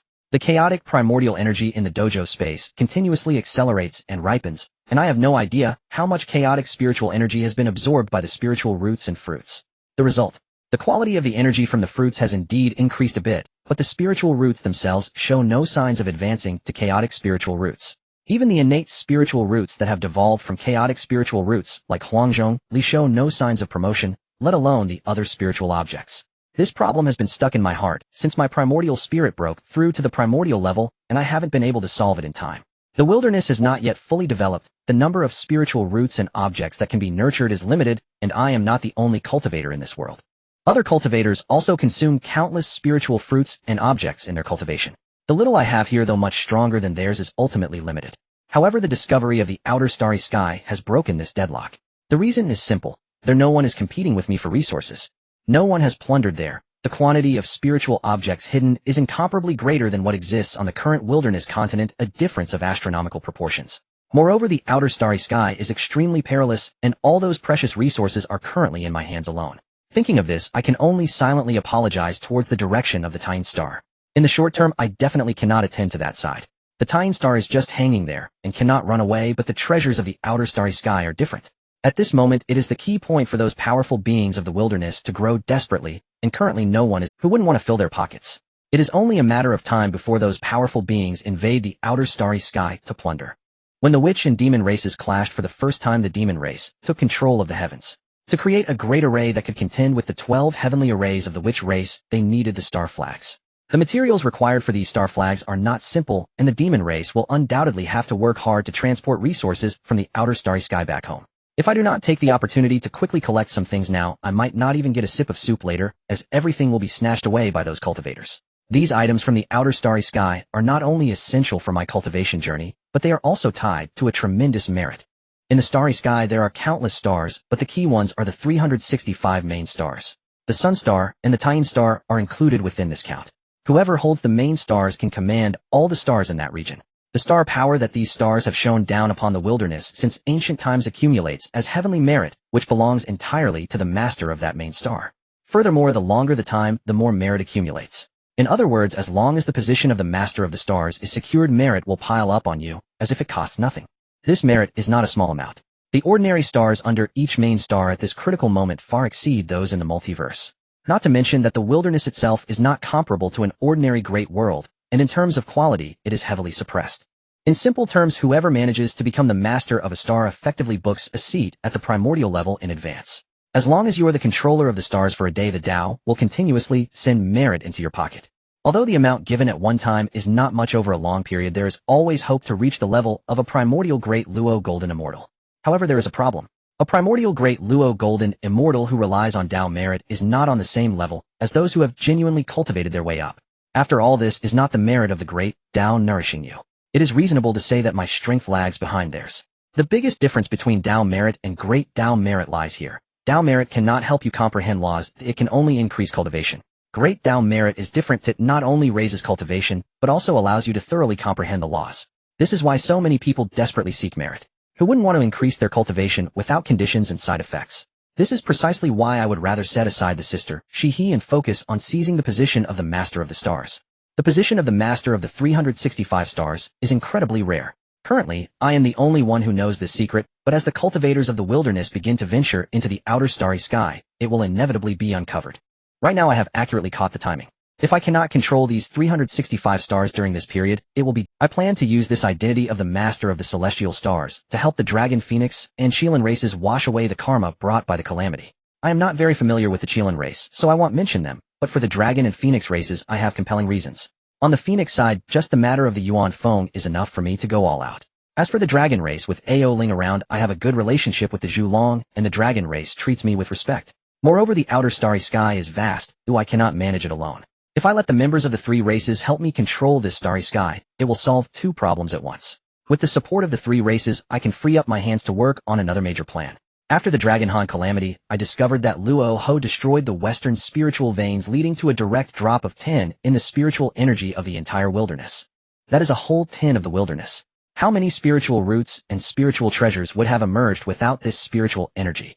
This is still after I weakened the impact and preserved half of the spiritual veins. Otherwise, the dissipation of spiritual energy would never return. Now, it can still be gradually restored. However, this also indicates that every calamity will scrape away a large portion of spiritual energy from the wilderness. This was already evident in the original wilderness.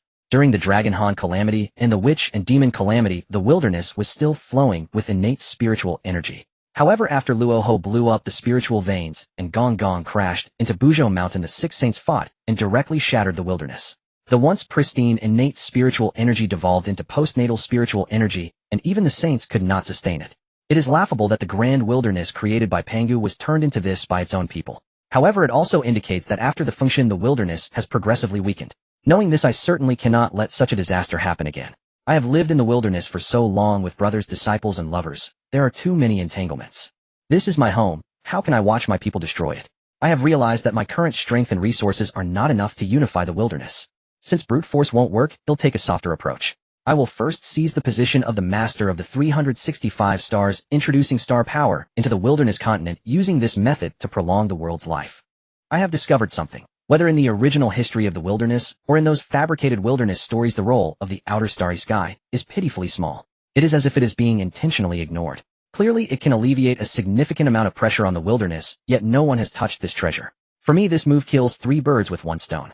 First, it allows the resources of the outer starry sky to be properly utilized in the wilderness continent. Second, I can earn a lot of merit in this process, and the members of the three races can also take this opportunity to wash away their karma. Third, after washing away the karma, the strength of the three races can be increased a notch, quietly accumulating their trump cards. Once my cultivation and influence reach that level, I can turn the tide and completely reverse the fate of the wilderness world. Thinking of this, I am quite fortunate right now. Luckily, my chief teacher Hong Jun has taken the path of harmony. The matter of being the master of the stars was only calculated bit by bit from the river of the Tao after my primordial spirit broke through to the primordial great Luo golden immortal. If it weren't for Hong Jun not valuing the little merit that comes with being the master of the 365 stars, I estimate that this position would have long been claimed by him. How could it have fallen to me? If that were the case, my small thoughts and calculations would have been quashed before they even started. In simple terms, the chess game I am currently playing relies entirely on the fact that Hong Jun did not take the position of the master of the 365 stars. Otherwise, my calculations would not yield any results. Such a large amount of merit would not have been left for him if it had no use for his future cultivation. I also don't believe he would deliberately leave this position of the master of the stars unclaimed. Hong Jun has such a large piece of the Chaos Jade Disc, and with a bit of calculation, he could figure out which path suits him best in the future. This is precisely why I am now eager to complete the system task and obtain the fragments of the Chaos Jade Disc. Those fragments not only hide the laws of the Great Tao, which can aid my comprehension and cultivation, but they are also the top treasure for deducing the heavenly secrets in the wilderness world. Even just a fragment is far superior to those innate spiritual treasures. After all, the gap between innate spiritual treasures and chaotic supreme treasures is not merely a matter of 1 or 2 grades. I have calculated that if these arrangements can align with the fragments of the Chaos Jade Disc, the progress and precision could at least increase by 30. And this is just the power of a small fragment. Imagine how terrifying it would be with the main body of the Jade Disc, which Hong Jun has nearly pieced together.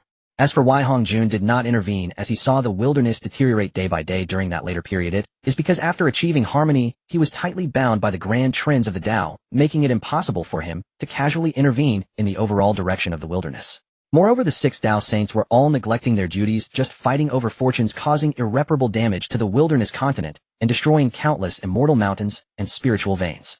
Otherwise, the wilderness would not have reached the brink of the end of the law so quickly. These are all future matters. My current plans are still in the stage of theoretical discussion requiring a lot of time to work out the details and arrange personnel. Not to mention that I have not even touched the position of the Master of the Stars yet, and I am utterly clueless about the outer starry sky.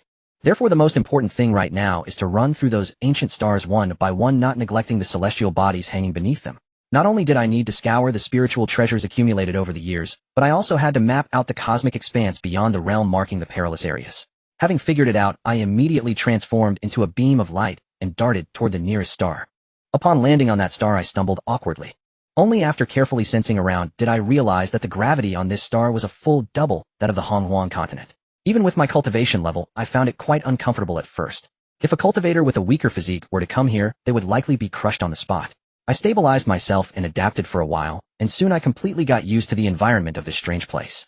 Then, following the aura emitted by the spiritual treasures on the star, I set off to move forward. During my search for treasures, I discovered that the environment on this star was utterly terrible due to the lack of innate spiritual energy. It was just like the moon I had seen in my past life, completely unsuitable for cultivation. However, the advantages were also clear. This star was rich in celestial, or all of which could be mined openly. Just picking up a single piece would yield treasures that took several cycles to form.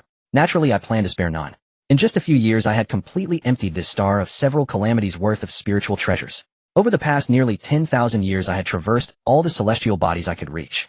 Relying on the laws of space and time for speed, I no longer bothered with the old method of probing for resources one by one based on their aura. I found it far too slow. Later on, I took a more straightforward approach. With a sweep of my divine sense, I scanned the entire planet for spiritual Then with a roll of the space law, snap, I uprooted the entire vein. It saved time and effort. The efficiency was simply soaring. With this technique, I turned upside down all the small stars beneath the 365 ancient celestial bodies. As long as it was within the coverage of the space law, there wasn't a single star left unturned. How many celestial or star sands, starlight, divine waters, and celestial roots did I have now? No one could count them all. Just talking about my heavenly and earthly Xianhuang Linglong pagoda, this item was not only fiercely defensive, but it was also a storage treasure. The pagoda was 12 stories tall, and each layer's space was larger than an individual universe. What was the situation now? That 12-story tower was completely filled from the first to the 12th layer with celestial ores and spiritual herbs packed to the brim. Calculating it out, that was the volume of a full 12 universes, all of which were resources I had gathered. And it wasn't over. My system's backpack and other storage treasures were also stuffed to the brim. However, there was one thing I found regrettable. The cosmic expanse beyond the realm was lacking in innate spiritual energy and frequently suffered from celestial storms, fierce and relentless. Except for the locally native celestial roots, the delicate spiritual roots and herbs from the Honghuang continent could not survive here. What can I say? In this country, who doesn't have a bit of agricultural gene? Fortunately, I still had my Taoist field space where I could grow things. So I wasn't too heartbroken.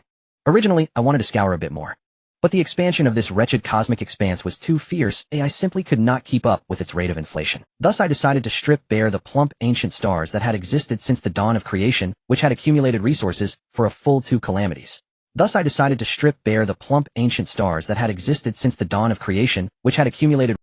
next harvest of leeks grew well, I would come back to reap. For now, let's first visit those 365 ancient stars. I took one last glance at the wildly expanding boundaries of the cosmic expanse beyond the realm, turned around, and used a teleportation technique to fly toward an ancient star. Diving in, I finally witnessed the grandeur of the ancient stars. These 365 great stars were deeply embedded in the heart of the cosmic expanse beyond the realm. Desolate, silent. There was not a hint of life, only boundless coldness and chill tightly enveloping this expanse of heaven and earth. The 365th ancient star was arranged like a gigantic formation, slowly rotating. Each celestial body was shrouded in an indescribable eerie aura that sent chills down one's spine and made one uncomfortable all over. Here, even the light of the sun star was dimmed by half-pervading and ominous chill. Honestly, if it weren't for my aim toward the status of the Lord of the Stars, I would have turned around and left long ago. When I finally descended onto one of the stars, I realized that this was indeed an ancient star. The sheer size was leagues apart from ordinary stars. Compared to ordinary stars, the difference was akin to that between a planet and the sun. What surprised me even more was that the celestial power here was entirely different from elsewhere. The energy emitted by ordinary stars could at most be used to enhance magical power, but here the celestial power contained a vibrant life force. As soon as I steadied myself, the celestial power surged toward me as if it had come to life, enveloping me tightly in an instant. Moreover, this force seemed to have solidified, directly penetrating my body. In that moment, it felt as if all my pores had exploded. Both my body and divine sense were frantically absorbing and refining this energy. As this celestial power entered my body, it automatically divided into 3 streams. One merged with my magical power, one drilled into my flesh to enhance my physique, and the last rushed toward my divine sense, providing immense nourishment. With these powers continuously flooding in, I felt as if I was floating, a sensation so pleasant that I couldn't help but let out a few exclamations.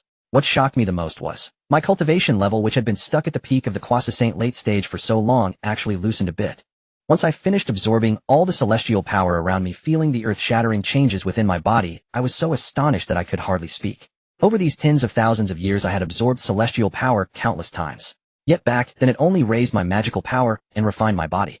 Now with just a bit of ancient celestial power, my divine sense's strength could significantly increase. My divine sense was now at the level of a primordial chaos deluo golden immortal.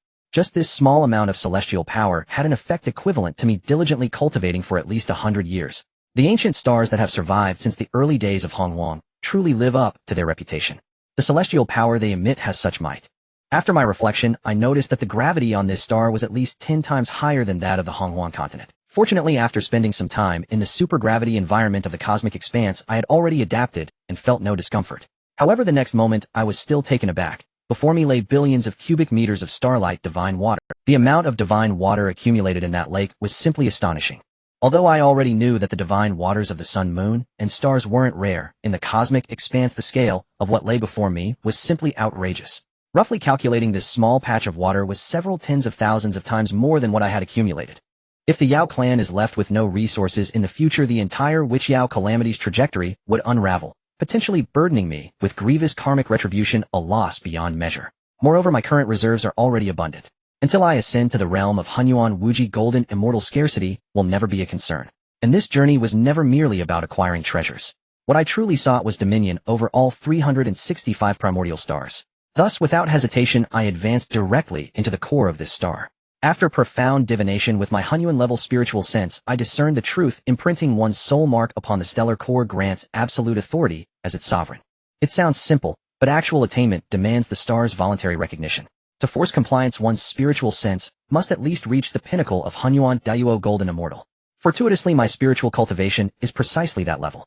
The moment I stepped into the primordial star's core, I deployed my sovereign's spiritual essence, refining it like a divine artifact, and inscribed my mark deep within. Whether due to residual merit or celestial fortune, the primordial star offered scarcely any resistance as my seal descended. With effortless grace, the imprint fused with the stellar core. Instantly, I sensed complete mastery over the vast celestial body beneath my feet. I further discovered, within the refined core, a streak of radiant light and an enigmatic pearl of unknown origin. Regrettably, neither could be activated under present conditions. After several futile attempts, I remained unruffled, resolving instead to first subjugate the remaining stars. Only once I claimed the sovereign seat would I return to study these 2 artifacts. For an entire cosmic cycle, I traversed the void, dashing eastward to seize one star, then westward to refine another's core, time dissolving like mist before the wind. By cycles, and my personal treasury had ascended to an entirely new echelon. Why? Because the resources embedded within these primordial stars dwarf those of ordinary celestial bodies by hundreds, even thousands, of times. Their quality too surpasses common celestial matter by an immense margin. Thus, each time I refined a stellar core, I systematically gathered every resource upon its surface. After all, my domain remains the Hongwang continent. Should others plunder these primordial stars in my absence, the loss would be irreparable. As a result, my stockpile of stellar light divine water now approaches 1 trillion cubic units, while stellar core iron, capable of forging post-heaven supreme treasures, has accumulated to several 100 million tons. Tens of thousands of stellar spirit roots, countless stellar spirit herbs, and mountains of stellar ore, filling countless universes, now reside in my vault. In essence, the accumulated wealth of 2 cosmic calamities across the extraterrestrial firmament has been wholly claimed by me alone. Of the 365 primordial stars, only 2 remain unclaimed: the Sun Star and the Moon Star. Born from Pangu's eyes, they are unquestionably primordial stars. I chose the Sun Star first. Its gravitational resonance with the Moon Star makes sequential subjugation strategically optimal. Once the Sun Star's core is sealed, an innate affinity for lunar energy naturally arises, proving invaluable when negotiating with Xia. After all, one who inspires instinctive trust holds infinitely greater advantage than a complete stranger. I also found myself curious: what manner of sovereign would the future celestial emperor prove to be? Would he embody the arrogant tyrant of legend, or possess genuine charisma and depth? I inclined toward the latter. To unite the Yao clan under a single banner, and command even primordial great beings like Fuxi and Nuwa, is no feat for a petty schemer. Such mastery demands extraordinary vision and magnetism. Though I hold no affection for Dijun and Tai, prudence demands vigilance. Underestimating foes on the battlefield is folly, outrespecting them in strategy is wisdom. History shows that contempt breeds downfall. Moreover, the Sun Star stands supreme among all primordial stars, the very apex of stellar hierarchy. Who knows how many treasures yet lie buried within? Since I've already claimed so much, let the Yao clan endure greater hardship and scarcity. A fitting gift from me to Dijun and Tai. Let them savor the bitter taste of founding an empire early. Perhaps one day they'll weep with gratitude upon learning of my benevolent intent. Dijun Tai, we've never met such shameless audacity. Truly our thanks. You're welcome. I shall strive ever harder. No sooner had these words faded than my form dissolved into a beam of light hurtling toward the colossal sunstar. The nearer I drew, the more unbearable the ambient heat became. By my reckoning, even at this distance, millions of miles away, the temperature exceeded billions of degrees. One can scarcely imagine the infernal intensity at its surface.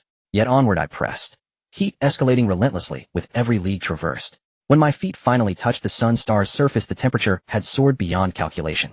After all, I am no thermometer. Precision measurement holds no place here. Instantly, I beheld an endless expanse of solar true flame, a fire so potent that even the mighty Wu Quafu, a great Wu warrior, could not withstand it. Instantly, I beheld an endless expanse of solar true flame, a fire so potent that even the mighty Wu— Only the Jinwu clan bears innate dominion over this flame. Even the sage lords themselves lack mastery over it. Yet my physical form has long approached the caliber of innate supreme treasures. However fierce this solar true flame may be, to incinerate my body remains a fantasy, for it is but the star's spontaneous emission, not a sentient force. Still, enduring such heat would be foolish. In the next breath, I summoned the Xian Yuan water control banner from my treasure vault and suspended it above my head. A soft azure radiance emanated from the banner, enveloping me completely, coolness flooding my spirit like a mountain spring at dawn. This artifact is no mere trinket. It is one of the 5 primordial directional banners ranked among the supreme innate spiritual treasures. This artifact is no mere trinket. It is one of the 5 primordial directional banners ranked among the supreme. Each banner alone is peerless, united in the 5-element banner formation, their power rivals that of innate supreme treasures. I unearthed this banner while auditing the treasuries of the Dragon Phoenix and Qilin clans, and the horde left behind. Alongside it lay the Li Di flame-repelling banner, the Wu Ji apricot yellow banner, and the Qing Lian treasure-colored banner. Thus 4 of the 5 primordial banners were recovered solely from the 3 clans' vaults. Recalling ancient Hongguang chronicles, I knew the 5th, the Susei Yunjie banner, remained in Hongjuan's. Only after the Wiqiao calamity, when the heavenly court was re-established, would Hongjun bestow it upon Yaoqi. Since it still rests with him, I resolved next time I meet that venerable elder, I shall claim it, by fair means or otherwise. Now, with a sweep of my hand, the churning solar true flame parted before me like a curtain, revealing solid ground. I descended, landing firmly upon the sun star's surface. To my surprise, the temperature here was markedly milder, nearly identical to that of the Hongguang continent. Glancing upward at the thick canopy of solar true flame, I instantly grasped its function. It served as both shield and harvesting array. I withdrew the Xianyuan banner. Surveying my surroundings, I beheld a breathtaking sight. Vast plains carpeted in crimson crystalline formations, each pulsing with searing heat. I picked up a fragment, my brows lifted in astonishment. This was flame ignition crystal. Such crystals require 10,000 years of true flame essence to condense even a fingernail-sized shard. To body cultivators, they are the ultimate elixir. Ingesting one instantly fortifies corporeal resilience. Even with my vast experience, I'd encountered only a few minuscule fragments within the Phoenix clan's vaults. Yet here, across the sun star's entire surface, stretched an uninterrupted sea of them. How vast is the sun star? Larger than a solitary universe. How unfathomable, then, is the quantity of flame ignition crystals strewn across this expanse. Moreover, the solar true flame continued raining down fresh crystals, crackling as they struck the ground. More intriguing still, my spiritual sense detected numerous crystals being melted by the star's own forces, transforming into a substance known as solar light divine water. What hesitation remained? I began gathering immediately. I already possessed ample 3-light divine water. Rather than laboriously synthesizing more solar light divine water to complete the set, I prioritized collecting flame ignition crystals to refine and elevate my corporeal cultivation. I immediately activated the heaven-concealing secret art, shrouding my presence utterly, lest Dijun or Tai detect even a whisper of my activity. Then, like a celestial scavenger, I commenced my work. For tens of thousands of years I labored without pause. Every flame ignition crystal caught my eye was seized without hesitation. Every drop of solar light divine water was captured in the 8-treasure glazed vase. After exhausting the surface treasures, I actively enhanced the 8-treasure glazed vase's function, accelerating the solar true flame's condensation of both crystals and divine water. Though I professed disinterest in solar light divine water, when it flowed freely into my grasp, refusal was unthinkable. My words may be stern, but my heart unwaveringly pragmatic. Only when my spiritual sense warned that the surface flame's temperature had significantly diminished, and that prolonged extraction might destabilize the Honghuang continent, did I finally cease. Upon withdrawal, the Sunstar's surface lay utterly barren. Not a single crystal nor droplet remained. Its expanse stood hollow and silent while my holdings swelled magnificently. Flame ignition crystals filled nearly half a universe. Solar light, divine water, amassed approximately 1 trillion cubic units. Don't ask me how I know the amount of sunlight divine water, which happens to be exactly the same as the starlight divine water. It's all part of the Taoist arrangement. While collecting the flame crystal, I unexpectedly found a top-quality, innate spiritual treasure, the Sun Essence Wheel. This item may not be famous in novels, but its power is quite substantial. Not only does it have strong attack power, but once refined it allows direct control over the true sunfire.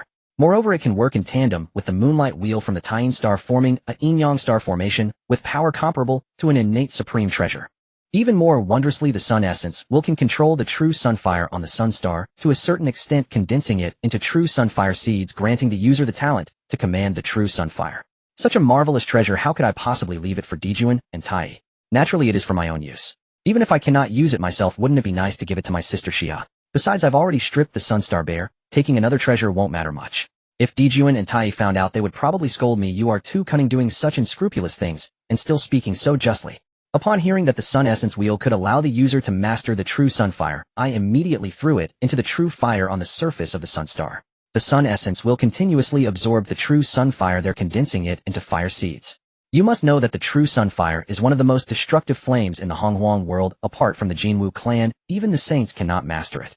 Having encountered such an opportunity to obtain this flame, how could I possibly let it slip by? However, I had not yet refined the restrictions within the Sun Essence Wheel, so the speed of condensing the fire seeds was a bit slow. Over these tens of thousands of years, I have been gathering good things from the Sunstar, while hastily refining the restrictions within the Sun Essence, while hoping to produce the fire seeds as soon as possible. As time passed day, by the time I completely refined the restrictions, I also had thoroughly stripped the resources from the Sunstar. Coincidentally, the fire seeds were successfully condensed at this time. The Sun Essence will transfer the freshly made fire seeds into my hands. As soon as the fire seeds were in my grasp, the temperature was shockingly high, almost scorching the air. However, since this was something the Sun Essence Will had condensed itself, it posed no harm to me. I directly stuffed the fire seeds into my heart. The heart is inherently connected to fire, making it the best place to fully absorb its benefits. Once the fire seeds entered my body, they began to stir my physical form along the meridians.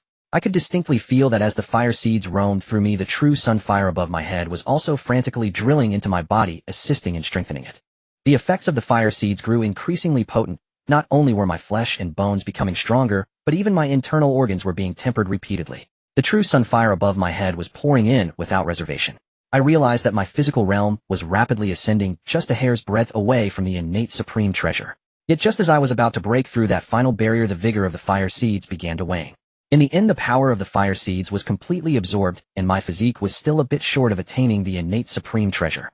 Although I didn't reach it in one go, this effort was not in vain. Though my physique did not directly ascend to the innate supreme treasure, it had doubled in strength compared to before. This was already a great gain, considering that I was initially aiming for the true sunfire. Next, I sensed my heart after absorbing the fire seeds. After the true sunfires tempering, the strength of my internal organs and meridians was now comparable to that of my physique. This was another unexpected delight. Strengthened internal organs meant that my durability and explosive power had both improved. With the meridians expanded, it meant that I could mobilize more mana with each strike. Various divine abilities would also gain greater potency. Later, I discovered yet another good thing. Perhaps due to the complete integration of the fire seeds, the true sunfire now felt like my own innate divine ability. I could use it whenever I wished. Moreover, after absorbing a massive amount of true sunfire, the true sunfire within my body had transformed into a yellowish-white color, exuding even greater might than before. I condensed the true sunfire into pure white. Even a figure at the level of a mixed Yuan Great Luo Golden Immortal would think twice upon encountering it. If a Quasa Saint without a protective treasure were to touch it, they would be reduced to ashes on the spot. The temperature on the surface of the Sunstar dropped significantly, all because of the good deeds I had done. Whether it was the fire seeds that gathered the true sunfire, the flame crystals, or the sunlight divine water, they all required a massive amount of true fire essence to produce, and it took time to refine. But I didn't have to wait. I directly used the Sun Essence Will to forcibly extract those treasures. Moreover, my frenzied absorption of the true sunfire nearly cleaned out the entire foundation of the Sunstar. The temperature dropped quickly, and I could clearly feel it. The true sunfire above my head was no longer as restless as before. Its color had darkened considerably. Having nearly stripped the resources, it was time to get serious, refining the core of the Sunstar. I had avoided this earlier due to the outrageous temperature of the core, which was something even I could not withstand for long. But now it was different. The sun essence will had refined, and the true sunfire had become my innate divine ability. In my eyes, the sunstar core felt unusually approachable. I directly rushed to the core area of the sunstar, and upon arrival, I unexpectedly spotted a gigantic spiritual root. This root was engulfed in an overwhelming torrent of true sunfire. As I approached, I saw two three-legged golden crows perched on the spiritual root. One had a chaotic-colored bell beside it while the other had a diagram and a book. Neat, I guess. The innate supreme treasure Chaos Bell and the top-quality innate spiritual treasures He Tu and Luo Shu were all accounted for. The golden crows holding these treasures must be Dijuan and Tai. The spiritual root spewing true sunfire in front of me was naturally the Fusang tree, one of the 10 great innate spiritual roots. However, I had been utilizing the concealment technique, so Dijuan and Tai had not noticed my arrival. I also noticed that perhaps due to my excessive absorption of true sunfire and stellar energy, these two had only just brushed against the threshold of the great Luo Golden Immortal despite the Fusang tree continually providing true fire essence and stellar energy for their cultivation. They were currently still deeply engrossed in their cultivation. I was worried that when I refined the sunstar core, these two would suddenly wake up and cause trouble. So I directly set up a time array around them, which I learned from the Zhulong. I adjusted the time flow around them to a ratio of 10,000 to 1 and added materials to confuse their divine senses. I hadn't yet managed to introduce the stellar energy and true sunfire essence into the array. Therefore, Dijuan and Tai with their current abilities would not be able to raise their realms before I completely refined the star core. Moreover, with their current skills, they would never suspect that I had secretly set up the array. I pondered for a moment, confirming that this array would not endanger their lives, and then I moved them to the base of the Fusang tree. In fact, my initial thought was to directly eliminate these two. However, upon reconsideration, if both Dijuan and Tai fell, who would lead the demon race? If these two were gone, even if the demon race managed to hold itself together, they wouldn't withstand the punches from the 12 ancestors of sorcery. At that point, the entire trajectory of the Hongwang would be thrown into disarray. As I crossed over, my greatest trump card was knowing what would happen in the future. Though given my current cultivation, even without knowledge of future paths, I wouldn't face any major issues. But to eliminate Dijuan and Tai by disrupting this game wouldn't be worth it. I by nature dislike trouble. After doing some calculations, I realized that the benefits of defeating these two were too low, so I simply let them off the hook. After all, Dijuan and Tai would eventually meet their demise during the calamity, though as long as they didn't provoke me, I couldn't be bothered with their fates. Then I calmed my mind and carefully examined the Fusang tree before me. This tree was truly impressive, with a sturdy trunk and lush, abundant leaves continuously absorbing stellar energy to grow. Even more outrageous was that the Fusang tree was both absorbing stellar energy and simultaneously spewing forth the essence of the true sunfire. I couldn't help but regard it highly. After all, I was also working with the true sunfire. After absorbing some of the essence of the true sunfire expelled by the Fusang tree, I discovered that this could enhance the purity and power of the true sunfire within me. You must understand that the true sunfire within me had already reached the pinnacle of the Quasi-Saint realm. Taking another step forward with just this group of true fire, I could contend with experts at the level of a mixed Yuan Great Luo Golden Immortal. But therein lies the problem. The true sunfire within me was too powerful. Ordinary true sunfire was of no use, not even the flame crystal that I had obtained previously was effective. Yet the Fusang tree before me gave me hope for a breakthrough. Thus I decided to take this tree as well. However, the next moment I felt a bit disheartened. The roots of this Fusang tree had already deeply embedded themselves into the entire sun star, merging with the star core. If I forcibly uprooted it, I might just end up destroying the sunstar's core. The sunstar trembled violently, and the entire Hongwang sensed this anomaly. The heavenly Tao descended with a massive amount of karma, affecting even the land of Hongwang. I frowned. The sunstar was transformed from Pangu's left eye and shared the same root and source with him. He could not possibly destroy this. Forcibly taking the Fusang tree would invite punishments from the heavenly Tao that I couldn't bear. This deal was far too unprofitable. After much contemplation, I ultimately chose a compromise. I cut off 1/3 of the Fusang tree. This was already the limit I could manage, though any more would injure the tree's origin. After being severed, the entire tree visibly wilted. The incessant release of true sunfire essence came to a complete halt, and all energy was redirected to repair itself. Dijuan and Tai, those two would likely be unable to advance in their cultivation before the Fusang tree fully recovered. If they knew about this, they would probably be furious to the point of spitting blood. Who did we offend? Why are you fixated on us? I disregarded this and directly sat atop the Fusang tree, beginning to refine the star core.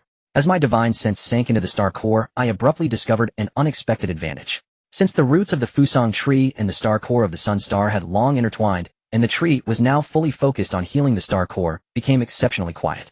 The once turbulent and unruly energy of the star core was now as docile as a lamb. The difficulty of refinement dropped sharply, saving me countless years of effort. As time passed day by day, I took only 30,000 years to completely refine the core of the sun star. The moment the core was refined, the entire sun star trembled violently. The brilliance surged as if celebrating its new master. I, being a part of Pangu, naturally held the sun star, which was entirely reasonable and justified. What surprised me even more was that all the fortune of the sun star surged towards me. The immense fortune I already possessed skyrocketed once again. The most direct benefit was that I discovered my speed in comprehending the laws of the heavenly path had doubled. The surrounding sun true fire became particularly close, desperately drilling into my body. I carefully sensed it. While the power of the true fire within me hadn't increased much, its nature had changed. With the support of the sun star, the sun true fire in my body directly transformed into my innate true fire, on par with the talents of the Jinwu clan. Do not underestimate this change. Transforming from controlling the sun true fire to innate true fire is a qualitative leap. Innate true fire is a monk's innate skill, and with each advancement in cultivation, its power increases correspondingly. I no longer needed to worry about how to enhance the power of the sun true fire. I just needed to focus on improving my cultivation, and the power of the sun true fire would naturally rise. After obtaining the position of the sun star master, I suddenly realized something new within my body. The laws of fire and the laws of the sun seemed to be instinctively engraved in my bones, understood without effort. My entire aura instantly became overwhelmingly sunny, like the warmth of basking in the sun for an entire summer. The sun star is the foundation of all life. My body now exuded a natural affinity towards all beings in the wilderness, making anyone close to me feel at ease. However, at the same time, I felt a pull from the direction of the moon star. Perhaps it is because yin and yang inherently attract each other. Moreover, since I inherited the laws of yin and yang during my transformation, to be honest, my most suitable path has never been the path of strength, but rather the path of yin and yang. Now, with the identity of the sun star master, the yin attributes within me were severely suppressed. While it didn't cause any major issues, my body desperately craved spiritual objects of the yin attribute. The place with the heaviest yin energy in the wilderness is none other than the moon star. Thus the pull grew stronger, and my body constantly yearned towards that direction. Ultimately, my fixation on the moon star stems from the fact that yin and yang are one. Now that I bear the position of the sun star master, there is a natural attraction to the position of the moon star. Furthermore, among the 365 ancient stars, only the moon star remains unrefined by me. The positions of the other stars are all clamoring, eager to gather that last one. Thus I felt an urgency for the position of the moon star master for the first time. However, I still suppressed that desire and checked my current condition. As I felt the attraction of the moon star, I discovered that the Pangu bloodline within me had actually been activated by the sun star. However, when the bloodline was activated to more than half, it suddenly got stuck. It felt as if something crucial was missing, and no matter how hard I tried, I couldn't continue to activate it. It should be noted that although the Pangu bloodline within me is thin, it contains the laws of strength. Just then, when the bloodline was activated, my comprehension of the laws of strength multiplied several times. Moreover, the Pangu bloodline acted like a large accelerator. In addition to the laws of strength, my comprehension speed for other laws surged dramatically. I also discovered that a divine ability had formed in my eyes. However, since the bloodline wasn't fully activated, that divine ability was hardly more than a vague outline. I simply decided to set that aside and continue my examination. At this moment, I realized something, feeling both amused and infuriated. The little bit of Pangu bloodline in me reacted explosively to the sun star, as if triggering a chemical reaction. Originally, my body had a slight natural affinity towards all things, but once the Pangu bloodline activated, it changed everything. Any being from the wilderness that absorbed energy related to me would see their cultivation and talents soar. In other words, my current physique is akin to the flesh of Tang Xing. However, thinking about it, it makes sense. The wilderness world was created by Pangu, and the sun star was transformed from Pangus left, I bringing light and life to heaven and earth. With both factors combined, it's not too outrageous for me to become like this.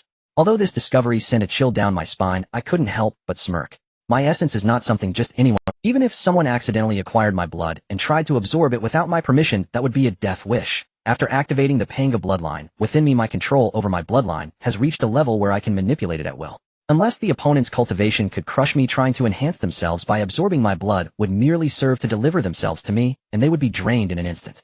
With this in mind, my gaze fell upon Dijun and Tai. These two brothers clearly hadn't been having a good time over the years. Not only had their cultivation stagnated, but they were also stuck in place due to lack of resources. I pondered and felt that I had indeed caused them quite a loss. To be honest, I felt a bit guilty.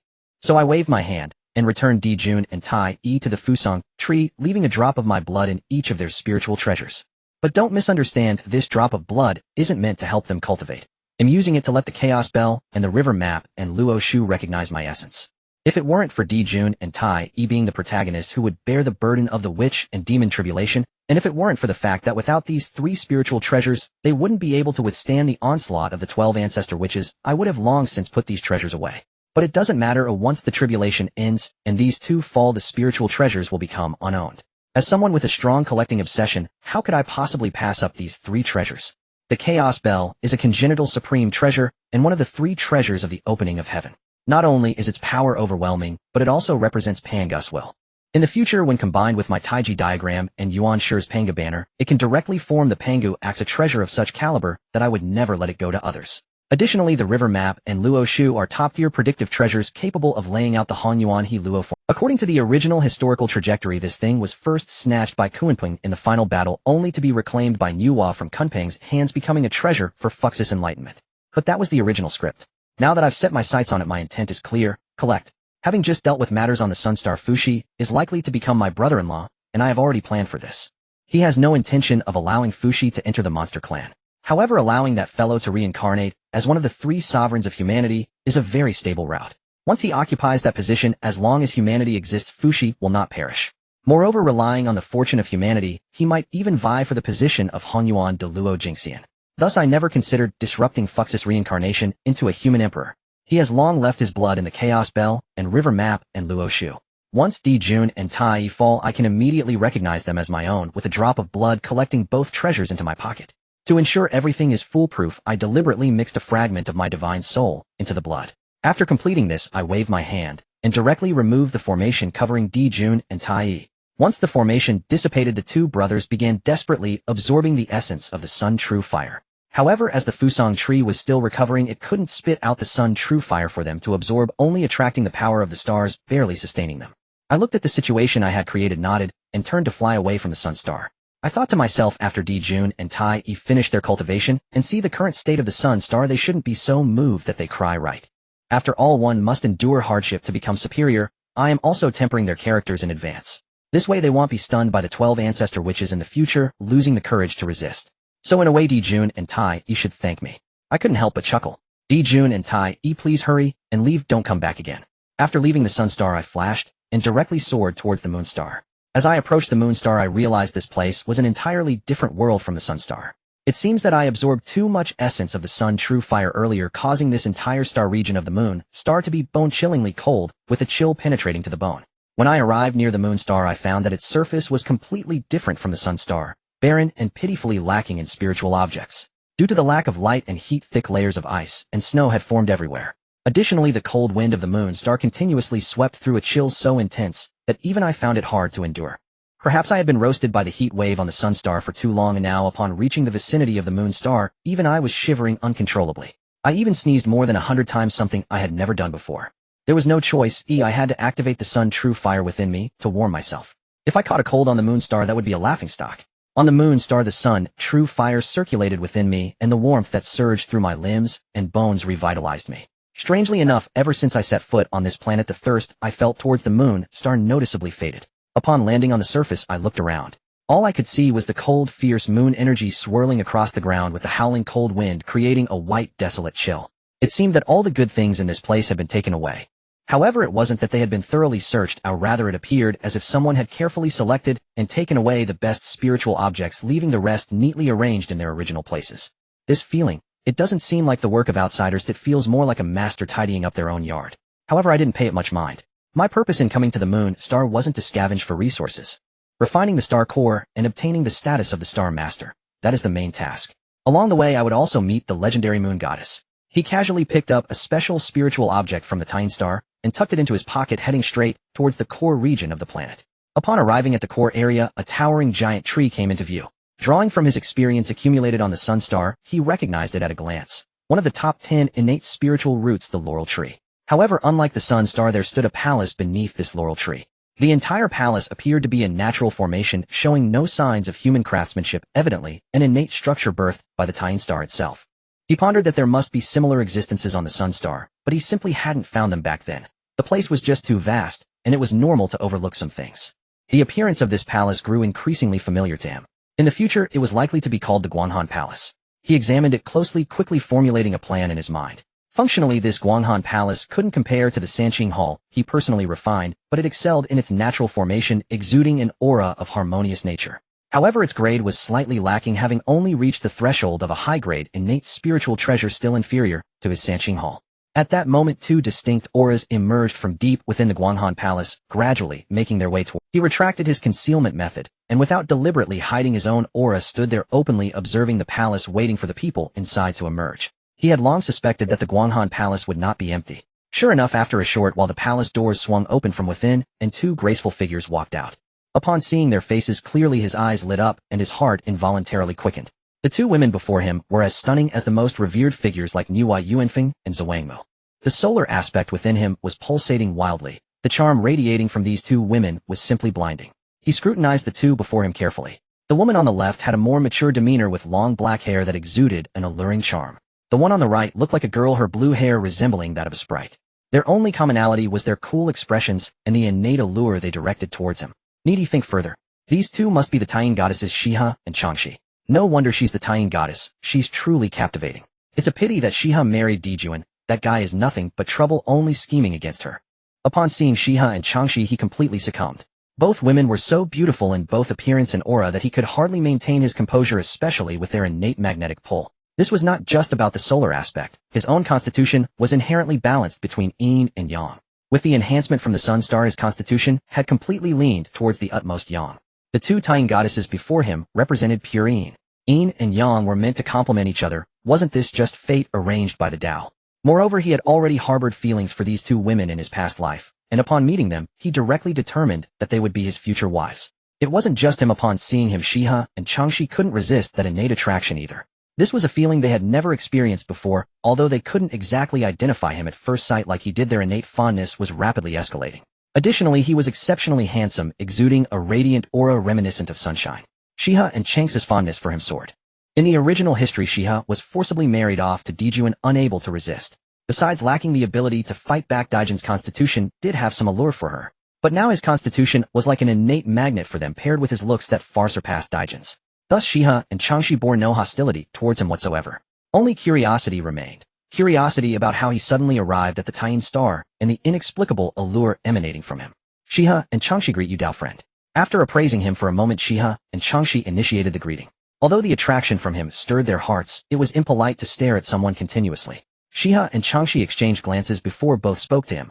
I am Taiqing Laozi, greeting the two Dao friends. If I have been rude, please forgive me. He also politely returned the greeting. Just as Shiha thought, he understood that staring at others was not appropriate. However, he had genuinely been stunned by Zai's beauty and that indescribable aura, which is why he failed to return the greeting. Suppressing his thoughts, he solemnly returned the courtesy. There is no need for formality, Dao friends. If you don't mind, would you allow me to sit in the Guanhan Palace? Seeing that he had returned the greeting, Shiha took a few steps forward and spoke. She said this because the aura emanating from him felt like an innate source to her, carrying an indescribable allure.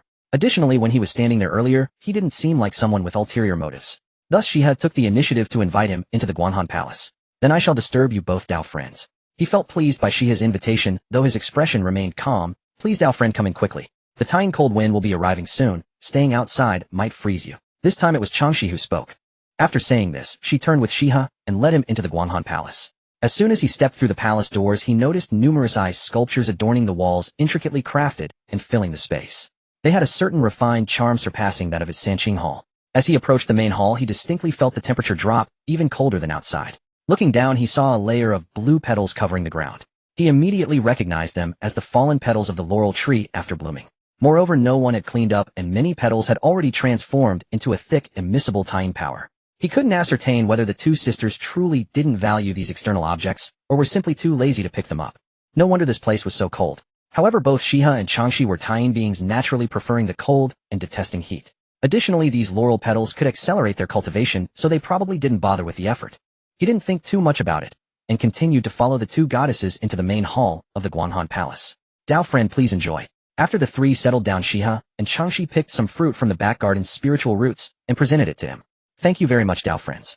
He didn't engage in pleasantries and casually picked up a fruit resembling an apple, and as soon as he swallowed the fruit's flesh, it instantly transformed into a cool stream of power in his throat. His body absorbed the force completely, alleviating much of the previous restlessness towards yin attribute items.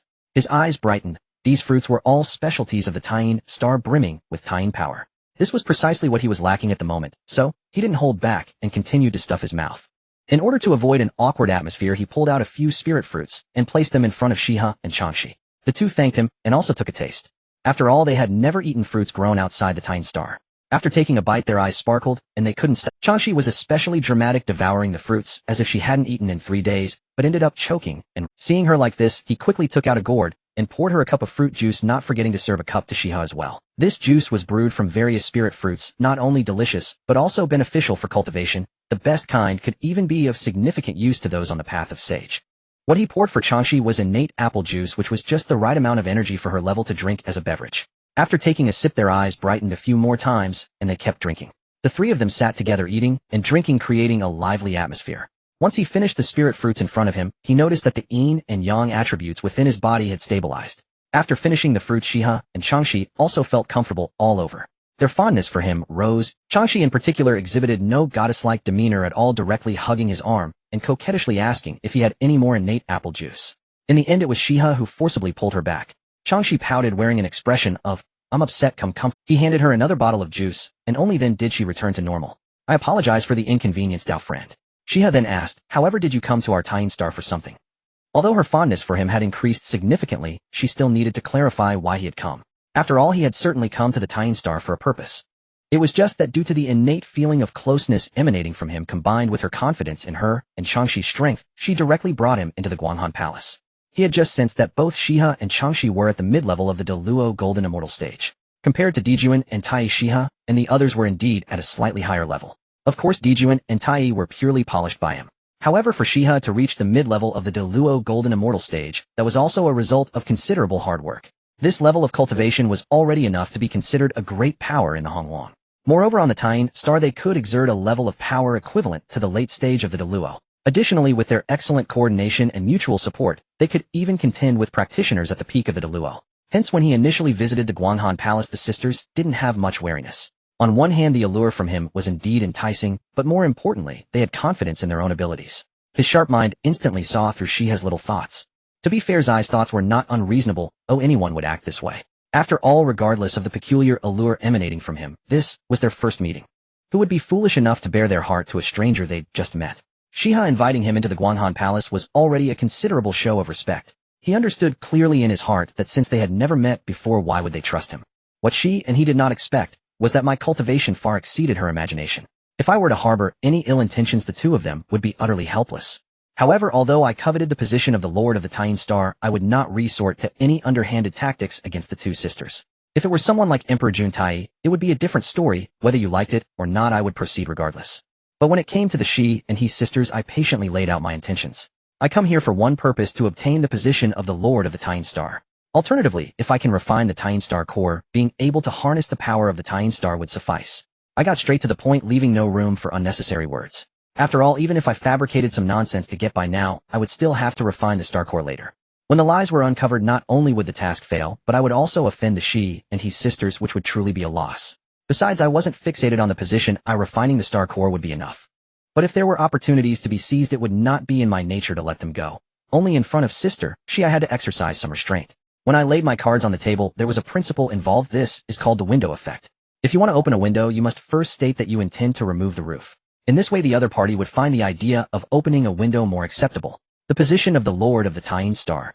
As soon as I uttered these words, the expressions of the two opposite me immediately darkened. She and Changxi exchanged glances, their eyes clearly filled with wariness. If it were anyone else daring to entertain such thoughts, they would have acted long ago. But this was me. They had to endure wanting to hear what I had to say.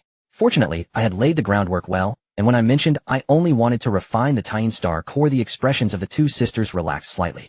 Rest assured, fellow Taoists, I am well aware of the situation, I said, releasing the aura of a Hunyuan de Luo. Immediately, the aura of the positions of the 364 Primordial Star Lords also spread out. At that moment, she and Changxi's faces completely changed. They never expected my strength to reach such a level. Although it was merely the divine sense, it was sufficient to crush them. Fortunately, I reined in my aura quickly. It was just a fleeting moment. Otherwise, they would have found it hard to even breathe. But in that instant, they felt the overwhelming allure emanating from me. That feeling was like being irresistibly drawn towards me. Both their bodies and divine senses were desperately trying to lean in my direction. If I hadn't sensed something was off and reined it in promptly, they might have encountered trouble. Once the aura completely dissipated, she and Changxi finally regained their composure. When they looked at me again, their expressions held a hint of complexity. Since you have such confidence, we sisters will not stop you. She nodded, her voice still trembling slightly. I just hope you don't harm the Taiqing Star's core. With my strength on display, they knew they couldn't stop me. Moreover, my attitude had already been quite polite. With my power, if I really wanted to force it, who could withstand it? My willingness to consult them showed that I was not unreasonable. Thank you, fellow Taoists, for your support, I said, smiling and cupping my hands. With everything that needed to be set out in the open, I wasn't in a hurry to refine the Star Core. I took the initiative to strike up a conversation with Shi and Changxi already regarding these two as potential future companions. Shi and Changxi were quite enthusiastic as well. After all, not everyone gets to meet a being of my caliber every day, coupled with the inexplicable attraction I held for them and my good looks. As time passed, the three of us grew closer. Having lived 2 lives, I possessed a wealth of knowledge and spoke in a humorous manner, often making the 2 goddesses laugh heartily. In the following days, I simply stayed at the Guanhan Palace. At first, she was a bit reserved, while Changxi was completely unrestrained, clinging to me every day.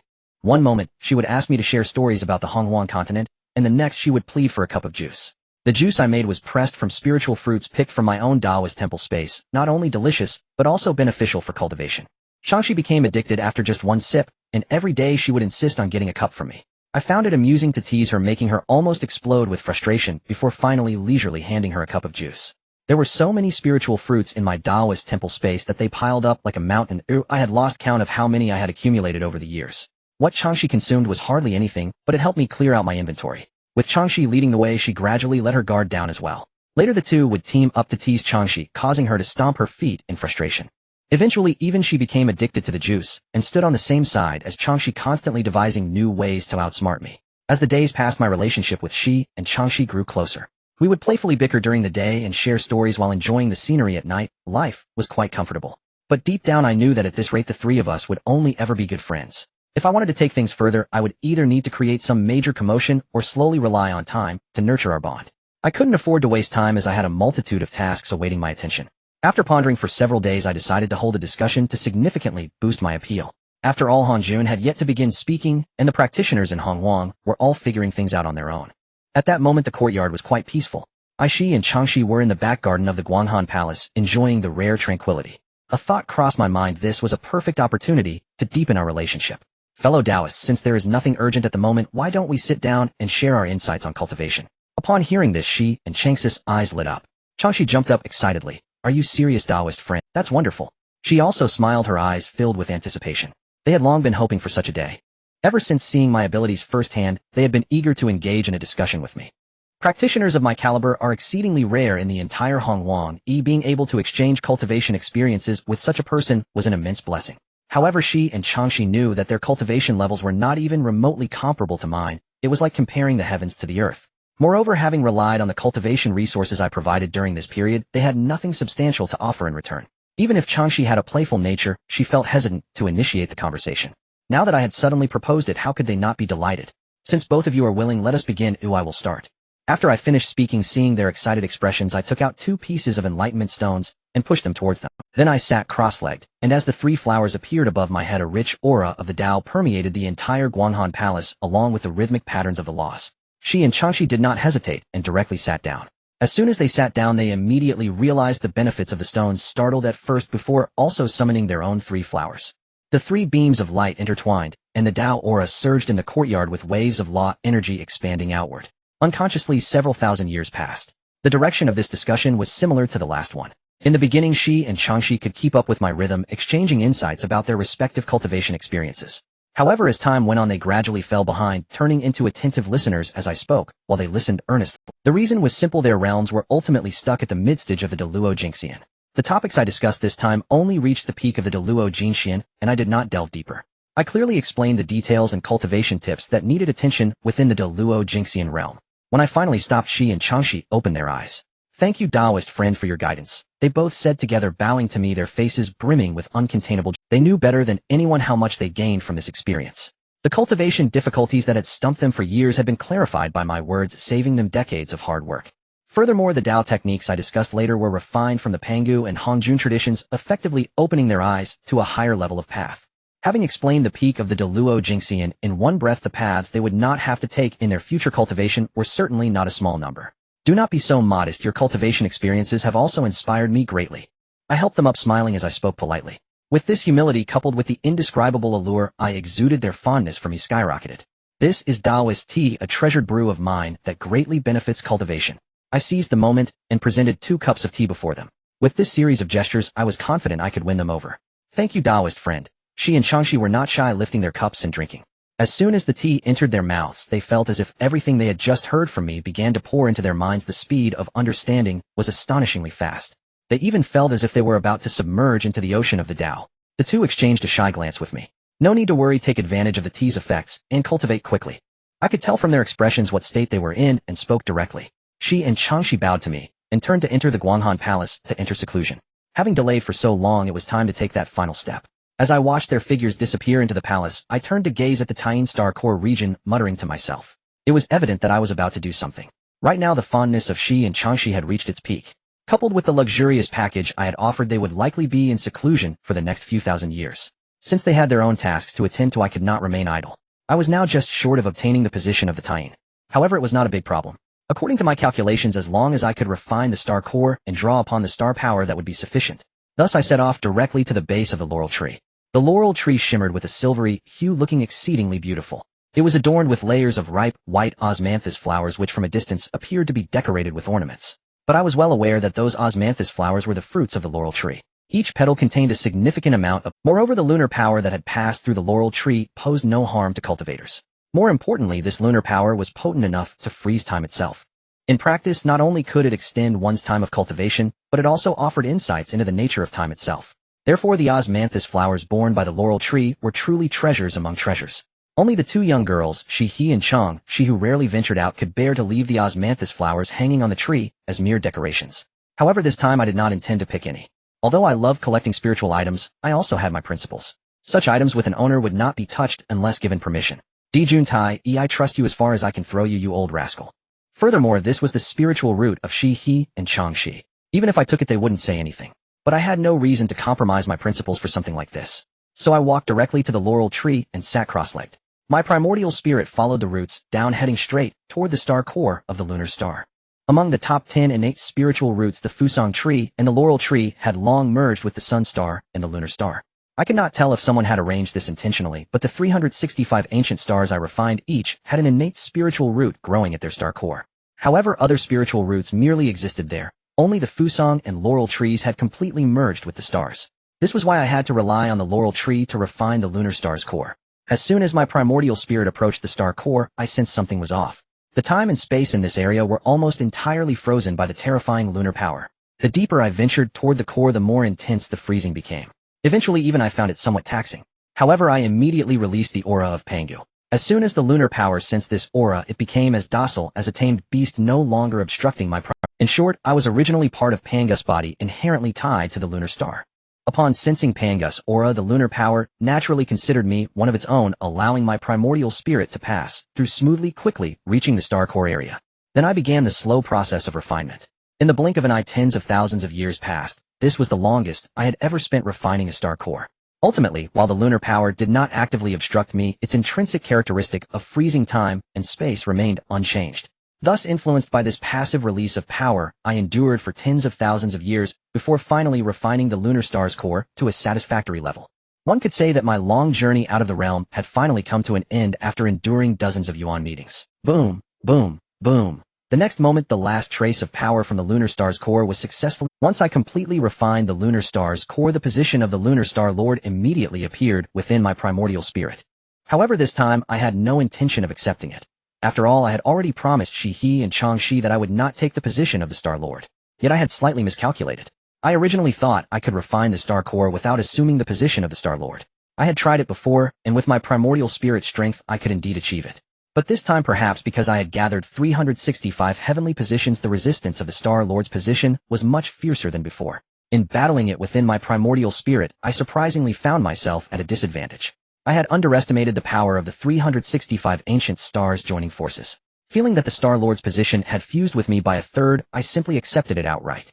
After merging, I connected the position of the lunar star with Shi and Changshi. In doing so, I not only acquired the position of the lunar star lord, but also allowed them to share in its use, thus keeping my promise. Having completed these tasks, I began to feel the changes within myself. I discovered that after I gained control of the lunar star's position, the other star lord's positions in my primordial spirit began to undergo a chemical reaction. What had originally been an unordered collection of star lord positions began to coalesce when the lunar star lord fused with them. Subsequently, these positions in my primordial spirit began to assemble in an orderly fashion. As I observed them, I realized that these Star Lord positions seemed to be forming a grand formation I had never seen before. Sensing that this phenomenon posed no negative effects on me, I chose to ignore it and allowed it to operate on its own. Once the positions formed a formation even I had never encountered, I suddenly felt as though my primordial spirit had been divided into countless pieces. Deep within my primordial spirit, the Star Lord positions suddenly converged, forming a complex battle diagram.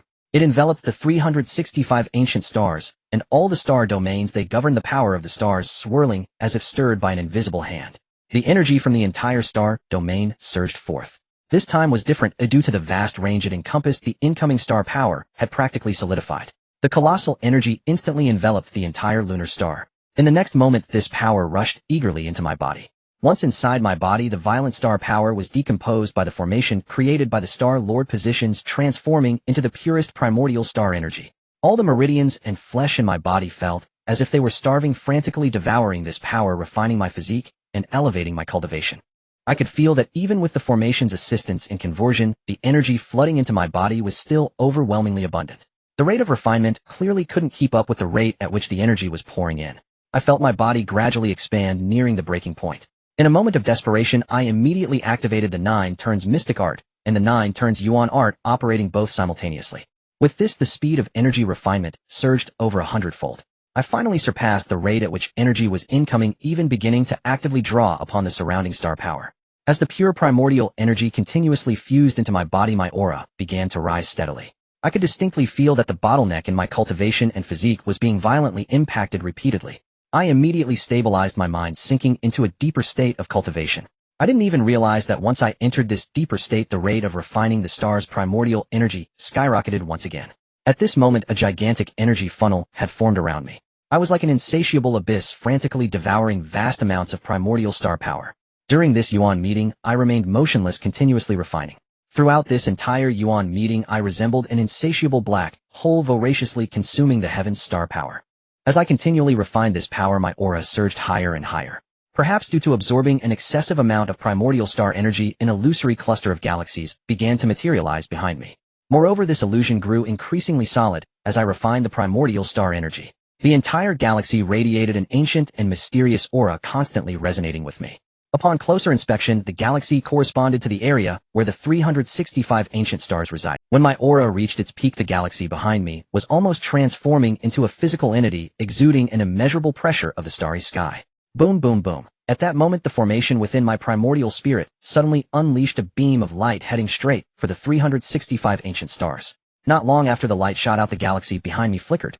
Immediately afterward, 365 beams of light descended from the depths of the starry sky, each carrying a dense aura of primordial star energy, all rushing toward me.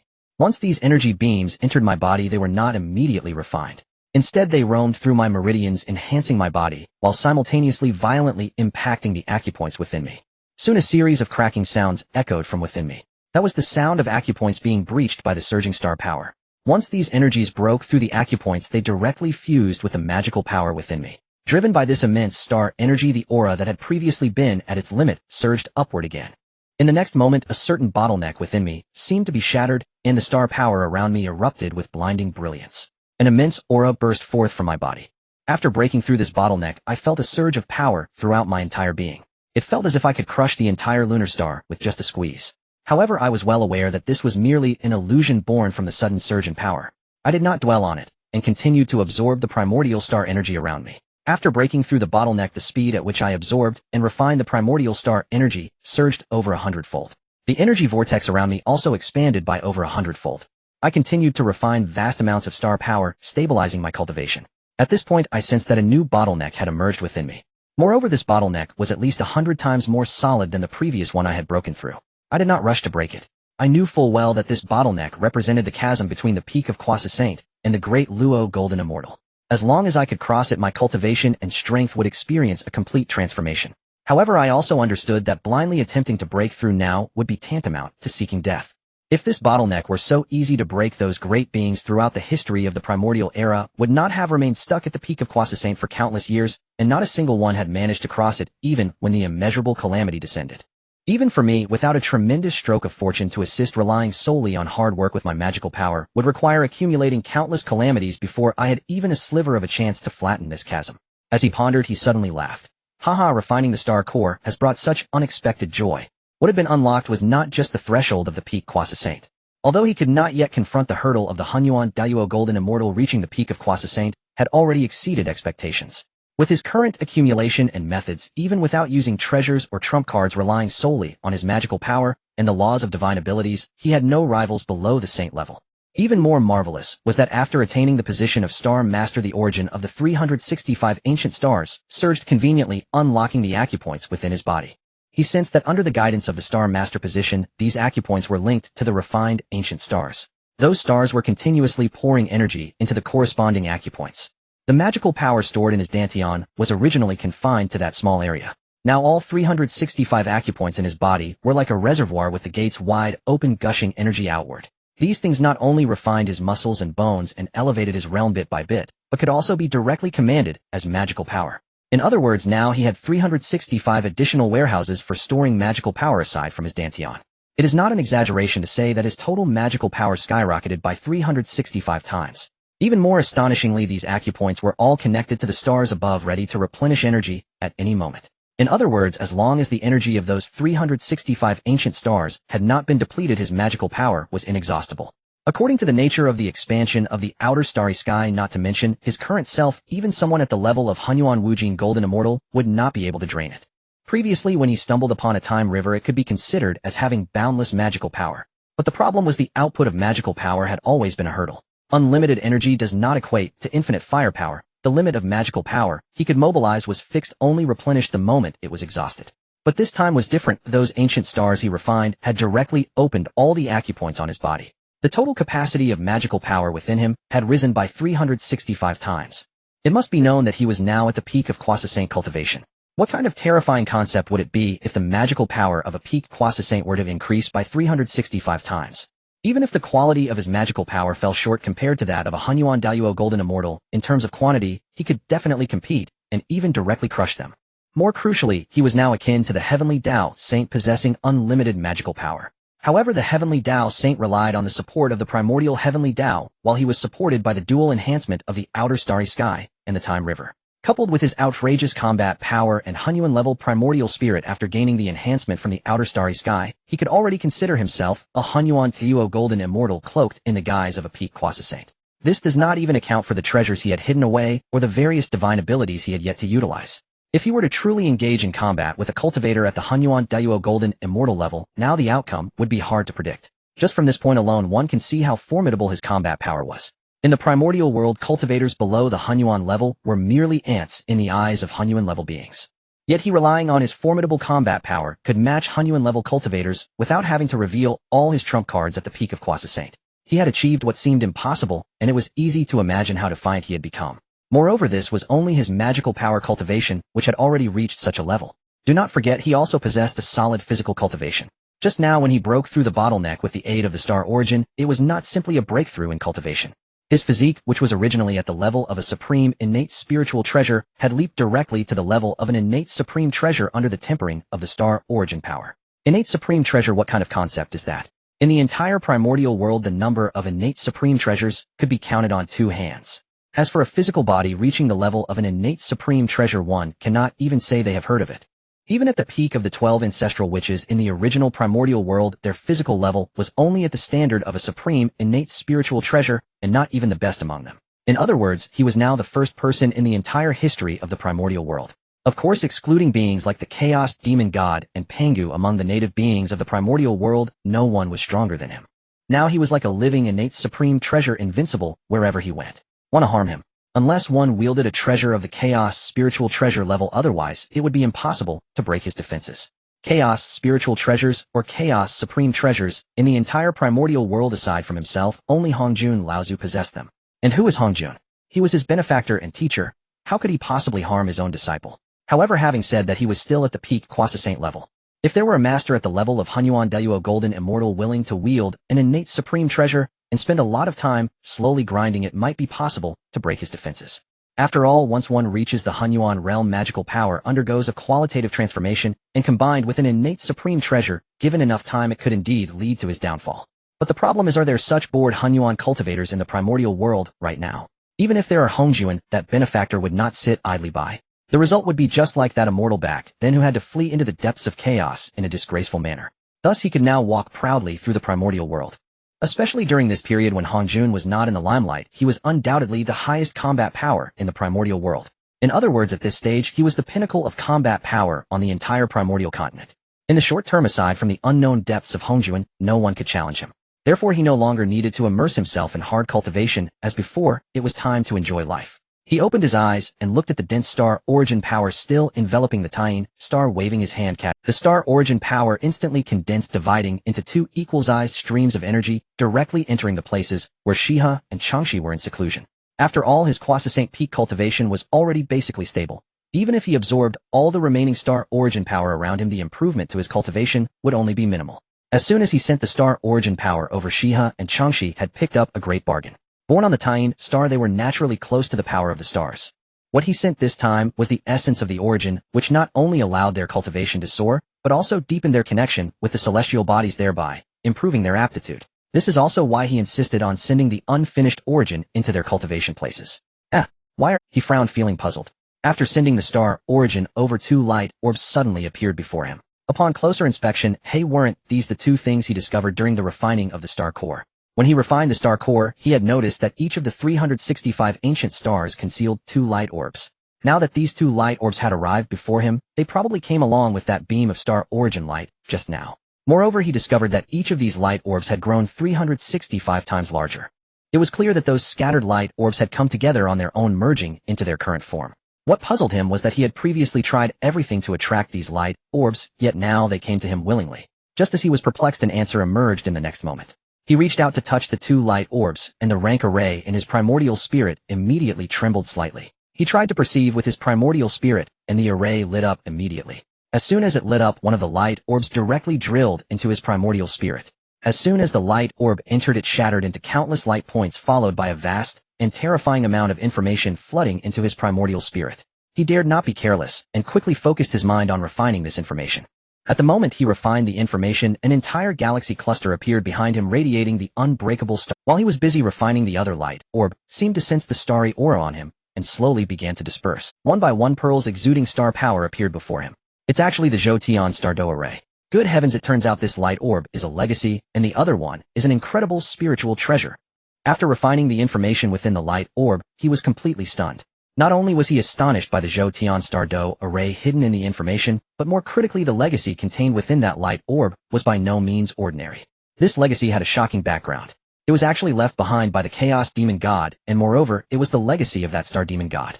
According to the fragmented memories left in the Pangu legacy, the Star Demon God ranked firmly in the top 10 among all the Chaos Demon Gods. That guy had a resounding nickname during the Chaos era: unlimited magical power. When it came to magical power, even the true body of Pangu was not his match. Even more outrageous, the Star Demon God was not only capable of unknown combat, he was also an expert in group battles. He once single-handedly defeated over 100 Chaos Demon Gods. Throughout the entire Chaos era, only he and Pangu had such an impressive record of 1 against 100. At that time, the Star Demon God was practically the #1 troublemaker in the Chaos, arrogant beyond measure. Relying on his almost inexhaustible magical power, he stirred up trouble everywhere, daring to provoke anyone. When Pangu was about to open the heavens and earth, this fellow was even audacious enough to charge forward to challenge Pangu. As for the outcome, does it need saying? Those who obstructed him were naturally dealt with by Pangu with ease. Later, when other Chaos Demon Gods came to besiege Pangu, they spared some mercy in consideration of the fact that Pangu had defeated the Star Demon God. This shows how much that fellow was hated in the Chaos. However, it must be said that if the Star Demon God were still alive, this legacy would not have been left behind. The reason the Star Demon God could roam freely all relied on the treasure that accompanied him, the Chaos Star Pearl. At this moment, I turned my head to gaze at the pile of floating orbs before me. Indeed, within another sphere of light lay the ultimate treasure of the Starry Demon God, the Chaos Star Orbs. This set of orbs consists of 365 pieces, each individually regarded as a low-grade Chaos Spirit treasure. However, when combined, they form a complete set of top-tier Chaos Spirit treasures. Upon sensing that I had inherited the legacy of the Starry Demon God, the restrictions within these Chaos Star Orbs automatically opened. There was no need for me to refine them, they proactively recognized their master. After all, these are top-tier Chaos Spirit treasures. They contain a total of 48 Chaos restrictions. Indeed, the number of restrictions in Chaos Spirit treasures is the same as in innate Spirit treasures. The difference lies in one being innate restrictions, and the other being Chaos restrictions. However, Chaos restrictions are far more domineering than innate ones. Only upon reaching the level of the Primordial Golden Immortal can one refine them.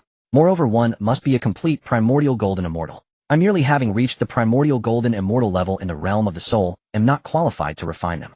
Now that the Chaos Star Orbs have proactively recognized me as their master, I have saved countless years of arduous refinement. The Chaos Star Orbs are notoriously difficult to handle among Chaos Spirit treasures. Treasures from the Primordial era have restrictions, and the difference in power between those that have been refined and those that have not is like night and day. Especially for a complete set of spirit treasures like the Chaos Star Orbs, if one orb is not fully refined, one cannot hope to unleash their full potential. Thus the fact that this treasure has chosen to recognize me as its master is equivalent to saving me countless millennia of arduous cultivation. Tisk, what a marvelous item. My luck has finally turned, having stumbled upon a top-tier Chaos Spirit treasure. I smirked, calculating the situation in my mind. In essence, I only spent a few dozen yuan meetings to refine that star core. What was the result? Not only did I obtain the inheritance of the Chaos Demon God, but I also pocketed a top-tier Chaos Spirit treasure. My cultivation has even touched the threshold of Quasi Saint, and my physique has been honed to the level of innate supreme treasures. In the process, I also casually collected numerous spiritual roots and treasures, and most importantly, I managed to establish connections with the two lunar goddesses, Shi He and Chang Shi. All of this was accomplished in just a handful of yuan meetings. At my level, a single retreat often costs more than that. Isn't this deal an absolute profit? In the Primordial era, time is the least valuable commodity. I exchanged the most worthless time for a pile of treasures that others can only dream of. Where can one find such a good deal? Moreover, the Chaos Star Orbs are of the finest quality. Looking across the entire Primordial era, besides the Chaos Orb in my possession, which can barely be considered a Chaos Supreme treasure, only Hong Jun's Creation Jade Dish can compare. But what about the Creation Jade Dish? It shattered into pieces during the opening of the heavens. Although Hong Jun has been piecing together fragments from various places in the Primordial era, trying to restore the Creation Jade Dish to its original form. However, the Primordial era is vast, and even someone like him would find it as difficult as finding a needle in a haystack to gather all the fragments. Not to mention, just on the system side, I am about to acquire a new piece. This shows that the Creation Jade Dish in Hong Jun's possession is far from complete. At most, it could only match the Chaos Star Orbs, and it may even fall a bit short. Calculating this way, the extent of my gains from this trip is beyond words. Not to mention the favor of the lunar goddesses, which cannot be exchanged for any amount of treasures. Oh, right, in my excitement over the Chaos Star Orbs, I nearly forgot about that big fellow. I suddenly remembered that I had left the inheritance of the Zhoutian Star Array on the sidelines. I quickly suppressed my thoughts, secretly hoping that the Grand Array was fine. I immersed my mind meticulously deducing the Zhoutian Star Array that I had just acquired. After pondering for a while, I couldn't help but exclaim, this thing is far too complex. It seems I truly underestimated that fellow Fushi. According to the original trajectory of the Primordial era, Fushi comprehended this array through the He Tu and Luo Shu of Dijun. What I have currently grasped is that to unleash the ultimate power of the Zhoutian Star Array, there must be a Primordial Golden Immortal stationed at the core, along with 365 great Luo Golden Immortals corresponding to the 365 ancient stars. What I have currently grasped is that to unleash the ultimate power of the Zhoutian Star Array, there must be a Primordial Golden Immortal stationed at the core, along with 365. The key point is that Fushi did not rely on any inheritance. He created this array solely based on his own deductive abilities. Furthermore, during the peak of the demon race, they could not muster even a single Primordial Golden Immortal level. Although Nuwa bears the banner of the demon race, she is essentially a saint of the heavenly Tao, merely a figurehead, and Dijun could not mobilize her. Without a Primordial Golden Immortal to stabilize the formation, the power of the Zhoutian Star Array cannot be unleashed. Yet Fushi, relying solely on his terrifying deductive abilities, directly modified the Grand Array. He had the demon race create a Zhoutian Star flag, set using the flags to draw upon the power of the stars, effectively circumventing the lack of a Primordial Golden Immortal. Such a bold modification actually allowed the array to output its full power for a brief period. Although Fushi had assistance from the He Tu and Luo Shu, being able to alter the Zhoutian Star Array to such an extent shows just how formidable he is in the realm of deduction. This is also why I lamented having underestimated Fushi before. He muttered to himself, I didn't expect my cheap brother-in-law to be such a tough character. Then he smiled broadly, but now the more formidable you are, the better. After all, you are now on my side. In this lifetime, due to my various maneuvers, Fushi can no longer ally with the demon race. Following my layout, Fushi has essentially become a backbone of my faction. Thus, I could not be happier for Fushi to grow stronger. Such talent is naturally advantageous. However, I have no intention of letting Fushi assist me in modifying the Zhoutian Star Array. Although I have not formally stepped into the threshold of Primordial Golden Immortal, my strength is already no less than that level. Moreover, it won't be long before I can steadily step into the realm of Primordial Golden Immortal. Coupled with my status as the master of the ancient stars, and having the Chaos Star Orbs at hand to assist, I alone can manipulate the Zhoutian Star Array, unleashing its full power. Fushi's help is completely unnecessary. However, having that fellow simplify the array would be acceptable. Just like before, the demon race could deploy the array using the Zhou star flags. But what I want is a simpler version. This simplified version is mainly for the people around me to consider. They certainly do not possess my skills, and in case of danger, I cannot always be present. However, with a simplified Zhou star array, it would be different. I do not expect this flawed array to have much offensive power, it just needs to withstand the opponent's attacks. As long as it buys me some time, the life-saving abilities of these people would be virtually invincible. After all, even a simplified Zhou star array can still draw upon the power of external stars. In other words, when unable to defeat the opponent, simply setting up the array allows one to draw upon the cosmic power to replenish their consumption. Moreover, the formation is set up using star flags and can operate autonomously, requiring no oversight. Aside from defeating enemies, it can also serve as a temporary sanctuary in times of danger. This way, not only can it enhance endurance during battle, but it can also buy me time in life and death situations, preserving my own life. This idea is quite good, it just requires my brother-in-law to make a trip. I grinned, calculating in my heart. Such a good labor force should not be wasted. After all, this is the Zhou. Letting Fushi ponder the modifications would be a great opportunity for him as well. Fushi specializes in the path of deduction, and the Zhou star array is filled with star transformations. While he studies the array, he can use the changes in the stars to enhance his own deductive abilities. I happily made my decision. As for whether Fushi is willing, I think after all no one is at a loss here. Alright, next I should take care of the Chaos Star. I stared at the 365 Chaos Star orbs before me, calculating. Although these orbs have already recognized me as their master, my soul imprint has yet to be inscribed. Strictly speaking, I do not yet have complete control over this spirit treasure, nor can I unleash its full power. I immediately pressed my soul imprint into the Chaos Star orbs. In an instant, a torrent of chaotic information surged from the orbs, pouring directly into my mind. I quickly sorted through this information, and upon realizing the contents, I nearly jumped up.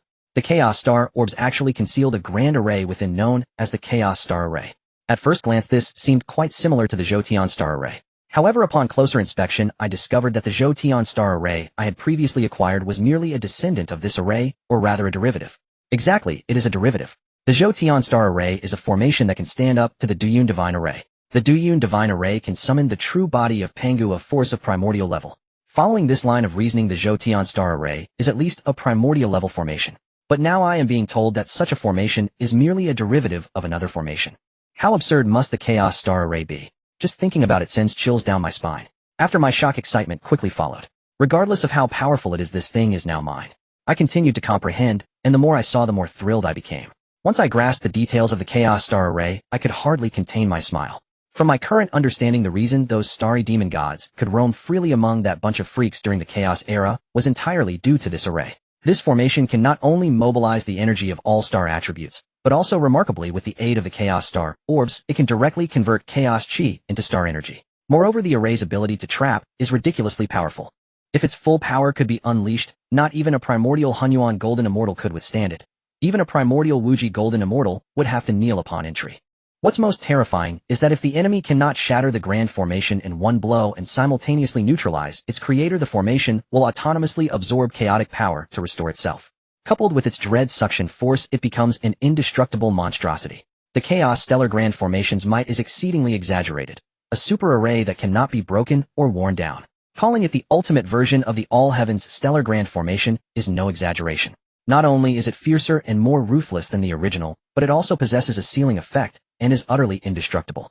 No wonder the Stellar Demon God once dared to challenge Pangu himself. It was all backed by this Chaos Stellar Pearl and the terrifying formation.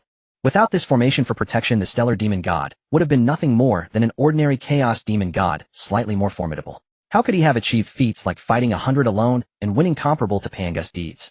That's why he rampaged unchecked during the Primordial Chaos Tribulation, yet instantly fell when facing Pangu.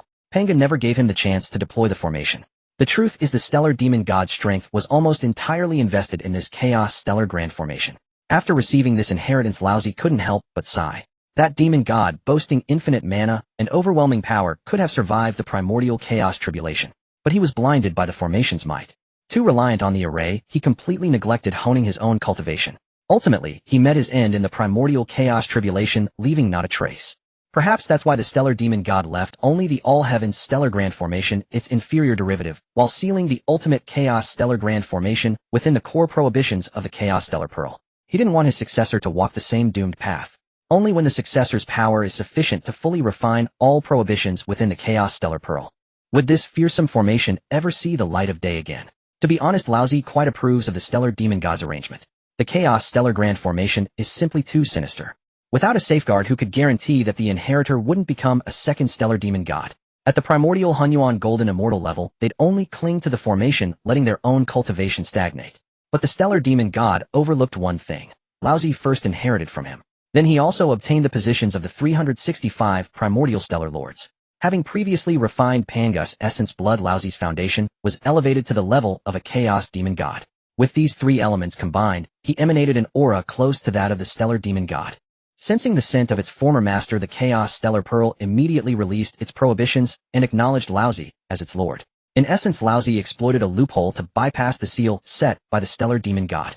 Obtaining the Chaos Stellar Grand Formation in one go sounds somewhat absurd. But Laozi can understand, for at that time the Stellar Demon God had already been slain by Pangu. On the brink of death, how could the Stellar Demon God have leisure to arrange everything flawlessly? He only had time to leave the inheritance seal, the Chaos Stellar Grand Formation, and then hastily expire. Laozi sighed and performed a half-disciple salute to the Chaos Stellar Pearl. Since the Stellar Demon God had vanished completely, all his inheritance now rested in Laozi's hands. Laozi, as his successor, felt it right to send this demon god off on his final journey. Then he set up a memorial tablet for the Stellar Demon God here and sent it flying into the depths of the outer starry sky with a palm strike. Consider it a final farewell from Laozi, the inheritor, to the Stellar Demon God. As the tablet flew beyond the outer starry sky and vanished from Laozi's perception, he silently murmured a farewell in his heart, then stored the Chaos Stellar Pearl into his primordial spirit. Afterward, he turned and walked toward the Guanhan Palace, leaving this place. Why did Laozi go to Guanhan Palace? Because he sensed that the auras of Shiha and Changshi had stabilized. They were nearly ready to emerge from seclusion, so he went ahead to wait for them. After a short walk, he reached the main hall of Guanhan Palace and felt Shiha and Changxi's auras drawing near. He took out several plates of primordial spirit fruits and a gourd containing 10 tons of primordial apple juice from his Dao field. These were naturally prepared for Shiha and Changshi. After all, these two were the future Dao companions he had set his heart on, who wouldn't be delighted to emerge from arduous cultivation and find their favorite treats ready. Laozi was naturally thoughtful and attentive, so he had prepared these in advance. Besides, his Dao field was overflowing with such items. Because the time flow in his Dao field differed, he could harvest spirit fruits and herbs daily. Since he began wandering the primordial world, who knew how many spiritual roots and treasures he had accumulated? The items he had borrowed over the years from the three clans and Loho, plus the spirit fruits and herbs from his own Dao field, had piled up beyond storage capacity. To be honest, the quantity of those spirit fruits and herbs could fill a Milky Way from his past life. One can imagine how staggering the cultivation resources he had amassed over the years. This was despite having his 3 corpse avatars constantly juicing the fruits and brewing wine. Otherwise the numbers would be even more astonishing. So now Laozi could afford to be generous with confidence. By the time he finished preparing the treats for Shiha and Changshi, the two had just arrived. Congratulations to both friends for your greatly enhanced cultivation, Laozi greeted with a smile. In his perception, the auras of Shiha and Changshi had reached the peak of the Daoyuo Golden Immortal Realm. Not only their cultivation, but also their primordial spirits were perfected. Laozi also noticed a faint trace of Law aura emanating from them. For reference, Yuanshi and Tongtian were only at this level. Yet Shiha and Changshi had previously only been at the mid-stage of Daoyuo Golden Immortal. You flatter us, friend. Reaching this point is all thanks to your assistance, they replied. Shiha and Changshi, hearing Laozi's praise, quickly responded modestly, their faces blooming with smiles. Their seclusion had yielded remarkable results, largely due to Laozi's help. It wasn't just the resources he provided, the time they had spent together earlier also left them feeling at ease. Laozi, seeing their smiles, was not surprised. He knew full well how potent his Dao Discourse package was. Coupled with the good impression he had left and the attraction, to be frank, Shiha and Changshi had now completely set their sights on him. Unless Laozi were to do something utterly heartbreaking in the future. But then again, only if he had lost his mind would he ever do such a thing. Alright, stop being so polite with me. Come sit down, Laozi said cheerfully. Having spent so much time together, he had long figured out the temperaments of Shiha and Changshi. Changshi was much like Xiao, carefree and occasionally doing things that made one laugh or cry. As for Shiha, Laozi initially thought she was an icy beauty. But after getting to know her, he discovered that beneath her cool exterior, Shiha was a mischievous little devil at heart. Changshi bit her lips, sulking as she glared at Laozi. You're so annoying. I finally tried to act ladylike, and you couldn't just play along. Her voice carried a hint of grievance, like a girl caught in a lie. Laozi didn't even lift his eyelids, merely uttering 2 words, haha. Changshi puffed out her cheeks in anger, then pointed at the spirit fruits on the table. Fine, for the sake of these, this fairy won't argue with you. With that, she pulled Shiha to sit directly across from Laozi. As if in defiance, Changshi grabbed the gourd of juice, first poured a cup for Shiha, then one for herself, completely ignoring Laozi. She tilted her head back and gulped down the juice. After finishing, she rolled her eyes at Laozi. Laozi looked at the fairy before him, bristling like an angry cat, and found her not intimidating in the least, but rather, caught off guard by his smiling gaze, Changs's face flushed. What are you looking at? Your stare is so weird.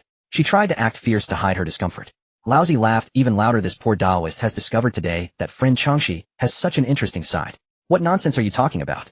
Changs's face turned crimson, but she still stubbornly lifted her chin, adopting a beg for my forgiveness posture. If you give me another gourd of juice, this fairy might forgive you. She couldn't stand it any longer.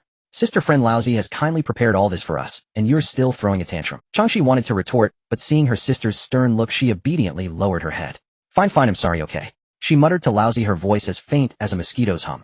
The three of them sat there chatting animatedly. Changshi, though usually fearless, would immediately behave when she had put on at heart she wasn't bad, just sharp-tongued and a bit sundra. Now she felt that her earlier joke had gone too far, especially since it was said in front of someone's father. It was indeed inappropriate. Changshi quickly turned to apologize to Laozi. Haha, no worries. This poor Taoist finds friend Changs's forthrightness quite refreshing, Laozi said with a wave and a genial laugh, not taking it to heart.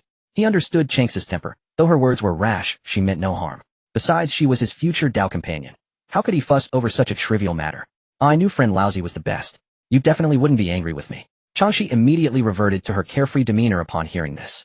But honestly, she secretly breathed a sigh of relief. She didn't want such a small thing to leave a bad impression on Laozi. Then the three of them began to eat the spiritual fruits on the table and drink the juice. I, while eating, shared my experiences from the past years with the two Taiqing goddesses. He and Changshi were captivated by my stories, which were quite fresh to them. As the conversation picked up, the two sisters exchanged some amusing tales of their own. Ahem, Taoist friend Shi, I have something I must tell you. After finishing the spiritual fruits on the table, I cleared my throat, deciding it was time to lay the matter of the position bare before them. What I had promised the two sisters was merely to refine the star core enough to control the power of the stars. Yet I had not anticipated that through a twist of fate the position of the Star Master would directly fall upon me.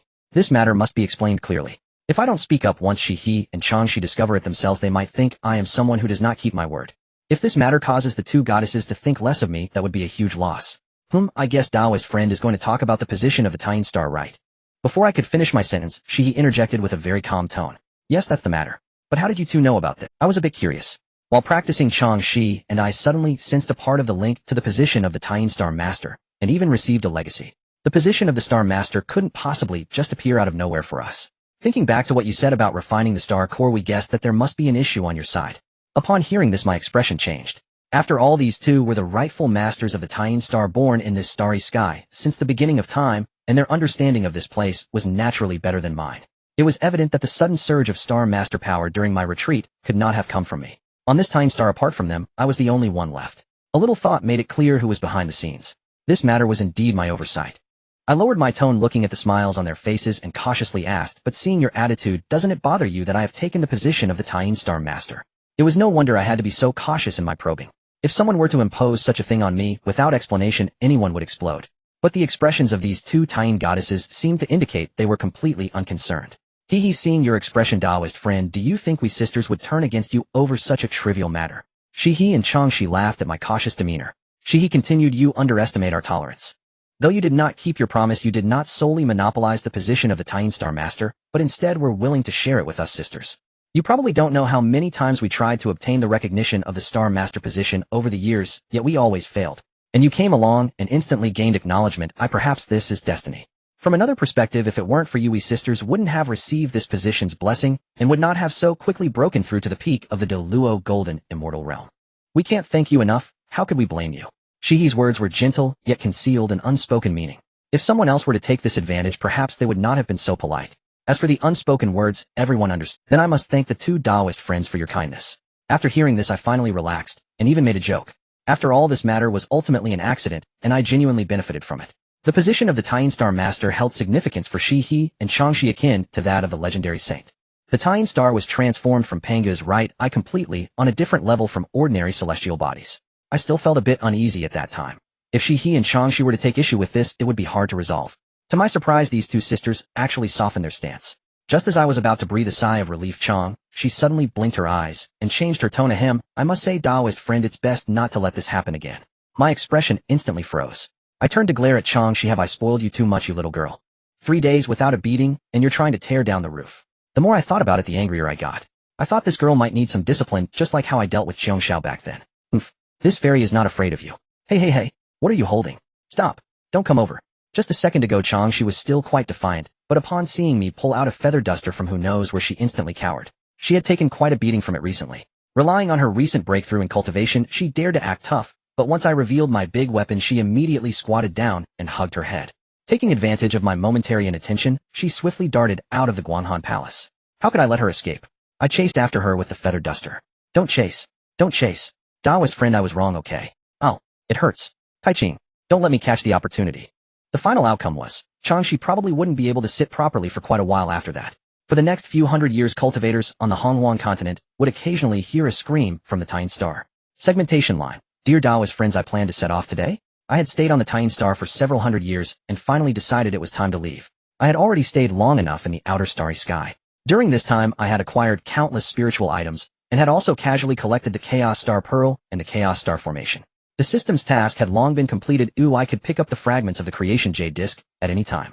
Furthermore, I had also obtained the position of Star Master of the Celestial Bodies, and the thoughts of the two sisters, Shi and Chang, she were now all focused on me. In this trip through the outer starry sky, I had not missed a single task. You're leaving, Daoist friend.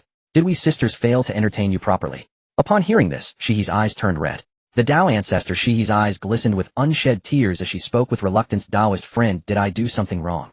Speak and I will change it. Changshi nodded in agreement, her tone solemn. If you just leave, without saying a word, we won't feel at ease. The two of them had long grown accustomed to my presence. All the tokens of communication were now in my hands. Seeing their misunderstanding, I quickly waved my hand. You two have misunderstood.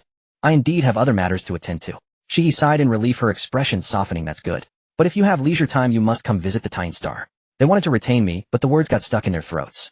A person like me had matters to attend to that they could not interfere with. Since they could not help, they would not hold me back. The two of them suppressed their sadness, forcing smiles as they watched me leave. I solemnly promised once my matters are finished, I will definitely come to visit the Taiyin Star.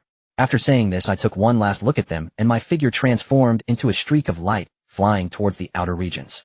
Before leaving, I quietly left behind a pile of cultivation resources and a whole gourd of innate apple juice.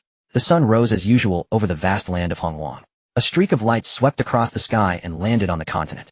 Finally back. But where to next? Having transformed into human form, I stood in the wilderness feeling somewhat lost.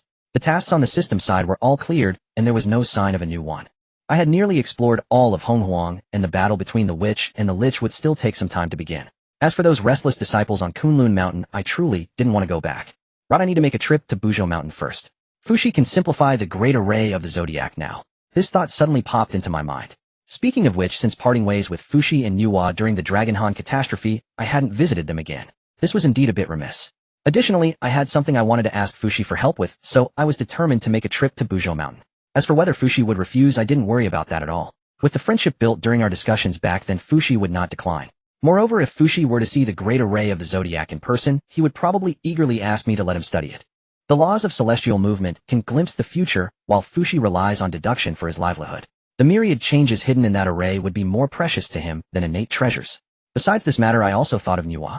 That girl had always cared about me. Alright then, let's head to Buzhou Mountain. Thinking of Nuwa, a smile appeared on my lips. Since I had made up my mind, there was no need for hesitation. I pinpointed the direction of Buzhou Mountain and flew straight there. Time flew by, and the sun and moon rotated. My cultivation had improved significantly, and in less than 100 years I arrived near Buzhou Mountain. Although I have seen it once, every time I look at this mountain, I am still in awe. The pressure left by Brother Pangu hasn't changed at all. I gazed up at the towering Buzhou Mountain, murmuring to myself.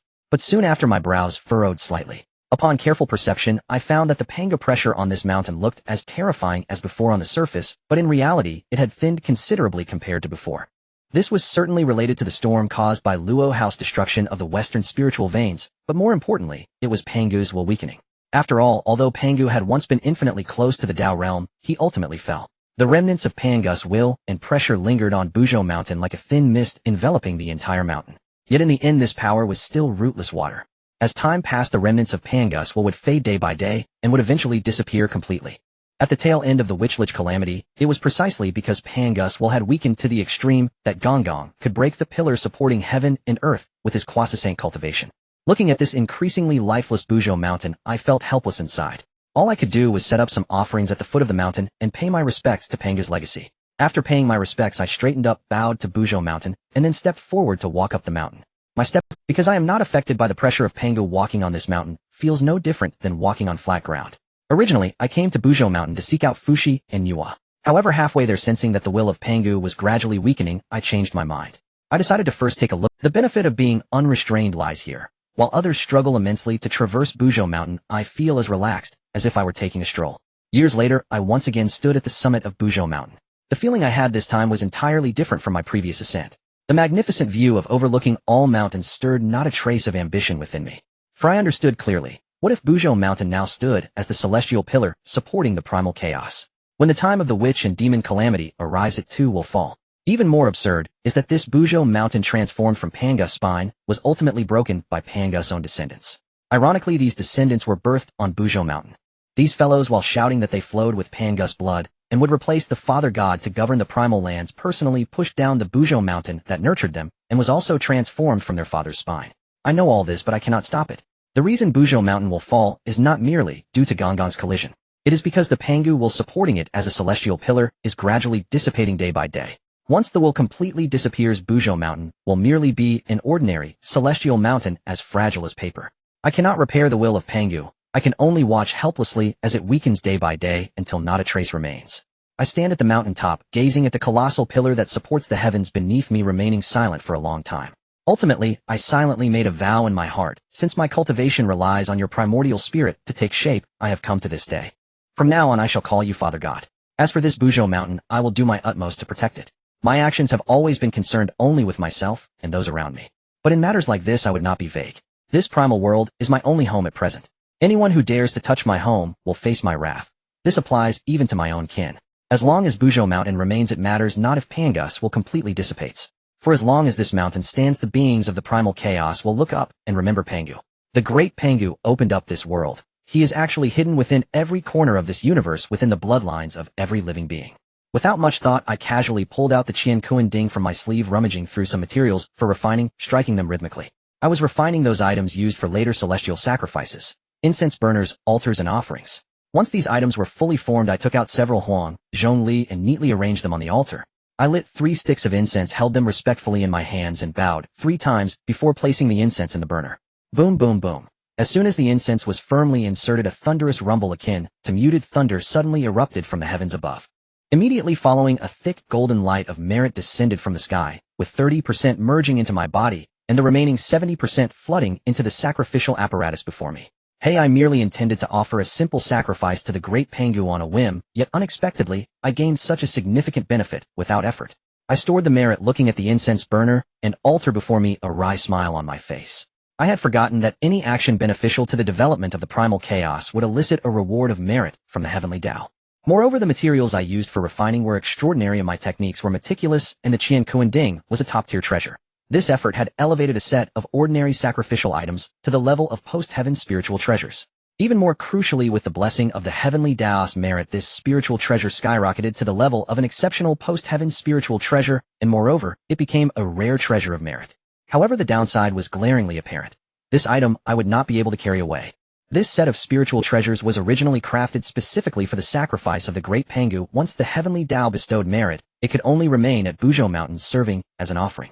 In the blink of an eye, the spiritual treasure vanished from my sight, relocated by the heavenly Tao to the foot of Buzhou Mountain.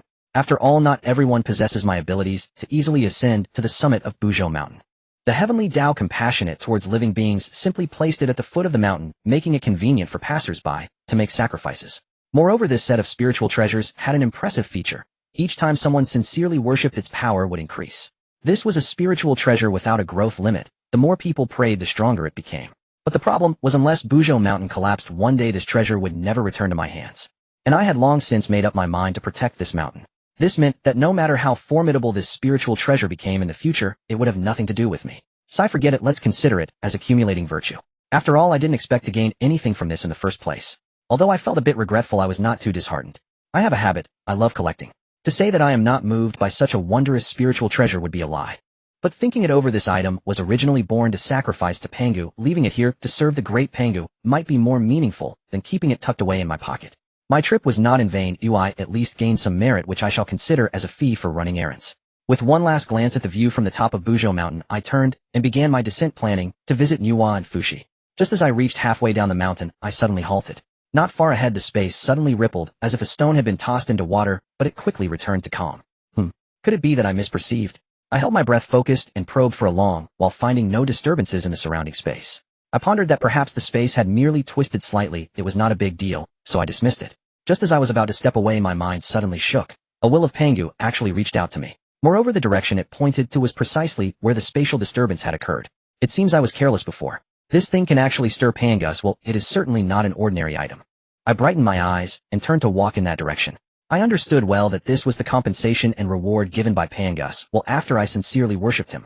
Thinking back to that heartfelt worship just now, I felt a wave of relief. If I hadn't performed that act, such a great opportunity would have likely slipped by. One must realize that even something I overlooked, Pangus took the initiative to guide me. This item is definite. It might even be more precious than an ordinary innate supreme treasure. Otherwise, why would Pangus personally? Following that guidance, I arrived at a nearby peak. According to my estimation, this should still be halfway up Bujo Mountain, and the pressure of Pangu was not too strong. A quick glance revealed that there were over a dozen spiritual roots growing on the mountain wall, scattered sparsely in the cracks of the rocks. I casually collected them all, and after examining them, I found they were merely a few ordinary innate spiritual roots, not particularly rare. Is this it? This is the meager reward from Pangus. Well, I felt a bit puzzled. I wasn't complaining about the quantity. After all, my sincere worship produced only a post-heaven spiritual treasure. Receiving a dozen innate spiritual roots as compensation was not a loss. But the problem was, for such a trivial reward, how could it warrant Pangus personally guiding me? Thinking of this, I suddenly paused. Wait, that previous disturbance was an anomaly on the spatial level. This meant that the real treasures were not out in the open, but hidden in some other space. I suddenly realized that the odd movements were spatial ripples. Without a second thought, my aura surged explosively. The laws of space were directly applied, interfering with the surrounding space. Then I carefully sensed with my divine sense, searching for any anomalies in this space. Haha, I finally caught it. Just as I expected, it's right here, open up for me. Just as I anticipated, I sensed something unusual in the surrounding space. Something seemed to be hidden behind that. I immediately targeted the weakest point in the nearby space, fully activating the laws of space. Soon a small spatial vortex appeared before me. I casually took out the Tiandi Xuanquang Linglong treasure pagoda, and golden light of merit instantly enveloped my entire body as a precaution. Then I dove headfirst into the spatial vortex. As soon as I entered, that spatial vortex vanished without a trace. Damn, thankfully, I kept my wits about me, preparing the Tiandi Xuanquang Linglong treasure pagoda for protection before entering. I muttered with a hint of relief. The reason I said this was that I had developed a habit. Having frequently entered such treasure-laden places before, I habitually took out defensive treasures to protect myself. Generally, there would be no danger. But this time, what I never expected was that as soon as I entered the spatial vortex, the previously calm space went wild the moment it sensed my aura. Endless spatial power began to repel me, as if trying to squeeze me out of here. Of course, I was not an easy target. After all, this thing made such a commotion the moment it sensed my aura. From this reaction, it was evident that there must be something good hidden in this space, and it was definitely a treasure among treasures. So I poured a massive amount of magical power into the Tiandi Xuanquang Linglong treasure pagoda, pushing its defensive capability to the limit. Then I charged straight toward the area with the strongest repulsive force in this space. I understood very well that that position was where the treasure of this space was hidden. My cultivation had already reached the pinnacle of Quasi-Saint, so breaking through the repulsion of this space was quite easy. However, the repulsive force did not dissipate. Instead, as I delved deeper into this space, the squeezing power became increasingly terrifying. At this moment, I also understood that relying solely on the heavenly and earthly mystic yellow Linglong Tower would not lead to the end. After all, the heavenly and earthly mystic yellow Linglong Tower is merely a defensive treasure, so I once again employed the spatial laws to disrupt this space. Sure enough, as I cast the spatial laws, the repulsion of this space suddenly diminished. Seizing the opportunity, I boom boom boom. As the light at the cave entrance grew brighter, the end was almost within reach. A strange attack suddenly struck down, without warning, blasting me away before I could brace myself. I stumbled back several steps before stabilizing my stance. Once I steadied myself, I finally had the chance to see what had. Not looking was fine, but upon seeing, I almost popped my eyes out. What is going on, Heavenly Tao? I just came to seize an opportunity. Did you have to go this far? Following my line of sight, I saw the area ahead filled with purple clouds of divine thunder. Indeed, the purple clouds divine thunder. This thing is a major weapon in the hands of the Heavenly Tao, feared even by saints. Usually the purple clouds divine thunder only appears in two situations. One is to strike those burdened with karma, and the other is to deal with those rebellious madmen. But the problem is I had neither killed nor committed evil. I merely came to collect an opportunity, yet the Heavenly Tao actually summoned the purple clouds divine thunder to set up a barrier. Although the power of these purple clouds divine thunder before me was not yet enough to deal with saints, the fact that it could blast me away with just one attack was already outrageous. Moreover, as I scanned around, I found at least tens of thousands of purple clouds divine thunder lined up, clearly indicating that I was not allowed to take another step forward. Alright, today I will confront the Heavenly Tao. You set up so many purple clouds divine thunder to block my way. Aren't you just trying to force me to leave? Focusing on that sea of thunder, my anger surged. I had worked so hard and endured so much to get here. Just as I was about to succeed, suddenly the heavenly Tao set up the purple cloud's divine thunder as a barrier. Is this a joke? Today I will be the first to charge through the purple cloud's divine thunder. And I will see what treasure is worth the heavenly Tao guarding it so closely. I said I would act, but I knew that in the face of the purple cloud's divine thunder, I must not be careless. This time I directly used my primordial spirit power at the mixed yuan level, fully activating the heavenly and earthly mystic yellow Lingwang Tower. At the same time, all my acupoints opened wide, drawing upon the power of the stars to continuously supply my primordial spirit with mana. I can say that this was the strongest state I could muster under normal circumstances. When facing the purple cloud's divine thunder, no amount of caution is too much. With everything prepared, I directly aimed at the weakest point of the purple cloud's divine thunder protective net, and as I moved, a massive amount of purple cloud's divine thunder instantly converged towards me, as if it had eyes, striking fiercely against my defenses. However, this time I had brought forth my mixed yuan level strength, while these purple clouds divine thunder were originally set up against me at the peak of quasi-saints. I bore the brunt of the purple clouds divine thunder step by step, approaching that beam of light. The distance grew closer, and I decisively activated the concealment of heaven's secret technique, completely hiding my aura. As soon as the secret technique was activated, the purple clouds divine thunder that had been bombarding me suddenly lost their target, randomly striking a few times before stopping. Taking advantage of this gap, I dove into that beam of light. The space before me suddenly opened up. I discovered that I had arrived in a completely unfamiliar place. A rough scan revealed that this space not only had an astonishing amount of innate spiritual energy, but also was filled with rich star power. You must know, aside from the outer starry sky, I had never seen such a concentration of star power anywhere else. What was even more absurd was that my primordial spirit could not ascertain the size of this space at once. Looking up, I saw a massive innate formation enveloping the area. This formation continuously drew star power from the outer starry sky and infused it into this space. Below the formation, the star power was so dense that it directly transformed into strands of spiritual mist. These strands of mist, composed of innate spiritual energy and star power, accumulated more and more, forming a gigantic fog gate. In the center of the gate were 5 large characters made from star power crystals, 33 heavens. Oh my goodness, no wonder the heavenly Tao was frantically trying to stop me. It turns out this is the 33 heavens. Upon seeing those 5 characters, I finally understood why the heavenly Tao was so persistent. You must know, in the future, Dejuan and Tai would rely on the 33 heavens to establish the heavenly court of the demon race. But under my special care, these two had already started out in a miserable state. If the 33 heavens were to be taken away, Dejuan and Tai might as well restart, as they wouldn't have any chance to play. However, just for this reason, the heavenly Tao wouldn't go so far as to deploy so many purple clouds divine thunder to block me. After all, Dejuan and Tai would eventually die in the calamity, and compared to me, they were far from being significant. The real key is, after the end of the witch and demon calamity, Hao Yin would still need to use the 33 heavens to rebuild the heavenly court. This is the crux. Because whether in the era of the 3 sovereigns and 5 emperors, or during the Fengshan War and Tang Xing's pilgrimage, these events are ultimately related to the new heavenly court established by Hao Yin. Once Hao Yin establishes the new heavenly court, its impact on the entire primordial world will be immense. Why did the heavenly Tao have to unleash the purple cloud's divine thunder to stop me? It is for this very reason. The 33 heavens will be crucial in the future, and the heavenly Tao absolutely cannot allow me to have it in my grasp. Even though I have now entered the 33 heavens, I can clearly feel that the heavenly Tao's gaze is firmly fixed on me. If it weren't for the concealment of heaven's secret technique, the heavenly Tao would have already dragged me out. But right now, the heavenly Tao's attention is entirely focused on the core of the 33 heavens, fearing that I might secretly refine it. Such a wonderful place, and I can't take it for myself. Instead, it will benefit that group of demon race. What a waste. Feeling the pressure from the heavenly Tao above, I could only swallow back my thoughts of refining the 33 heavens. With my current abilities, I couldn't contend against the primordial heavenly Tao, so I had to go along with its intentions. However, I can't run this trip for nothing. I may not be able to take this place, but the treasures that grow here, Dejuan, you better not covet them. As soon as I finished speaking, I shot up into the sky and directly dove into the gate of the 33 heavens. Once inside, I realized that this gate itself was a spatial spirit treasure connecting all the 33 heavens. With this gate, I could go to any heaven at will. No wonder it's the 33 heavens. Even the gate is not an ordinary object. With a thought, I passed through the gate into the first heaven. As soon as I landed, I felt the spiritual energy here was much denser than those famous mountains and immortal abodes on the primordial continent. With abundant spiritual energy, spiritual treasures were naturally plentiful. Sure enough, after only a few steps, I saw a rare Tentasandier spiritual herbs growing here like weeds. There were also many spiritual roots and herbs that had long been extinct on the primordial continent, yet here, they were everywhere. I, who loved collecting treasures, couldn't hold back upon seeing this scene.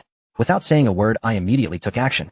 I knew that this place would not become my territory in the future, so I simply disregarded sustainability and ransacked the area thoroughly, leaving not a single root of spiritual grass. This time I took whatever I saw without any mercy. In just a few thousand years the first heaven was completely stripped. From above looking down, this heaven was left with nothing but spiritual energy and bare ground. Not even a shadow of a spiritual object could be found. I looked around satisfied and turned to cross through the gate into the second heaven. Time flew by, and an entire epoch passed. I had turned the 33 heavens upside down, collecting everything that could be gathered. What once resembled a paradise, the 33 heavens now barely had a single blade of grass left. All that remained was a layer of bare ground, completely clean. I wonder what expression Dijuan and Tai would have upon seeing this scene. Anyway, I was overjoyed.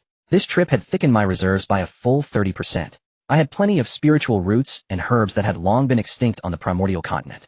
Right now, only the central part of the 33 heavens had not been touched.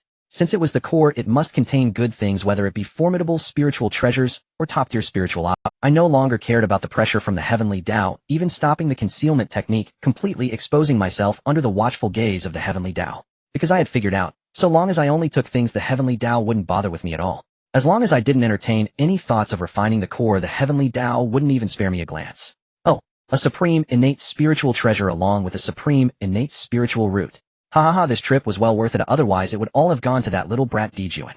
As soon as I stepped into the core area, I immediately sensed two powerful fluctuations ahead, both at the supreme level. A spiritual root emerged, radiating with the aura of the stars. I glanced at the innate patterns engraved on the spiritual root and recognized it. A supreme innate spiritual root, the starfruit tree. This starfruit tree, like the other 10 supreme innate spiritual roots, had devolved from the chaotic spiritual root. I glanced at the innate patterns engraved on the spiritual root and recognized it. A supreme innate spiritual root, the starfruit tree. This starfruit tree, like the other 10 supreme, now that it has devolved into an innate spiritual root, it can bear fruit in just one epoch, but the effect has diminished. At most it can only produce a Deluo golden immortal. Each time it bears fruit, it yields 365 fruits corresponding to the 365 ancient stars. In other words, in one go it can nurture 365 Deluo golden immortals, which is still quite an extraordinary effect. Coincidentally, the previous owner of this spiritual root was none other than the star demon god. I released my aura, and the starfruit tree sensed the aura of the star demon god on me, immediately becoming excited, shaking its branches and leaves. The entire tree continuously shrank, eventually leaping into my palm, shaking back and forth. Seeing this starfruit tree behaving like a spoiled child in my hand, I couldn't help but smile. I reached out and gently pinched its swaying leaves. The starfruit tree wiggled even more joyfully. With a smile, I directly stored it in the Taoist space alongside the top 10 innate spiritual roots from Huang. This is interesting. I didn't expect the Haotian mirror to be hidden here. As soon as the starfruit tree took root in the Taoist space, I retrieved the floating spiritual treasure. Upon closer inspection, this object turned out to be the Haotian mirror, the very mirror bestowed upon Haotian by Hongjun to oversee the 3 realms and 6 paths. I initially thought this treasure had long fallen into Hongjun's hands, but little did I know it was still hidden within the 33 heavens.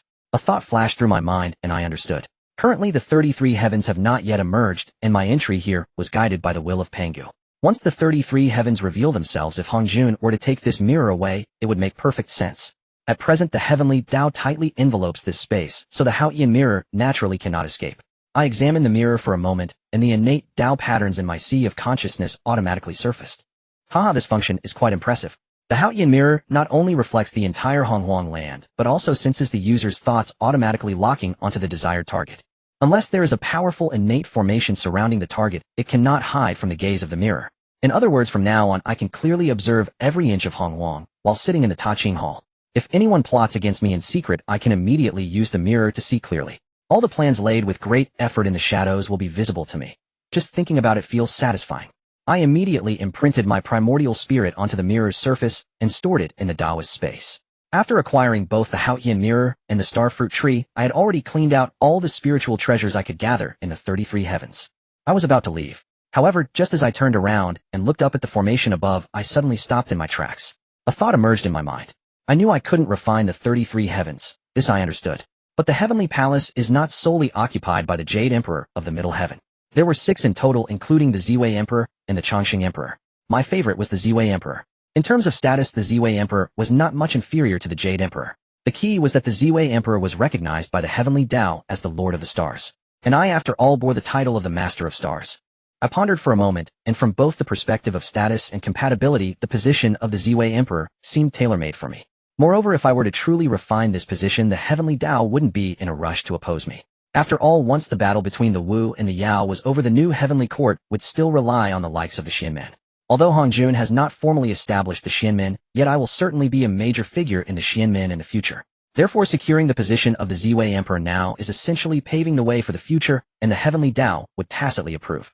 Furthermore, in the future, any major moves I want to make carrying the title of the Lord of the Stars of the Ziwei Emperor would facilitate matters significantly. I could also arrange for the Sanshao sisters to enter the Ziwei Heavenly Palace. This would allow them to avoid the calamity of the Fengshen, while also gaining a large amount of merit and fortune. The duties of the Ziwei Emperor could be directly handed over to my 3 corpses, and I wouldn't need to exert any effort myself. This plan could be described as killing 3 birds with 1 stone, bringing only benefits with no drawbacks, while also allowing me to openly reap the rewards of the Heavenly Tao.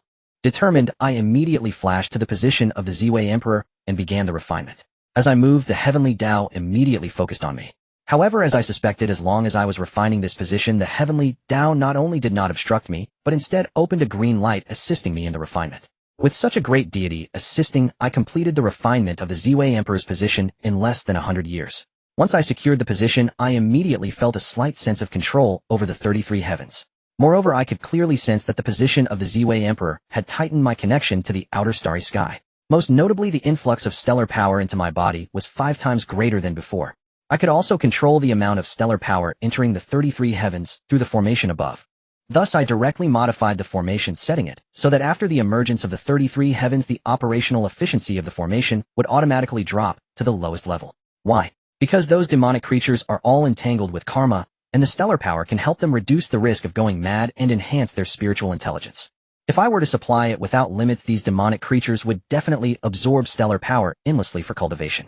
This stellar power will be of great use to me in the future, and I cannot let it be wasted by the creatures in the 33 heavens. Following that, I opened the protective formation of the Ziwei Heavenly Palace. After all, after the calamity of the Wu and the Yao, I wouldn't be able to visit here frequently. I was worried about my territory and feared that those demonic creatures would wreak havoc, so I simply activated the mountain protection formation to keep them out.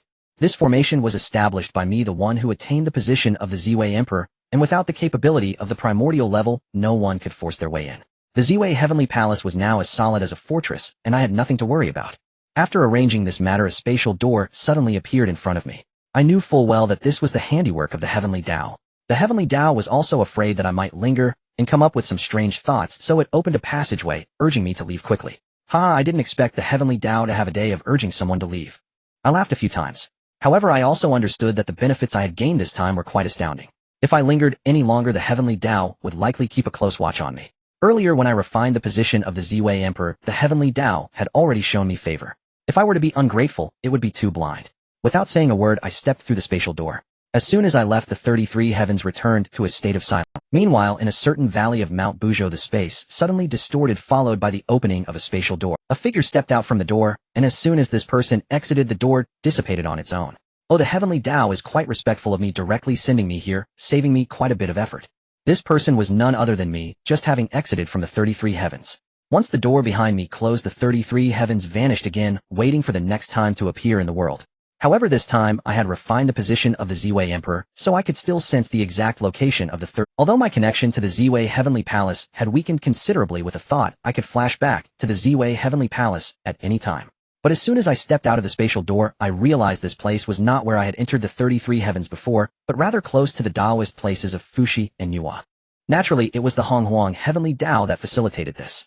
Following the intent of the Heavenly Tao, I obediently left the 33 heavens, and the impartial Honghuang Heavenly Tao would certainly give some reward. Thus, the Heavenly Tao spared me the trouble of traveling and directly threw me in front of Fuxi and Nuwa. I didn't delay and stepped towards their Taoist place. After walking for a short while, I arrived near the Taoist place of Nuwa and Fuxi. Standing outside the Taoist place, I directed my aura towards the innate formation in front of me. The formation immediately split open, a gap about 2 to 3 zhang wide. Without hesitation, I stepped through. As soon as I entered, the gap quickly closed as if it had never appeared. Haha, my fellow Taoist, you have finally returned. Before I could steady myself, Fuxi and Nuwa suddenly appeared beside me, beaming with joy as they welcomed me. You two fellows are too kind. I see you haven't been idle over the years, have you? I replied with a smile, scanning the two of them. I could clearly feel that the auras of Fuxi and Nuwa were significantly stronger than when we last met. Upon closer sensing, both of their cultivation levels had entered the late stage of the Great Luo Golden Immortal Realm, and they had even brushed against the peak of the Great Luo Golden Immortal Realm. It seems that during these several Yuan meetings they have indeed put in a lot of effort in their cultivation. Not at all, this is all thanks to the blessings of my fellow Taoist. If it weren't for my fellow Taoists selflessly imparting teachings back, then my sister and I might still be spinning in circles, let alone achieving our current level of cultivation. Fushi waved his hand, his tone filled with gratitude. Indeed, we must thank our fellow Taoist. But I hope you won't be in such a rush to leave this time, right? Niwa took over the conversation, secretly exchanging a glance with Fushi. Fushi was taken aback, but quickly realized, slapping his forehead. Oh dear, I was so happy that I forgot to let our esteemed guest in.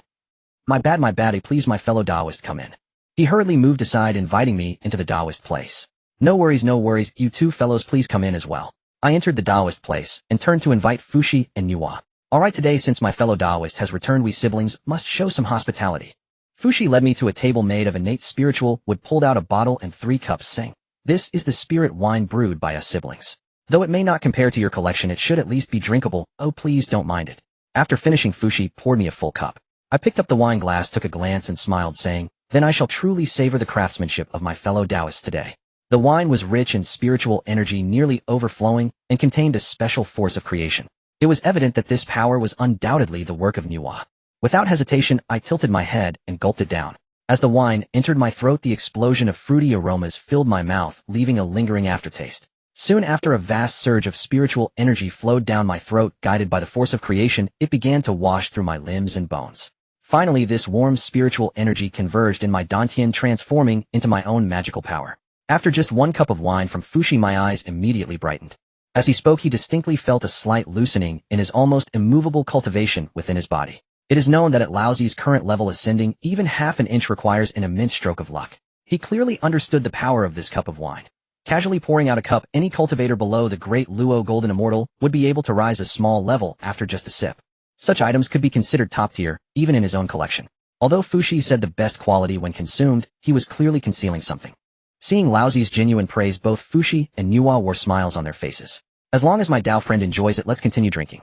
Niwa filled another cup for Laozi, leaning forward slightly, her eyes filled with curiosity. By the way, can you tell us what has happened outside during the time you were not in the Hongwang?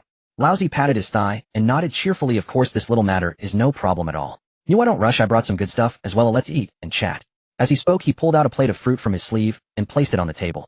The fruit was entirely golden, subtly radiating a lustrous glow. It was the Huangzhong Li. However, this was not the original batch of fruit. That batch was too precious, and what Laozi brought out were newly cultivated ones from his own Taoist temple. Upon seeing it, Fux's eyes widened in astonishment. Is this the Huangzhong Li from the top 10 innate spiritual roots? My Dao friend, you are quite generous. In his life, he had never seen a true supreme spiritual fruit. He had only known about the Huangzhong Li from the In the Hongwang, the rank of spiritual roots essentially equates to status. Innate spiritual roots are everywhere, but something of the level of Huangzhong Li is truly rare. Anyone capable of holding such a treasure is undoubtedly a top-tier transcendent being in the Hongwang. Laozi, casually pulling out a pile of Huangzhong Li fruits, clearly indicated that he had long since obtained the entire fruit tree. Fux's offer Laozi deepened several notches. If it were him, even if he had the ability to seize the Huangzhong Li fruit tree, he might not be able to keep it. Just this fact alone shows how profound Laozi's foundation is. Seeing Fux's naive expression of never having seen the world, Laozi chuckled. Since you ran into me today, don't be polite. Everything you haven't tasted before you'll make up for today. After saying this, he casually tossed out over 100 Huangzhong Li fruits lined up neatly before the two. Fushi and Niwa trembled as they brought the Huangzhong Li to their mouths. Laozi observed closely, noticing that the shock in their eyes had never faded. Laozi picked up the cup of spiritual wine that Niwa had poured and took a small sip, then began to recount everything from the Dragon Han calamity to the present. Of course, he did not mention the names Aling Shiha and Changshi. He didn't want to get himself into trouble. Oh, just thinking of that chaotic scene gave him a headache. I never expected the Dragon Han calamity to be this severe. Just hearing my Dao friend talk about it is frightening. Looking at the seemingly boundless glory of the innate 3 clans, once the calamity strikes, they are gone just like that. Even more unexpected is that there are such powerful figures like Hongjun and Lu hiding within the Hongwang. After listening to Laozi's tales, Fushi couldn't help but marvel. Previously, with Laozi's help, he had forcefully reached the pinnacle of the great Luo Golden Immortal. At that time, he felt somewhat proud, thinking that even if he couldn't compare to Laozi, he was still a notable figure in the Hongwang. However, after hearing about the calamity, his little pride deflated immediately. According to Laozi, in a real fight, someone like him wouldn't even touch the door to the final battle on the battlefield. He would merely be a slightly more advanced cannon fodder, likely to lose his life at any moment. Moreover, hearing that Laozi had ended in a draw with Lu filled Fushi with admiration. He knew very well that if he encountered Lu, the latter would probably not even bother using a hand. Yet Laozi could actually confront Lu Heiden and even teamed up with Han Jun to take him down. How strong must he be? Indeed. No wonder my Dao friend insisted on not letting me follow back, then it turns out he was afraid the calamity was too fierce. But Dao friend, you are truly remarkable. Is there anyone in the Honghuang who is stronger than you now? Unlike Fushi, after hearing Laozi's words, Nuwa transformed into a diehard fan of Laozi, her eyes almost sparkling. Especially after understanding how terrifying the calamity was, Nuwa suddenly realized why Laozi had been so unwilling to take her along before. In her eyes, Laozi's refusal was not to let her take risks, it was to protect her. Thinking of this, Nuwa's face flushed, and the admiration in her eyes shone even brighter. My fellow Taoist Nuwa, you flatter me. My abilities are still far from that of Master Han Jun. Laozi smiled as he spoke. He waved his hand, and said to Nuwa, please don't exalt me, I have yet to completely grasp the edge of the primordial great Luo Golden Immortal. However, he pondered that the old Han Jun must have long since broken through to the primordial great Luo Golden Immortal, but had yet to make an appearance in the Honghuang. Furthermore, the commotion caused by Han Jun's emergence in the Honghuang was enormous. It would require at least the 5th level of the primordial great Luo Golden Immortal to achieve. By the way, Fushi, I have another matter I would like to trouble you with. Laozi turned to Fushi, not forgetting the main business. He came to ask him to simplify the Zhou Tian Star Do formation. Upon hearing this, Fushi immediately patted his chest. My Dao friend, just say it. As long as it is within my capabilities, I will not hesitate. He spoke clearly and openly. After all, Laozi had helped him and Nuwa immensely in their cultivation.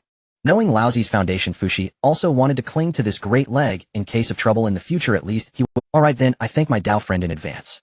Laozi was equally polite. I want you to simplify this formation as much as possible, preserving its core functions and minimizing the conditions needed to use it.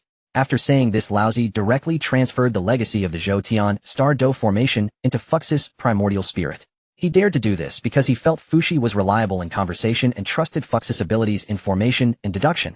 After all, historically Fushi had accomplished this task, and the current Fushi should not be far off. Moreover, the transformations within this Zhou Tian Star Do formation were an immense boon to Fux's cultivation of the deduction path. Thus Laozi was not worried that Fushi would slack off or harbor ulterior motives.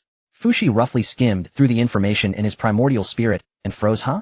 My Dao friend, you're not joking. This Zhou Tian Star Do formation was not only complex and powerful, it also concealed endless transformations of the stars. Fushi understood that if he could comprehend all the transformations of the stars within the formation, his path of deduction would surely leap forward.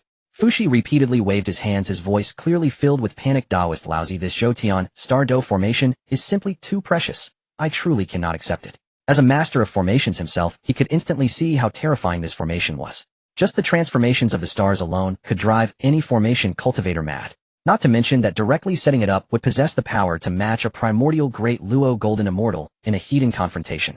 This was far from an ordinary legacy, it was akin to a direct pass to supreme combat power. Fushi understood very well that just mastering the knowledge of this formation was already a tremendous stroke of luck. Yet Laozi not only handed the formation directly to him, but also actively asked him to help simplify it. Such a good fortune was something Fushi wouldn't dare to dream of. It wasn't that he didn't want it was that he didn't dare to accept it. He hadn't even repaid the favor of all the teachings Laozi had given him, and now to take this thing, he would truly owe a great debt. Rest assured, take it with you. Laozi said with a smile, his tone filled with sincerity and devoid of any pretense. I genuinely want to ask you to help me simplify this formation. Don't overthink it. Fushi remained hesitant, but this is too. My Dao friend, Laozi interrupted him, his tone becoming a bit solemn. The reason I want to simplify it is to protect those around. Just think about it, this formation is not for my own use. It's meant to serve as a protective talisman for those friends and family members who lack sufficient combat power. Consider it helping me out. Once these words were spoken, Fushi knew that if he continued to decline, it would seem pretentious. Laozi had laid out the great righteousness of protecting friends and family, and Fushi himself also had people he wanted to protect. In that case, Fushi took a deep breath, his gaze becoming clear and resolute. Then, I thank my Dao friend for your generous gift. Fushi determined to give his all to simplify the Zhou Tian Star Do formation to the most suitable level for use, not disappointing his Dao friend's trust. Such a precious thing, Laozi would never allow it to flow out of his hands. Moreover, Laozi was also clear that since Fushi had accepted it, it meant he truly belonged to their side. From now on, the title of the Shi Emperor of the Demon Race would no longer be related to him. Fushi suddenly realized the situation in his heart. Given Nuwa's current momentum, it was only a matter of time before he and Laozi would stand on the same boat. Since both would eventually join Laozi's Xianmen faction, why worry about these trivial matters now? Moreover, if he nodded in agreement, now he could legitimately accept the Zhou Tian Star Array, which was his hope for attaining the Dao. His worth in Laozi's eyes would also increase. After all, adding flowers to the brocade was nowhere near as practical as providing timely assistance. Ha ha ha. Fushi laughed heartily. Since my fellow Taoist has said this, it would be too disrespectful for me to keep declining. You trust me so much and I will definitely not let you down. If there's anything you need in the future, feel free to ask. Good, good, good, Laozi repeatedly exclaimed. Then from now on I will trouble you to take care of more matters. Fushi nodded, feeling relieved as well. On the surface it seemed that Fushi had merely agreed to his request. However, his words carried much deeper meaning. By being willing to accept Laozi's Zhoutian star array, it indicated that he had already made up his mind. That phrase, feel free to ask if needed, essentially meant Laozi am on your side. Laozi of course understood this implication and felt overjoyed. From this moment on, the future's first master of deduction and top array master Fushi became one of his own. Not to mention, even Nuwa in a roundabout way stood on his side. With this, the two pillars of the future demon clan were quietly dismantled by him. The demon empress Nuwa and Emperor Shi would no longer exist. Only the Nuwa and Fushi of the Xianmen remained. Fushi needed to enter seclusion to cultivate the Zhoutian star array, and Nuwa blushed. Laozi, I must now enter seclusion to study this array, so I hope you can bear with me for any shortcomings. Fushi spoke to Laozi. Since he had decided to stand on Laozi's side, he could hardly wait to study this formation. This treasure, which was crucial for his own Dao attainment, was placed in front of him, but he could not touch it, making his heart feel as if it were being scratched by a cat. Now that he could finally study it openly, Fushi wished he could dive into his quiet room immediately. Alright, Fushi, go ahead. Laozi wiped the sweat from his forehead. Having known Fushi for so long, he had never seen this usually composed person so excited. But thinking about it, who wouldn't be overjoyed to receive such a great opportunity that could lead directly to the Tai Golden Immortal level? If someone were to give him a direct inheritance of the power laws leading to the Tai Golden Immortal level, Laozi would dare say he would be even more excited than Fushi. Thank you for your understanding, I shall take my leave now. Fushi cupped his hands, but the excited look on his face quietly faded as he turned. As he passed by Nuwa, he gave her a meaningful glance. Without a doubt, Fushi was a seasoned actor. Even Laozi had been that said this opportunity that could lead to Dao attainment had ultimately fallen into Fux's hands. Fushi had not acquired the Zhoutian star array just yesterday or today. No matter how excited he was, he should have calmed down by now. Moreover, he was known for his stability and could remain calm under pressure better than anyone else. Yet in front of Laozi, he had acted out of character. Wasn't this just to create space for his sister and Laozi to have a good talk? Fushi understood in his heart, given Nuwa's temperament, if he stayed nearby, she would surely suppress her thoughts and wouldn't utter a word. Besides, he was indeed very tempted by the Zhoutian star array, perfectly using the opportunity to slip away. Brother, what do you mean by this? If you leave, it will just be me and Laozi here, and what if? Fux's plans were clicking away, but he overlooked one thing. He still underestimated his sister's boldness. Just the glance he threw before leaving caused Nuwa's face to turn crimson. That burst of shyness rushed up and steam began to rise from her head, which was no exaggeration. She was genuinely steaming. Nuwa, are you alright? What's happening with your head? Laozi stared blankly at Nuwa. Having lived for so long, he had truly never seen a cultivator who could produce heat like this, as if water were boiling. He didn't know if it was due to a misfire in his brain today, or if the heavenly Dao was deliberately playing tricks on him, but Laozi was momentarily at a loss. He even reached out to feel Nuwa's forehead temperature, thinking she might be feverish. No, don't come over. No, Laozi, I didn't mean that. I just misspoke earlier, Nuwa, caught up in her own wild thoughts, exploded when Laozi's hand brushed against her. She let out a scream, retreated several feet, and once she steadied herself, her face was beet red as she stammered in her. But the more anxious she became, the more chaotic her words were, making it difficult for Laozi to understand her jumbled sentences. In the end, she simply covered her burning face and turned to flee, disappearing from sight. What did I do just now? Laozi stood frozen, scratching his head. Perhaps it was destined that the plot had to unfold this way. His intelligence finally returned at that moment, and he understood what was going on with Nuwa. He felt a wave of regret. He knew her temperament, so how could he have been so careless as to reach out? Nuwa had indeed been a bit distracted, and coupled with his casual touch, her reaction was so intense. He couldn't help but laugh. Although it was a bit reckless, it also made him realize that she had feelings for him. Bang! Just as his laughter faded, the sound of a door slamming shut came from the direction Nuwa had fled. In the distance, he seemed to hear her let out a soft huff. She probably took his laughter as mockery. Now I've gone too far. My smile suddenly stiffened. Then I shook my head with a bitter smile. Could this be considered digging a pit for myself? Looking at Nuwa's current state, she definitely didn't want to see me again in the near future. Fushi was also studying the simplification method of the Zhoutian star array, and wouldn't be out for a while. This left me alone, but that was fine. I planned to take a good stroll around Buzhou Mountain. The last 2 times I came, I only reached the top and left, never truly appreciating the scenery in the mountain. Besides, how could Buzhou Mountain, known as the first divine mountain of the primordial world, not have some treasures? Perhaps during my stroll, I could find some unexpected magical artifacts or spiritual roots. So I left a mental mark at Nuwa's door stating my whereabouts, and turned to leave. I hadn't been gone long when the tightly shut door opened. A figure stepped out from behind the door, looking at the mental mark I had left. She then stood at the entrance of the venue, staring at the direction I had left for a long time. I don't know how long she stood there before finally turning back to the venue. After leaving Nuwa and Fux's venue, I wandered around Buzhou Mountain. The Pangu pressure on Buzhou Mountain posed no threat to me, instead it felt particularly familiar. That feeling was warmer than the Kunlun mountain that birthed the three pure ones, as if I had returned to my own embrace. Furthermore, the system hadn't assigned any tasks, and the famous spiritual objects on Buzhou Mountain hadn't fully formed yet. So I rarely had some free time, and treated this stroll as a day trip around Buzhou Mountain. As I strolled leisurely, thousands of years slipped by quietly. I hadn't even finished walking through a single mountain range. After all, the title of the first divine mountain of the primordial world wasn't given lightly. The pressure of Pangu enveloped the entire mountain range, and that aura was so overwhelming that it made it hard to breathe. I roughly estimated that the area of this mountain range was probably not smaller than the Sun Star or the Moon Star. In other words, the territory of Buzhou Mountain alone was at least equivalent to a singular universe. But thinking about it, it's only natural. After all, Buzhou Mountain was formed from Pangu's spine and still retained Pangu's will. Since those eyes could turn into the two massive stars of the sun and moon, the mountains formed from the spine could hardly be smaller. I had come here purely to explore the mountain, taking my time along the way to enjoy the scenery with no intention of rushing. Given how vast this place was, it was reasonable that I hadn't explored much by now. Hey, logically speaking, given how large Buzhou Mountain is, it's understandable that top-tier spiritual objects haven't emerged yet, but why are there so few of the next tier? I feel a bit frustrated. Logically, for such a large mountain, even if top-tier treasures like the innate gourd vine and the chaotic green lotus haven't grown, there should at least be some second-tier spiritual objects or innate spiritual treasures, right? However, after several thousand years, I had only picked a few ordinary innate spiritual roots and gathered about 10 low to mid-tier innate spiritual treasures without even seeing a shadow of a high-tier innate spiritual treasure. I began to suspect that perhaps it was because I had scavenged the 33 heavens too thoroughly, causing the heavenly Tao to keep an eye on me. Every time I was about to encounter something good, it would move the items away in advance. Fortunately, I eventually encountered an immature innate gourd vine. Otherwise, I would have truly felt that the heavenly Tao was secretly targeting me. That said, none of the 7 supreme innate spiritual treasures on the gourd vine were mature.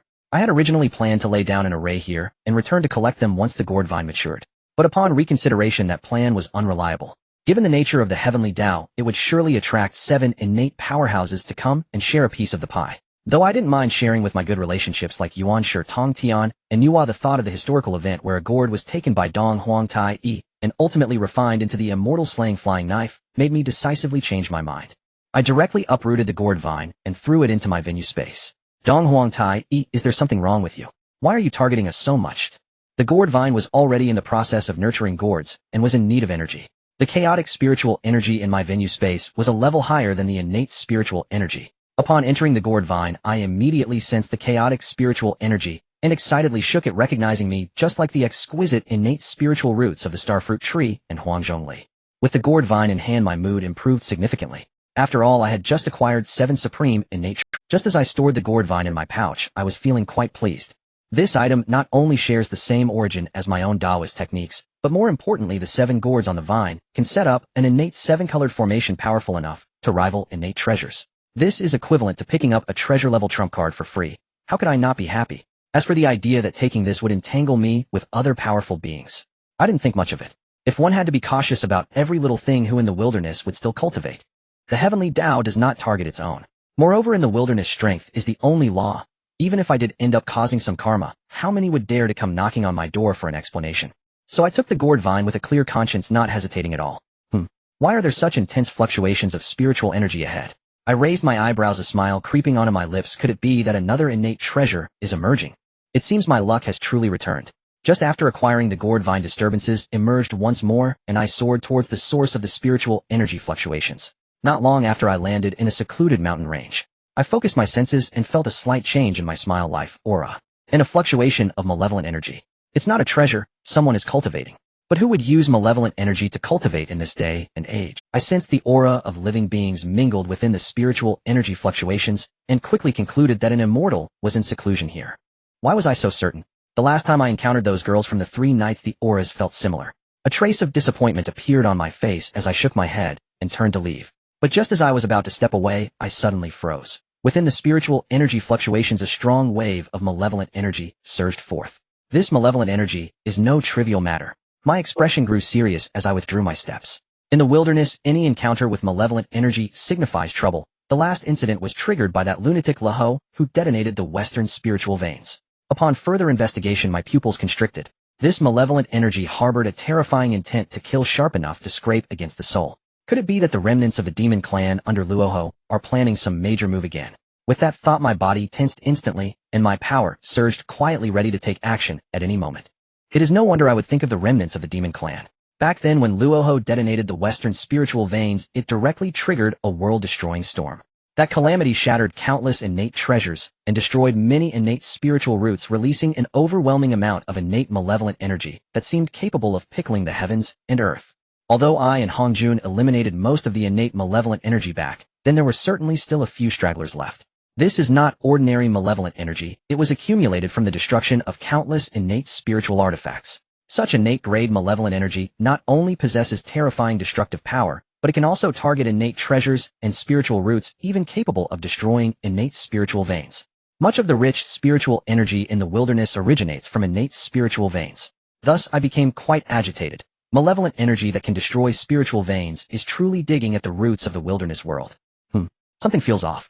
Why is there chaotic energy mixed within this malevolent energy? It's not innate, and the concentration is absurd. I frowned. You see, the wilderness is filled with innate spiritual energy. Things like chaotic energy should have been decomposed long ago upon passing through the membrane of the wilderness world. Unless, like my Sanxian island, it fell into the wilderness during the creation of the world and was sheltered by innate formations, one could barely retain a trace. But malevolent energy only emerges from causing killings or large-scale destruction. How could chaotic energy possibly blend in? Could it be that they were causing destruction in the chaos and then brought it into the wilderness? Furthermore, the concentration of this malevolent energy is unprecedented. I never saw anything like it during Luoho's explosion of the western spiritual veins. Wait a minute, it seems that might actually be the case. The more I thought about it, the more I felt there was something to it.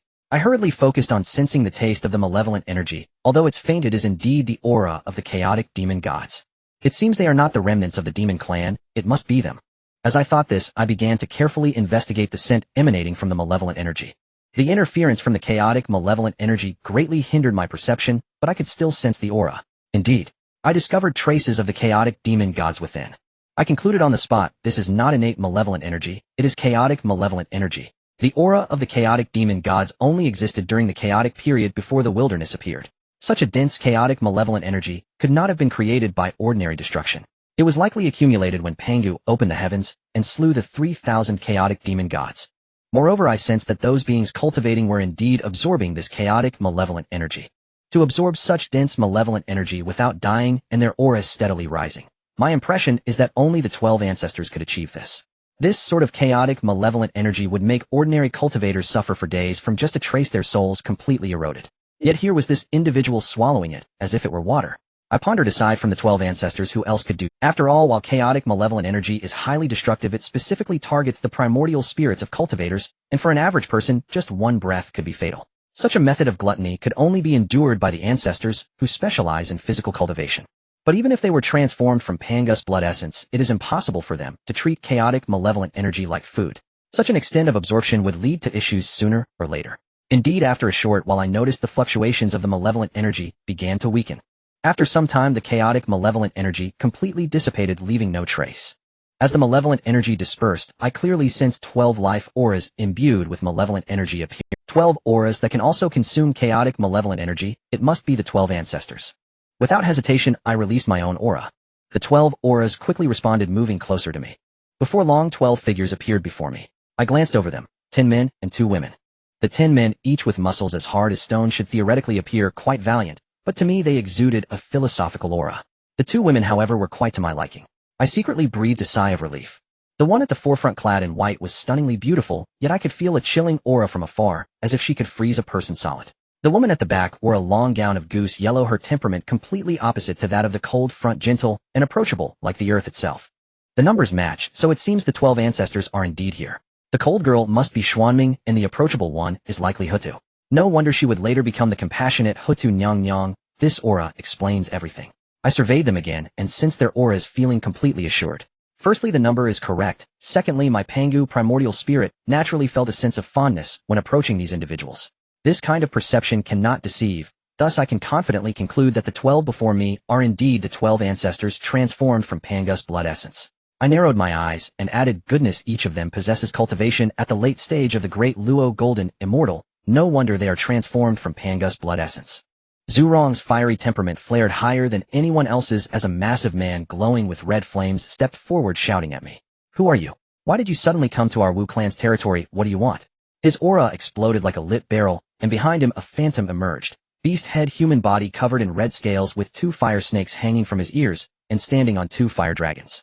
As Zhurong moved, the remaining ancestors, excluding the leader, even Xianming and Hutu, grew tense their auras. I glanced at the phantom, pondering this must be Zhurong. His legendary temper is indeed no joke. However, the true forms of the Wu clan, why do they seem somewhat Cthulhu-like? It would be best not to let them reveal their true forms unless absolutely necessary, especially Xianming and Hutu. Their appearances are far too frightening. The 12 ancestors may look human now, but their true forms are exaggerated to the point of absurdity. Even if Xianming and Hutu seem delicate on the outside, once their true forms are revealed, their terrifying aspect is no less than any monster. Especially after seeing the phantom behind Zhurong, I felt more like I had stumbled into the wrong scene. This thing looked like a monster straight out of a horror world. I am Emperor Jiang, pleased to meet you, friend. My brother has just offended you and I apologize on his behalf. May I ask, do you have some connection with the primordial father Pangu? Emperor Jiang stared at Laozi, his tone filled with probing. I trust you have sensed it as well. We the 12 siblings are all manifestations of the blood of our father god. Laozi understood. Indeed, the person in front was Emperor Jiang. It seemed he also sensed that aura. The reason Emperor Jiang intervened to stop Zhurong from attacking was undoubtedly related to the kinship of this bloodline. Emperor Jiang and the others were formed from Pangu's blood, while Laozi was a being born from the fusion of Pangu's primordial spirit and blood. This created a peculiar attraction between Laozi and these ancestral shamans. However, this sense of closeness was different from that with Shi He and Changxi. The former was an attraction at the source level, while with the 12 ancestral shamans, it felt more like the thrill of long-lost relatives reuniting. You are too courteous, my friend. Laozi slightly cupped his hands. I am Laozi of Taiqing, transformed from the primordial spirit of the great deity Pangu. With that, he directly released the aura of Pangu's primordial spirit. Since Emperor Jiang had already stated his background, openly revealing his lineage, and even reprimanding his brother in front of Laozi, Laozi was not one to hold a grudge in such matters, and decided to straightforwardly clarify his origins. However, he still deliberately suppressed the aura of Pangu's blood. These ancestral shamans were formed from Pangu's blood. If he could not clarify the origins of this blood, they might mistakenly think that Laozi had harmed one of their brothers. If that happened, it would lead to a deadly feud which would be troublesome. Laozi could not expose the secrets of the system just for the sake of 12 ancestral shamans. Feeling the kinship emanating from Laozi's released primordial spirit aura, the tense expressions on the faces of Emperor Jiang, Xuanming, Hutu, and the other 12 ancestral shamans instantly relaxed. Their gazes towards Laozi became warm and friendly. Zhurong, who moments ago wanted to charge in and attack, now approached with a smiling face, wearing an expression that said, "We are brothers." Zhurong, how dare you say that? An imposing man with a bluish glow interjected. If it weren't for our elder brother stopping you, you would have likely fought Laozi already. Cough cough gong gong, what do you mean? Do you want to fight? Zhurong immediately became agitated upon hearing someone. The two were about to clash, clearly on the verge of fighting. Enough, you two. Emperor Jiang shouted in a deep voice. Do you want to disgrace our Wu clan in front of our friend Laozi? Seeing Zhurong and Gong Gong about to come to blows, Emperor Jiang quickly intervened. He was genuinely exasperated with these two. It was one thing for them to act up usually.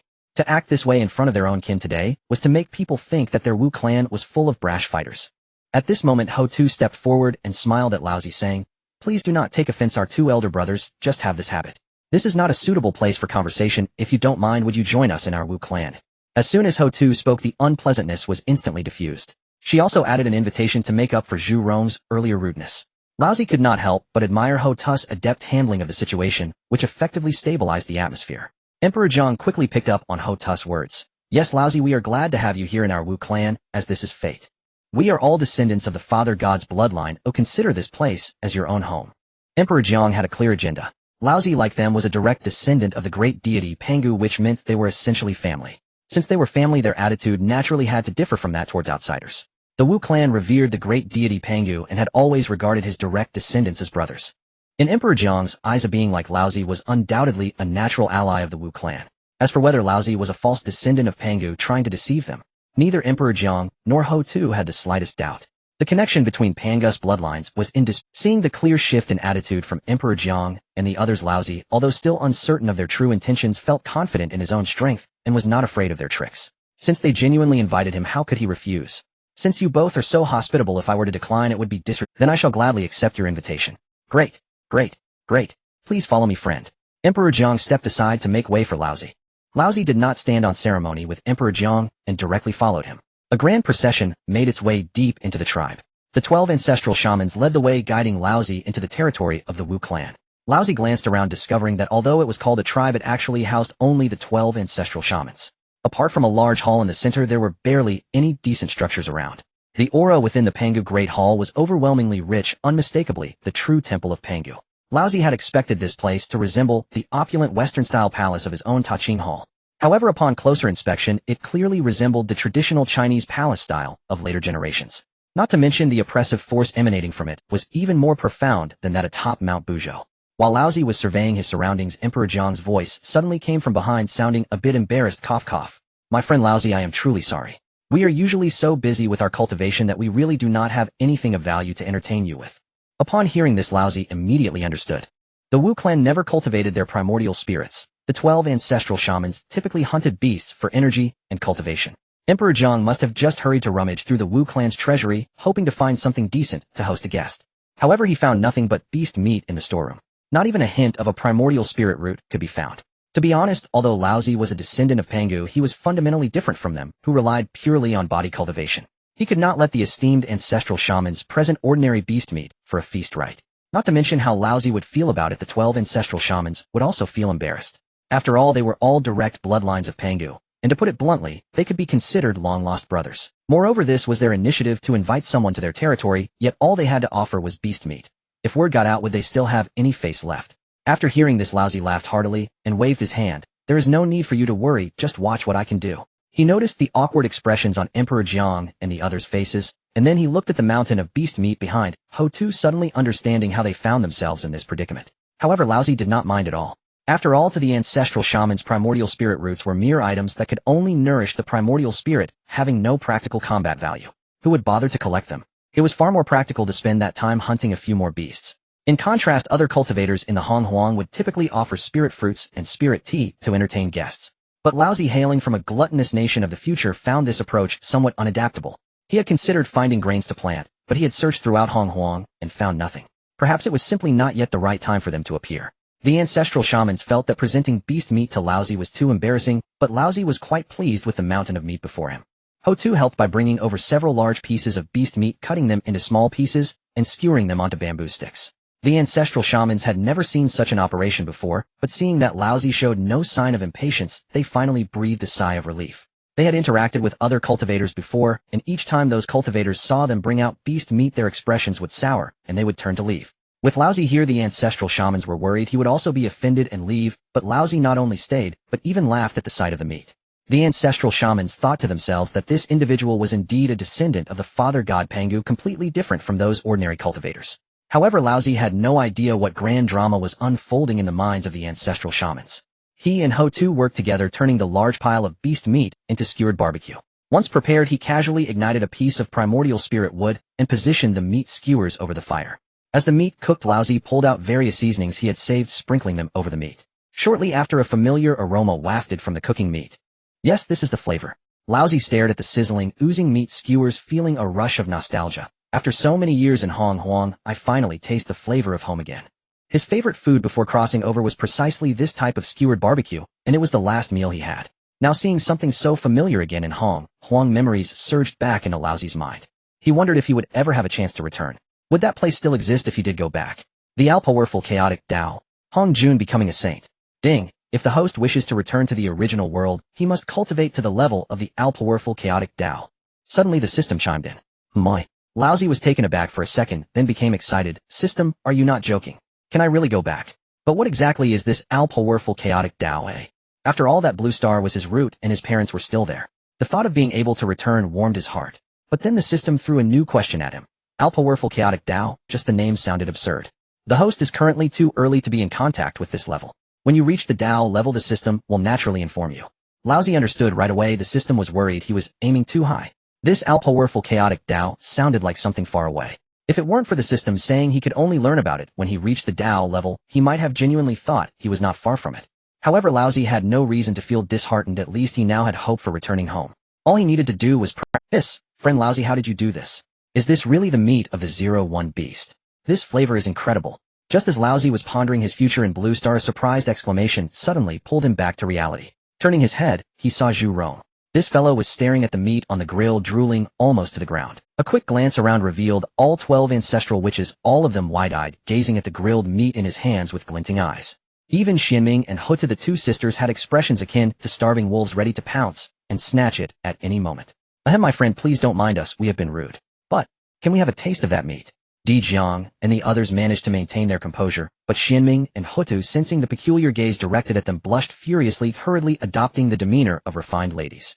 Then Xianming lowered her voice and softly asked, "Haha, friends, please don't be polite. This meat is yours. I am merely offering it as a gesture of goodwill. Come, let's all have a taste." Seeing Xianming and Hutu's expressions of "I am desperate, but must pretend to be composed," he couldn't help but laugh, and casually invited them. Eating skewers is best enjoyed with company. Eating alone is hardly enjoyable. Ha, thank you, my brother.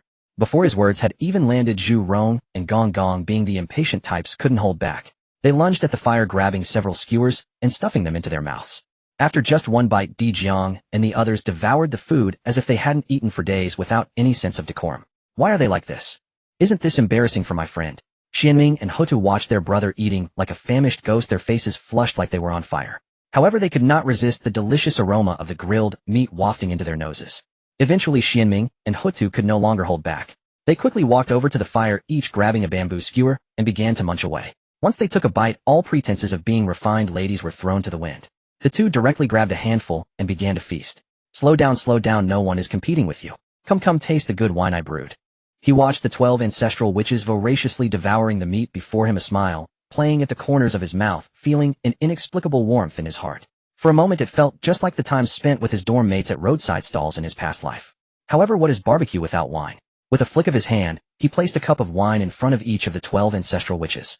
Then he took out a jar of his cherished spiritual wine and filled their cups one by one. He walked to the edge of the fire, picked up a skewer of grilled meat, and stuffed it into his mouth. The taste was indeed extraordinary. The meat of the demonic beasts in this primordial world carried innate spiritual energy, far superior to the street food from his previous life. Haha, my friend, your culinary skills are unmatched. Whether it's the meat or the wine, I have never encountered anything like it in my life. Zhu Rong, upon catching a whiff of the wine, without a second thought lifted the cup and drained it. As soon as he took a sip, his eyes lit up, and he reached out to snatch someone else's cup. Hey Zhu Rong, what do you think you're doing? This was poured for me by my brother. Di Jiang quickly protected his cup upon seeing Zhu Rong's actions. The other ancestral witches were equally quick, blocking Zhu Rong's hands. Hutu was still savoring the taste, licking her lips as she said, "My friend's culinary skills are truly exceptional. I wonder when we'll get to eat such delightful food again." The appetites of the ancestral witches were shocking, coupled with the irresistible aroma of the demonic beast's meat.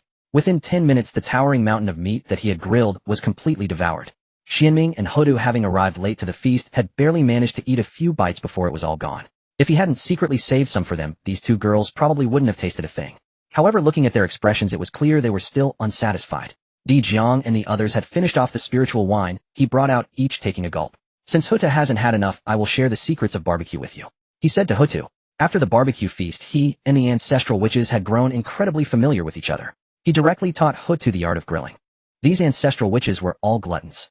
By doing this, he could gain favor with Hutu and the others. Perhaps next time he visited, their skills would surpass his, and he could enjoy the feast as well. Then, "Thank you, my friend." Hutu, upon hearing this, was first delighted, then suddenly seemed to think of something, and a faint blush appeared on her face. Di Jiang and the others, upon hearing this, immediately burst into excited shouts, filling the atmosphere with joy. Boom! At that moment, the sky of the primordial world suddenly changed color. A terrifying pressure descended from the heavens, followed by a voice resonating throughout the universe. "High in the 9 clouds, I comprehend the profound mysteries. Beyond the chaos of heaven and earth, I shall be the esteemed teacher." Pangu, born from the Taiji, the 2 forms and 4 symbols follow. A single path passes to 3 friends, 2 teachings clarify and divide. The Xianmen leads, all 1 energy transforms into Hongjun. High in the 9 clouds, holding the mysteries in my palm. Before the heavens and earth were divided, the supreme path was already established. Pangu opened the Taiji, and the 2 forms transformed into 4 symbols. A single path passes to 3 friends, the 2 teachings clarify and divide. The Xianmen is supreme, 1 energy transforms into Hongjun. As this verse fell, a terrifying pressure enveloped the entire primordial world. He had known that Hongjun would pull such a stunt, so he had opened the Linglong treasure pagoda, shielding Xianming and Hutu inside. Under the protection of the treasure pagoda, the 3 of them were unharmed. However, Di Jiang and his group were not so fortunate. They were directly pressed down by this overwhelming pressure, unable to stand straight, sweat beading on their foreheads, their legs trembling. Yet this pressure did not stop at Buzhou Mountain, but continued to spread outward. In the blink of an eye, the entire primordial continent was shrouded by this aura. Except for regions protected by innate formations, all living beings were pressed to the ground, unable to move. These beings knelt, crying out, "Saint." Immediately after, this aura spread to the outer starry sky. The sun star, the moon star, 365 ancient stars, and the countless smaller stars beneath them all trembled violently under this aura.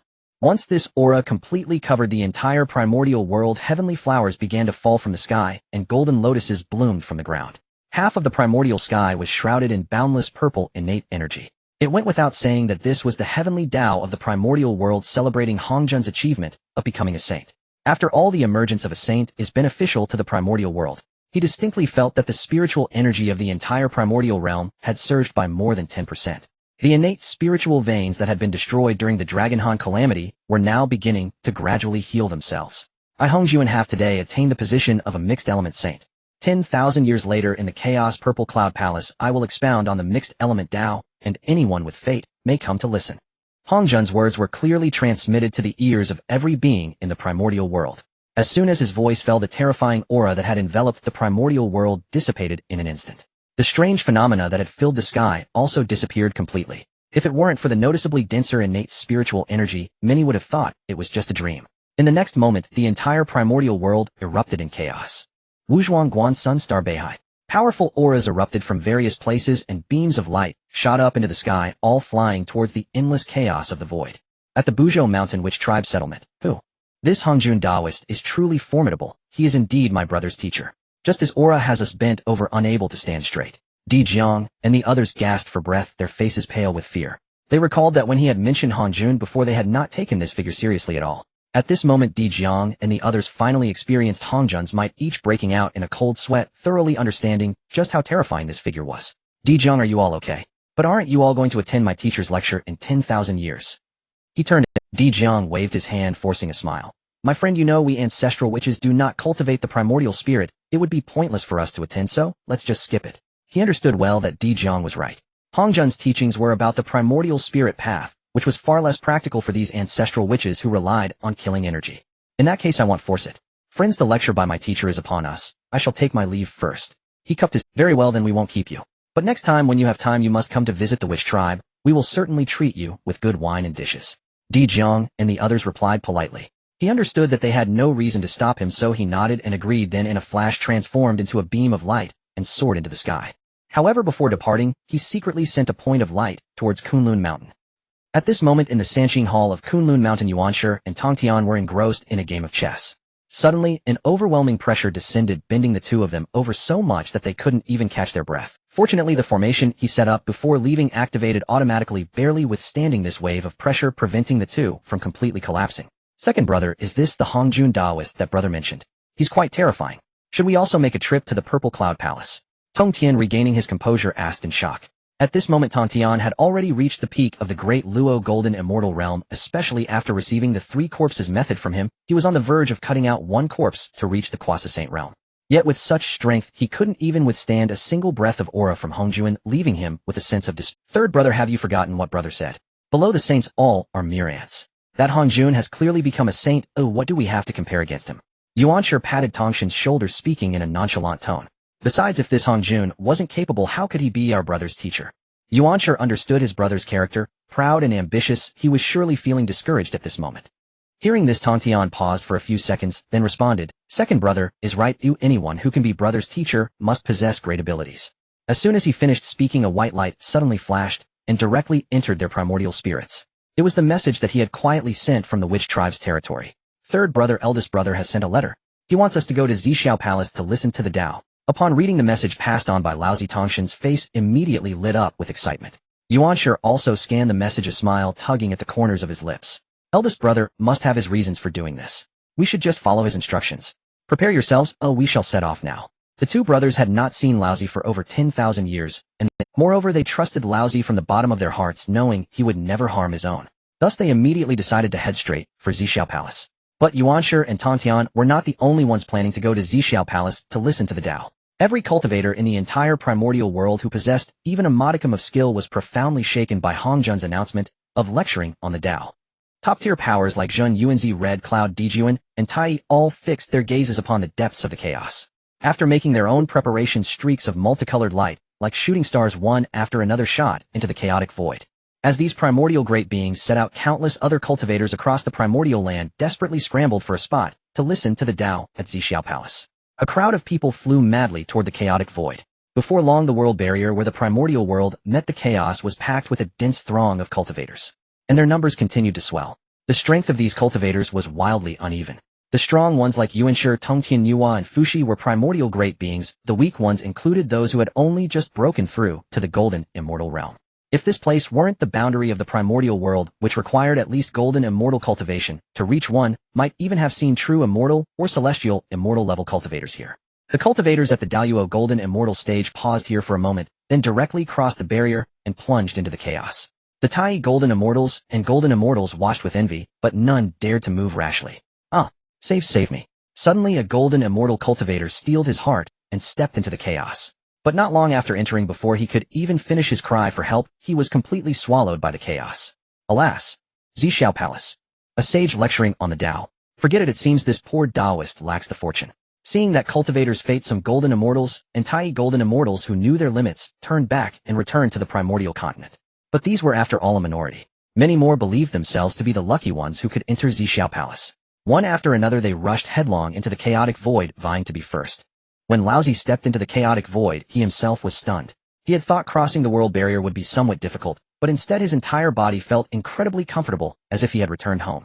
After Pangu's essence blood and primordial spirit had fully fused into his body, his bloodline had been elevated directly to the level of a chaos demon god. The chaotic environment that those primordial world cultivators found terrifying was nothing to him. Entering it was indeed a near-certain death sentence for those below Daluo golden immortal, but he possessed the bloodline of a demon god. The chaotic energy instead nourished him, making him more spirited the longer he stayed. After all, the chaos demon gods were born from this place. The chaotic streams that others would go out of their way to avoid actually increased his combat power when they touched him. Laozi looked up at the ancient, austere palace in the distance, a wave of emotion stirring within him. Zhixiao Palace. He had returned. When he had gone to find Hanjun at Yujing Mountain before he discovered that Zhixiao Palace was no longer in its old location. So in all this time he had only been there that once. But from now on he feared he would be a frequent visitor. Just the lectures on the Tao would require 3 trips, not to mention the later war of the sorcerer and demon tribes, the 3 sovereigns, and 5 emperors, and the calamity of the gods. How could he miss any of those? As he was thinking, a soft, delicate voice suddenly drifted into his ears. Are you senior brother Laozi? Laozi followed the sound and saw a little girl standing at the entrance of Zhixiao Palace. She looked about 10 years old with her hair tied up in 2 small buns. She was looking at him timidly, her little face tense like a small animal ready to hide at any moment. I am Yaoqi. Grandmaster told me to wait for you here. Please come in. Laozi recognized who this girl was immediately. Having read so many primordial world novels in his past life, how could he not know that this timid little lowly before him was the future Yaoqi, the queen mother of the heavenly court? But to be honest, the contrast was too great. Could this little girl, shrinking her neck and speaking with a trembling voice, truly become the mother of the world in the future? Are you senior brother Laozi?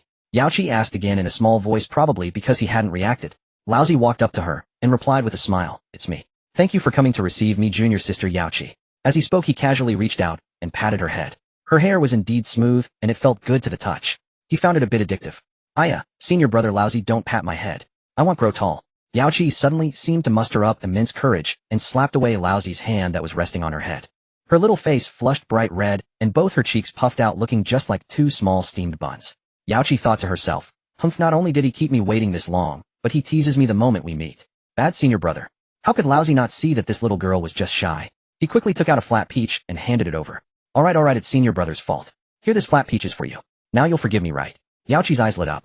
Wow. Senior brother is so kind. Since you're being so sincere, I'll reluctantly forgive you this once. She tried to act nonchalant, but her gaze was fixed on the flat peach. The way she wanted to take it, but was too shy to reach out, was incredibly cute. Laozi chuckled and simply placed the flat peach into her hands. Senior brother, you're the best. This is the first gift Yaoqi has ever received in her life. The ladle-like image she had barely managed to maintain instantly crumbled. The flat peach Laozi had given her had been enhanced by the system, and since Yaoqi was still in the form of a little lowly, the peach was bigger than her entire face. Yaoqi hugged the flat peach, rubbing her little face against it, her eyes squinting into crescent moons from sheer joy. Laozi watched, almost shouting AWSL on the spot. If this were a game, a prompt would probably float above Yaoqi's head. Ding, Yaoqi's affection 10.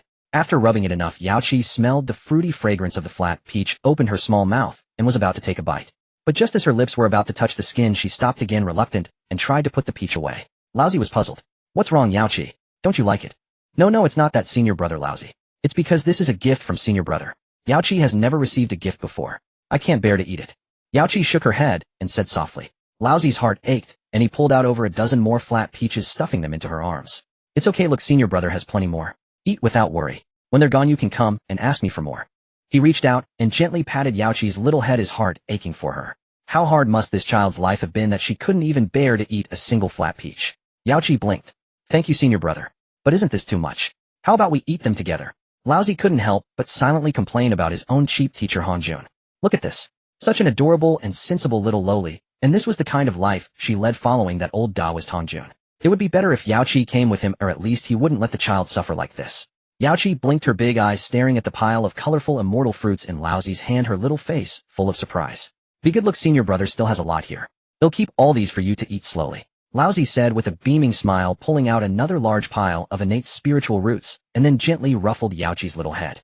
Only then did Yaoqi feel reassured enough to put the flat peaches away. She squinted her eyes, enjoying the head pat from Laozi, and even actively rubbed her little head against his hand. By the way, Yaoqi, you said the teacher was looking for me. Laozi suddenly remembered something and asked. Yaoqi was startled, then slapped her forehead. Hiya. Senior brother Laozi, the teacher said that when you return you should go directly to the main hall of Zixiao Palace to find him. As soon as she finished speaking, Yaoqi plopped down onto the ground, her legs splayed out, her little face instantly collapsing, as if the sky had fallen, the light fading from her eyes. It's over, it's over. This time someone's going to die. Seeing this little one looking so utterly despondent, Laozi couldn't help but laugh and soothe her. Alright, Yaoqi, don't worry. In a while senior brother will explain things to the teacher for you. I promise you won't be punished. He wondered just what that old Taoist Hongjun had done to Yaoqi to scare her so badly.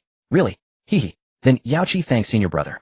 At these words, Yaoqi immediately jumped up from the ground, her face once again beaming with smiles. How could Laozi not see that he had just been tricked by this little girl? He shook his head, half amused and half exasperated. You little minx, you even dare to trick your senior brother. Fine, I'll let you off this time. I'm going to see the teacher now. Who would have thought that the infallible Taiqing Laozi of the Primordial World would end up being outsmarted by this little lowly? Before leaving, Laozi retaliated by tousling Yaoqi's hair into a complete mess, then turned and walked into Zixiao Palace. Entering the main hall of Zixiao Palace, Laozi immediately saw an old man dressed in a white Taoist robe. He sat there, his body exuding not a trace of aura. Laozi used his Hunyuan-level primordial spirit to sense him, yet he couldn't detect the presence of anyone in front of him. He could see the man with his eyes, but in his senses there was only a complete void. Instead, what he felt was an immensely profound and mysterious aura, as if the laws of the heavenly Tao were standing alive right before him. In the entire primordial world, only one person could achieve this, Hongjun. Just as I expected. The teacher is definitely not just a newly stepped Hunyuan Deluo Golden Immortal, but this is still too extraordinary. Laozi was secretly astonished. He had just used the system to scan Hongjun's cultivation level, and the result showed the peak of the 6th heaven of the Hunyuan Deluo Golden Immortal Realm. The Hunyuan Deluo Golden Immortal Realm was divided into a total of 9 heavens. The first 3 heavens were considered the early stage, the 4th to 6th heavens the middle stage, and the 7th to 9th heavens the late stage. Hongjun was now precisely stuck at the peak of the 6th heaven. In other words, he had already touched the ceiling of the middle stage of Hunyuan, and was just one step away from the late stage. Teacher Hongjun truly deserves to be the first sage of the primordial world. This level of power is terrifying. Taiqing muttered to himself. He was well aware that the creation jade dye had been instrumental in Hongjun's current level of mastery. But to be fair, mere divine artifacts were not enough. Even if someone else had obtained the creation jade dye, they would likely never have cultivated to such heights. Taiqing pays homage to the master. Congratulations on attaining the Tao of Huan Yuan, becoming eternal and indestructible. Taiqing composed himself and spoke with utmost respect. Hearing the sound, Hongjun opened his eyes and fixed his gaze upon Taiqing. Taiqing once again experienced the sensation he had felt upon first meeting Hongjun. As if he were completely stripped bare, every part of him laid open for scrutiny. But he understood that this was merely an illusion caused by the vast disparity in their cultivation levels. Oh, your soul realm has actually reached the Hunyuan level. What a stroke of fortune, what remarkable luck, Taiqing. You have surprised me once again. Hongjun looked at Taiqing, a flicker of astonishment in his eyes, and then his tone carried a hint of approval. The master flatters me. Without your guidance, how could I have attained such a realm? Taiqing quickly humbled himself. Enough. Don't try that with me. I know exactly how much effort I put in. Your achievements today are entirely your own doing. Hongjun smiled, his tone casual and relaxed. Taiqing paused, unable to resist, giving Hongjun a second glance. In all these years, this was the first time he had seen Hongjun smile. Moreover, the way he spoke felt off. According to the records of the primordial era, wasn't Hongjun supposed to be cold and aloof, an exalted figure beyond reach? Why was he joking with him today? Alright, what's with that expression? I'm not a block of wood. What's wrong with a smile? Hongjun looked at Taiking's reaction and continued, besides, you haven't been idle like me all these years. The commotion you've stirred up in secret is far from trivial. Although you've hidden it quite well, and even I can't grasp the full details, you didn't think you could keep it completely under wraps, did you? Taiking's heart skipped a beat. This Hongjun seemed off. In his memory, Hongjun was supposed to be profoundly cultivated and cold-tempered. But his current attitude felt like an elder teasing a junior. Wait, judging by what Hong Jun just implied. Laozi muttered to himself, and it was no wonder he thought so. Over these past few epochs, he had been far from idle. Though he had stirred things up, he hadn't truly opposed the Heavenly Tao. Yet his actions had long deviated from the path the Heavenly Tao had laid out for him. The more he thought about it, the more he felt that Hong Jun before him was probably acting on orders from the Heavenly Tao to test him. At that thought, Laozi's hair stood on end. If the Heavenly Tao sensed anything amiss, everything would be lost. Taiqing, what nonsense are you brooding over? Hong Jun noticed Laozi suddenly tense up and nearly lost his temper. Do you think I and the Heavenly Tao are that kind of entity? If I wanted to set you up, would I have waited until today? He was after all Laozi's teacher, yet this disciple didn't even trust him. Was he really so unworthy of faith? Set your mind at ease. I'm not some emotionless thing. What's so strange about a smile? Besides, you underestimate the sages. What you've done is indeed secretive, but not entirely without traces. Hong Jun retorted irritably. Seeing Hong Jun like this, Laozi felt somewhat relieved. Just as Hong Jun said, if he truly meant him harm, he would have acted long ago. Moreover, Hong Jun's reminder made Laozi realize that he had indeed underestimated the sages of the Primordial era. In those primordial novels, sages seemed weak enough for anyone to take a swing at. But this wasn't a novel. In reality, the sages of the Primordial era could see through past and future with a single thought. Though not omniscient, it was still terrifying. At this thought, cold sweat broke out on Laozi's back. Hong Jun was right. Before acting, he did tend to use the concealment art to cover his tracks. But in daily life, he couldn't keep it running all the time. And given the scale of his activities, a high-level figure like Hong Jun could deduce his involvement with a bit of careful reasoning. I was too careless. These primordial novels are utterly misleading. The information in them is ridiculously off. Laozi felt so aggrieved, he could almost cry. Enough. Stop making that sour face. You've paid such a small price for such immense gains, you just be grateful. Hong Jun couldn't help adding, when he saw Laozi's expression. Master, don't just expose me. These days one should always leave some leeway for future encounters. Laozi quickly wiped the expression off his face and replied with a mischievous grin. Hong Jun was right. Since his every move was no longer a secret, yet the Heavenly Tao had never intervened, it meant that the Heavenly Tao tacitly approved of his actions. Thinking this way, he had only suffered a fright and gained a huge bargain. Laozi suddenly turned serious, looking at Hong Jun.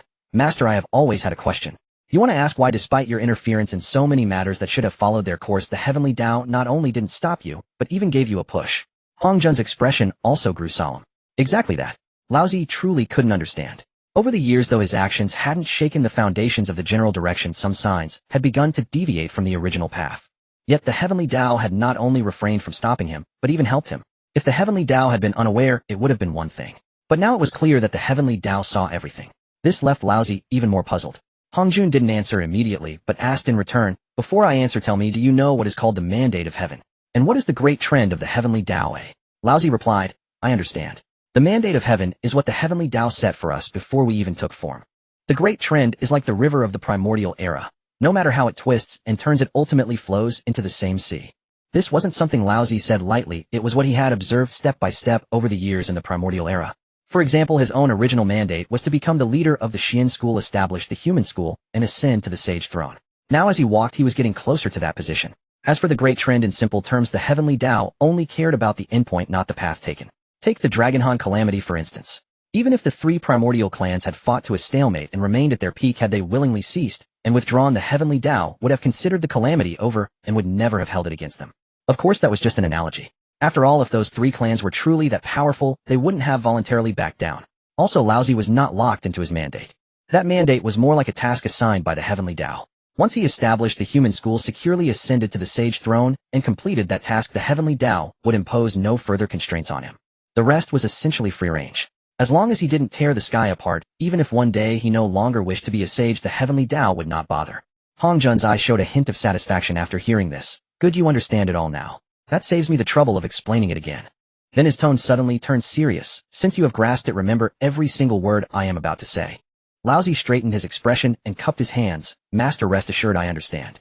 He knew that what he was about to hear was likely the greatest secret of the primordial era. You are right. The great trend of the Heavenly Tao means that the outcome of an event is fixed, but the Heavenly Tao does not care about the path taken. Hong Jun looked down at Laozi, his tone unhurried. But the reason the Heavenly Tao does not care about the process is that if it intervenes, the outcome might change. Laozi frowned. You mean? You are that variable. Hong Jun said this lightly, yet it struck like a stone thrown into still water.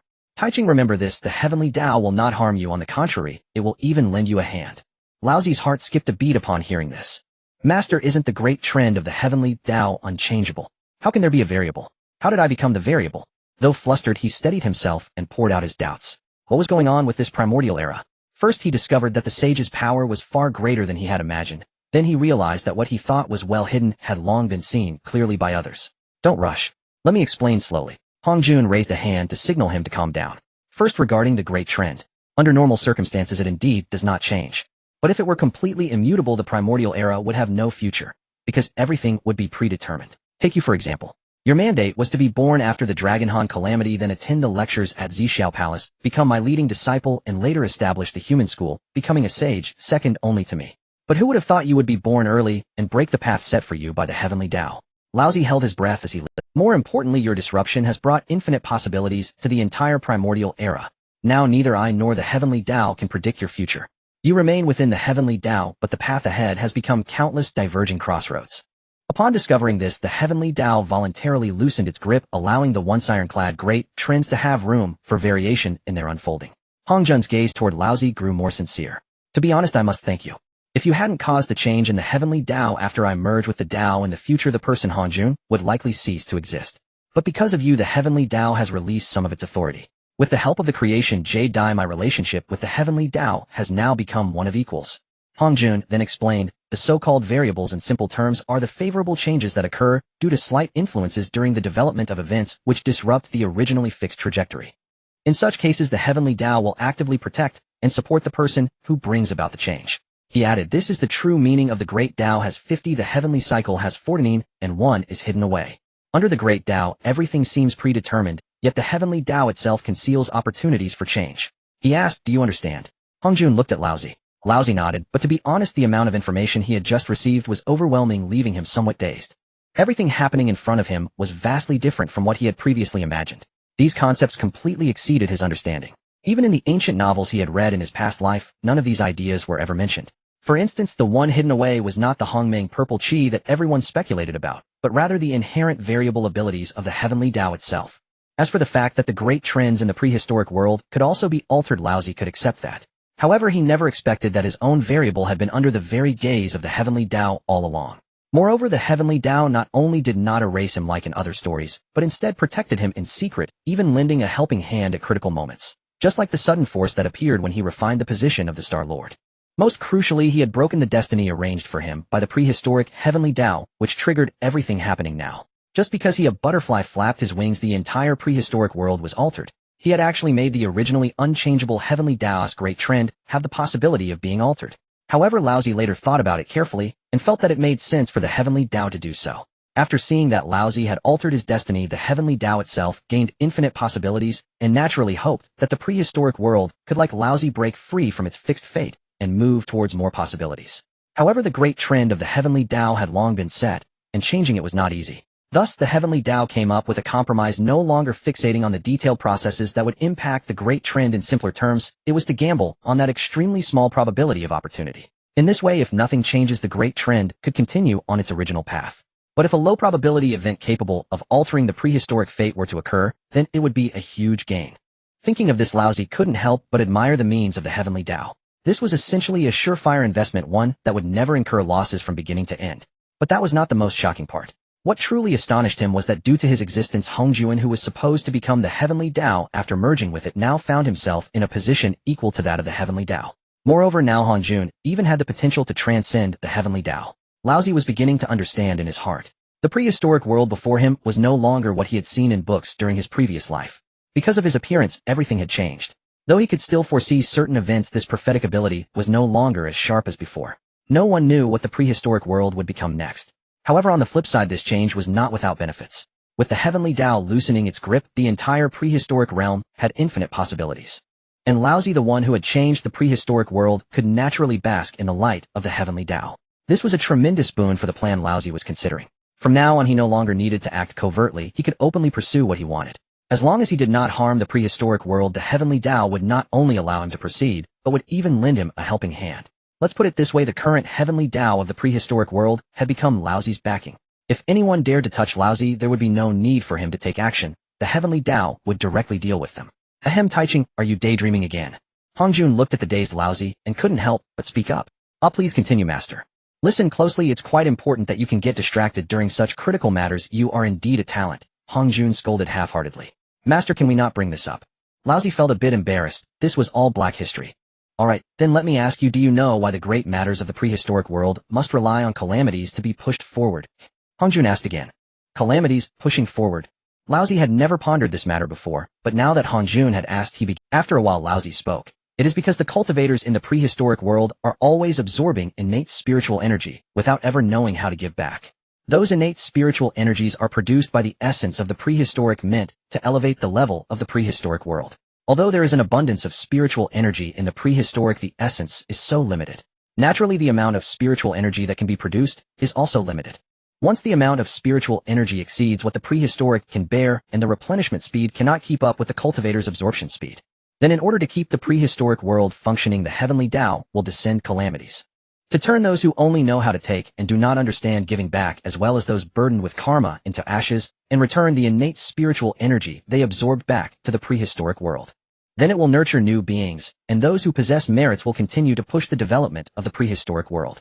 Laozi thought for a moment and slowly said, thus the great trend of the prehistoric must rely on calamities to be pushed forward to achieve the ultimate goal. After hearing this, Hongjun was taken aback for a moment, then revealed a hint of approving smile. Taiqing, you have indeed thought of this layer, which is quite impressive. This is indeed the root of the existence of calamities. However, there are still some aspects you have not seen through. He said, oh, please enlighten me, master. Laozi's expression became serious as he respectfully sought guidance. What you said is basically correct. Under normal circumstances, cultivators in the prehistoric absorb innate spiritual energy, cultivate, and grow, then give back to the prehistoric world, making it naturally stronger. But the problem is that there are pitifully few cultivators who truly understand how to give back. Most, as you mentioned, only know how to take and never consider giving.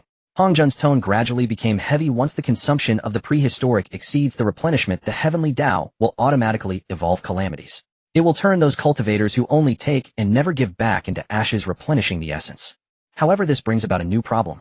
Each calamity, although it can replenish a part of the essence, also destroys the environment of the prehistoric world. The Longhan calamity is a prime example. Luoho took advantage of the heavenly Tao descending calamity to destroy all the spiritual veins in the West. The essence of the prehistoric suffered a severe blow. Moreover, the more deadly issue is that the heavenly Tao itself consumes essence power to activate calamities. You must have sensed it too. The spiritual energy in the prehistoric world is no longer as abundant as it once was. Hongjun paused, his expression growing more serious. If this cycle continues, the energy in the prehistoric world will only decrease. The intervals between calamities will also shorten. In the end, the prehistoric world may directly enter an age of decline. At that point, the great Tao will descend immeasurable calamities along with the great destruction of the world. Once the immeasurable calamities arrive, we saints can still withstand it. But everything else in the prehistoric will be completely wiped out by the great destruction. Finally, it will return to chaos and start anew. Laozi's face changed color as he heard this. Has it really come to this? Master, is there really no way to remedy this? According to Hongjun, the only way out was to cultivate to the level of the mixed Yuan de Luo Golden Immortal. When the immeasurable calamities come, one can escape the prehistoric and hide in chaos. However, the problem is that all others except for these several saints must disappear. Laozi even suspected that the world he had seen in his past life was the outcome of the age of decline. Hongjun's words resonated with him. Laozi's heart was filled with no doubt whatsoever. Moreover, even if these saints could lead a batch of prehistoric cultivators to escape, what difference would it make? In a place like chaos, one cannot survive without being a mixed Yuan de Luo Golden Immortal. Hongjun Daoist fell silent for a moment, his tone heavy. It is difficult. The operation of the heavenly Tao's great trend is not something that anyone can change at will. He paused, looking at Laozi. Although saints can replenish the prehistoric with spiritual energy, have you calculated how many saints can this realm sustain? Laozi frowned and did not speak. The prehistoric has never lacked ambitious individuals. Hongjun continued, as a poor Taoist I cannot kill them all, otherwise the prehistoric would stagnate and die even faster. So in the end, the only way to delay the conclusion is to do everything possible to repair this world more firmly, to make it last longer. He lowered his eyes, his voice revealing an unusual hint of fatigue. Laozi felt a sinking feeling in his heart. So according to what Master said, does the prehistoric really have no way out? He regarded this realm as home. There were too many people he cared about here, everything he was reluctant to part with. Don't be too quick to lose heart. Hongjun raised his head, his gaze falling on Laozi's face, his tone gradually stabilizing. Under the great Tao, everything has a thread of hope. Although the great calamity is imminent for the prehistoric, it will not be an exception. Right now we just haven't found that path yet. After saying this, he fixed his gaze on Laozi, suddenly becoming extremely serious.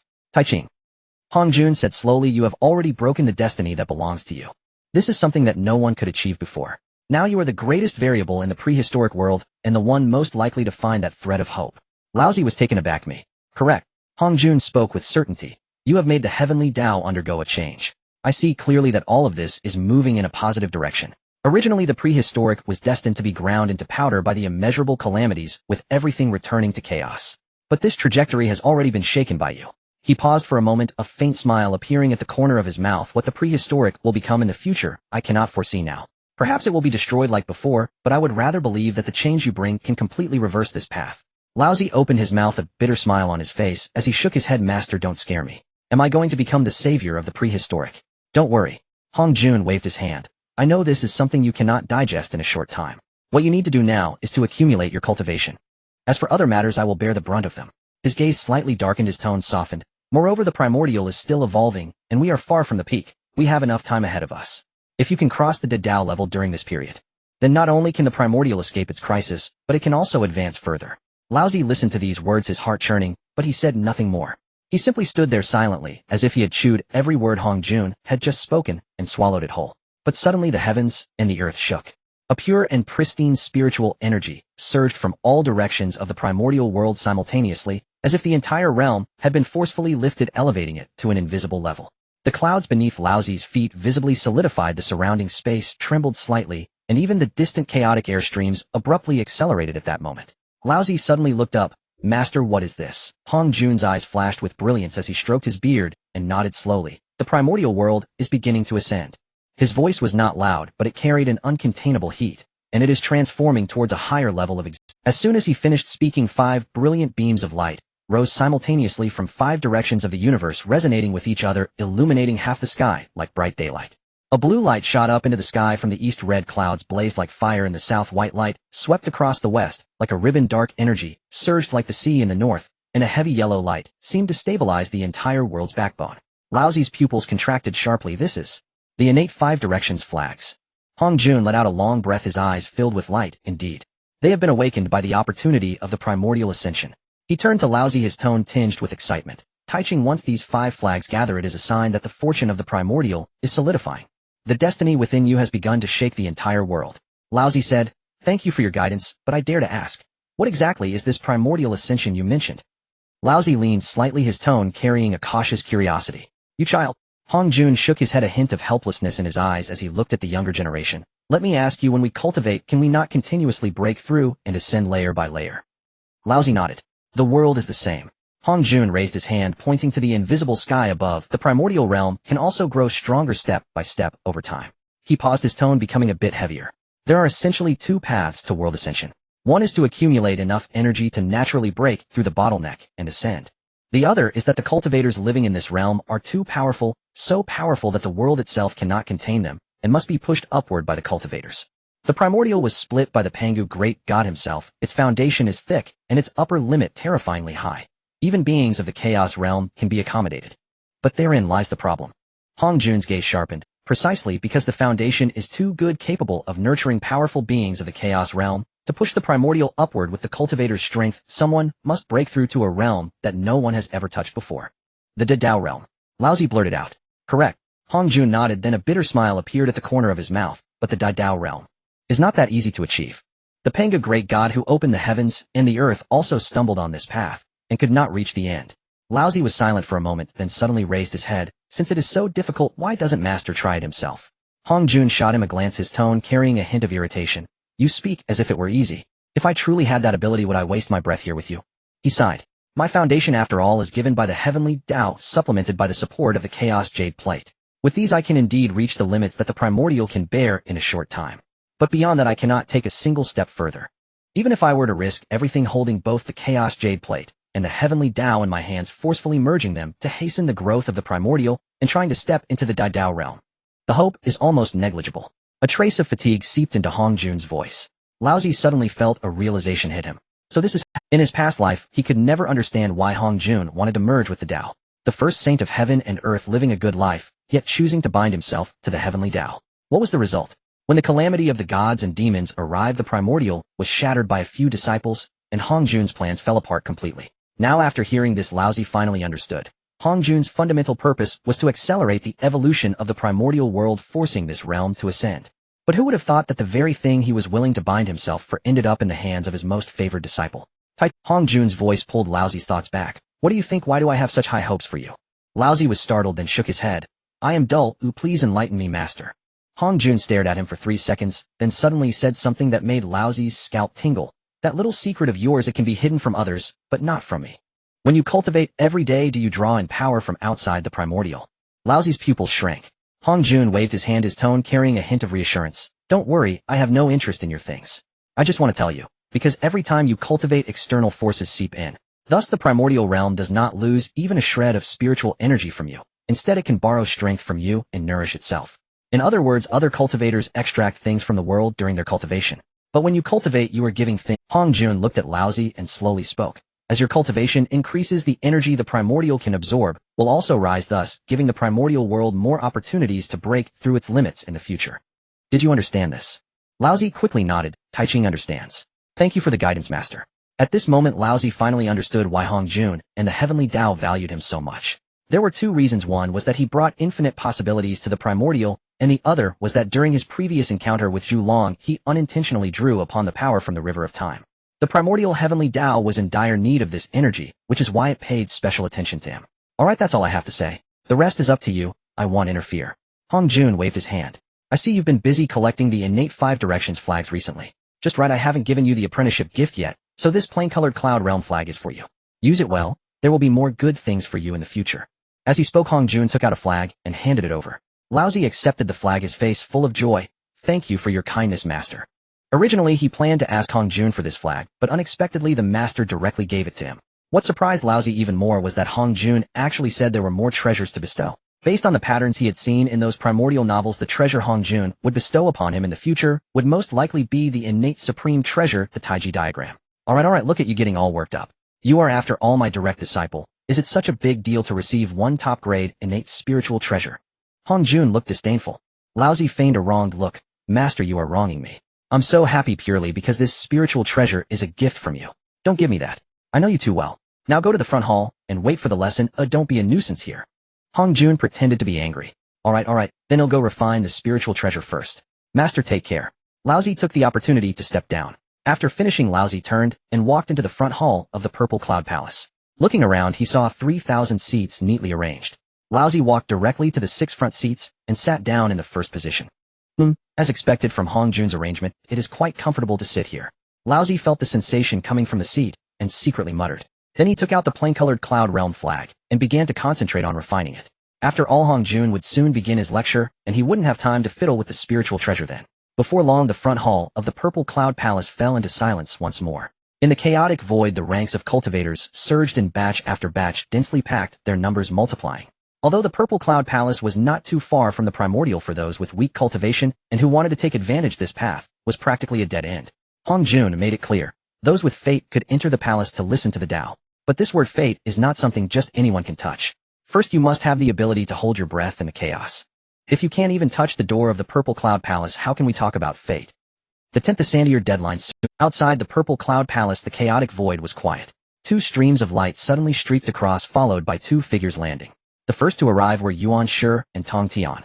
They were destined individuals, and Laozi had secretly given them a little boost, so both had already touched the threshold of half-step quasi-saint, lacking just an opportunity to become saints. With the top-grade innate spiritual treasure given by Laozi for protection, the chaos was as easy for them as strolling through their backyard. Naturally, they seized the first arrival. Though they felt a bit empty inside not encountering Laozi, seeing themselves as the first to arrive, both were quite pleased. Yuan Shi and Tong Tian quickly returned the greeting. So it is you Tao friends, Yuan Shi and Tong Tian. Upon hearing their names, Fu Shi and Nu Hua were taken aback. Earlier, Laozi had mentioned during a discussion that these 2 were his brothers. Fu Shi instantly understood. No wonder their cultivation was so formidable. They must have benefited from Laozi's influence. Fu Shi and Nu Hua had long heard that Laozi had 2 brothers, one named Yuan Shi and the other Tong Tian. Since these 2 could be Laozi's brothers, their cultivation must be extraordinary, not surprising if they were stronger than themselves. Do you 2 Tao friends know my elder brother? Upon hearing Fu Shi mention Laozi, Yuan Shi and Tong Tian instantly perked up. Even Yuan Shi, who usually had a lofty demeanor, softened his attitude. After all, if Fu Shi and Nu Hua could connect with their elder brother, they were undoubtedly recognized individuals. They understood their brother's nature well. If Fu could earn his nod of approval. Since they were all on the same side, there was no need to maintain pretenses. Seeing that the other party's attitude was warming up, Fu Shi naturally engaged in conversation. This was Laozi's real brother. Establishing a good relationship was undoubtedly beneficial. Nuwa had her own little schemes in mind, pondering that perhaps she could hear some juicy gossip about Laozi from Yuan Shi and Tong Tian.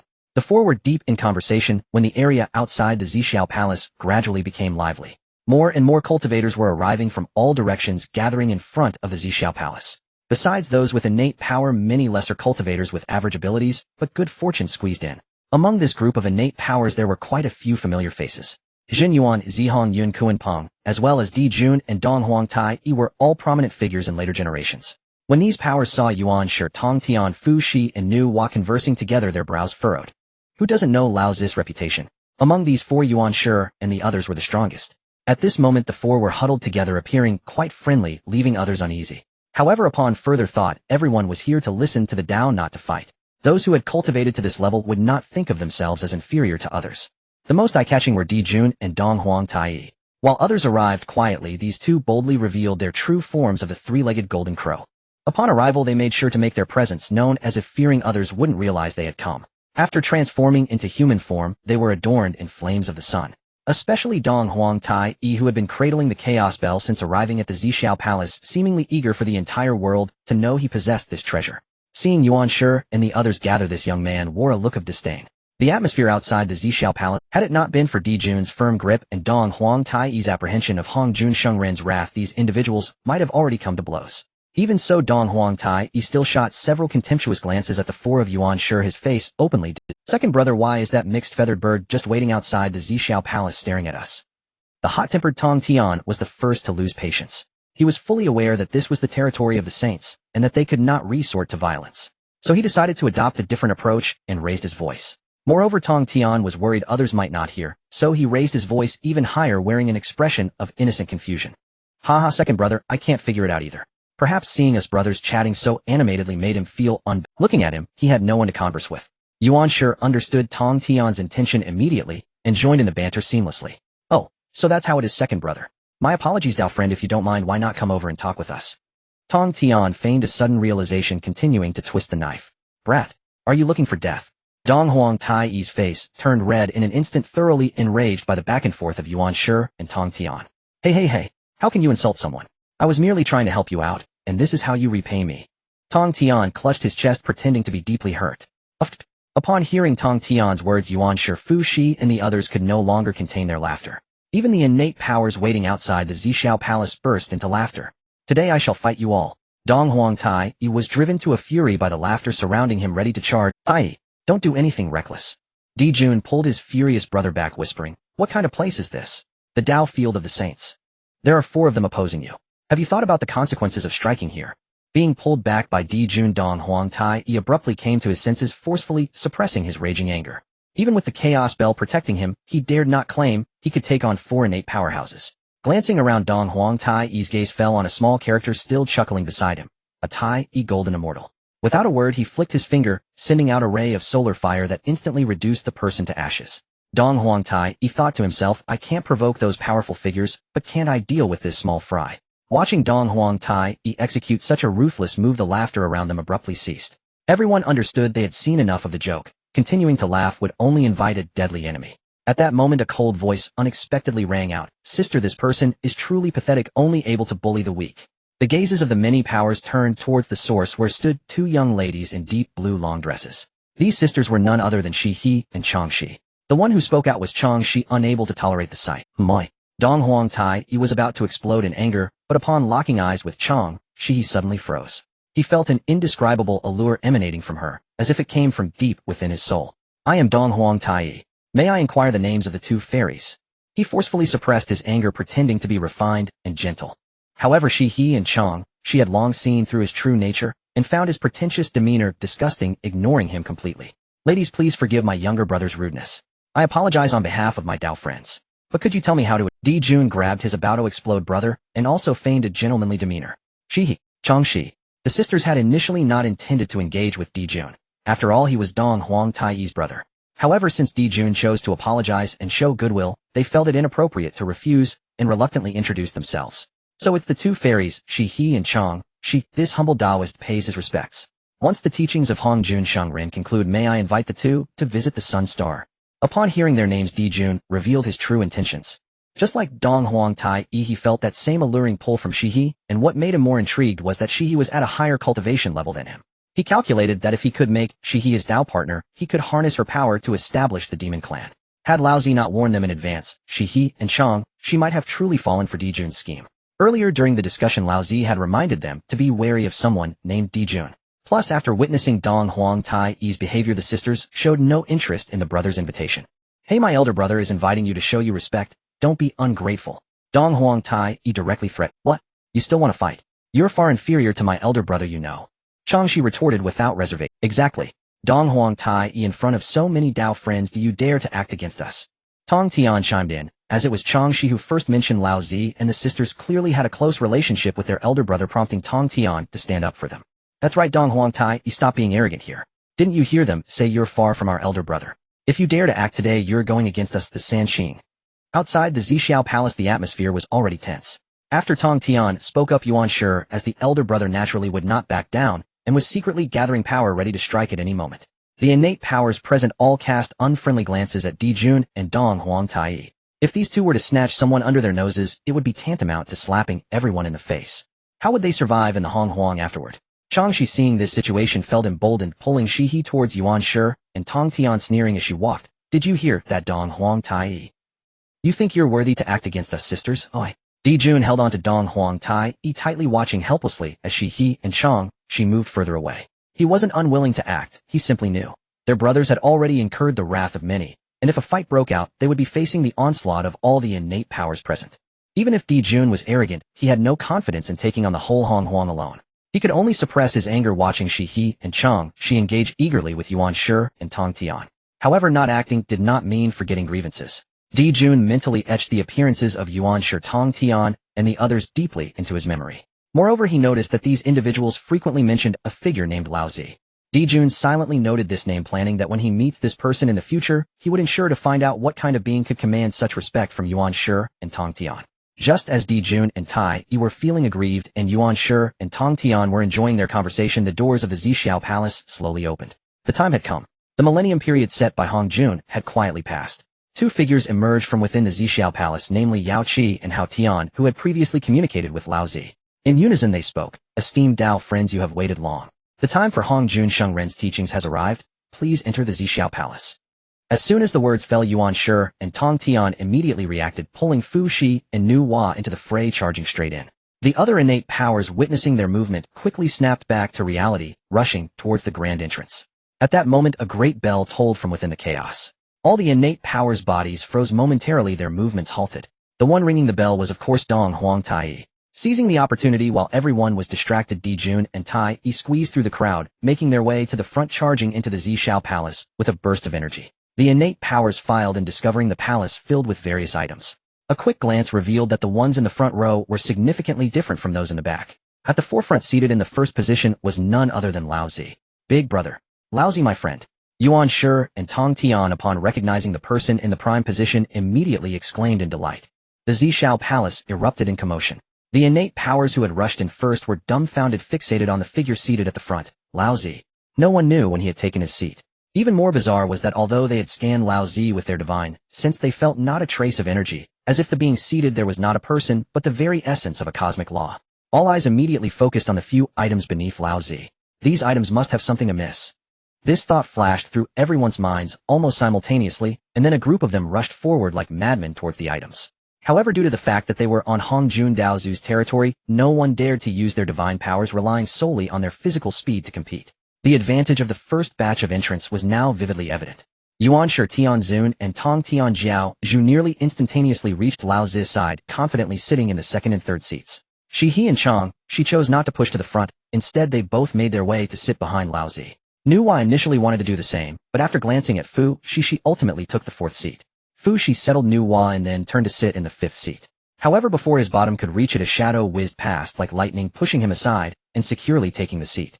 It was Kuan-Peng. This fellow, relying on his innate speed, forcibly seized the fifth position. The sixth seat ultimately went to Hong Yun. Jin Yuanzi was by his side the entire time, ensuring no one could approach.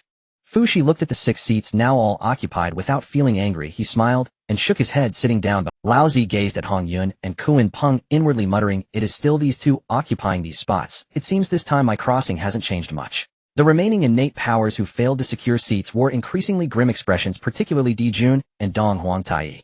They were supposed to be among the earliest entrants, yet due to Tai's earlier commotion, they had become the targets of the powers who had been blocked outside surrounded Di Jun and Tai, effectively trapping them in the center, making it impossible for them to take a single step out.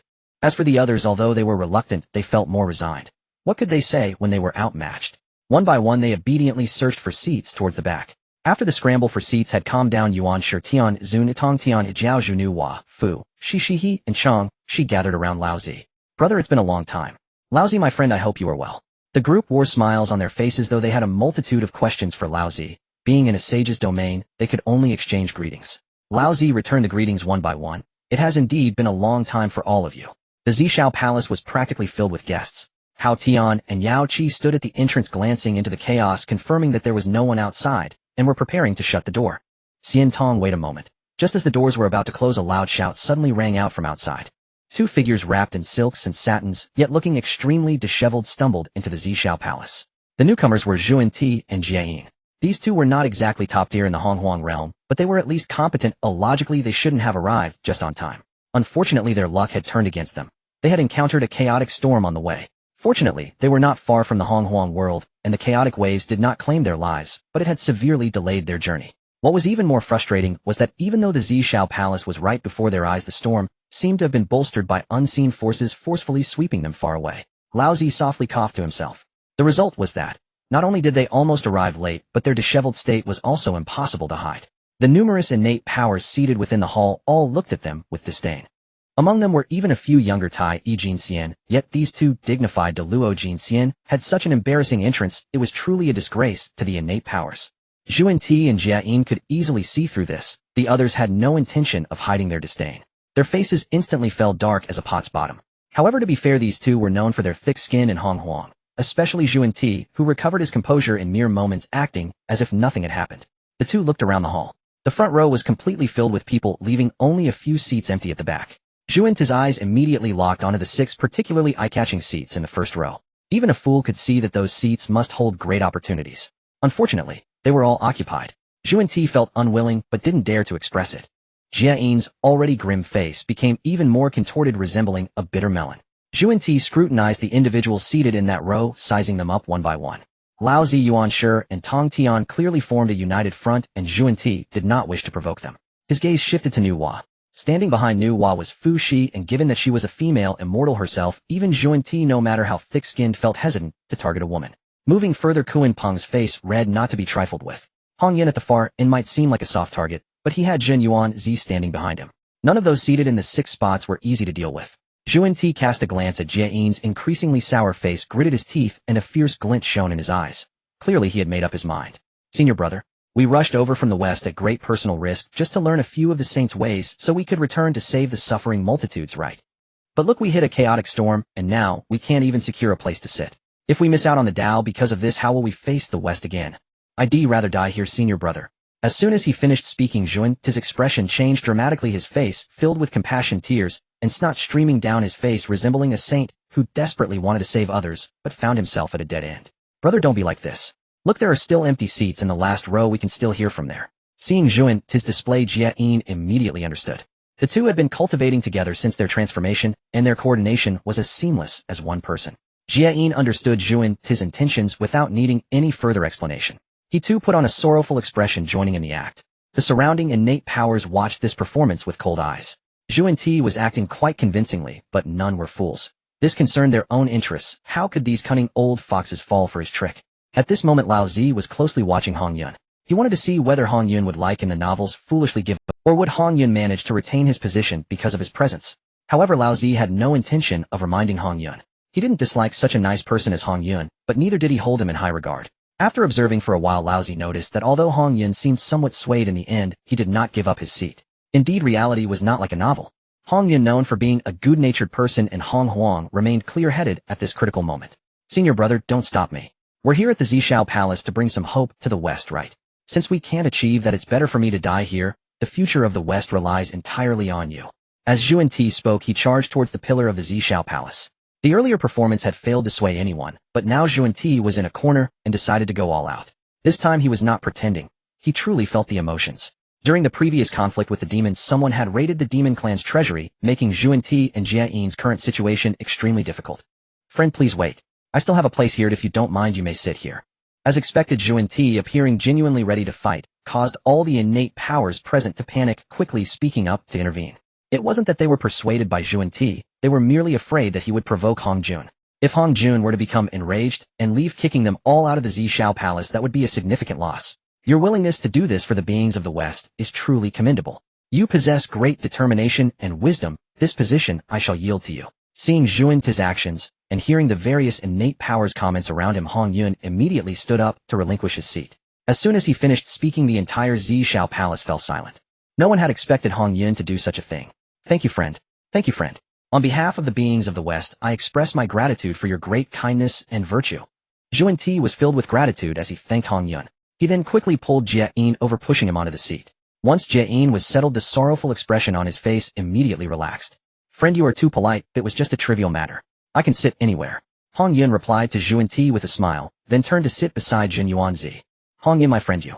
Son. Jin Yuanzi looked at Hong Yun, who had just sat down next to him, unsure of what to say. He had exerted tremendous effort to get this fellow into the last seat, and now this good-natured person had given it up without a second thought. What a shame for Jin Yuanzi. Laozi gazed at Jin Yuanzi, a flicker of regret stirring within him. Compared to Hong Yun, Laozi held this figure later revered as the ancestor of Earth immortals in higher regard. He had just been pondering that if Jin Yuanzi had been the one to claim the last seat, he might have truly achieved sainthood. After all, Jin Yuanzi was not Hong Yun, out relying solely on his own power in later ages. He created the path of the Earth immortal, establishing his own school of thought. Bearing immense fortune and wielding the supreme spiritual treasure known as the Earth Book, which was said to be the membrane of the great Earth, he was virtually unrivaled beneath the saints. Had he seized a strand of primordial purple chi within the Zhixiao Palace, Jin Yuanzi might have become the 8th saint of the primordial wilderness. Unfortunately, his profound bond of brotherhood with Hong Yun led to his undoing. The opportunity for sainthood once within his grasp was casually given away by Hong Yun. Thus, whether in the primordial wilderness or elsewhere, choosing one's friends is a profound art. If one misjudges and befriends someone like Hong Yun, who would cast away a destined opportunity, there would be no place to weep in regret. The moment Hong Yun displayed his impulsive kindness, Laozi understood why Hong Jun would later use the primordial purple chi to ensnare him. It was not without reason. This fellow was simply too adept at courting trouble. Originally, due to Laozi's intervention, Xuanti and Jian had barely failed to step through the gates of the Zhixiao Palace. Back in the age of the Daomo conflict, Hong Jun had incurred a vast karmic debt to the Western lands, which he now had to repay with 2 seats of sainthood. But this was not an absolute certainty. Thanks to Laozi, as long as Xuanti and Jian failed to attend the sermon at Zhixiao Palace, or even merely failed to secure one of the first 6 seats, Laozi and Hong Jun could have directly annulled their sainthood. Thus, all 6 seats of sainthood would have remained in the hands of the Xuanmen, and the subsequent cataclysm of investiture might have been entirely averted. Even calamities like the journey to the west might never have come to pass. Alas, all these schemes were ruined by Hong Yun's overwhelming compassion. Not only Hong Jun, but even Laozi now wished he could strike down this useless fool, who could never accomplish anything, but always cause trouble. As for Xuanti, once he had settled Jane onto Hong Yun's seat, his confidence swelled. He began to survey the remaining 5 individuals seeking a seat for himself. However, upon sensing the overwhelming auras radiating from Laozi, Yuanshi and Tongtian, Xuanti dared not covet the seats of the 3 pure ones. As for Nuwa, being female, and with her brother Fushi keeping a vigilant eye on Xuanti, he dared not make a move again. Finally, Zundi's gaze fell upon Kuanping. Among those currently seated, Kuanping appeared the most vulnerable. Rise. Xuanti directly challenged Kuanping. You, a feathered beast born of moisture and eggs, what right have you to sit as my equal? Vacate the seat at once. Begone from here, Taoist. A flicker of killing intent flashed in Kunpeng's eyes, but he refrained from acting, mindful of the sanctity of the Zhixiao Palace. Insolent wretch. Seeing that Kuanping was not a soft target like Hongyun, Zundi's malevolence surged. He drew his 7 jewels wonder tree and swiped it at Kuanping. Caught off guard by Zundi's audacity to strike within the Zhixiao Palace, Kuanping was sent flying. As Xuanti moved to claim the seat, a pale yellow light shield suddenly flared up, enveloping it entirely. In the next instant, a figure materialized directly upon the seat. None other than Hong Yun's old friend Xinyuan. After all, it was Xinyuanzi who had helped Hong Yun secure that seat, only for it to be stolen by Xuanti. Now, seeing the monk causing trouble again, Xinyuanzi could no longer contain himself and played the role of the mantis stalking the cicada, unaware of the oriole behind. What are you doing, fellow Taoist? Xuanti bears a great responsibility. How can you contend with him for this seat? Only Hong Yun could utter such words. This time Xinyuanzi completely ignored Hong Yun. He settled his weight and sat firmly on the seat. What an insolent rogue cultivator. I carry a heavy burden, yet you intercept me here. You are far inferior to Taoist Hanyun. Seeing his hard-won seat occupied by Xinyuanzi, Juni immediately drew his 7 jewels wonder tree. How dare you? Laozi's voice thundered abruptly. In the next instant he struck out with his palm, sending Juni flying. Earlier when Hanyun yielded his seat, Laozi had no reason to intervene. But now Juni dared to act violently within the Zixiao Palace. Was he not walking straight into a trap? Without a word Laozi struck, sending the man flying, and secured Xinyuanzi's seat in the process. After all, he was tasked with maintaining order in the Zixiao Palace. Striking down a troublemaker was only natural. Then Laozi reached out and confiscated Zuni's 7 jewels wonder tree. This 7 jewels wonder tree was a treasure refined from the main branch of Zuni's own Bodhi tree. Placed within Laozi's domain, it could be nurtured into an entirely new Bodhi tree. The Bodhi fruits born by such a tree could not only be used for artifact refinement, but also enhance one's enlightenment. A truly heaven-defying spiritual fruit. Laozi had long coveted this spiritual root, and now Junti had delivered it to him. He casually erased Zunti's soul imprint on the 7 jewels wonder tree and cast the treasure into his domain. You? Despicable. Return my 7 jewels wonder tree. The moment his soul imprint was obliterated, Junti spat out a mouthful of blood, his face turning as pale as paper. He glared at Laozi, his eyes blazing with fury. That 7 jewels wonder tree was refined from his very essence. Its loss would take him several epochs to recover from. Just as Junti was about to throw himself at Laozi in a desperate fight, a familiar, yet terrifyingly immense aura descended instantly, enveloping the entire hall. Everyone felt as though they were crushed under the weight of Mount Buzhou, unable to move a finger. In the next moment, a figure materialized in the Zixiao Palace, strode directly to the highest seat, and sat down. The moment this figure appeared, the oppressive pressure on the crowd dissipated, replaced by an indescribable profound Tao resonance that permeated the air. We pay homage to Saint Hongjun. Every primordial great power present was astute. Who else in the primordial wilderness could radiate such terrifying aura and Tao resonance but Hongjun? Hongjun did not even glance at them. He spoke calmly. The seats are now finalized. No further changes shall be permitted, as the saint commands. The assembled figures answered in unison. Junti, his face full of resentment, shot a glance at Laozi and Xinyuanzi, but ultimately dared not defy the saint's decree. He returned silently to sit behind Jin. Witnessing this, Hongjun gave Laozi a subtle nod. Laozi understood, reading the approval in the other's eyes. Clearly Hongjun was quite satisfied that Laozi had reduced the 2 western seats of sainthood to 1. Everyone turned their gaze toward Laozi, simultaneously eager to see if he would be the first to ask a question. But they were disappointed. Laozi remained quiet, showing no intention of speaking. Master, may I ask, what is a saint? Yuan Shi gathered his courage to inquire, noticing Laozi's silence. A saint is one who without desires remains unperturbed, without attachments remains unbiased. A saint is the Hunyuan Daiyuo, golden immortal, capable of knowing the past, present, and future in an instant. Below a saint, even the slightest difference renders one as insignificant as an ant. Hongjun patiently, thank you, master, for clearing my doubts. Yuan Shi respectfully bowed. Tong Tian then posed a question. Laozi, how many paths are there to becoming a saint? There are 3,000 great paths, all of which can lead to enlightenment. However, they can generally be categorized into 3 types. Laozi paused. The first is to attain the Tao through power. This path, once traversed, grants the greatest strength. In the past, the great Pangu followed this route, but he shook his head, leaving the but unspoken. The second method is what I realized myself, cutting the 3 corpses to attain the Tao. By using innate spiritual treasures to sever all good, evil, and obsessive thoughts, one can unify the 3 corpses and ultimately transcend to become a saint. I followed this path to become a saint. He continued. The third is through merit. If one establishes great merit for heaven and earth, accumulating boundless virtues, one can also become a saint. This method, while seemingly easier, results in the weakest power post-sainthood. Tong Tian listened attentively and quickly bowed. Thank you, master, for your guidance. At this moment, Nuwa also spoke up. Master, is there a limit to the number of saints? Under the Tao, 9 is the limit. Thus there can be at most 8 saints in the world, and 6 of them are among my disciples. Thank you, master, for clearing my doubts. Nuwa also respectfully returned the courtesy. After the questions, the hall fell silent. The innate powers below were still digesting the previous discussion, too preoccupied to speak. No one expected that there were actually 3 paths to becoming a saint. But to attain the Tao through power was something no one dared to consider. The great Pangu had fallen on this path. Where could they find the confidence? Attaining the Tao through merit was equally as difficult. How much merit would one need to become a saint? Where in the vast wilderness could they find such merit? With both paths seemingly blocked, everyone could only pin their hopes on cutting the 3 corpses. Although it required innate spiritual treasures, they were comparatively easier to obtain than vast amounts of merit. After all, there were quite a few innate spiritual treasures in the wilderness. Thus a group of powerful beings focused their attention on Hongjun, waiting for him to impart the method of cutting the 3 corpses. The method of cutting the 3 corpses will be taught next time I give a lecture. Hongjun shook his head, not yielding to their wishes. The order of the wilderness is currently too chaotic. Someone must step up to maintain it.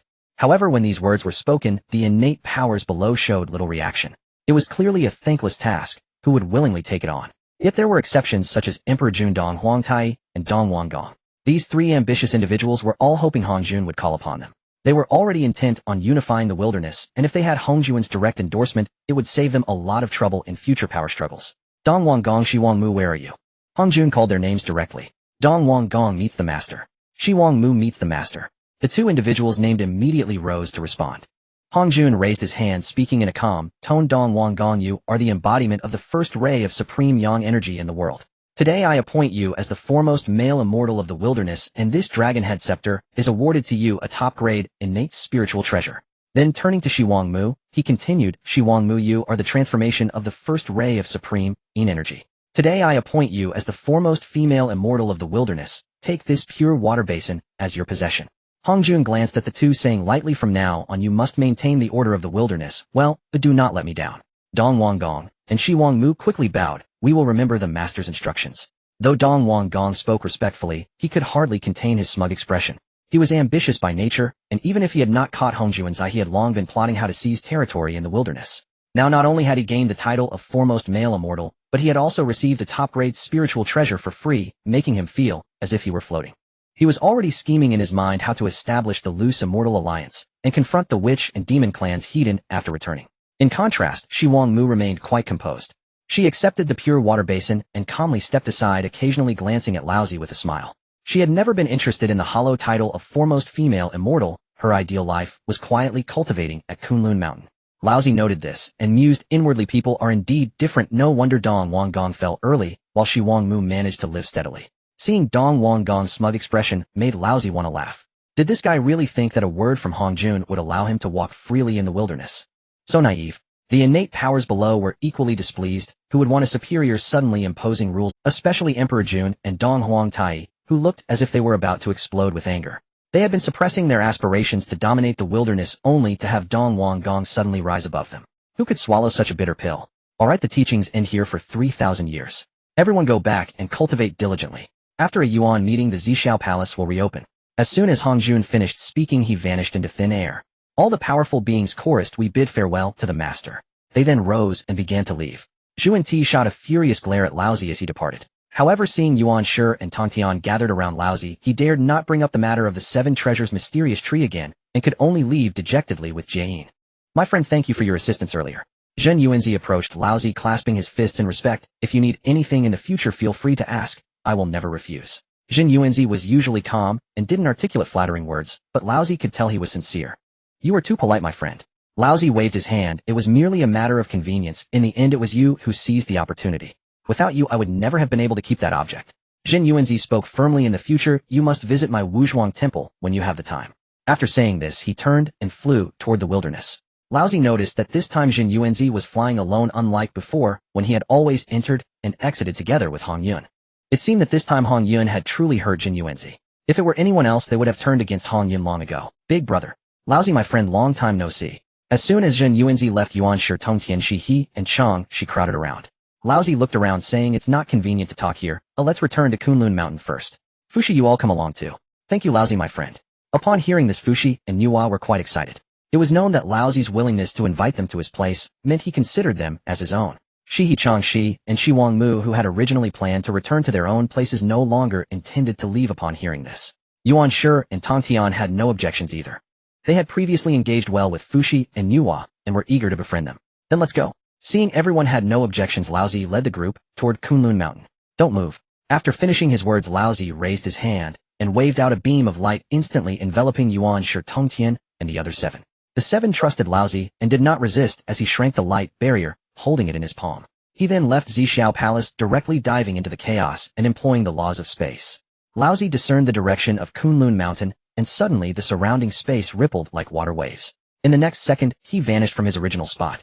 In the open space in front of the Sanqing Hall on Kunlun Mountain, the space rippled again, and Laozi landed steadily. He felt that his strength had reached a level where he could compete with the chaotic demon gods. Not only was he not oppressed by the chaos, but he also felt invigorated as if he had taken a tonic. Moreover, with his primordial spirit already cultivated to the level of Hunyuan Dayuo, golden immortal, Laozi could directly tear through the chaos and step back to Kunlun Mountain.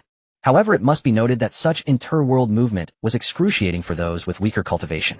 For ordinary cultivators, the space compression alone could turn their internal organs upside down. Of course, Laozi himself felt nothing, but Shi Changshi and the others were far from sufficient in their cultivation. This was why Laozi had specifically created a light barrier to wrap them securely. Laozi casually removed the light barrier from his body and tossed it to the ground. The barrier landed, returned to its normal size, and then shattered like foam. Niwa, Shi and Changshi emerged. Huh, Laozi, my friend, are we back in the wilderness? Changshi rubbed her eyes, speaking in a slightly dazed manner. No, this isn't Mount Buzhou, is it? Laozi, your method is simply terrifying. Shi Wangmu, being very familiar with Kunlun Mountain, immediately recognized the place and was astonished. Her exclamation stunned the others as well. Even Yuan Shi and Tong Tian, who already knew of Laozi's powers, could not maintain their composure. They had just been floating in the chaos, and how long had Laozi's light barrier enveloped them? In the blink of an eye, they had been sent back to the wilderness, landing precisely in Laozi's domain. It should be noted that when they had originally set out for Kunlun Mountain, it had taken them over 10,000 years. In just a moment, Laozi had erased that millennia-long journey. The disparity in strength was akin to one being in the heavens while the other was in the mud. There was simply no comparison. It seems I need to train desperately from now on, or I won't even qualify to assist my friend Laozi. This thought simultaneously arose in the hearts of Shi and the others. Niwa and Shi in particular felt anxious. They understood that dragons and snakes could not coexist. If their strength fell too far behind Laozi's, would he still take them along in the future? Esteemed Taoists, this is the Hall of the Three Pure Ones, our sanctuary. Please enter and make yourselves comfortable.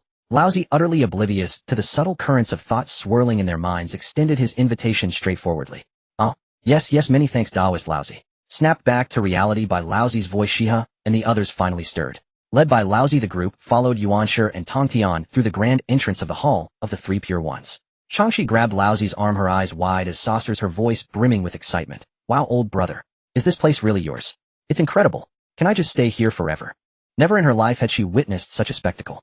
The Hall of the Three Pure Ones, with its ethereal celestial aura and outrageously luxurious decor, utterly dwarfed the crude mountain peaks of the primordial wilderness. Changxi's eyes were practically glued to the splendor, yearning to move in immediately. Laozi patted her hand with a gentle smile, his tone warm. All right.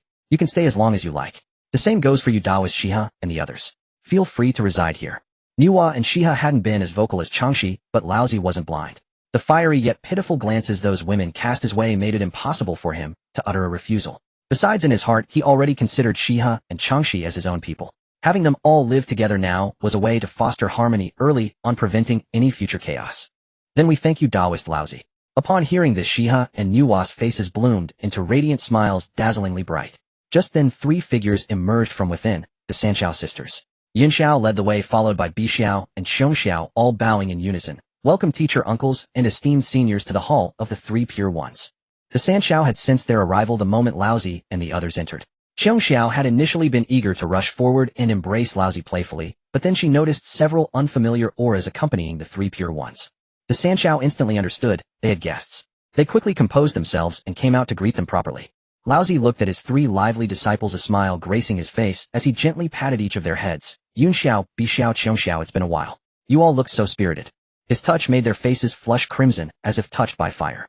Qiangxiao's ears burned so hot she quickly lowered her head, scurried off to brew tea, and led everyone inside the hall. Teacher, uncles, and esteemed seniors, please have some tea. The Sanxiao deftly prepared the enlightenment tea, served it to Niwa, and the others then retreated behind Laozi, their faces still flushed, scarcely daring to breathe.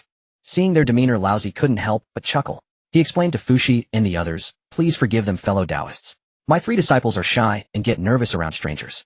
If they seem discourteous, I ask for your understanding. Fuxi and the others wouldn't take offense at such a minor matter. As top-tier primordial great beings, they wouldn't quibble with. Moreover, everyone present shared a deep bond with Laozi, and none had taken on disciples yet, so the atmosphere was hard. The Sanxiao's little commotion didn't irritate Laozi. Instead, he found it quite amusing. Friend, your cave dwelling is truly magnificent. Even the Zixiao Palace of teacher Hongjun might not match this splendor.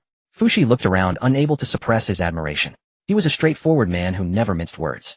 Even if his words bordered on disrespecting a sage, he spoke them anyway. Inferior was inferior regardless of cultivation level. You flatter me, Taoist Fuxi. Laozi waved his hand. While teacher Zixiao Palace may not be as lavishly appointed as my Hall of the Three Pure Ones, it is rooted deep within the chaos. He can easily harvest resources and Tao rhythms from the chaos. In that regard, I am no match for him. Laozi spoke the truth.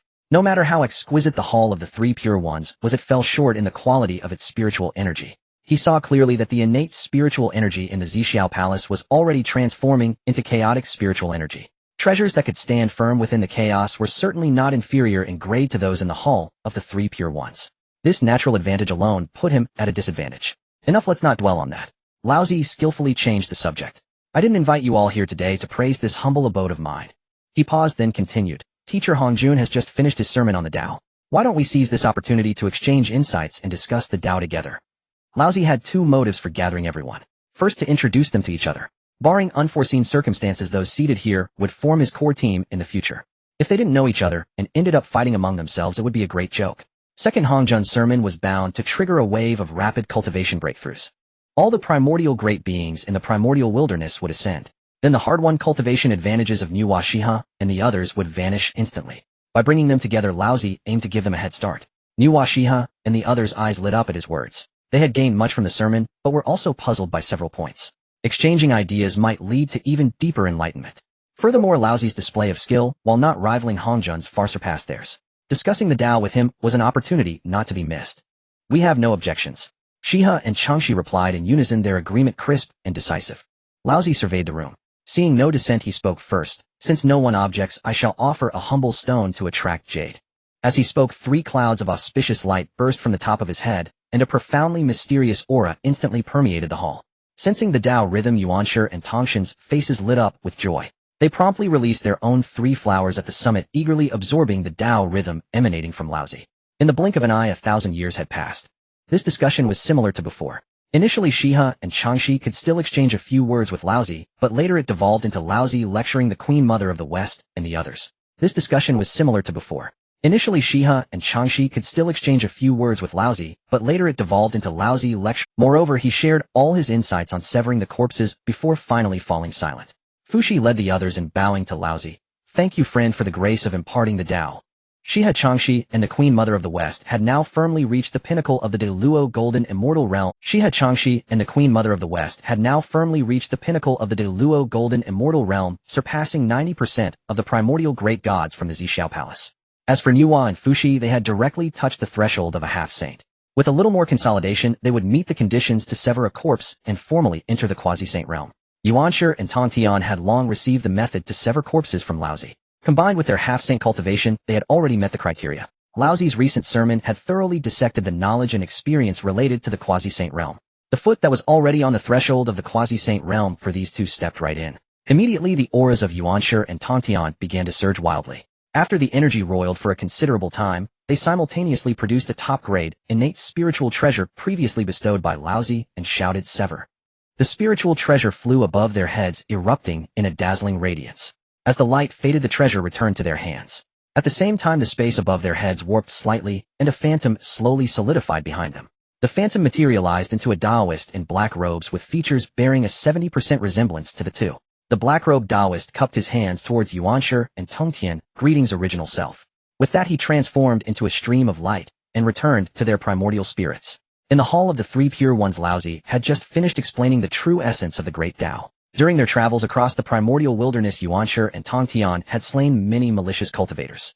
Thus, they naturally severed their evil corpse this time. The moment they severed their evil corpse, their auras surged dramatically, not just in quantity, but also gaining a heavy oppressive pressure. After all, the quasi-saint realm bore the character saint, making it vastly different from the Deluo Golden Immortal Realm. Thank you, elder brother, for the grace of your sermon. Yuanshi and Tongtian bowed together. They knew well that their swift breakthrough to the quasi-saint threshold was entirely due to Laozi's recent teachings. They had one foot in the door of the quasi-saint realm, but that final bottleneck had been insurmountable. Without Laozi's guidance, they would have had to endure at least tens of thousands more years of arduous cultivation. Laozi walked over to them and helped them up. Second brother, third brother, is this necessary between us? Yuanshi and Tongtian didn't protest and rose with his assistance. Indeed, there was no need for such formalities between brothers. Taoist Laozi, we shall take our leave now. Shiha, Changshi, and the others rose to depart. They had felt a hint of pride upon breaking through to the peak of the Deluo Golden Immortal Realm and had intended to stay longer at Mount Kunlun to exchange Tao insights with Laozi. But right before their eyes, Yuanshi and Tongtian had broken through to the quasi-saint realm. The unintentional pressure they exuded made it starkly clear they probably couldn't last 10 moves against Yuanshi and Tongtian. This was a rude awakening. In another Kulpa, Hongjun would disseminate the 3 corpses method, and all the primordial great beings in the primordial wilderness would break through to quasi-saint, ushering in the era of quasi-saints. Their current cultivation advantage would soon vanish, leaving them as common as everyone else. If they relaxed now, other primordial great beings would catch up. Wouldn't that waste all of Laozi's efforts in teaching them and boosting their cultivation? So after a quick discussion, they decided to return to their respective Taoist grounds for intensive cultivation, only coming back to Mount Kunlun to see Laozi after breaking through to Quasi-Saint. Laozi nodded. Since you have made up your minds, fellow Taoists, I will not keep you.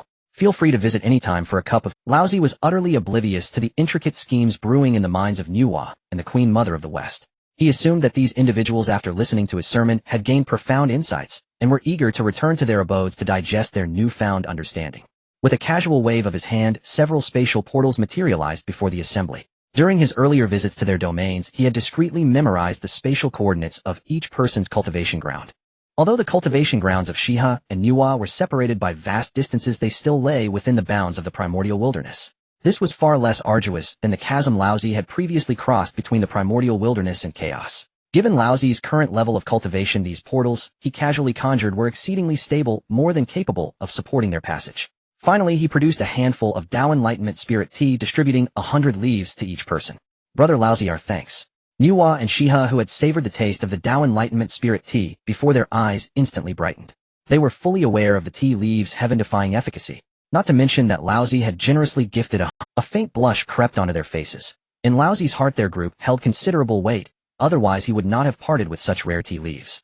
Fellow cultivators, take care. Although Laozi felt that Shiha and the others departed somewhat hastily after receiving the tea, he still offered them a polite farewell. As Shiha and Changshi stepped through the portals, the beams of light dissipated into the air. Elder brother, we too shall also return to seclusion. After Fushi and the others departed, Yuanshi and Tongtian also bade Laozi farewell and returned to their own cultivation grounds. Although they had just crossed the threshold of the quasi-sage realm, having recently broken through, they still needed to consolidate their foundations through meditation. Teacher, why have you been away for so long again? Xiao has already reached the peak of the Tai Golden Immortal stage. As soon as the crowd around Laozi dispersed, Xiao rushed over and embraced him, acting spoiled. This remark caused Laozi's face to flush with embarrassment. Ever since he had brought the three Xiaos back to the Taiqing Hall, he had essentially left them to their own devices. Just as Xiao said the last time they met, she was at the mid-stage of Tai Golden Immortal. In the blink of an eye, she had reached the peak. Teacher knows Xiao has been diligent. It is all teacher's fault. What does Xiao desire? Teacher shall compensate you. Laozi reached out and gently stroked Qiangxiu's head. Xiao doesn't particularly want anything. Xiao knows teacher is always preoccupied with great matters. She only hopes that teacher can spend more time with us in the future to see us more often. This time Qiangxiu's answer completely caught Laozi off guard. Laozi remained silent for a long while, utterly at a loss for words. After all, for other master-disciple pairs, meeting daily was the most ordinary thing. That Xiao would use Laozi's promise to make such a request weighed heavily on his heart. Over the years, how many hardships had these three girls endured? What surprised him most was that it was Xiao who said this. The very girl who had once given him daily headaches with her carefree and boisterous nature. Laozi felt both gratified and guilty. Gratified that Xiao, the little girl who used to cling to him, had finally matured and grown much more composed. Guilty that her growth into the person she was now had little to do with him. Aside from the initial period after taking them as disciples, when Laozi had indeed spent time with the three Xiaos teaching them cultivation. But afterward, most of his time was devoted to his own plans. While this had allowed Laozi's cultivation to soar to a level second only to Hongjuan, it had caused him to completely overlook the feelings of the three girls. After all, the three Xiaos were not like Laozi and the other primordial beings who considered it normal not to meet for tens of thousands, or even hundreds of thousands of years. Xiao and also Yun Xiao and Bi Xiao. With that thought, Laozi gathered the three Xiaos into his embrace and said, "In the past, teacher neglected you. It will not happen again." The three Xiaos blushed deeply at his embrace. Xiao softly murmured, "NM," a mix of joy and shyness before turning and fleeing back to her palace. Laozi watched their retreating figures and smiled. These three girls still the same as ever. With no one around, he downed the Tao Enlightenment tea in one gulp. "Oh well, since everyone has left, I might as well go into seclusion for a while." With that, Laozi stood up and headed toward the Taiqing Hall. Upon entering the Taiqing Hall, Laozi's figure vanished, directly entering his cultivation ground space. He chose this place because the time flow within was 1 yuan hui to 1 year. At his current realm, breaking through his cultivation required an immense amount of time. Seated in the merit hall of the cultivation ground, a fragment materialized in his hand. The fragment was saturated with the aura of laws. This was a fragment of the Creation Jade Disc, a reward from the system mission. So this is a fragment of the Creation Jade Disc. Laozi stared at the object in his hand, thinking, even a single piece possesses such astonishing Tao resonance. I dare not imagine how terrifying the complete Creation Jade Disc must be. As soon as the fragment was taken out, Laozi felt himself enveloped by a heaven-defying aura of laws and Tao resonance. With just a slight comprehension of this resonance, his primordial spirit at the Hunyuan Golden Immortal level began to slowly elevate. The Tao resonance swirled around him, and Laozi, without having truly comprehended even a fraction of the fragment's content, was already rendered speechless with astonishment. And this was merely the fluctuation of a single small fragment. How terrifying would the complete creation jade disc be? It was a supreme treasure of enlightenment that inscribed the 3,000 great Taos. The mere thought was mind-boggling. Just this small fragment in Laozi's hand had a value that far surpassed ordinary innate supreme treasures. If he were to trade this fragment with Hongjun, it might even incur a karmic debt from him. Hongjun also possessed fragments of the creation jade disc, and his piece was the main body capable of sensing the whereabouts of other fragments. Ever since Hongjun had emerged into the world, he had collected nearly all the fragments that could be found within the primordial wilderness. The fragment in Laozi's hand was likely the last piece that Hongjun was missing. The allure this object held for Hongjun was beyond words. Without further hesitation, Laozi directly extended his primordial spirit into the fragment, beginning his comprehension. The moment he entered, his primordial spirit felt as if it had been cast into the very depths of the law's origin. The rules of the great Tao, which were almost imperceptible in daily life, were now laid out clearly before him. With each passing moment, Laozi's understanding of the laws surged wildly. Even his primordial spirit realm at the Hunyuan Golden Immortal level began to skyrocket, a level where even the slightest improvement would normally require tens of thousands of years of arduous cultivation. Consider the heavenly saints of the primordial wilderness, even after attaining sainthood, and using the Hongmeng purple chi to dive into the river of heavenly Tao to comprehend the laws. Their cultivation speed was little faster than a snail's crawl. Sometimes after an entire kalpa had passed, they would barely have advanced by a single minor realm. That Taiqing Laozi later became so powerful was because he enjoyed the combined karmic fortune of both the Xin sect and the human race. Otherwise it would have been impossible for him to push his cultivation to a level approaching that of Hongjun before his union with the Tao.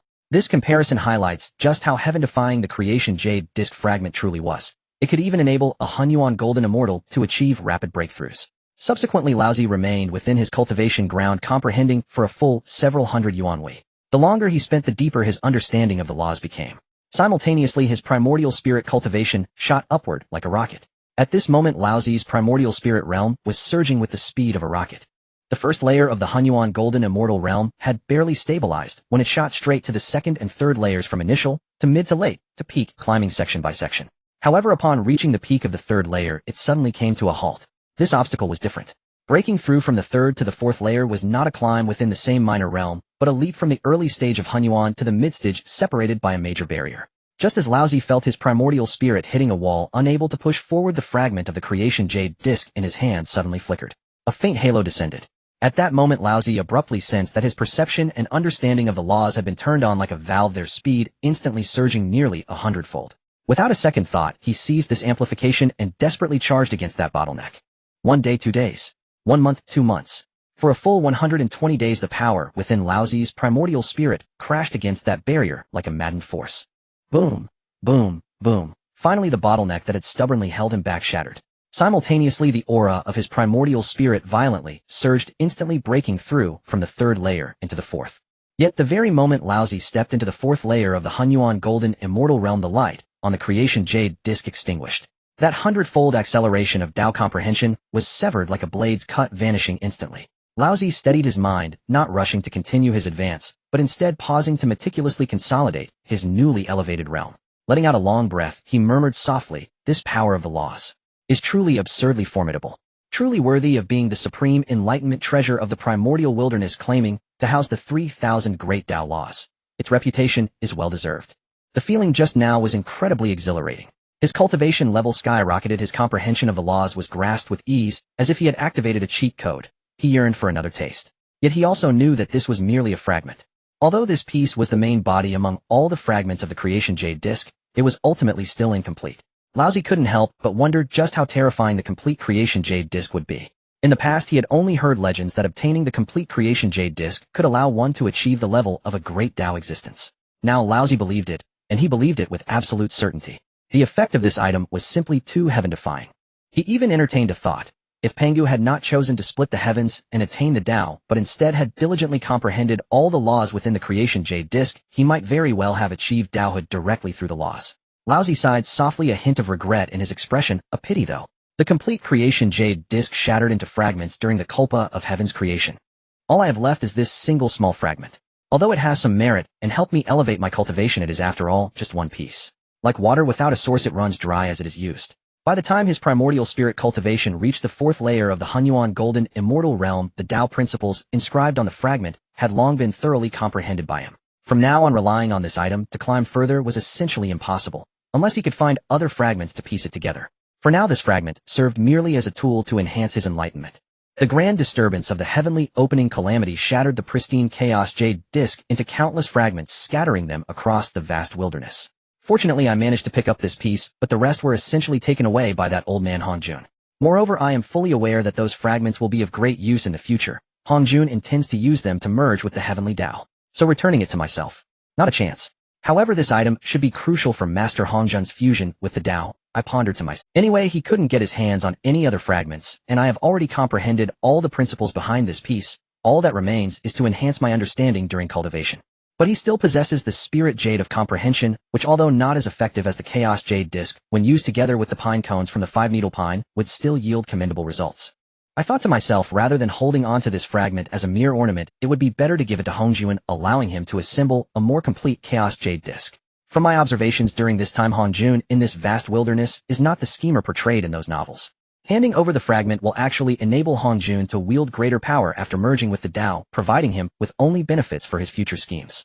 I settled my mind, sensing my own condition, and a satisfied expression appeared on my face. Tisk, this soul of the fourth layer of the Primordial Chaos Great Luo Golden Immortal is far superior to that of the first layer.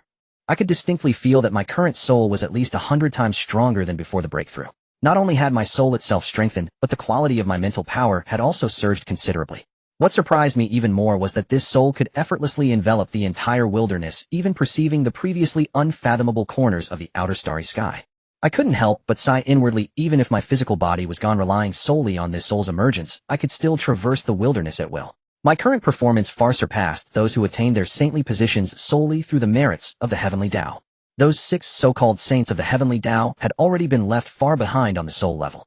Of course, I didn't take this too seriously. After all, this breakthrough of the soul was indeed somewhat outrageous, directly leaping from the first layer of primordial to the fourth layer in one go.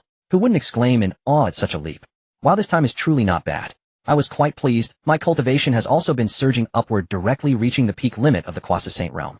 I lowered my head to feel the changes within my body, discovering that while comprehending that fragment of the Chaos Jade Disc, my cultivation had also risen remarkably. Now I stood at the pinnacle of the Quasi-Saint realm, and unless I could break through to the primordial Great Luo Golden Immortal, there was no further place to ascend. This realm, to put it plainly, is like having one foot in the door of the primordial realm, significantly stronger than an ordinary Quasi-Saint, yet still a step away from truly becoming a primordial Great Luo Golden Immortal. The only headache for me was the bottleneck before me. It's too rigid. Ridiculously rigid. According to the teachings left by Pangu, to break through this barrier, there's only one method. Accumulate enough magical power from 12 calamities, and then rush through in one go. Just thinking about this made me frown. I'm not one of those chaotic demonic gods who can spend thousands or tens of thousands of years accumulating magical power. If I were to simply wait for 12 calamities to pass, the food would be long gone, and probably even the taste would be gone. Even with the help of that extraordinary time flow in the dojo space, it would still take over 100 yuan meetings in the outside world. By that time, the likes of Yuanshi and Tongtian would probably have long since become saints. The hard-earned cultivation advantage I maintained for so long would turn into a joke. Not to mention, I would definitely miss the next 2 lectures at the Purple Cloud Palace. Alright, relying solely on staying at home and closed-door cultivation isn't going to work. I quickly formulated a plan in my mind. I need to go out and see if I can encounter any opportunities. My advancement to this point was due to one opportunity after another. If I had only cultivated steadily and methodically, I would have barely reached the peak of the Great Luo Golden Immortal. Where would I acquire such formidable abilities now? After making up my mind, I stabilized my cultivation and then exited the dojo space. Upon emerging, I found that Yuanshi, Tongtian, and the other 3 were all in closed-door cultivation. I spent over 100 yuan meetings in the dojo space, but the time flow in that place is exceptionally bizarre. Only 100 days had passed in the outside world. Yes, you read that right, only 100 days. While Yuanshi and the others had just begun their closed-door cultivation, I had already completed mine. Students, don't blame your teacher. This time, it's really not my fault. I left a mark of my soul in the void before the Sanqing Hall, indicating my whereabouts, and then turned to leave. After departing from the Sanqing Hall, I pondered, where should I wander this time? The wilderness is so vast, what places have I not yet visited? Suddenly I recalled something. I actually hadn't visited the undying volcano to see Yuanfeng all this time. Upon this thought, I no longer delayed, transforming into a streak of light and heading straight for the southern region of the wilderness. Although with my newly achieved breakthrough, I no longer needed to rely solely on flight for travel as before. However, the key issue was that I was unclear about the exact location of the Phoenix Clan's undying volcano. Even if I wanted to use spatial laws to take a shortcut, it wouldn't be feasible. The Phoenix feather that Yuan Feng had given me could indicate the direction, but it could only sense a rough location. Nevertheless, this was quite good. Although spatial laws save time, they would cause me to miss the magnificent scenery of the wilderness along the way. I traveled while appreciating the scenery, taking nearly 1,000 years to finally enter the territory of the southern region. The innate spiritual energy and the quality of spiritual materials in the southern region are no less than those in the eastern region. Furthermore, compared to the eastern region, this place has even more stunning peaks and landscapes for enjoyment. The only difference is that the innate spiritual energy floating in the air here is not as pure as in other parts of the wilderness. Instead, it carries a hint of faint fiery energy. However, for cultivators specializing in fire, this place is simply a natural treasure trove for cultivation. I suspect that the source of the fiery attribute in the spiritual energy mostly comes from that undying volcano. After roughly observing my surroundings, I continued flying towards the volcano. When I arrived at the outer mountain range of the undying volcano, I realized that the environment here was far more perilous than in the eastern region. The ground and the underground veins were marked everywhere by the traces left after being corroded by lava, as if they had been repeatedly washed by molten rock. Various spiritual plants were covered with thick volcanic ash, rendering the landscape a dull gray. Along the way, I even encountered several Phoenix Clan cultivators who were desperately trying to extinguish a volcano. No wonder Yuan Feng swore to defend the undying volcano, and the heavenly Tao would bestow so many merits. Turns out the situation here has become this dire. I couldn't help but sigh inwardly. I noticed that not only was the environmental gap enormous, but even the concentration of innate spiritual energy and the heavenly materials and earthly treasures born in this area were far scarcer than in other places. If the outer mountain range is this dangerous, wouldn't the core area of the undying volcano be terrifying? This place experiences constant volcanic eruptions, and the sky is filled with volcanic ash, making it impossible to even see the sun. Day and night are indistinguishable. One must rely on their senses to endure. Staying in such a dreadful place for an extended period can truly torment a cultivator's spirit. Fortunately, the Phoenix Clan members are all descendants of the volcano and have long since adapted to this heat. Not only that, but this place is essentially a cultivation paradise for them, as inhaling the rich fire-attributed spiritual energy is quite delightful. Thus, the Phoenix Clan can steadfastly defend this place, keeping the lava stable and maintaining the geological and climatic balance in the southern part of the wilderness. Yet even so, their situation isn't that great. Too many people died during the previous calamity, causing severe damage to their vitality. Additionally, the volcano erupts sporadically, and since the Phoenix Clan is entirely composed of females, they simply lack the time and energy to recover. Who is this friend? Oh no, this volcano is about to erupt again. You should leave quickly. A Phoenix Clan cultivator who was desperately suppressing the lava shouted at me. I didn't hide at all when I approached, so I was immediately spotted. Don't worry, I replied casually, and upon seeing the volcano about to explode, I raised my hand and suppressed it. Phew. Thank you for your assistance, Senior. What brings you to the undying volcano? The Phoenix cultivator quickly bowed after seeing that I stabilized the volcano beneath her. My action not only spared her from being burned by the lava, but also completely calmed the entire volcano down, saving her a lot of effort. No need to be polite. I am Taiqing Laozi, and I have come to the undying volcano at the invitation of your clan leader Yuan Feng. I helped her up and took out the token that Yuan Feng had given me. Oh, it's Taiqing, Senior. As soon as the Phoenix cultivator saw the token, the coldness on her face vanished, instantly turning into a panicked expression as she introduced herself. I am Feng Yao, the granddaughter of the Grand Elder of the Phoenix Clan. Feng Yao has always remembered the kindness you have shown to our clan, she continued. I never expected Taiqing Senior to... Feng Yao secretly thought to herself. She had heard countless times from Yuan Feng and her Grand Elder about the great kindness that I had shown to the Phoenix Clan. Feng Yao had long been contemplating what kind of person this senior was. Upon seeing me today, my handsome and dashing appearance coupled with my earlier action of protecting her instantly transformed her respect into a fondness. Oh no, why is my heart racing so fast? The clan leader has said that this is the feeling of being enamored, right? Did I embarrass myself in front of him just now? Feng Yao's mind was swirling with chaotic thoughts. Once her imagination took flight, she couldn't rein it back in even envisioning what name they would give their future child. Ahem, Feng Yao, shall we return to the Phoenix Clan first? I said, looking at the clearly distracted girl before me. From Feng Yao's earlier demeanor, I had assumed she was a rather composed girl. Who would have guessed that as soon as I revealed my identity, she changed completely? I estimated that if I hadn't spoken up to remind her, she would have been lost in thought for quite a while. I apologize, Taiqing Senior, I lost my composure. I will take you to the ancestral grounds of the Phoenix Clan right away. Feng Yao was pulled back to reality by a single word from the elder, her face immediately turning a deep shade of red. Inside she was in turmoil, lamenting, It's over. How could I reveal such an embarrassing side in front of a senior? My feelings haven't even begun, and now they're doomed to fail. Whoa. A thick air of despair emanated from her. It can't be, can it? The elder found it somewhat amusing watching this dreamer with a look of utter disinterest. But there was no choice, the undying volcano was too vast, so he had to coax this guide for now. Without her guidance, he would have to expend considerable effort to find the ancestral land of the Feng clan. Could the adorable and kind Feng Yao Daoist please take me to your Feng clan's ancestral land? The elder approached Feng Yao and gently patted her head.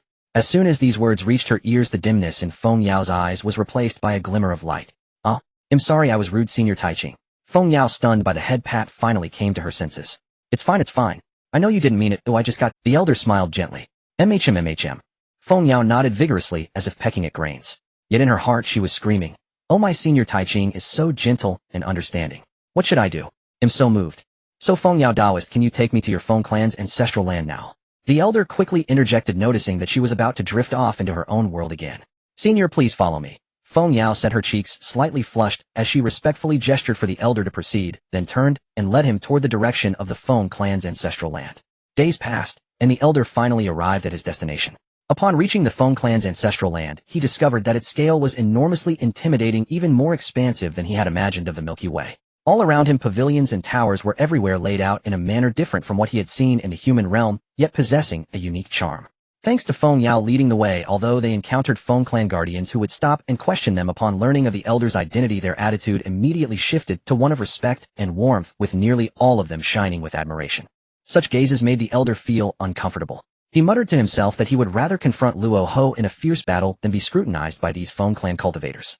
Continuing deeper into the ancestral land with Feng Yao, the elder noticed many members of the Feng clan along the way. Each Feng clan cultivator emanated a blazing aura, as if a volcano was about to erupt. What shocked him the most was that, regardless of whether they were encountered on the road or within the ancestral land, every single one was a beautiful young woman. The elder continued his journey, and even upon entering the depths of the ancestral land, he did not see a single man. This left him utterly perplexed. Logically, even if the Feng clan had lost all their males during the calamity after such a long time, there should have been a new generation of boys born, right? He simply voiced his confusion. Upon hearing this question, Feng Yao's face flushed, and she lowered her head, stammering for a long time before quietly explaining. She said that their Feng clan was inherently fire attribute beings, so there should have been more males. However, at the time of their birth, the undying volcano had just experienced a massive eruption with torrents of fiery spiritual energy surging forth. The violent spiritual energy rushed into the first generation of the Feng clan, reversing their attributes. The result was that even though they were still fire attribute beings, they could no longer give birth to male offspring. During the great battles of the Primordial era, most members of the Feng clan disguised themselves as male cultivators wandering the world. Now that they no longer needed to disguise themselves, they naturally returned to their original appearances. The elder was stunned after hearing all of this. So it meant that all those who fought fiercely with the Dragon clan and the Qilin clan were actually this group of delicate young women. If those self-proclaimed invincible Dragon clan and Qilin clan were to discover that their opponents whom they fought tooth and nail against were merely a bunch of beautiful girls, would they feel so embarrassed that they would want to find a hole to hide in? If those self-proclaimed invincible Dragon clan and Qilin clan were to discover that their opponents whom they fought tooth and nail against were merely a bunch of beautiful girls, would they feel so embarrassed? The elder had finally seen through the nature of this group of girls from the Feng clan. In any case, the Feng clan was basically within his sphere of influence now. Compared to a bunch of rough men, these lovely young women were much more to his liking. After all, they didn't need to charge into battle. Just watching them was enough to feel at ease. The elder finally understood why these Feng clan cultivators gazed at him with such fiery eyes upon hearing his identity. Feng Yao had long said that after the calamity of the dragon, Han Yuan Feng had spread the word throughout the clan, saying that the elder had once done an immense favor for the Feng clan. These words had been repeated countless times among the Feng clan, ingrained deeply in their bones. Now upon seeing the elder in person, they found that this sage of Taiqing was not only gentle in temperament, but also astonishingly handsome, exactly the kind of person they had only dreamed of. At this moment, those female cultivators who had been single for thousands of yuan meetings, even having endured an entire calamity, could no longer maintain their composure. They all went crazy. Senior Taiqing, I will stop here, Feng Yao said, halting before an imposing hall. Ahead is the residence of the clan leader. Unless it's a major event, we cannot enter. Feng Yao did not wish to part ways, but there was a rule set by Yuan Feng. Unless the Feng clan faced a catastrophic event, no one was allowed to step into her chamber. Of course, there was one exception in that rule, him. All right, thank you for your hard work, the elder said, smiling as he casually took out a Huang Zhongli and placed it in Feng Yao's hand. He had already noticed that this girl's primordial spirit had touched the threshold of the great Luo Golden Immortal, but had been held back by a lifetime of karma, unable to break through. The elder had a good impression of this dreamer, so he decided to gift her a Huang Zhongli to help her break through this barrier. Thank you, Senior Taiqing. Feng Yao was momentarily stunned before her expression brightened, and she carefully tucked the fruit away. Her mind began to wander into those fantastical images. Senior gave me this. Could it be a token of love? The elder noticed her lost in thought, and silently sighed, swallowing the words that were on the tip of his tongue. Forget it, he couldn't bear to shatter the girl's fantasies. The elder shook his head, no longer paying attention to her, and walked toward the grand hall. This was the core of the Feng clan's ancestral land, so there was nothing to worry about. As he stepped into Yuan Feng's palace, the elder scanned the surroundings. There weren't many items in the hall. It couldn't be called luxurious, especially compared to his own treasure-filled dojo. Yet there was an indescribable warmth about this place, like home. The elder looked around, and his gaze locked onto a specific direction. There emanated an aura of Hunyuan from that direction. Apart from Yuan Feng herself, who else in the Feng clan could reach Hunyuan? Moreover, this was originally Yuan Feng's territory. He also noticed 2 auras of Tai golden immortals nearby, but he didn't take them seriously. Most likely they were maidservants attending to Yuan Feng. However, as he stepped into this palace, the elder furrowed his brow. The temperature here was many times higher than outside, with a rich layer of fire attribute enveloping even the spiritual energy. Having too many attributes in the spiritual energy was not a good thing. Unless the cultivator had a fire attribute physique, otherwise to absorb this kind of spiritual energy one would first need to filter out that layer of fire attribute. But after filtering the remaining energy would be minimal, leading to an absurdly slow cultivation speed. Moreover, if a spiritual item absorbed this kind of spiritual energy, it would likely catch fire. The elder quickly walked deeper into the hall. Soon a large room came into view. In the hall stood a table with 2 stools. One stool was empty while the other had a breathtakingly beautiful woman sitting on it. She was waiting for him. This woman was of course Yuan Feng, whom he hadn't seen since the Dragon Han calamity. Yet the Yuan Feng before him was completely different from the decisive warrior he had known on the battlefield. At that time, she was vibrant and brimming with combat spirit. Now, she carried an unmistakable femininity. The way she looked at him was tender, reminiscent of an older sister next door from his childhood. She wore a long robe of fiery red, perfectly accentuating her feminine curves, both charming and captivating. A thought suddenly popped into the elder's mind. This appearance was exactly like the image he had secretly envisioned of a goddess in his dreams during childhood. Long time no see, the elder said. Before coming he had rehearsed a lot in his mind, but upon seeing her all that remained were these 4 words.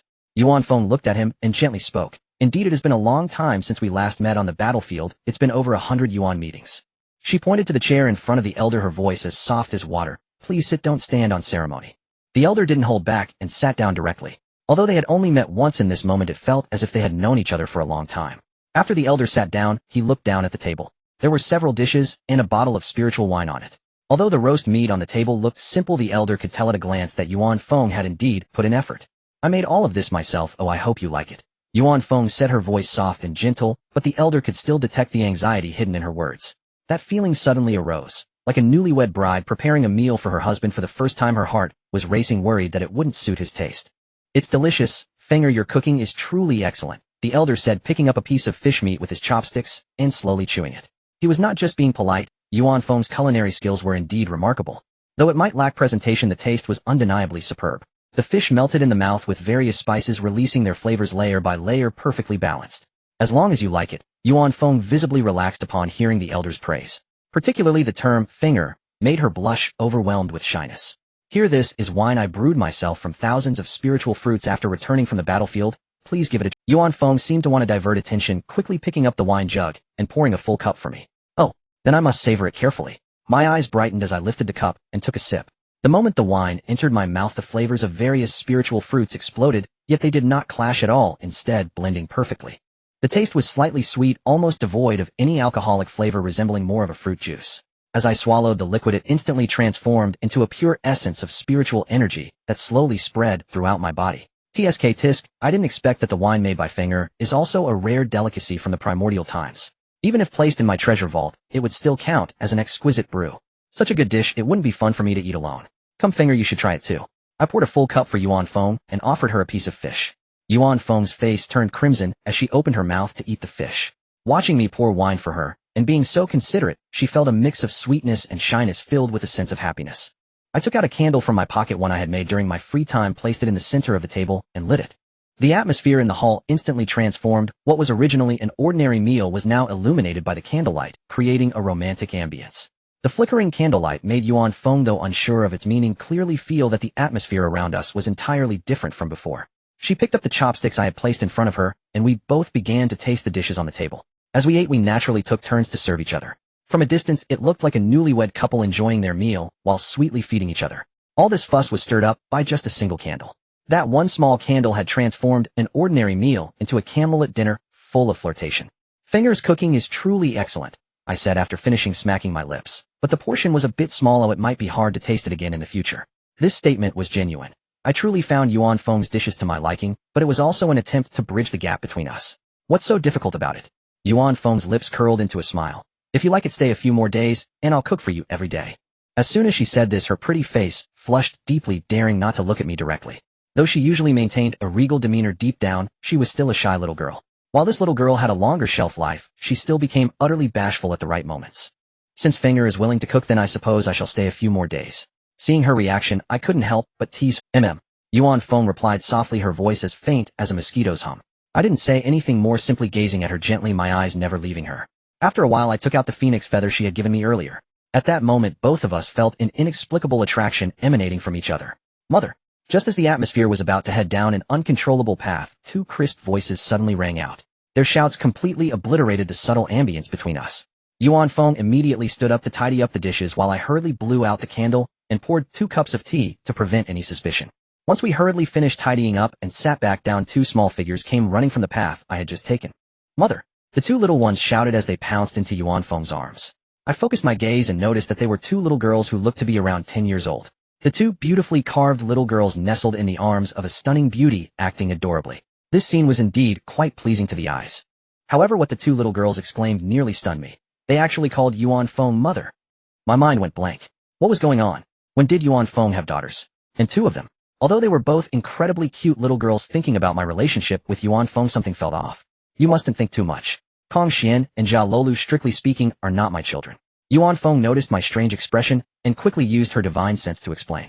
Years ago, after I finished the battle and returned to the ancestral land of the Feng clan, I unintentionally comprehended the duality of yin and yang and the 5 elements. These energies took form by themselves, resulting in Kong Xian and Jia Lolu. They are not my biological children. Yuan Feng did not want me to misunderstand her actions. After all, she was, oh, so that's how it is. After listening to her explanation, my mind began to clear up. In past life novels, it was indeed written that when Yuan Feng returned to the ancestral land of the Feng clan, she landed on a phoenix tree, absorbed the duality of yin and yang, and then gave birth to Kong Xian and a rock. So the 2 energies I felt earlier must be these 2 girls. Don't worry, I trust you. I quickly sent a reply. Although I knew the origins of these 2 girls, I certainly wouldn't elaborate. We could just consider it a misunderstanding. Yuan Feng, unaware that I understood the situation, felt that I was unconditionally trusting her. At that moment, her heart warmed, filled with a sense of being trusted. Yet I still found Yuan Feng's gaze toward those 2 little girls a bit strange. Because I knew that these 2 little girls would eventually make quite a name for themselves. First, let's talk about the rock. Later, she joined the Tongtian sect and became a cloud fairy. After the destruction of the Tongtian sect, she vanished, only resurfacing during the journey to the West Calamity. She even attacked the Spirit Mountain directly. In the end, she was captured by the Buddha, who transformed the Hu into Buddha. Just this rock alone was impressive. Her brother Kong Xian was even more remarkable. During the Fengshan Calamity, Kong Xian defeated countless cultivators from the Chanjiao and Western teachings. In the end, even the revered Zhuan Ti had to step in personally, but he was still imprisoned in the 5-element space. While he was eventually captured easily by Zhuan Ti, it still proved his formidable strength. Not to mention that in the journey to the west, Kong Xian even swallowed the most powerful Buddha, the Tathagata, into it. Even the Tathagata had to call him dear uncle. In Yuan Feng's arms, the 2 little girls were soft and cuddly, looking nothing like strong figures. You must be the esteemed Taiqing, right? I apologize for my earlier rudeness, Jia, and I have heard Sister Feng. Kong Xian suddenly realized, her little face blushing furiously as she hurriedly pulled the still dazed Jia Lolu from Yuan Feng's embrace and stood in front of me. Oh no, the way we were just acting all spoiled was seen by the esteemed one. How embarrassing. The 2 little girls pretended to remain calm on the surface, but inside they were nearly crying. Watching this scene unfold, I couldn't help but sigh. Why does it feel like the style of this Feng clan has gone askew? Because Kong Xian's expression was indeed carved from the same mold as Feng Yao's earlier. It seemed these little girls were quite, but this resemblance was uncanny. Even when they got nervous, they looked identical. I saw everything earlier. Kong Xian and Jia Lolu are both very adorable. I stepped forward and gently patted the heads of the 2 little girls. Oh no, I was indeed seeing. However, the esteemed one said we were cute and his hand was so gentle. The 2 little girls felt a mix of panic and sweetness in their hearts. The compliment from the esteemed one felt like public execution. They nearly cried on the spot. Only upon hearing me say they were cute did they finally breathe a sigh of relief. But as soon as the hand was placed on their heads, they began to blush uncontrollably again. Alright, how old are we now, still teasing little kids? Yuan Feng could no longer stand it, and pulled Kong Xian and Jia Lolu back to her side. Although she claimed to be worried about me teasing them further, only she knew her true intentions. I had never been this close to him, yet you two little girls got to take the lead. Having been pulled away, Kong Xian and Jia Lolu felt somewhat reluctant to leave my side, gazing at Yuan Feng with a hint of grievance. I sat nearby watching the interaction between this mother and her daughters, nearly bursting into laughter. This was truly a scene of maternal kindness and filial piety. Alright, today I came to find your mother to discuss serious matters. Seeing that the atmosphere was not quite right, I quickly spoke up, prompting Yuan Feng and the girls to stop their glaring at each other. Esteemed one, mother will be taking our leave first. Kong Xian took Jia Lolu's hand. Although they both wanted to linger a little longer, they understood that I had serious matters to discuss with Yuan Feng, so they turned and left, returning to their residence. Once they left, only Yuan Feng and I remained in the hall. Yuan Feng sighed a little embarrassed and said, I apologize, esteemed one, those two haven't seen me in a long time and inevitably lost their composure just now. I waved my hand, smiling. It's no trouble at all. I actually find their personalities quite endearing. As long as the esteemed one doesn't mind, that's enough. Yuan Feng finally relaxed. She understood very well that although Kong Xian and Jia Lolu were not her biological children, they were born from the power she had manifested. Having endured together for so many years, she had long regarded them as her own daughters. She did not expect me to like these two girls too much. As long as I did not dislike or scorn them, that was enough. After all, if I had objections to them, it would be difficult for her to be caught in between. With that thought, Yuan Feng directly changed the topic. Esteemed one, did you come to find me for something important? Take her palace for instance. It is as hot as a steamer because it sits directly above the core of an immortal volcano. She has been relying on her Hunyuan level cultivation to draw some of the volcano's energy to her side, reducing the explosive force in other areas. Yet despite this, the Feng clan has sacrificed many lives for these volcanoes. Coupled with the burdens of karma, the entire clan has hardly regained any vitality. Now that I bring such good news, how could Yuan Feng not be excited? I didn't waste any more words, raising a finger and condensing a beam of white light that directly entered Yuan Feng's divine sense. Yuan Feng trusted that I would not harm her with no defenses at all and calmly accepted it. The moment she realized the scheme I was plotting, she froze, her mouth opening and closing repeatedly before finally exclaiming with admiration, this. Fellow Taoist, you truly have grand ambitions. Such profound calculations. I am completely convinced. Yuan Feng gazed at the formation diagram, utterly stunned. This was no ordinary plan. This fellow actually intends to channel the energy from the entire outer starry sky through the formation, transforming it into innate spiritual energy, and then feeding it back to the Honghuang continent. Moreover, this is just the beginning. Later on there will be something even more ruthless. Once cultivation is further boosted, he intends to expand the formation's range deep into the chaos. Even the energy from the chaos will be drawn and transformed into innate spiritual energy and forcefully elevate the level of the Honghuang world. Yuan Feng's heart was tumultuous. She knew all too well that if this plan succeeded, no, even if just the first step was successful, the merits bestowed by the heavenly Tao would be enough to shake the entire Honghuang. More importantly, although this plan sounded frightening, every step was feasible. I had already completed all the preparatory work. Now only the final step remains, setting up the formation. And I alone can handle this task. A wave of warmth suddenly surged in Yuan Feng's chest. She understood. I had completed all the preparations and deliberately left the final step for her. It wasn't that I couldn't do it, it was intentionally given to her. With the Feng clan participating, the clan members could also share in the merits, using them to wash away their burdens of karma. Even if they couldn't cleanse all the karma, washing away 70 to 80% would be no problem. For the Feng clan, this was already a tremendous grace. The days ahead would be much better. But Yuan Feng was not foolish, as she did not believe that I was acting out of pure kindness. She thought about what the Feng clan could offer now, and her face instantly turned red. For someone like Yuan Feng who dreamed of gaining merits, what I was offering was not merely merits. It was the lives of the Feng clan. Moreover, the merits shared by the Feng clan could easily pile up to form a peak power at the Croissant level. Why would I give such merits to the Feng clan for free? Just to help the Feng clan. Yuan Feng did not believe it. She had sensed it before my cultivation was already close to catching up with hers. Moreover, she could not see through my divine sense realm at all, only perceiving a mysterious aura. For those of their level, numbers no longer held significance. Thus Yuan Feng really couldn't comprehend what was so valuable about the Feng clan besides herself that would make me invest. This girl, perhaps she was thinking too much. I watched Yuan Feng's coy expression and felt a bit puzzled. But it was not surprising for her to overthink things. Yuan Feng solemnly spoke, I represent the Feng clan, and thank you, my lord. From now on, the Feng clan shall obey your every command. Anyone could see that her attitude was completely different from before. Her address for me had changed from fellow Taoist to my lord. This was the first time Yuan Feng had called me that. If before Yuan Feng entrusted herself to me with some distance and testing, then now her words were a complete heartfelt acknowledgement. However, my lord, I have a question that I am unsure whether I should ask. Yuan Feng hesitated for a moment before speaking. My dear, feel free to ask. I replied. My lord, could we not let the Dragon and Qilin clans get involved in this matter? I can guarantee that the Feng clan alone can. Yuan Feng spoke with a hint of nervousness. I shook my head. Yuan Feng, I cannot agree to that. You should be aware that the Dragon and Qilin clans like you are also my subordinates. I continued, I know there have been grievances among your 3 clans, but the calamity is past, and there is no reason for you to remain opposed. My tone became serious. I understood why Yuan Feng brought this up. On one hand, it was due to the enmity formed during the calamity. On the other, she hoped that the Feng clan could monopolize the merits. But as I said, the 3 innate clans are now under my command. If I were to follow Yuan Feng's wishes, the karma of the other 2 clans could not be cleansed. In the end, it would still damage my own strength. Therefore, I could not agree to Yuan Feng's request. Alright, I understand. Yuan Feng sighed, her tone tinged with helplessness. I walked to her side and lowered my voice enough. Yuan Feng, don't. I noticed that she seemed to have some inappropriate thoughts earlier. My lord, what are you going to do? Before Yuan Feng could react, I had already lifted her up by the waist. Her eyes widened, and her face instantly turned crimson. I carried her into the bedroom, and the door slammed shut. A few hours later, Yuan Feng fell into a deep sleep. That night, the 2 finally became true spouses. For the next 10,000 years, I resided in the Feng clan's ancestral land. Yuan Feng seemed determined to make up for all the time lost sticking by my side every day. The 3 little girls, Kong Xian Feng Yao and Jia Lu Luo, also gradually grew familiar with me. The most clingy was Jia Lu Luo, who had become my little tail, following me everywhere. Although Kong Xian and Feng Yao were not as exaggerated, they would come to me every few days to ask questions and circle around me incessantly. But good times always passed too quickly. In the blink of an eye, it was almost time for Hong Jun's second sermon. I prepared to leave the Feng clan.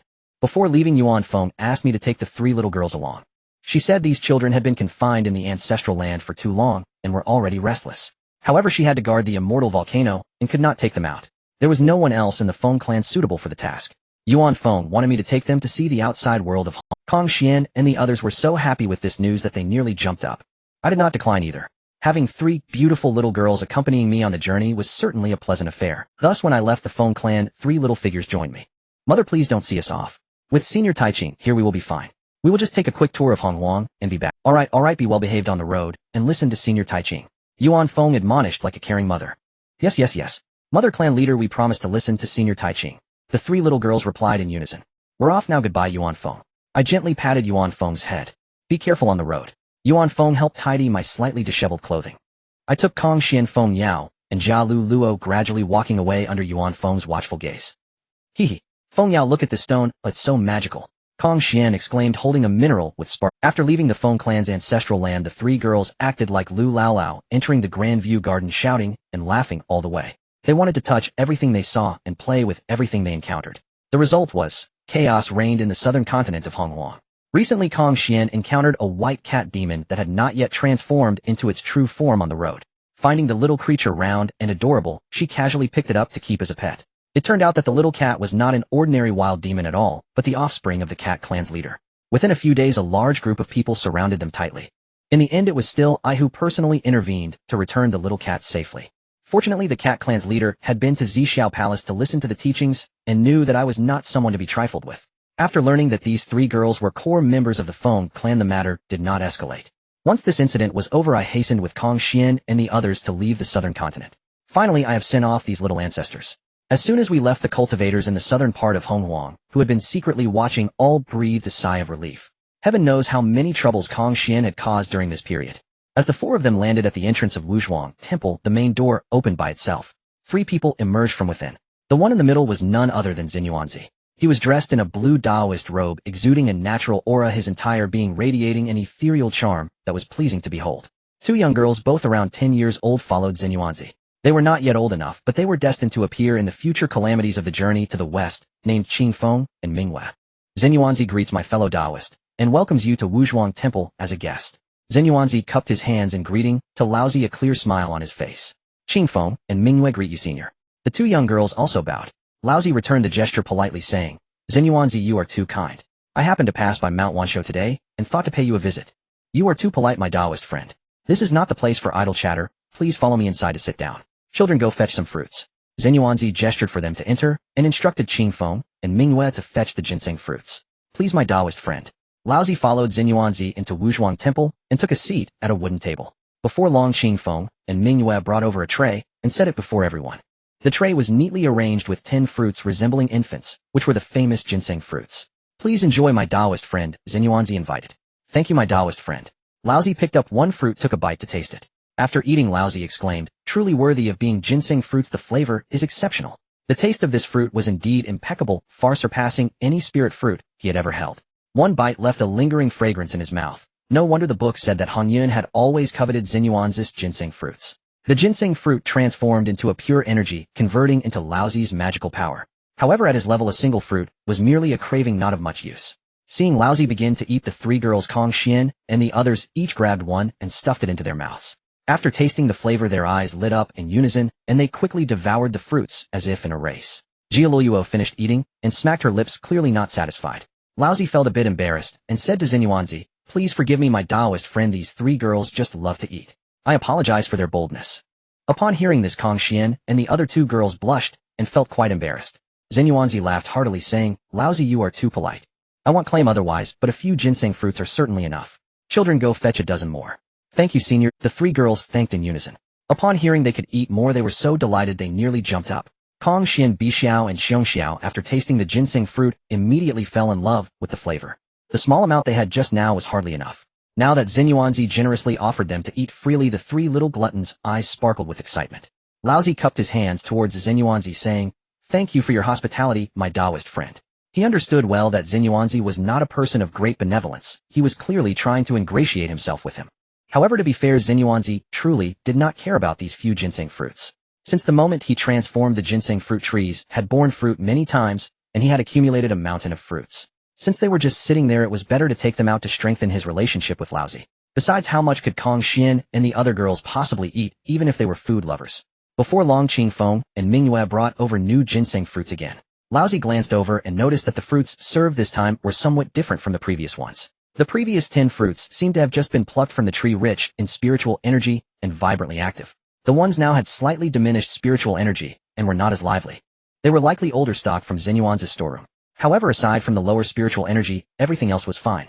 Laozi observed Kong Xian and the others who were happily eating, indicating the taste was still good. "My Taoist friend, please try my fruits as well," Laozi said, taking out a dozen Huanghongli from the spatial realm and placing them on the tray. He took out the second-generation Huanghongli cultivated on Sanxian Island, not the first batch from the spatial realm. The first batch of Huanghongli was cultivated with chaotic spiritual energy. Serving them to guests could potentially cause trouble. Previously, when he sought out Nuwa and Shiha, Laozi had also brought fruits cultivated on Sanxian Island. He casually took out some innate spirit fruits and placed them in the plates of Kong Xian and the other girls. "This little trinket is but a token of my appreciation for your hard work, two celestial maidens," Laozi said, pulling out 2 postnatal spiritual treasures and handing them to Qing Feng and Mingyue. Since Xinyuanzi had first offered goodwill, he naturally had to return the courtesy. Just as Qing Feng and Mingyue were about to play with the spiritual treasures in their hands, Laozi smiled and waved, saying, "These little trinkets are nothing to speak of. They are all crafted by myself, merely a token of my goodwill." Xinyuanzi nodded, signaling for them to accept. "Since it is a gift from Laozi, you should take it, and be quick to express your thanks." Hearing this, Qing Feng and Mingyue bowed in gratitude, saying, "Thank you, Senior Laozi." Upon receiving the spiritual treasures, the two were delighted, examining them closely and reluctant to part with them. Xinyuanzi casually picked up one fruit, looked at it for a moment, and couldn't help but exclaim in surprise, "Oh, I didn't notice before. Could this be the legendary Huanghongli?" It is said that one Huanghongli can provide enough energy to create a de Luo Jingxian. Xinyuanzi was secretly astonished at how Laozi could produce so many to entertain guests. After all, the second-generation spiritual root cultivated by Laozi, aside from not being able to evolve into a chaotic spiritual root, was not inferior in any other aspect compared to the mother tree. Laozi nodded, saying, "You have an astute eye, my Taoist friend." Xinyuanzi laughed. "I never expected my Taoist friend to possess such treasures. Today, I am indeed fortunate." Laozi had a hobby of collecting top-tier spiritual roots. Among the 10 great spiritual roots, even a powerful figure like Xinyuanzi had only tasted ginseng fruits aside from any others. At this moment, Xinyuanzi was naturally intrigued. The two began to discuss Taoism while enjoying Huanghongli and ginseng fruits. Kong Xian and the other 3 girls were pulling Qing Feng and Mingyue aside, eating spirit fruits, ginseng fruits, Huanghongli, and other fruits Laozi had brought, savoring the flavors, while also listening attentively to the discussion between Laozi and Xinyuanzi. Before long, the group had eaten too many spirit fruits, causing the spiritual energy in their bellies to churn uncontrollably. Xinyuanzi then instructed Qing Feng and Mingyue to take the 3 girls to the guest room to meditate. Laozi had left protective measures on the 3 girls, so he was not worried about Xinyuanzi pulling any tricks. Xinyuanzi swallowed a Huanghongli and sighed. "My Taoist friend's fruit truly lives up to its reputation as the foremost among the 10 innate spiritual roots. It's indeed formidable, even I find it difficult to refine." Once Qingfeng, Mingyue, and the 3 girls had left, leaving only Laozi and Xinyuanzi, Laozi invited Xinyuanzi to summon his top 3 flowers and formally discuss Taoism. After Hanzhen's lecture concluded, the effect of Laozi's goodwill-building Taoist discussion set would greatly diminish, so he needed to seize the opportunity and use it quickly. After the discussion, Xinyuanzi retracted his top 3 flowers and bowed